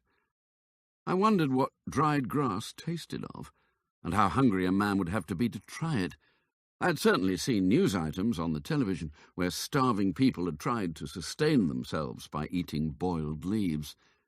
Thankfully, I wasn't yet at that stage, although a dull ache of hunger had settled into the pit of my stomach, and I was really looking forward to my supper. At about 3:30, I stood up and stretched my legs, walking round the shed row to stay in the shade. I could hear canned laughter from the office, where Keith was again watching a comedy show on the TV. I didn't really want to have to chat to him, so I avoided going past the open office door and retraced my steps down to the other end of the barn. I tried the feed store door. It was locked. Of course it was locked. The feed store was always kept locked, except when Charlie Hearn or Keith were actually issuing the horse nuts from the feed bins. And the drugstore within would also surely be locked, quite likely with frozen EVA-contaminated semen in the cryogenic flask hidden away in its bottom corner. How I could have done with my lock-picks to check. Evening stables started at 4 o'clock, under the close eye of Charlie Hearn.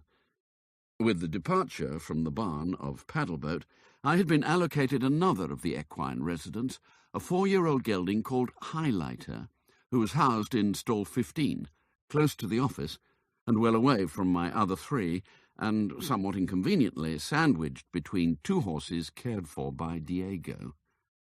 I had done my best all day to avoid him, but now I found myself right on his doorstep, even sharing a water tap at that end of the barn. I left Highlighter right to the end, in the hope that Diego would have given up waiting and gone to supper. No such luck. He came into stall 15 after I had done the mucking out, and just as I had finished brushing Highlighter's coat to a nice shine. But he wasn't intent this time on physical violence. Maybe that was because I was bigger than him, and he wasn't accompanied by his backup team. So instead he simply threw a full bucket of muddy water all over Highlighter's back. So juvenile, I thought. Charlie Hearn was already on his tour of inspection around the other side of the barn, and he certainly wouldn't have been pleased to find one of the horses caked in mud. I didn't have long enough to take Highlighter outside to the wash point, so I did my best to scrape the mud off his coat and out of his mane, brushing each vigorously with a stiff dandy brush. But in spite of my efforts, the horse was still not looking very good by the time Charlie arrived. Come on, Paddy. Charlie said, clearly irritated. Get a move on. You know better than to present a horse to me in this state. Sorry, Mr. Hearn, I said meekly. I'll make sure he's right before I go. Damn right you will, Charlie responded. He felt down over the animal's legs and tut-tutted under his breath, but not so quietly that I wouldn't hear. Then he moved on to the next stall, as I went back to my brushing. Damn you, Diego, damn you, I repeated over and over in time with my brush strokes as I repaired his damage. Consequently, I was the last in line as Charlie issued the correct quantity of concentrated feed for each horse. Have you cleaned up, Highlighter? He asked as he poured the feed into bowl 15. Almost, sir, I said. I just need to finish him off. Be sure you do, Charlie said sternly. And Chicky eats up his supper. Yes, sir, I said, taking the bowl of feed and making my way back towards stall 15. I could do with eating up my supper as well. I was still brushing out Highlighter's mane and tail when I heard George Rayworth arrive. He came into the barn shouting loudly for Charlie Hearn, who was still down in the feed store. They went into the office. Keith, I heard George say, go and make sure all the staff have gone to supper, and then go yourself, will you? I need to talk to Charlie alone. I could hear him clearly through the wooden partitions between the office and the stall I was in. Okay, boss, Keith replied. I think they've left already. Have a look anyway, George said. I slipped out of the stall, but instead of leaving, I quickly climbed the ladder up to the bedding store and hid myself lying down silently between the straw bales stacked above the office, with my ear to the floor. I glimpsed the top of Keith's head as he made a complete circuit of the barn beneath me, without once looking up. All clear, I heard Keith say as he went back to the office. Right, George said. You get going too. Okay, boss, Keith said. How long do you want? Give us a good half an hour, George said. Come back after your meal.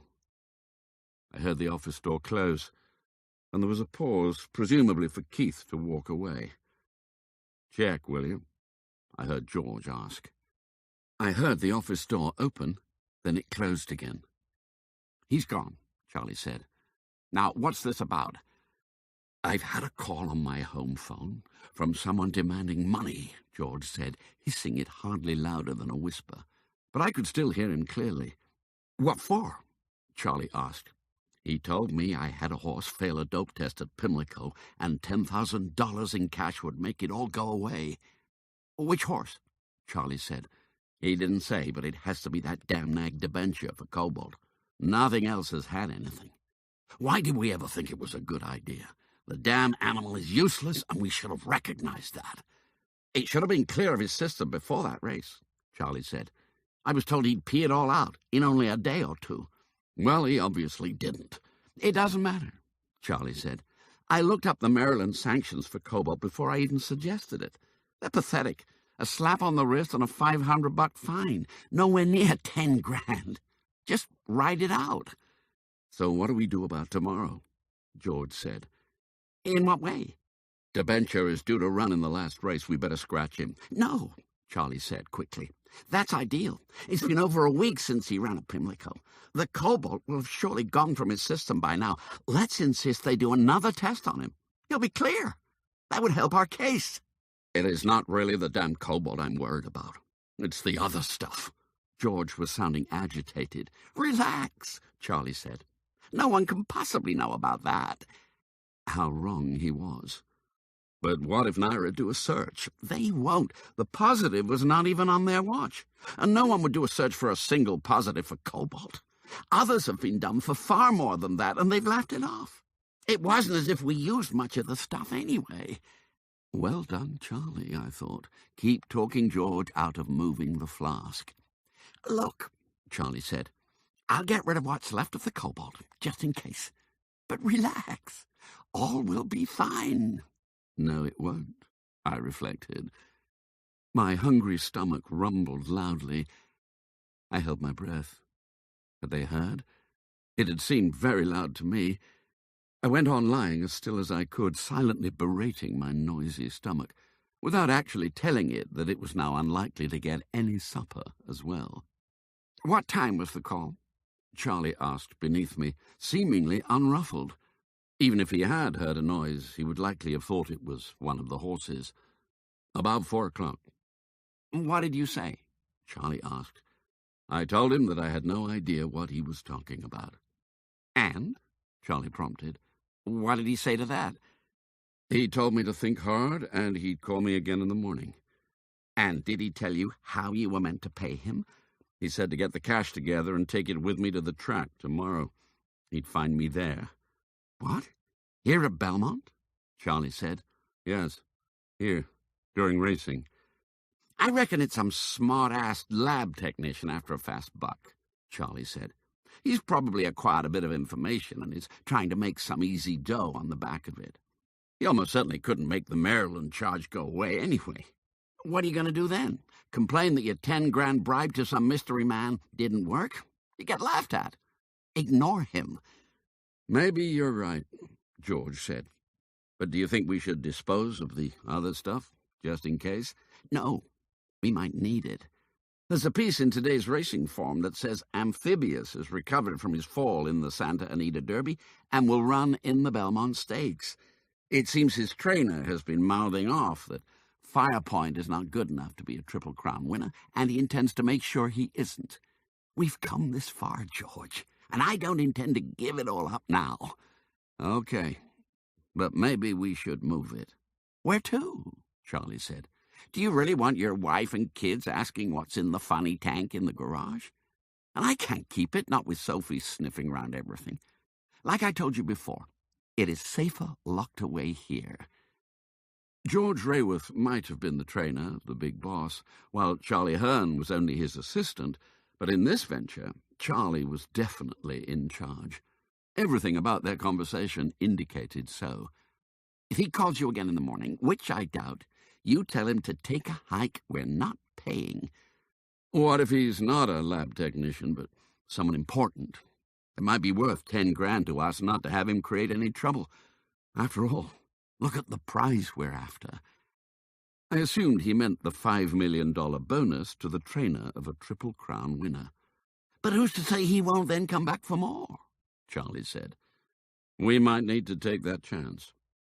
Okay, string him along a bit, Charlie said. But don't pay him anything unless you talk to me first. Got it? Yes, George replied. I'd better get back home in case he calls again. I don't want the kids answering, especially as George Jr. now sounds exactly like me on the telephone. I heard the office door open, and presently I could hear as the Jeep Cherokee was started and driven away. Annoyingly, Charlie Hearn appeared to stay exactly where he was. Hence, so did I, hardly daring to breathe in case I was heard in the evening stillness of the barn. But I was well used to lying completely still. I'd had to do it in wet ditches before now, so a bed of soft straw was relative luxury. After an anxious 5 minutes or so, Charlie stood up, scraping the legs of the chair on the floor.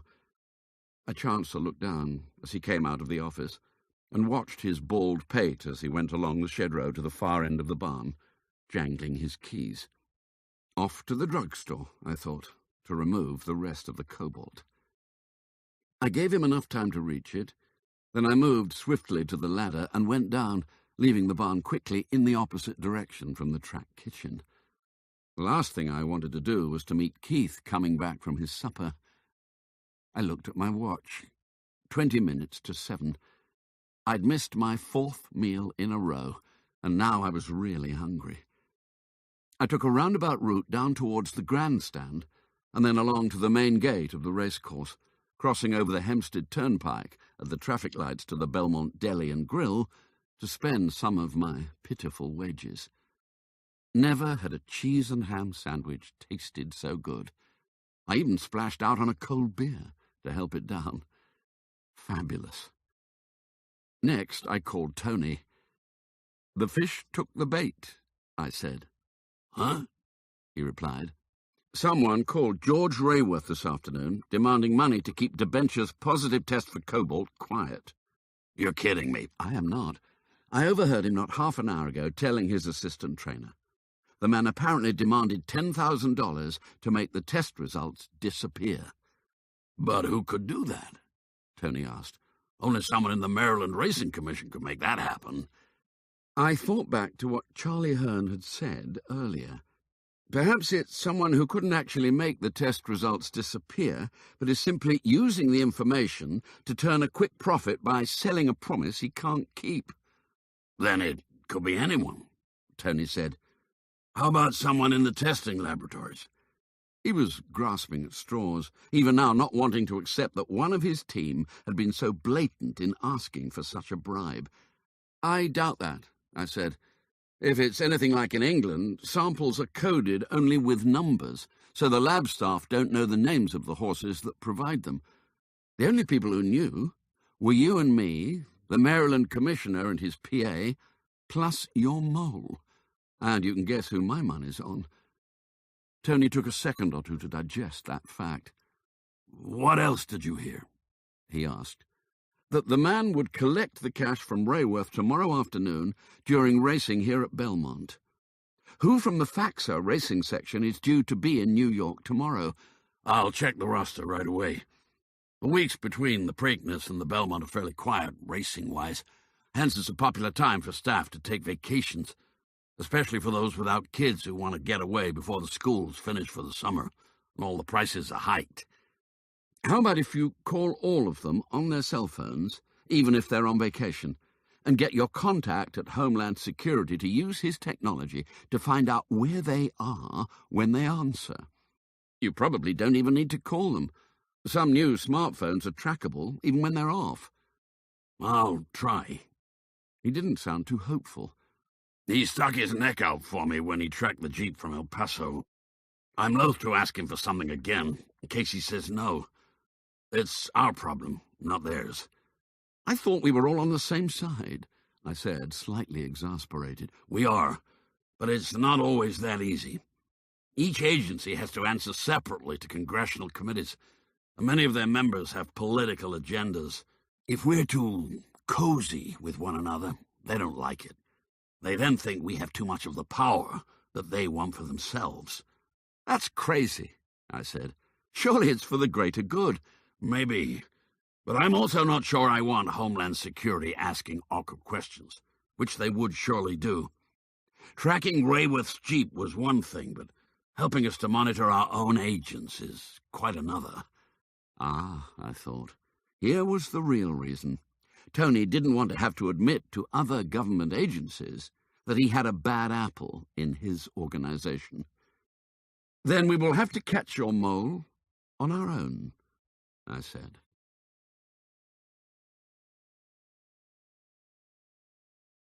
Chapter 31. Paddy, Keith said. Debenture runs in the last today.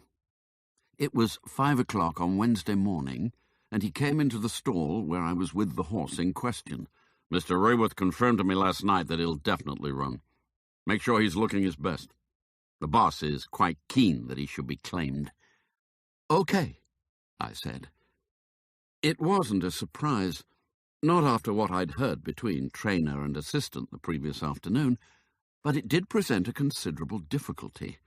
How was I going to keep an eye on George Rayworth all afternoon if I also had to look after Debenture? Tony had decided that whatever happened, this would be my last day as a groom. I had called him again before I went to bed to discover the whereabouts and roster of his agents, and he had given me the news. Whether we managed to catch the FAXA mole today or not, the local Nassau County Police would execute a search warrant at Rayworth's barn at 7 o'clock on Wednesday evening, looking for the flask of frozen semen. Tony had actually wanted to move in first thing this morning, but I'd managed to talk him into giving me until the afternoon's racing. I had wanted longer, but he was adamant that the raid had to be today. That was because he had learned that Amphibious, the colt from Santa Anita, would be arriving at New York by air from California early on Thursday, and he wasn't prepared to take the risk that he could purposely be infected with EVA. I couldn't really blame him. It would be indefensible to allow another horse, a hugely valuable potential stallion, to have a future stud career ruined when we already knew the mechanics of how it was done and by whom. Try explaining that to a congressional committee or to the jury in the civil lawsuit.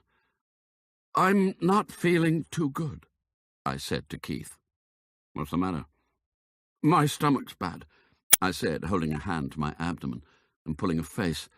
"It must be something I ate." "Soldier on for the time being," Keith said, not displaying any sympathy whatsoever. "We'll see if you're better later." So I soldiered on, marking out my 4 horses and getting them ready for morning exercise. Twice I rushed off to the lavatory, both times when I knew Keith would see me, and did my absolute best to make myself appear sick. I remembered reading the book Day of the Jackal, where the assassin chews on cordite to make his skin go grey and clammy in order to fake illness. I had no cordite to hand, but after finishing my morning duties at 9, I ran on the spot very fast for 5 minutes, out of sight in one of the stalls, in order to make my face flush red and to produce some sweat. Then I went to see Keith in the office. "I'm really not good," I said, again clutching my abdomen. "I can see that," he replied, standing up from his chair. "Feel my forehead," I said. "I think I've got a fever." From Keith's reaction, you might think I'd asked him to put his hand into the open mouth of a starving lion. He shrank back against the far wall of the office, putting his arms up in front of his face. "But you might be infectious," he said nervously. "Stop by the track medical facility and get yourself checked out." "What about debenture?" I said. "He runs later." "I'll tell Diego to deal with him." "Thanks," I said. "I'll go see the medics right now." I walked out of the office and went back to the bunkhouse. I needed a few things from my locker. By midday, I was positioned close to the grandstand entrance nearest to the barns, waiting for George Rayworth to arrive. I had used the time since leaving Keith to perform a transformation in my appearance. First, I collected my disguise kit from my room. My plastic wash bag may have been cheap, but it contained some seriously expensive hair dye hidden in one of the 2 shampoo bottles. I also selected a disposable razor, a can of shaving cream, some cotton balls, a comb, and my dark sunglasses, along with my 1 collared shirt and the only pair of trousers I had with me that were not made of denim. I stuffed the lot into a Walmart plastic grocery bag and walked down to the grandstand just as the turnstiles were open for the early arrivals. With my groom's ID pass firmly in my pocket, I paid the clubhouse entrance fee and made a beeline for the nearest disabled toilet, locking myself in. For most of the next half hour, I worked on my hair and beard. By the time I emerged, my fair locks had turned jet black, and my wispy yellow beard had been converted into a matching black goatee. The cotton balls had been lodged tight between my teeth and gums to change the shape of my face, and the faded T-shirt and scruffy jeans had gone into the waste bin, replaced by more respectable wear. I even tried, mostly in vain, to bring some semblance of shine back to my faux leather black loafers. To top it all, I added the dark glasses and looked at myself in the mirror. Not perfect, I thought. My sister would have still known me, but it was the best I could do under the circumstances. I hoped it would be enough. Now I stood near the entrance, apparently studying the day's racing programme, but actually keeping my eyes fixed on the turnstiles. The current structure was built half a century ago, but at almost a quarter of a mile long and nearly 100 yards deep, it was still the world's largest single grandstand for thoroughbred racing, with well over 1 million square feet of floor space, 12 bars, 5 restaurants, 18 escalators, 9 lifts, and enough capacity for up to 100,000 people.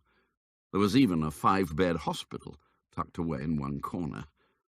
The place would be full to bursting in 10 days' time for the Triple Crown showdown in the Belmont Stakes, but on the Wednesday after Memorial Day, a crowd of only a few thousand souls was expected. Consequently, 2/3 of the stand was closed off completely, and even the rest felt cavernous and empty. The first race of the afternoon was due off at 1:20, and when the starting gates opened, I was still in the spacious grandstand lobby, waiting for George Rayworth. Not that I hadn't seen a familiar face. I had. Frank Bannister, he who had looked after me when I'd first arrived at Faxa, came swanning through the turnstiles at 12:30, using his metal special agent badge to gain entry. Tony had told me the previous evening that Frank might be here. "He's been detailed to be in New York by Norman Gibson," Tony had told me, "to make arrangements for other members of the racing section who will be attending the Belmont Stakes Racing Festival next week. There may be others, too. It is largely up to them where they go when not actually scheduled." That hadn't been particularly helpful. When I'd first seen Frank arrive, I'd lifted the race programme up to my face and peeped over the top. He went from the turnstiles to an information desk, where he spoke to a woman who made a brief phone call. After a few seconds, a man appeared from the office behind the desk and shook Frank's hand. The two of them then disappeared into the office. Nothing suspicious in that, I thought. I went on waiting for George Rayworth to arrive. After about 10 minutes, Frank emerged from the office and wandered off into the depths of the grandstand in the opposite direction to where I was standing. Much as I would have loved to follow him and find out what he was up to, my primary target still had to be George Rayworth. Only if he approached George would I be sure that Frank Bannister was our mole. Not having heard the morning phone call, I wasn't totally sure if a rendezvous was actually in the offing. Maybe George had told the man to take a hike, as Charlie Hearn had suggested, and he wouldn't appear at the track until it was time to saddle debenture for the last race. I went on waiting. George arrived at 2:05, but he wasn't alone. I watched through the glass doors as he strode confidently across the open forecourt towards the clubhouse entrance, appearing for all the world as the self-assured trainer of a horse that had won the first 2 legs of the Triple Crown. However, 15 yards behind him, and keeping slightly to one side, was a nervous-looking Charlie Hearn. That complicated the situation somewhat, I thought. So there would be 2 of us following George. I would have to be extra careful not to trip over his other tail. But at least it meant that the handover of cash was probably on. George walked by without giving me a second glance, and I stood waiting until his shadow was also well past me, before joining the snake. I tried to imagine myself as the mole. If I were in his position, I would not simply walk up to George Rayworth and demand the cash.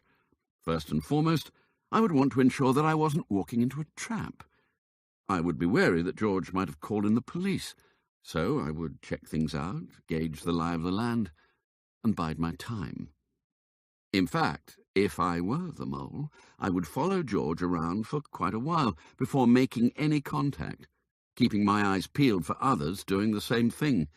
So there might be 4 of us playing follow the leader, with George taking us on a merry dance for much of the afternoon. The secret to being a successful tail was not to get so close to your target that you were spotted, but also not to be so far away that either you couldn't see what the target was doing, or, worse still, you lost him altogether.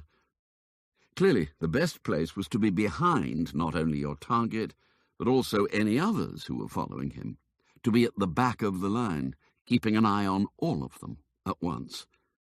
It was easier said than done, especially if you didn't know what the other tails looked like, assuming they existed at all.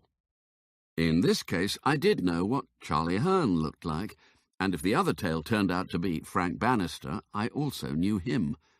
My advantage might lie in the fact that I was counting on neither of them recognizing me, and also I was good at my job.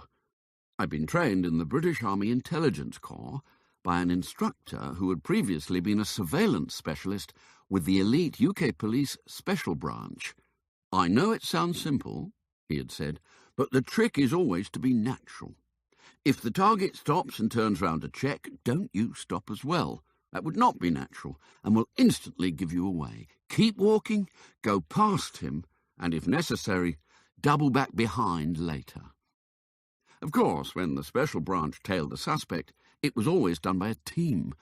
Here, I was on my own, so I couldn't afford to be seen at all, even if the target didn't realize I was on his tail. Being seen twice would surely give me away, even if he didn't identify me specifically as his former groom. George walked briskly along the wide concourse and then back out into the open air towards the paddock, with Charlie never more than 20 paces behind him. Charlie was being a fool, I thought. He was tailing George far too openly. Even if the mole didn't know what Charlie looked like, he couldn't fail to spot that he was following George, and hence know that George must also be aware of Charlie. My only hope was that the mole surely couldn't mistakenly believe that Charlie was the police. He simply wasn't good enough. I stood on the concrete steps surrounding the paddock and leaned on the white metal railings. To anyone watching, I appeared to be studying the horses parading for the third race, occasionally consulting the race program booklet in my hand. But behind my dark sunglasses, I only had eyes for the people, in particular for anyone who was paying George undue attention as he stood on the grass close to a bronze statue of the great Secretariat. Not that it was an easy task.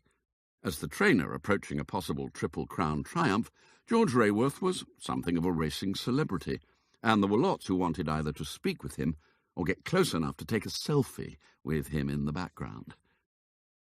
I scanned the faces of the other racegoers. There was no sign of Frank Bannister or anyone else I recognized. The horses were led through the walkway under the grandstand to the track for the race, and the meagre crowd followed. But George didn't budge an inch, almost as if he was making himself as conspicuous as possible. Charlie Hearn didn't move either, continuing to lean on the white railings some distance to my right, all the while watching his boss. I decided that with everyone else moving through to watch the race, I would be too exposed if I stayed on the paddock steps. So I went back inside and continued to keep a lookout through one of the huge arched windows that ran down the rear of the grandstand. George remained where he was for the next 2 hours, moving only slightly to his left to stand in the shade of the ancient Japanese white pine that dominated the Belmont Park paddock. He puffed out his chest and stood tall with his feet apart, facing the public enclosures. His body language was broadcasting a very clear message. "Here I am," it said. "You will have to come to me." As far as I could tell, nobody suspicious did. Not that keeping close to him was easy for me. Both George and Charlie endlessly scrutinized the faces of all those around them, watching for some indication of understanding at what was going on. Twice I became aware that Charlie was looking in my direction. I was standing again by the metal rail, seemingly watching the horses for the fourth race. I didn't look back at him. Instead, I lowered my head as if studying my program.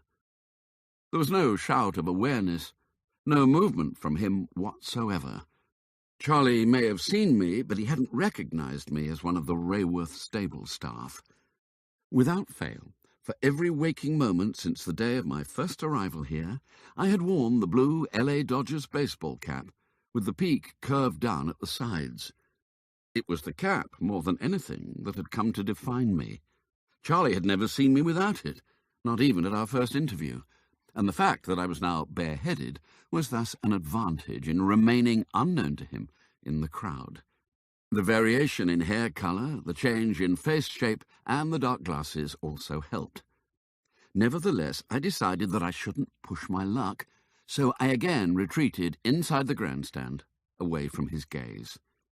But watching George through the ground floor windows was far from ideal. It was just about all right when there was no one else standing on the paddock steps, such as during the actual running of the races. But when the people returned, they tended to obscure my view. That's why I had gone back outside in the first place. So, after the next race, I moved my position again, working my way round to a hot dog stand on the right-hand side of the paddock, so that I was almost behind Charlie, but still able to keep George in clear vision, albeit now with a profile view. The afternoon wore on, becoming more and more overcast, and still there was no sign of anything close to being a handover of $10,000. The horses for races 5, 6, and 7 appeared as if by magic through the horse tunnel from the barns, were saddled, mounted, and then departed through the grandstand to the track, but George remained steadfastly in the centre of the paddock throughout, only occasionally glancing at the large TV screen to his left as the races unfolded. He would have to move soon, I thought, in order to get Debenture ready to run in the 9th and last race of the day. Frank Bannister appeared, and I suddenly became very interested in his movements, but he wandered over to the left of the paddock area and never once went close to George Rayworth. Indeed, he seemed more intent on watching the horses than keeping his eye on any of the people. Or maybe that was what he wanted everyone to think. So intent was I on watching Frank that I nearly missed it. But not quite. Something within my subconscious brain flashed a warning, a subliminal message sent from my eye to the cerebral cortex of my brain. Gun! It was hidden under a newspaper, which had slipped away only for a moment as the gun was thrust into George's belly. It had only been visible for the shortest of split seconds, but that had been long enough for my mind to register the shape. A Glock 22C with silencer, loaded, no doubt, with 15 40-caliber expanding bullets in the magazine. All my concentration switched immediately back to George, in time to glimpse a splash of white as an envelope was passed out of his hand and into another. The whole exchange had taken merely a second or two. No one else appeared to have seen it, certainly not Charlie Hearn, who didn't move a muscle, continuing to lean nonchalantly on the white metal rail, as he had for the preceding 2.5 hours, yawning expansively into the bargain. George himself, however, seemed totally shocked, standing there with his mouth hanging open in surprise as his assailant turned and vanished into the crowd. I, too, had been caught slightly unawares, because the holder of the gun, the collector of the cash, had not been Frank Bannister, as I'd been half expecting, nor any other man, for that matter. It had been a woman.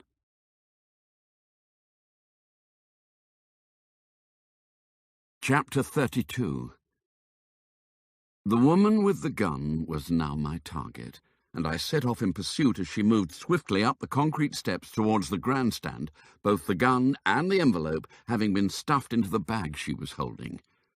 I hadn't seen her face, not even in profile, as she had a mass of long greying curls that hung down across both cheeks. Wig, I thought, as I struggled to keep up. The movement of her body was keen and athletic, not that of someone old enough to have grey hair. My plan had been simply to watch and identify the mole, and then to report back to Tony Andretti. But now I was chasing her shadow, hoping to catch a glimpse of her eyes to make a positive identification. She went through the doors into the grandstand and turned right towards the exit. I barged past the other spectators who were on their way from the paddock to watch the race. "Sorry," I shouted to one elderly man as I almost knocked him over. But I didn't stop to help. Instead, I rushed forward, trying to keep the grey curls in sight. The woman didn't make directly for the exit, but veered off to the left in the main lobby and disappeared into the ladies. I didn't know whether she was aware that I had been following her. Quite possibly. It had certainly not been up to my usual high standard of covert tailing, more akin to a bull rampaging through a china shop. I didn't really care, but now I had a dilemma. Did I follow her into the ladies? She was armed and might be waiting for me to appear. I had absolutely no intention of walking into a hail of 40-caliber bullets, expanding or otherwise, but I was worried she might be escaping through a window. The men's room was immediately alongside, and I quickly went in there. Logic dictated that if there were windows in the ladies, there would also be some in the gents. There were just solid walls and electric light, and not a pane of glass to be seen. I went back out into the lobby and waited, finding a concrete pillar to lean against, so that it wasn't too obvious that I was waiting for someone to emerge from the toilets. There were loudspeakers in the lobby, and I listened to the racecourse commentator as he described the horses making their way to the starting gate for the 8th race. Soon this deserted lobby would be filling with those leaving before the last race, making an early dash for the exits in order to miss the traffic jams. Watching the ladies' room door might then prove more difficult, and I didn't want to lose our best lead yet to the mole. I needed backup. Tony had asked me earlier if I'd wanted some, and I had foolishly said no, fearful that a cast of hovering hawks might have frightened away the prey. I pulled the non-smartphone from my pocket and began to dial Tony's number. "Turn it off," said a man's voice close into my right ear. At the same time, something hard was pressed into the small of my back. I turned off the phone, and the man reached forward over my shoulder to take it out of my hand. "Move," he ordered, pushing harder into my back. I moved, walking forwards. "Go left," he said, "towards the elevator." He nudged me in the back again, so I went to my left, towards the elevator. I wondered how this could be happening. Maybe there wasn't a crowd of nearly 100,000, as there would be in 10 days' time, but this was no dark alley in some run-down city centre. It was a busy racecourse, in broad daylight, with security personnel within view. Should I shout out to them? "Don't even think about calling for help," the man said, as if he was reading my mind. "You'll never live to receive it." I kept quiet and walked. We arrived at the elevator. It had a "for stewards' use only" notice stuck to the doors. "Up button," the man said. I pushed it, and I could hear the mechanism start whirring somewhere overhead. "What's going on?" It was a female voice. "Who's he?" "He followed you," the man replied. "He was waiting for you outside the restaurants." Now I was in deeper trouble. I didn't like the odds. 2 against 1 was bad enough, but they also had guns, while I had nothing more than my bare hands. I dared not turn round, but didn't actually need to. I could see them both reflected in the brushed metal doors of the elevator. It was not a clear image, but it was good enough. Bob Wade and Steffi Dean, the Faxa lovers. Not one mole, but 2. The elevator doors opened, and a prod from behind implied I was to enter. "Keep your face to the wall," the man instructed. If he thought it would stop me identifying them, then he was wrong. But maybe he didn't know that. Perhaps it was safer for me if he thought I didn't know them, so I went right in, almost pressing my nose up against the back wall. It could also be that they hadn't recognized me. If so, I'd like it to stay that way. The 2 of them followed me into the lift, and the doors closed behind them. We started to go up. "Did you get the cash?" Bob asked. "Yes," Steffi replied. "Did you deal with the groom?" "All done." "So what shall we do with this one?" It was a question that I was quite interested to know the answer to as well. "What do you suggest?" Bob said. "Waste him," Steffi replied. That was not the answer I'd been hoping for. "Not here," Bob said. The lift continued on its effortless way to the top of the grandstand. I knew exactly where it was going. I'd been up here before, on Monday night when I'd been searching for food and avoiding the attentions of Diego and his chums.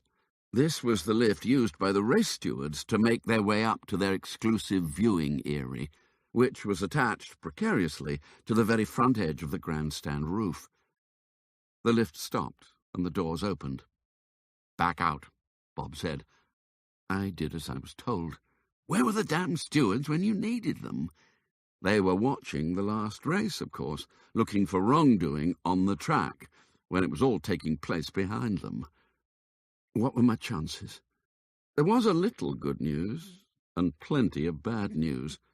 The good was what Tony had said about the accuracy of law enforcement officers with their guns.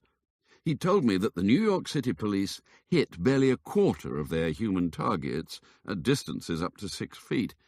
However, the bad news was that he had also said that his special agents were trained to shoot multiple rounds to make up for that. And at present, The distance between Bob's gun and my back was a lot less than 6 feet, more like 6 inches. He was hardly likely to miss from there.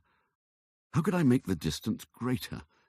Running away might help, but not if he shot me before I had taken enough steps.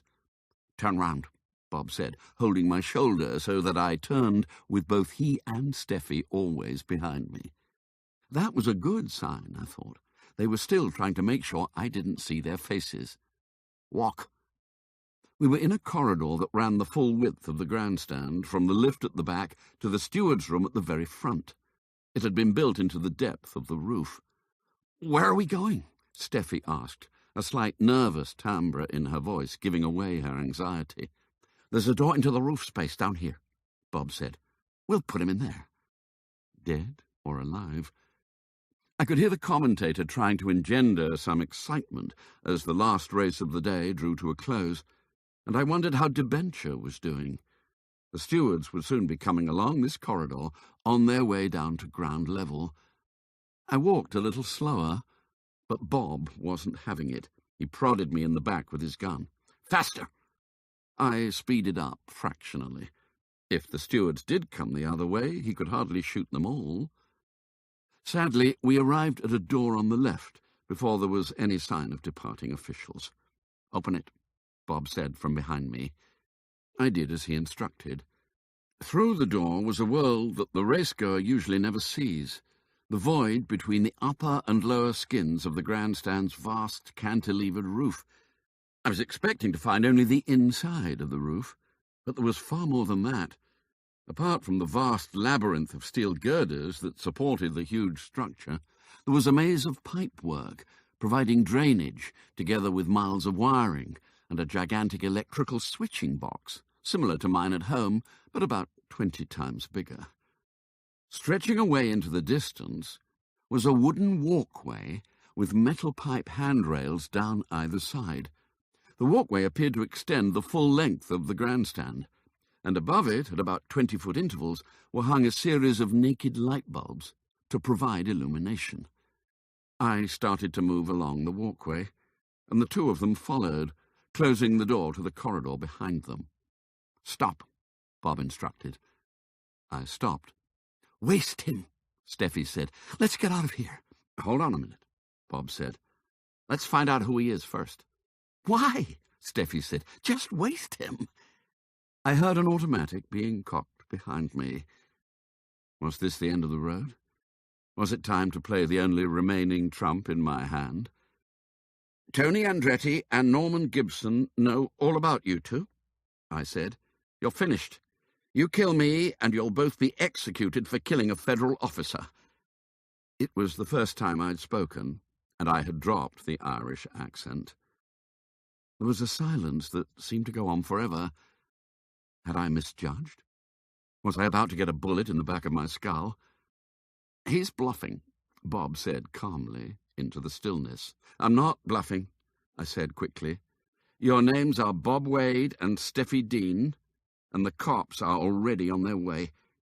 Bob grabbed me by the shoulder and spun me round to face him.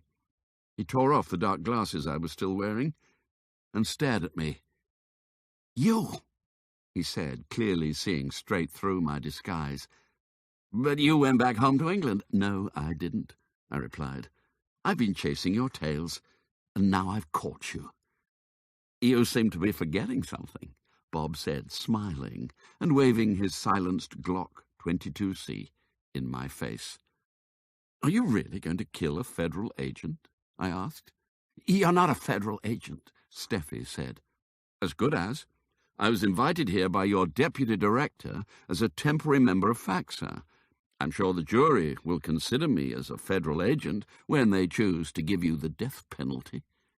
I hoped it was so, even though I doubted it. "Do they still electrocute murderers in New York?" All the while I'd been talking, I'd been moving myself further away from them, fraction by fraction, simply by rocking from foot to foot, shuffling an inch or so backwards each time. "The death penalty is abolished in New York State," Steffi sneered at me as she said it. "Not for federal crimes," I said. "Sizzle, sizzle." "Shut up!" Bob shouted in my face. Another inch away. "I tell you he's bluffing about the cops." "And about the 10 grand in Steffi's purse?" I said. "George Rayworth has been most helpful." He wasn't to know otherwise. Another couple of inches away. I looked at Steffi's thick black hair tied back in a ponytail. "They'll shave all that lovely hair off your head," I said to her, "to make a better contact. The current will fry your brain inside your skull." I was quite certain that old Sparky had, in fact, long been consigned to history, replaced by the banality of a lethal injection. Equally as effective, no doubt, but far less dramatic. Nevertheless, Steffi was clearly rattled. "Shut him up," she demanded, "or I'll do it." She reached into her bag, presumably for her gun. Bob Wade began as if to say something, and he took his eyes off me as he too looked down towards Steffi's bag. I didn't need a second invitation. I reached to my left and grabbed the handle on the front of the electrical switching box and rotated it a quarter turn from on to off. With a loud clunk, all the lights went out. I turned and ran down the walkway into the darkness, as if my life depended on it, which it probably did, at the same time bending down to reduce my target size. I didn't hear any guns being fired behind me over the sound of my own footsteps, no doubt on account of the silencers, but I certainly heard the bullets as they whizzed past me before ricocheting off the steel roof girders. I didn't stop, but bolted onward at full pelt, guiding myself by running my hands along the handrails on each side and praying that no one had left anything on the walkway that I would trip over. I was still running at top speed when the lights came on again, just in time for me to see the walkway ahead take a sharp zigzag to the left round a large vertical pipe. As I negotiated the turns, I glanced behind me. I had run a good 40 yards in the dark, and neither Bob Wade nor Steffi Dean had followed. They were standing where I'd left them, next to the switching box, and they were looking in my direction. I hoped and half expected that they would give up and leave, but they clearly had other ideas, as they both started down the walkway towards me. Steffi fired at me, not that I heard the retort of the pistol, but the bullet zipped past somewhere close to my left arm, and I heard that all right. It was all the incentive I needed to keep going along the walkway deeper into the roof space. I looked to both sides for some sort of weapon, but the only thing movable I could find was a 5-tread wooden step-ladder, no doubt left behind by some idle workman who hadn't returned it to its rightful storage place. It was far too cumbersome to use as a club, but I picked it up nevertheless and went on swiftly down the walkway, using the ladder to break each light bulb above my head as I passed by. If they were going to find me, they would have to do so in the dark.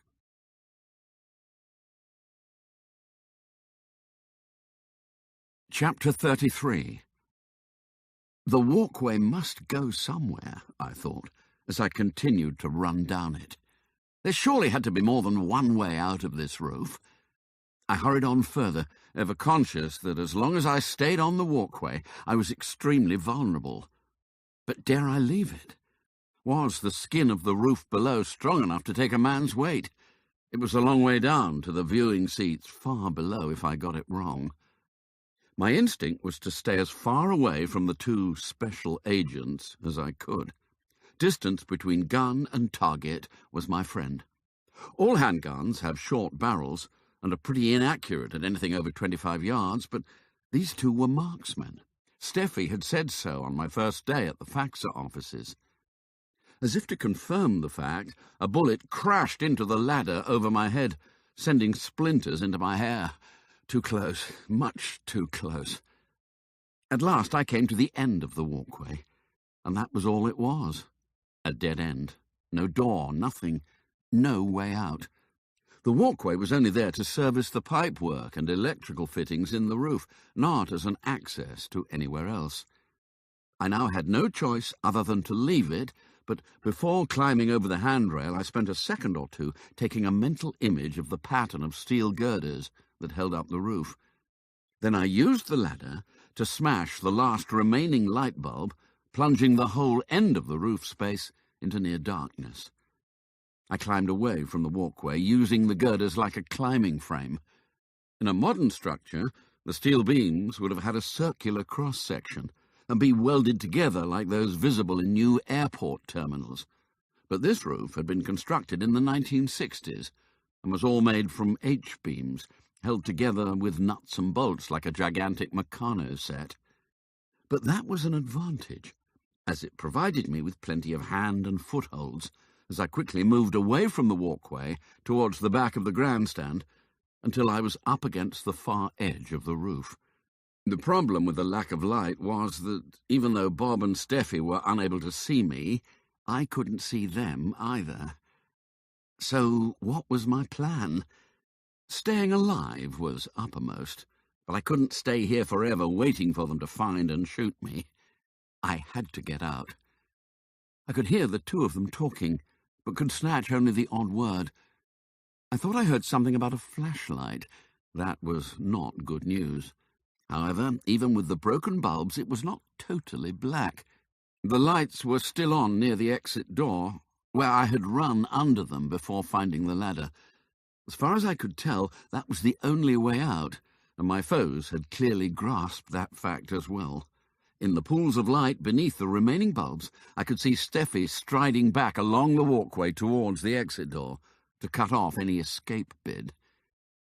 Being as silent as possible, I started again climbing through the steelwork, also making my way back towards the door, but keeping in the deep shadow close to the far edge, well away from the walkway. It was a dangerous strategy, but I could see no alternative. Where was Bob? I looked back over my shoulder and strained my eyes looking for him in the gloom. I could just make out his shape on the walkway, and he seemed to be standing on the step-ladder that I had used to break the light bulbs. A light came on above him.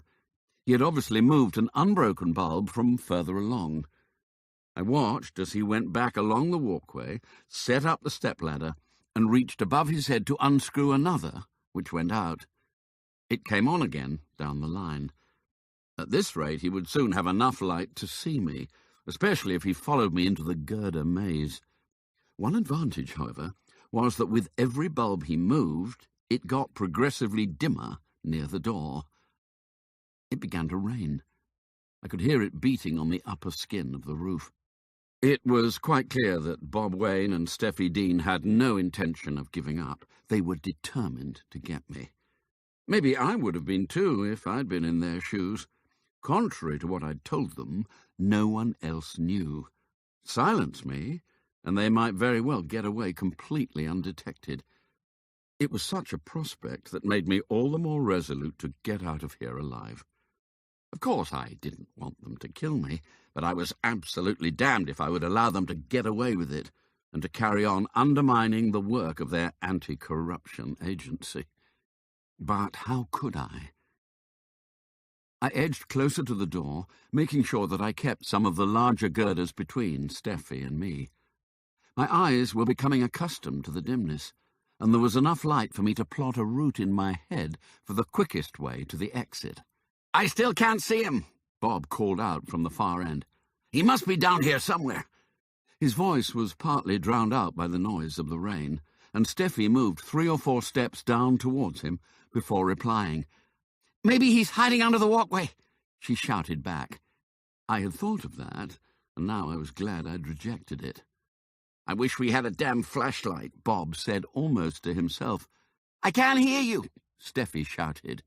She moved forward another 5 paces. I had to move. Not only was it likely to be my only chance to get to the door, but if she took another stride or two, she would be able to see me clearly. I eased myself around the girder I was clinging to, trying to keep the metal between us. The rain got harder and louder. Steffi walked forward another few paces. "Do you need any help?" she shouted. There was no audible reply. She went further down the walkway. "Do you need any help?" she shouted again. She was now some 30 or 40 yards from the door. Indeed, I was already behind her. It had to be now or never. Once I started, there would be no going back. My rapid movement would give me away, even in this light. I swallowed hard and tried to generate some moisture into my mouth. This was it, and I was scared, bloody terrified, in fact. But I was not petrified by fear. Indeed, it was the fear that drove me on. I almost ran across the roof grid, giving a good impression of a monkey as I swung from girder to girder in a straight line for the exit. I was almost back at the walkway before Steffi realized. Only 5 yards to go. I leapt over the handrail and fairly sprinted for the door, yanking it open. Something punched me hard in the right arm, almost knocking me off my feet. I'd been shot, but I could still run, out through the door, along the corridor, and back towards the lift. I could hear Steffi shouting behind me. My arm hurt like hell, and I was dripping blood from my fingers. But I found I was laughing. I was out of that damn roof, and I was still alive. I pushed the lift button, but the doors didn't open. The bloody thing was down the bottom, and I didn't have the time to wait for it. I'd be dead before it arrived. I dived through a door marked Emergency Exit Only. This was an emergency. I bounded down the stairs, but they didn't go all the way to ground level. Rather, they exited through double doors into one of the restaurants in the closed-off section of the grandstand. It was deserted. The restaurant exit was at the far end of the room, and I could already hear footsteps on the stairs behind me. So I went through the door into the kitchen, only to be confronted with a mass of stainless steel. 6 rows of chef workstations, with long preparation worktops interspaced with gas hobs and ovens below, and extraction hoods and open storage shelves above. Even the ceiling was lined with stainless steel, but there were no chefs, no kitchen staff at all, and no obvious route to an exit. Damn it!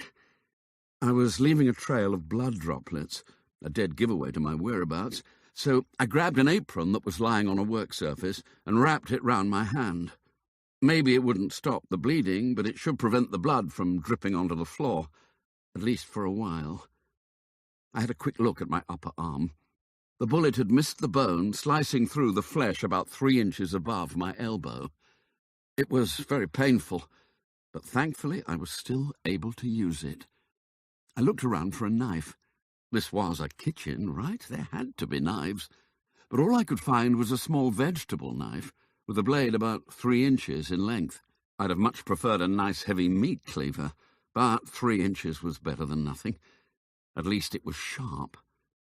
I saw the door begin to move, so I ducked down beneath one of the worktops, many of which had stainless steel cupboards beneath. "He's in here," Steffi said. "There's a blood trail." "How could you have missed him?" Bob said, breathing heavily. "I didn't miss him," Steffi said, clearly pained. "Do you think he bled spontaneously? Of course I hit him. But you didn't stop him, though, did you? You let him get out." Bob was clearly in no mood to be kind to his lover. "I told you to guard the goddamn door. If you'd have done what you were told, we wouldn't be in this mess." My eyes went down at floor level, and I could see their feet under the cupboards over by the door. I watched as Bob's moved. He started walking slowly down the first line of workstations. I crawled the other way. For some reason, it reminded me of the children hiding from the velociraptors in the Jurassic Park movie. Who would be the T-Rex that would come to my aid? No one. The racing was all over for the day, and everyone had gone home. If Bob and Steffi had worked together as a team, they would have caught me easily. But they didn't. "You stay by the door," Bob said sternly to Steffi. "And don't move this time." "All right." She sounded cross. "But there must be another way out of here. The door to the restaurant can't be the only one. How do the staff get in and out?" That was a good question, I thought.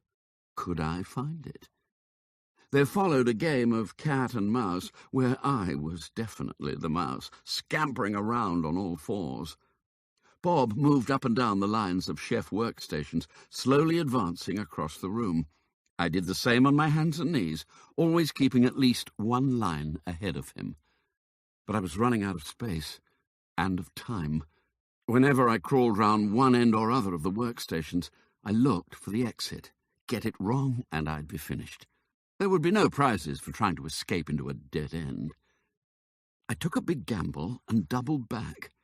Instead of crawling down the last line, I turned the other way and went back where Bob had just been.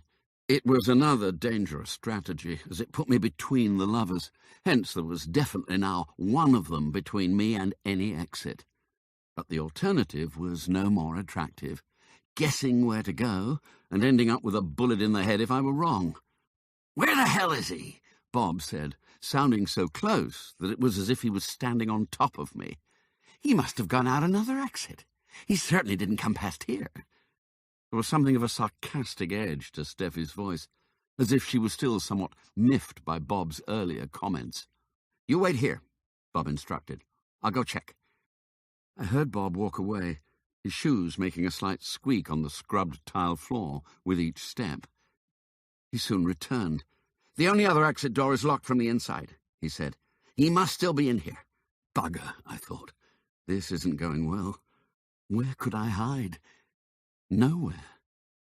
Most of the worktops had cupboards beneath, which were all shut with sliding doors, and there was no way I could open one without Bob or Steffi hearing.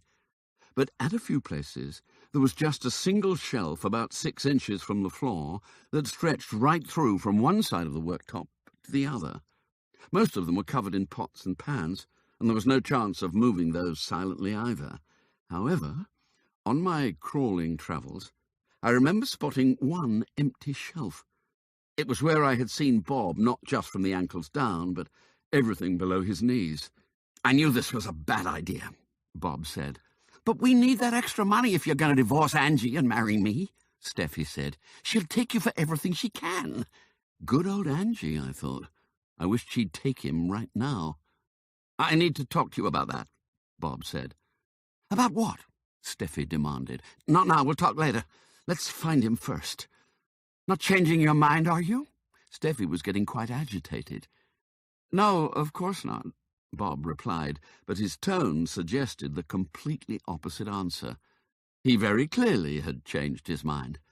"Come on, let's find him." "What if he's managed to escape?" Steffi said, panic audibly rising in her voice. "Then we're done for. You heard what he said about the death penalty?" "Shut up," Bob replied sharply. "He can't have. He must be here, in one of these cupboards." I heard him slide open one of the cupboard doors. "But what if he has escaped?" Steffi's voice had risen so that it was little more than a squeak. She was now in full panic attack mode. "Shut up, woman," Bob said angrily, "and help me find him." Perhaps he thought it was better for her to be occupied than standing by the door dissolving into jelly. But it was more bad news for me. With 2 of them looking, they were bound to find me now. "I think we should go," Steffi said suddenly. She hadn't moved. I could still see her feet over by the door. "What do you mean, go?" "Go. Leave. Get out of here before the cops arrive." All her earlier bravado about wasting me seemed to have evaporated. My talk of electrocution and Bob's change of heart over a divorce had clearly unnerved her. Bob was far more relaxed. "If the cops were coming, they'd have been here by now. He was lying about that, and about everything else. I still think we should leave now," Steffi said determinedly. "Go on, Steffi, convince him." "No way," Bob said. "We finish this." I heard him slide open another cupboard door. "But I don't want to get arrested for murder," Steffi said. "You won't," Bob said. "He was lying, I tell you. We find him and kill him. And then we get out of here." All the while they had been talking, I had been crawling until I found the empty shelf. Silently, I eased myself onto it, so I was lying with my back to the metal, with my knees drawn up. Maybe Steffi would pass the end of the workstation and not see me. I would then be behind her again and closer to the door into the restaurant. My plan almost worked. As I had hoped, she walked right past the end without spotting me. Now all I had to do was roll off the shelf in the direction she had come from. Then I'd be behind her. Easy. But it was at that point when things started to go badly wrong. In Jurassic Park, it was a falling soup ladle that gave away the children's position to the velociraptors. In my case, it was a large metal saucepan lid. It had been standing vertically on its edge on the far side of the large saucepan to which it belonged. I only touched the pan fractionally with my foot as I manoeuvred myself back onto the floor, but it was enough to upset the equilibrium. I watched in horror as the lid rolled gently off the shelf away from me and clattered to the floor, going round and round like a coin dropped onto a granite top, only 10 times louder. "Get him!" shouted Bob. I stood up and ran. A bullet zinged off the extractor hood next to my ear, causing me to duck involuntarily. I reached the end of the line to find Steffi, but she was facing away from me and towards where the noise of the lid had come from. I grabbed her from behind, holding her tight to me with my left arm and placing the vegetable knife up against her windpipe with my right hand. "Drop it!" I shouted into her ear. She wriggled and squirmed, so I cut her neck. Only a little cut, but enough to draw blood. She gasped and went very still, dropping her gun with a clatter to the floor. I used my foot to slide it backwards, but I had no chance of bending down to get it because Bob was standing right in front of us, about 10 feet away. "Drop your gun!" I shouted at him, "or I'll slit her throat." He did nothing of the sort. Instead, he took 2 steps closer and pointed the barrel straight at me, lining up his right eye with the sights. Steffi was shorter than me by a couple of inches, so I ducked my head down behind hers so as not to give him a clear target to shoot at. "I said, drop your gun," I repeated. "I will cut her if you don't." A strange look came over his face, almost one of indifference to the plight of his mistress. Was he thinking only of his own skin? Or had he decided there was another way out of his matrimonial predicament? He took another step forward and shot Steffi from no more than 3 feet away in the chest. The force of the impact threw us both backwards off our feet, Steffi landing heavily on top of me. My first instinct was that I had also been shot, but my mind and body were still operating normally. For some reason, I remembered what Bob himself had said to me on that very first day in the FAXA offices in Arlington. Expanding bullets are less likely to pass right through suspects and into innocent bystanders behind them. How right he was. But I feared that my relief was likely to be short-lived. I would be next. I realized that I had landed on Steffi's gun. It was sticking into my back. I grabbed it and dived behind the next line of workstations. Now things were a little more even. But why had he shot Steffi? It didn't make any sense. And there was little doubt in my mind that she was dead. She hadn't been wearing her FAXA bulletproof vest, and her chest had been ripped apart by the expanding bullet. She lay there on the tile floor in front of me, a pool of bright red blood spreading out beneath her, with non-seeing eyes still wide open, as if in surprise. I crouched behind the workstation, gun at the ready, watching for the moment that Bob appeared. He didn't. Where was he? I lowered my head down to the floor and looked under the cupboards. All I could see were his ankles and feet. He was standing just the other side of the worktop. He was a professional marksman, regularly practiced, and I had only fired a gun once since I'd left the army many years before. However, one never forgets how to aim and pull a trigger. I reached under the cupboard, with my arms fully extended, holding the Glock 22C as still as I could. The end of the silencer was only 24 inches or so from Bob's feet. Surely I couldn't miss from here. I closed my left eye, looked along the sights with my right, and squeezed the trigger as smoothly as I could manage. The gun leapt in my hand with the recoil as the round went off. It all seemed a bit surreal without an accompanying deafening bang, the only sound being the mechanic clanging as the gun's mechanism automatically ejected the empty cartridge and reloaded. However, the scream from Bob was amply loud enough to make up for it. I hadn't missed. The bullet appeared to have caught him square on the right ankle bone, and its subsequent expansion had almost torn his foot clean off. I didn't go to his aid. He still had his gun, and I was in no doubt that he'd use it. Instead, I ran for the door to the restaurant before he too worked out he could also shoot me at floor level. Logic told me that Bob couldn't have run after me with only one functioning foot, but nevertheless I sprinted across the deserted restaurant, through the empty, cavernous betting hall beyond, and down the stairway towards the grandstand exits. Indeed, I didn't stop running until I reached a lone uniformed guard at the security desk in the main lobby. "Call the cops!" I shouted at him. "There's been a murder." "I know," he said, "and the cops are already here investigating it." I stared at him. He knows? How does he know? "So where are they, then?" "With the body," the guard said, somewhat matter-of-factly. "Whose body?" It was his turn to stare at me as if I was the idiot. "The groom who was murdered, over in the barns." "Did you deal with the groom?" Steffi had asked. "All done," Bob had replied. "No," I said to the security guard, finally understanding. "There's been another murder, here in the grandstand, in one of the kitchens. Call the cops again."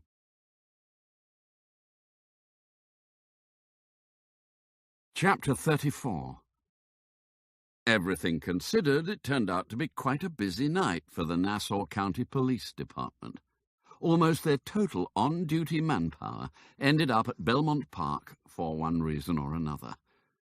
There was considerable confusion, and I seemed to be the cause of most of it. Initially, in spite of my protestations that I was all right, I was dispatched by ambulance to the emergency room of a local hospital to have my arm dealt with. The bleeding had decreased to a mere ooze, but there was still a nasty gash that required treatment. It was while a doctor was cleaning and stitching the wound under local anaesthetic that more police turned up at the hospital to arrest me for the murder of one federal special agent, namely Stephanie Dean, and for the grievous bodily harm of another, viz. Robert Wade. Try as I might to explain to them that it had been Robert Wade who had killed Stephanie, and that I had been the one they had shot at first, I was eventually handcuffed and frog-marched out of the hospital and into a waiting squad car. At the police station, I was photographed and fingerprinted, plus I had a swab taken of my saliva for DNA. However, it was the discovery in my pocket of a groom's ID card in the name of Patrick Sean Murphy that caused the greatest excitement, and not only because the photograph on it didn't resemble me as I now was. It transpired that the said Patrick Sean Murphy, an Irishman, was being sought as the prime suspect in the murder of the dead groom. I repeated pleas to the lead detective that I was, in fact, one Jefferson Roosevelt Hinckley, an Englishman, on loan from the British Horse Racing Authority to the Federal Anti-Corruption in Sports Agency, fell on deaf ears. "Call the deputy director of the agency," I told him. "He'll vouch for me." But the detective didn't believe me, and the discovery of a United States permanent resident card in my wallet, also in the name of Patrick Sean Murphy, and with my matching thumbprint, was all the proof he needed that I was lying. He kept asking me the same questions over and over again, and I gave him the same answers on each occasion. "Why did you kill a federal law enforcement officer?" He clearly took a very dim view of that. "I didn't." "Why did you shoot at another?" The police had already done a powder residue test on my hands. I was sure it had registered positive, and my prints would be on Steffi's gun. "Because he was trying to kill me." "And why would that be? Was it because you had already killed his colleague?" I told him the whole story from the beginning at least 4 times, but it was quite clear he didn't believe me. It sounded too improbable, even to my ears. "Go and look in the roof space," I said. "You'll find the broken bulbs and a bullet hole in the stepladder." "And who do you think shot me?" I showed him the stitches in my arm, which were now hurting again as the local anaesthetic wore off. The detective changed tactics. "Why did you kill the groom?" "I didn't. I don't even know which groom has been killed." The detective consulted his papers. "Mr. Rios, a U.S. citizen from Puerto Rico. Diego Manuel Rios." I stared at him. "His cousin, Miss Maria Quintero, says that you and Mr. Rios had an ongoing feud, and she claims you killed him." She was right. I had killed him. I had asked Tony to email his deputy director predecessor, stating that he had a lead on how trainers were being tipped off. The groom who looked after debenture was prepared to talk. That would normally have been me, but due to my feigned illness, Keith had detailed Diego to look after the horse instead. And because of that, Bob Wade had killed Diego, and not me. "Where was he found?" I asked. "Where you left him, in a barn, with a pitchfork stuck deep in his chest." Bob Wade must have acquired that idea from Hayden Ryder, who had tried to do the same to him at Churchill Downs. But Diego hadn't been wearing a bulletproof vest or a special agent badge as protection. "I've already told you I didn't see Diego Rios at any time this afternoon. I was over at the racetrack, not at the barns." "Can you prove that? Do you have any witnesses?" "No, of course I didn't. I'd spent the afternoon trying to be as inconspicuous as possible." "So why did you kill him?" "I didn't." "The murder weapon has your fingerprints all over it." Hell, I thought. That wasn't good. "All the grooms have used all the pitchforks at one time or another. They will have all our fingerprints on them." "What was the feud between you and Mr. Rios all about?" I was not going there. It would sound far too incriminating if I told him it was over advances I had made towards his cousin. It was not a feud anyway. A true feud needed animosity in both directions. Diego's had all been one way. I decided it was time I asked for a lawyer, probably well past time. "I want a lawyer," I said. "Why?" "It is my right," I said. "Only guilty men ask for lawyers," he responded, and I'm sure he believed it. In his eyes, suspects were all guilty until proved not to be, and even then he'd probably still have had his doubts. "I'd also like to make a phone call," I said, ignoring his remark. "I think I have a right to that as well." He obviously didn't like it, but he shrugged his shoulders in acceptance. "Okay," he said, "one call." I made it to Tony Andretti. "Where are you?" he asked angrily. "There's been a disaster at the track." "What sort of disaster?" "I've lost two of my best agents," he said gloomily. "One is dead, and the other is currently in surgery to save his foot." "They were your moles," I said to him. "Not one mole, but two. Both of them. Bob Wade and Steffi Dean." There was a long pause from the other end of the line. "Tony," I said eventually, "you still there?" "Yes," he replied slowly. "I'm still here." He sounded shocked. "Are you sure?" "Positive." He was not happy. "I wanted you only to find our moles, not kill them." "I didn't," I said. "Steffi Dean was shot dead by Bob Wade from a range of about 3 feet. She didn't stand a chance." "Bob Wade says an unknown assailant did it. A man with a black goatee." No wonder the cops had come looking for me at the hospital. They would have readily believed a federal special agent. Who wouldn't? "Check the ballistics.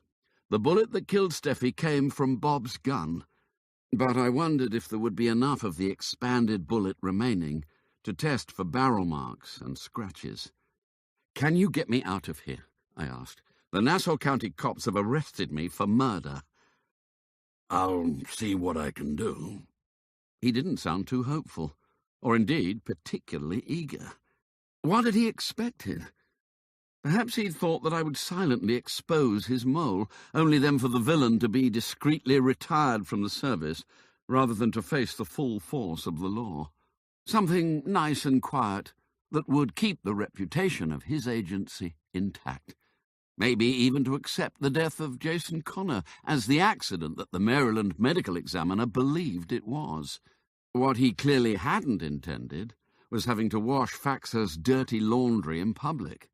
For the Nassau County detectives to be investigating the violent death of a special agent under the intense scrutiny of the intimidating New York City media, hungry for another fatal shooting story, especially one tinged with more than a whiff of official corruption. "Can you at least find me a decent lawyer?" I asked. "I'll see what I can do." he repeated, without giving me much confidence that it would happen.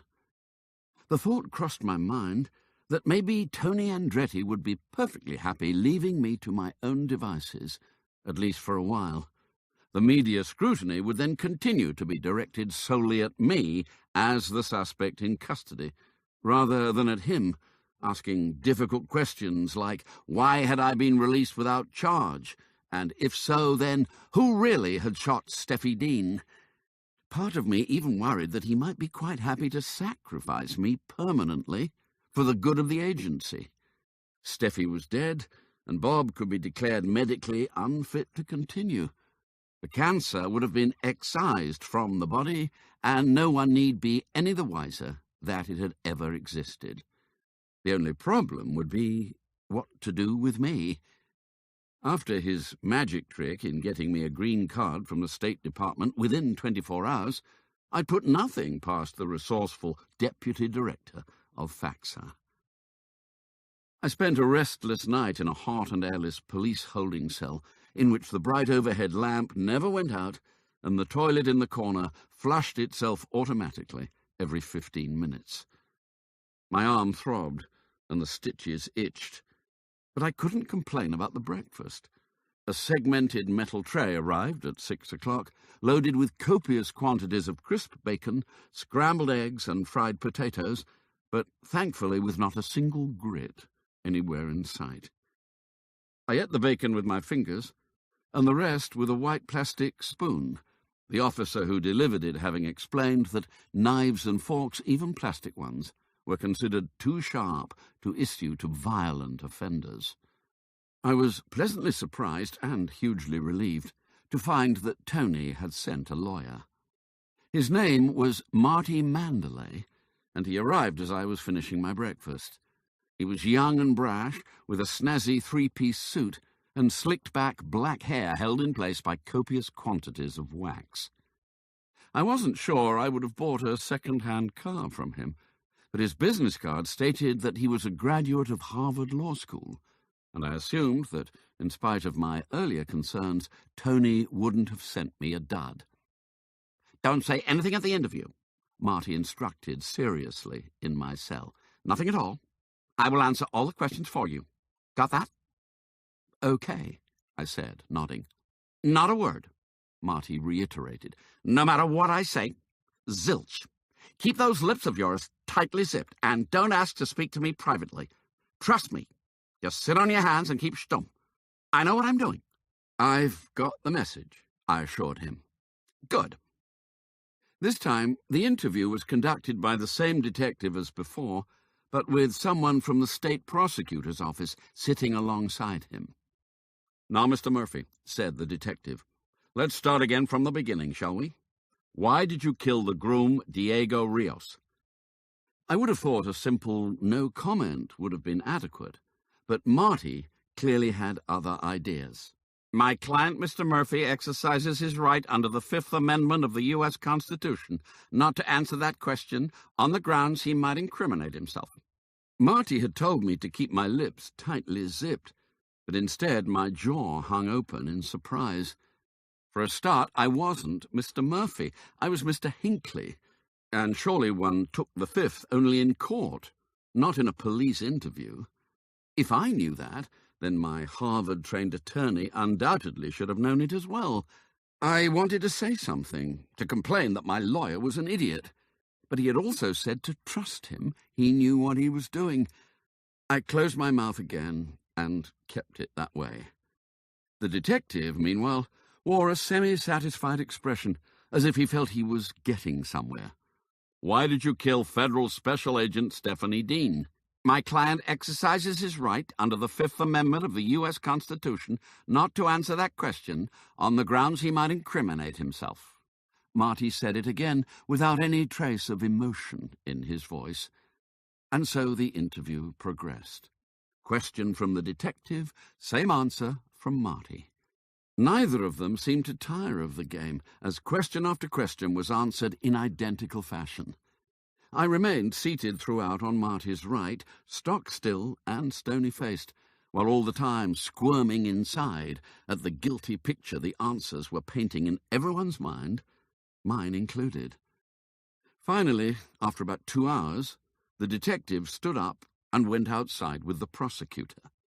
"What the hell do you think you're doing?" I said to Marty. He didn't answer. He just put a finger to his lips, pointing at the mirror to my right, and raised his eyebrows. Yes, stupid of me. I understood all right. One-way glass, and no doubt a microphone picking up everything we said. We sat in silence for a good 10 minutes, until the prosecutor returned. "Patrick Sean Murphy," he said formally, "I am indicting you for the first-degree murders of Diego Manuel Rios and Stephanie Mary Dean, and for the malicious wounding of Robert Earl Wade." He went on to outline the date and time of the alleged crimes, and then he read me some further rights, but I wasn't really listening. First-degree murder. There had to be some mistake.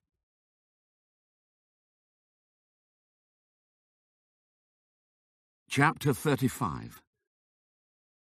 It wasn't Diego who made the trip to Rikers Island in chains. It was me, as Patrick Sean Murphy. I spent a second night in custody, this time in what was appropriately named the county lockup, a metal cage made of inch-thick steel bars solidly embedded into the concrete floor and the ceiling. I'd complained to Marty Mandalay, my so-called lawyer, that in my opinion his bizarre replies to the detective's questions had done nothing but make it more likely I would be indicted for first-degree murder. "I thought lawyers were meant to help their clients," I'd said to him sarcastically. "Trust me," he had replied. And then he'd winked at me, leaving me totally confused. I now wondered if, far from trying to get me released, he had actually been doing his best to get me charged. The time seemed to drag on forever, not helped again by having the bright overhead light blazing away all night. There was an electric fan situated behind a grill in one corner of the cage, but either it didn't work, or the staff refused to turn it on when I asked them to. Probably the latter. I was not flavour of the month with the lockup staff. "Cop killer," I heard one of them say to a colleague, so I would clearly receive no acts of kindness from this lot. When I'd first arrived from the police station, I had been issued with a faded orange boiler suit with "County Lockup" stencilled on the back in large black letters. Then I had been made to strip naked in the centre of a room full of correctional staff, before being thoroughly examined by them to ensure that I had no drugs, mobile telephones, or other contraband hidden in any of my bodily orifices. If the process had been designed to totally humiliate the prisoner, then it had succeeded admirably. How could this be happening to me? I kept asking myself. I had done nothing wrong, yet everyone else seemed to think I had, apparently including Tony Andretti. Perhaps I should have used my one permitted telephone call to ring Paul Maldini in London rather than Tony. But the Nassau County cops probably wouldn't have let me make an international call anyway.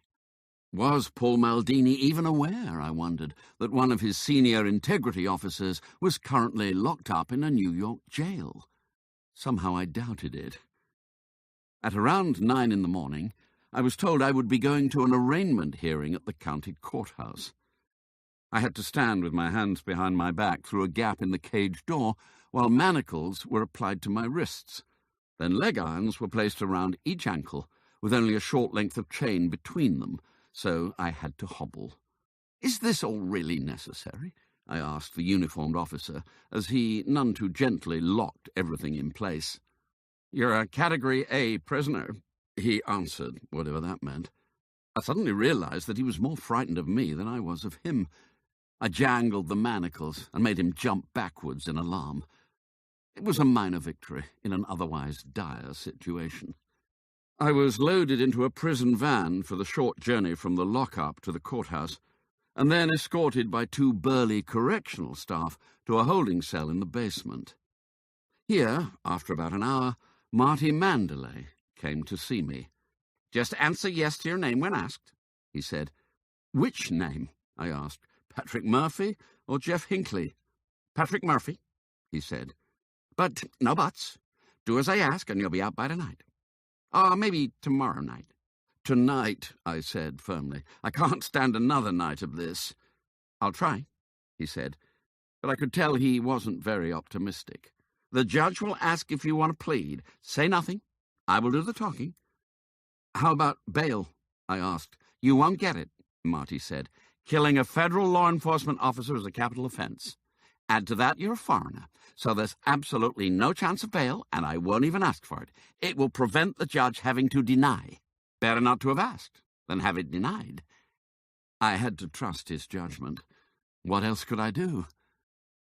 An arraignment hearing was similar to an appearance at a magistrate's court in England. It was the start of the legal process. The accused was presented before a judge to confirm his or her name and address, and also to ensure that the charges or indictments were understood. "Are you Patrick Sean Murphy, residing on the backside at Belmont Park Racetrack?" asked the judge. "Yes," I replied. I wondered if that constituted perjury. He then read out the indictments, 2 counts of murder in the first degree with premeditation and malice aforethought, plus 1 count of malicious wounding. It didn't sound at all good. "Do you understand the indictments?" the judge asked. "Yes, sir," I replied. "Do you wish to enter a plea?" Marty Mandalay stood up next to me. "Not at this time, Your Honor." The judge paused for a moment, looking at Marty, as if he was waiting for him to apply for a bail hearing. He didn't. "Remanded to New York City Correctional Department. Next appearance 2 weeks from today. Take him away." The judge banged his gavel to indicate that proceedings were at an end.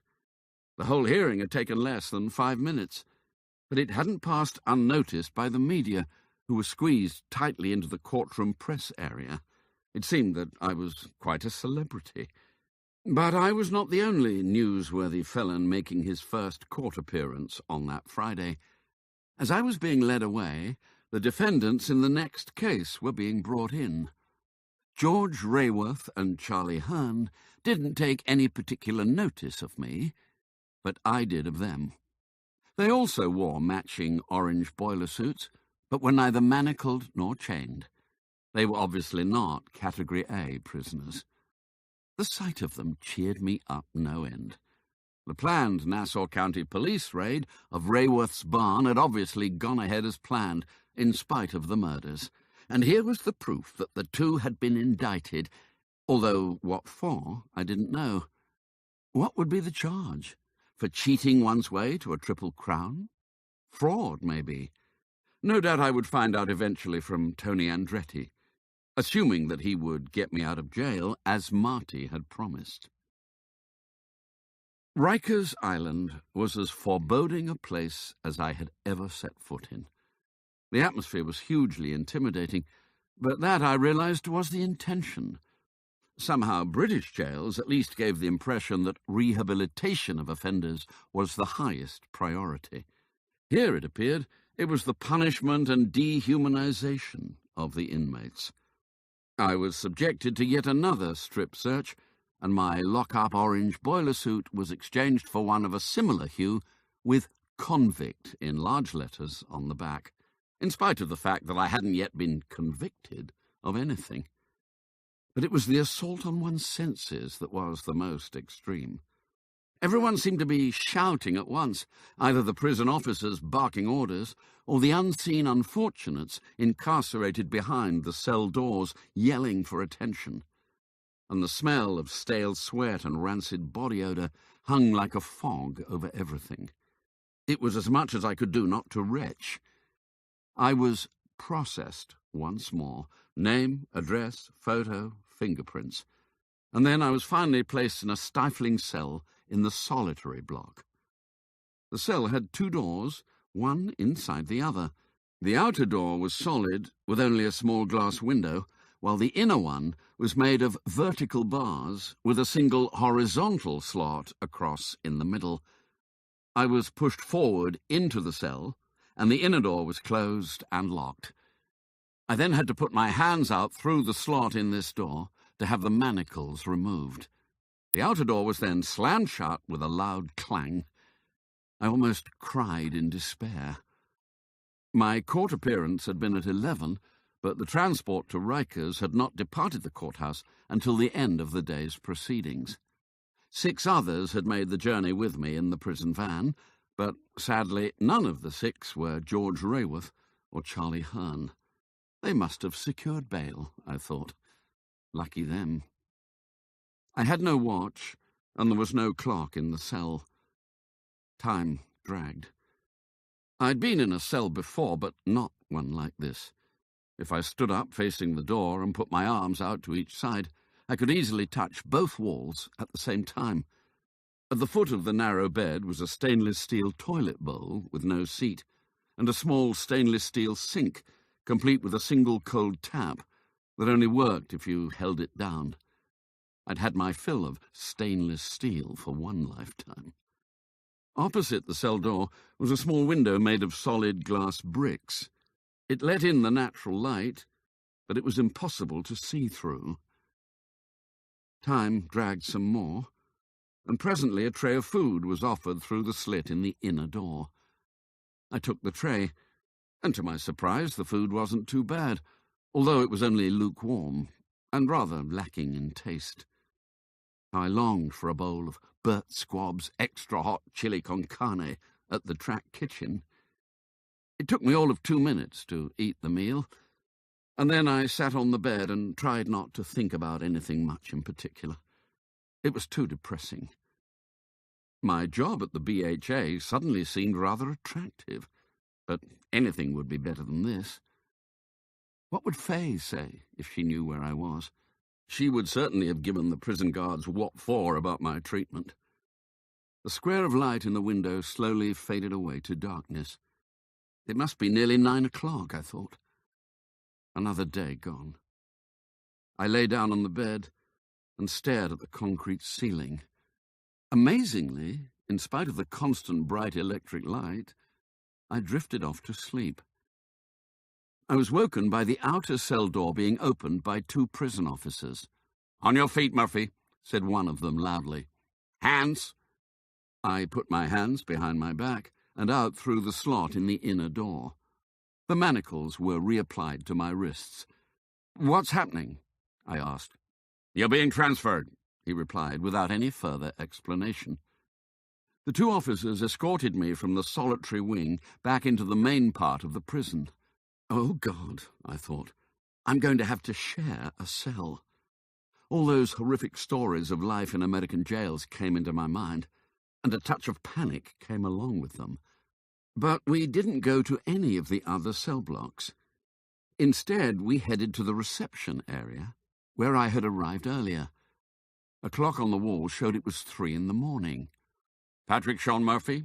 asked another uniformed officer, consulting a clipboard. "Yes," I said. "Transfer to Sing Sing prison." "Now?" I said. "But it's the middle of the night." "So?" Clearly, transfers between prisons at such an hour were not unusual. Leg irons were reapplied, and I hobbled my way out to the prison van, a blue truck with New York State Department of Corrections painted along each side. I was locked into one of its internal cells, and I could hear as the engine was started, and we set off. I didn't get to Sing Sing. Almost immediately we were clear of the Rikers Island prison gates. The cell door was opened. "Come on," said Tony, jangling a bunch of keys at me. "Let's get you out of those irons." I almost cried again, this time from relief. "You took your bloody time," I said.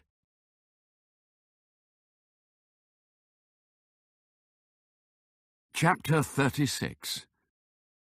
How an hour can change a man's life.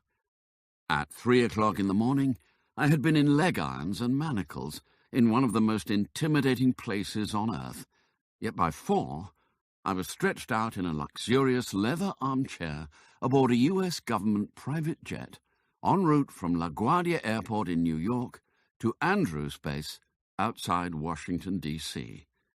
I had also swapped the prison-issue orange boiler suit for a check shirt, chinos, and slip-on leather brogues that Tony had thoughtfully brought with him from my stash of clothes in his guest-room closet. Tony clearly wasn't eager to talk about the happenings in the grandstand on Wednesday evening.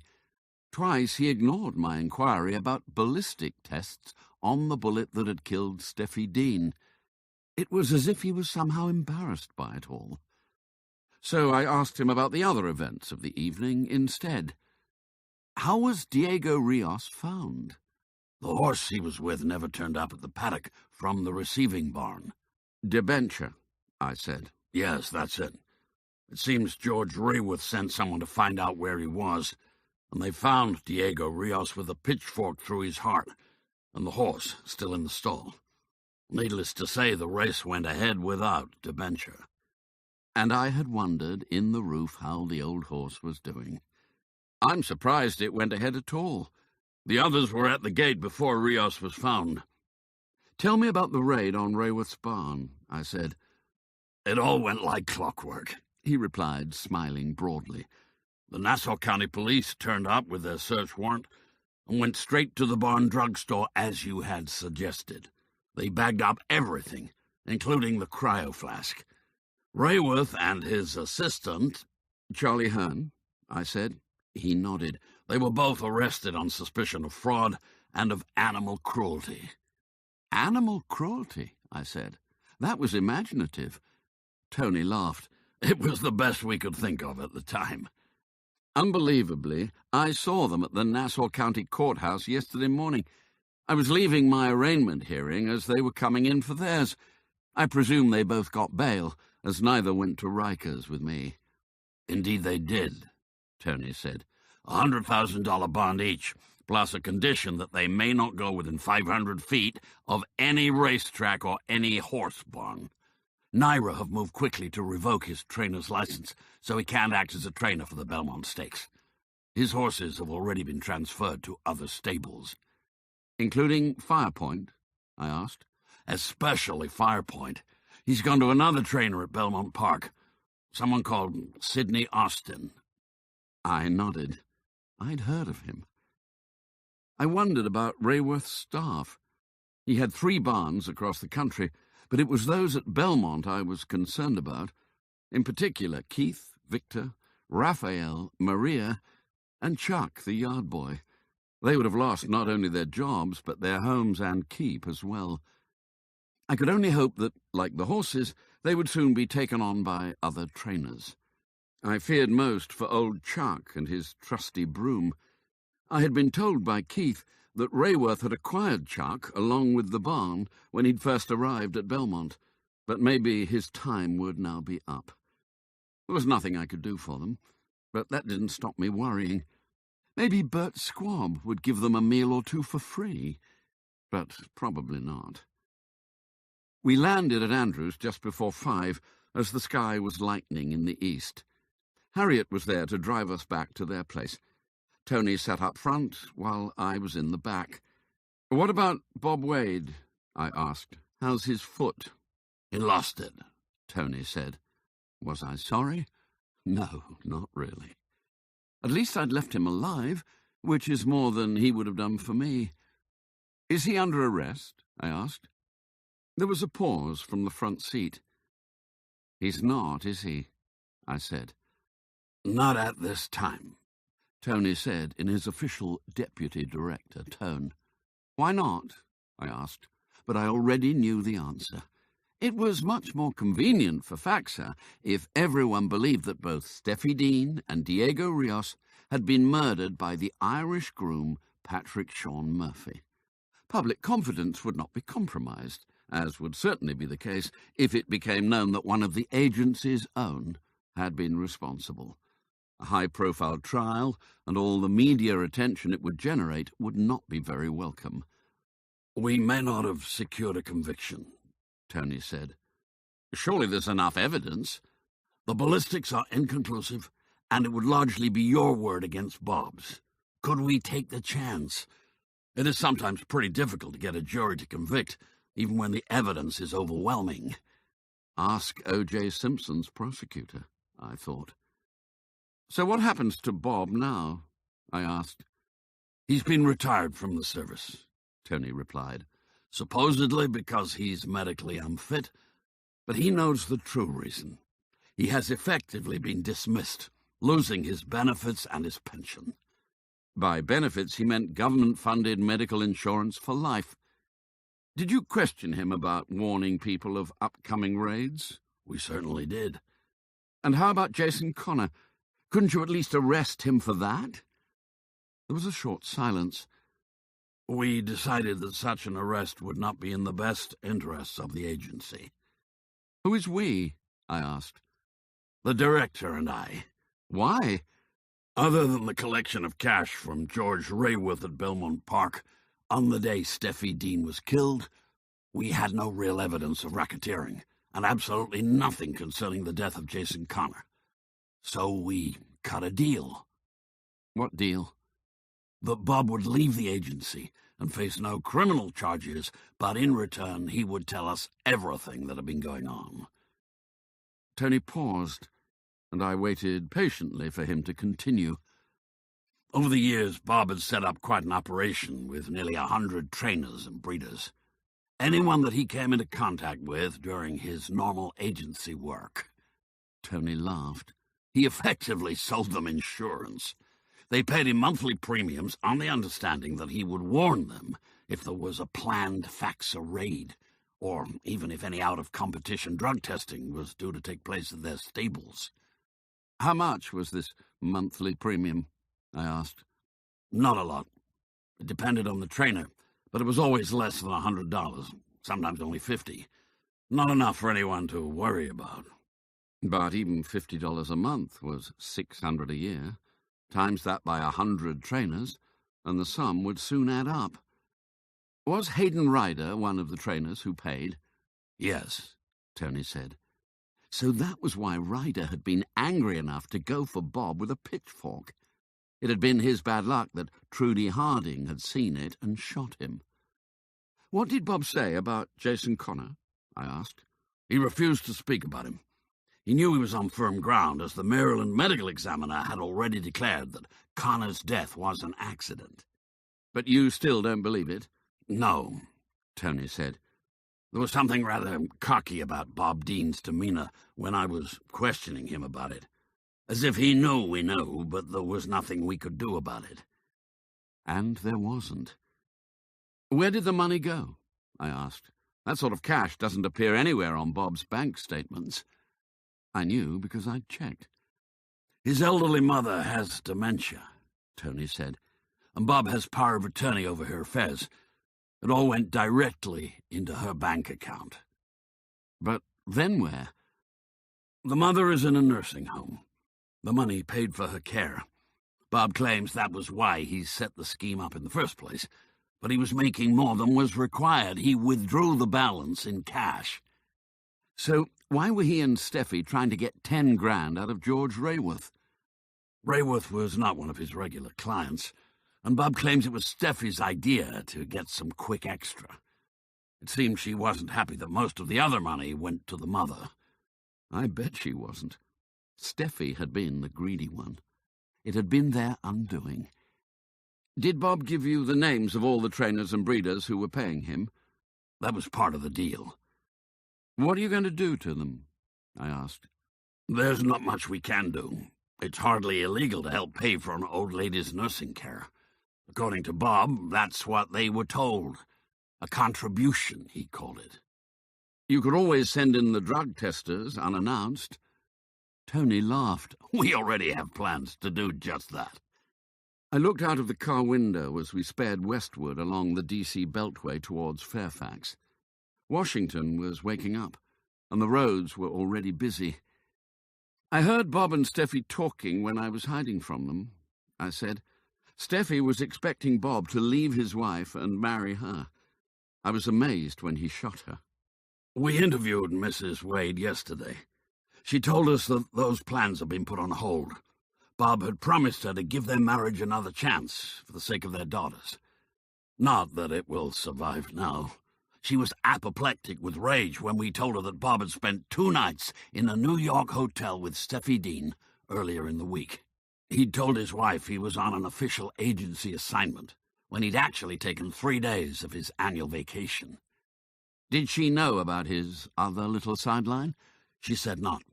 She thought the nursing home was paid for by Medicare. She is absolutely furious with Bob about that, too. So Bob Wade had lost his job, his benefits, his pension, his marriage, and his right foot, but not his liberty. Was it enough? It seemed it would have to be. I flew back overnight to London on a British Airways Super Jumbo. "Mr. Hinckley, you've been upgraded to first class," said the man behind the check-in desk. "Thank you," I said, and wondered if Tony had anything to do with it. I expected so. For someone who could arrange a green card in 24 hours and spirit an inmate out of Rikers Island, fixing an upgrade would have been child's play. I relaxed into my first-class seat with a glass of chilled champagne and thought about my future. Would I stay with the BHA? I wasn't sure. Paul Maldini had been keen to have me back. Stay for as long as you need, provided you come back eventually. I'd been away for over 5 weeks. 5 weeks of excitement and danger. Would I be able to settle back into my old routine? I put off the decision by taking a week's leave, spending much of it with my sister. The renewed chemo had made Faye feel ill again, and her skin looked pale and almost transparent when I first went to see her. But her spirits were high. "It is good news," she said, forcing a wan smile. "My doctor thinks we caught it just in time." Good, I thought. But both of us knew it would be back, and that we wouldn't always manage to catch it just in time. The following week I went back to work at BHA headquarters in High Holborn. "Had a good holiday?" asked one of the admin staff. "Great, thanks," I said. I went along the corridor to my office and sat down at my desk. There were hundreds of unopened emails in my inbox. I sighed and set to work replying to some of the most urgent. At noon, the phone rang. "Hello," I said, answering. "Hi, Jeff," said a familiar voice. "How are things?" "Great, Tony, thanks." "Did you see the Belmont on Saturday?" "Sure did," I replied. "It was on late here." I had watched the race live on television. Firepoint, now trained by Sidney Austin and ridden by Jimmy Robertson, had won the Belmont Stakes by 5 lengths from Amphibious going away. "Makes you think, eh?" Tony said. "It sure does." The irony was not lost on either of us that maybe, just maybe, Firepoint had been good enough all along to win the Triple Crown without the need for George Rayworth and Charlie Hearn to nobble the opposition. Perhaps they would then have deserved the kudos and won the $5 million trainer bonus fair and square. As it was, they were facing financial ruin due to the expected lawsuits from the owners of the 5 EVA-infected horses, plus a long stretch on Rikers Island for fraud and animal cruelty. "Any other news?" I asked. "Angie Wade has officially filed for divorce." She who would take Bob for everything she could. "Anything else?" "Yes. One other thing. I thought you might be interested in the following piece that appeared in today's New York Times." He read it out to me. "Irishman Patrick Sean Murphy, age 33, indicted and awaiting trial for the first-degree murders of fellow Belmont Park groom Diego Manuel Rios and federal special agent Stephanie Dean, was found hanged in his cell at Sing Sing Prison Sunday morning in a suspected suicide. Murphy was pronounced dead at the scene. Police sources confirm that no one else is being sought in connection with the murders." But you should never believe anything you read in the newspapers. "So Patrick Sean Murphy is officially no more," I said. "Is the case now closed?" "Indeed it is," Tony replied. How are you settling back into life as Jefferson Roosevelt Hinckley? I'm working on it.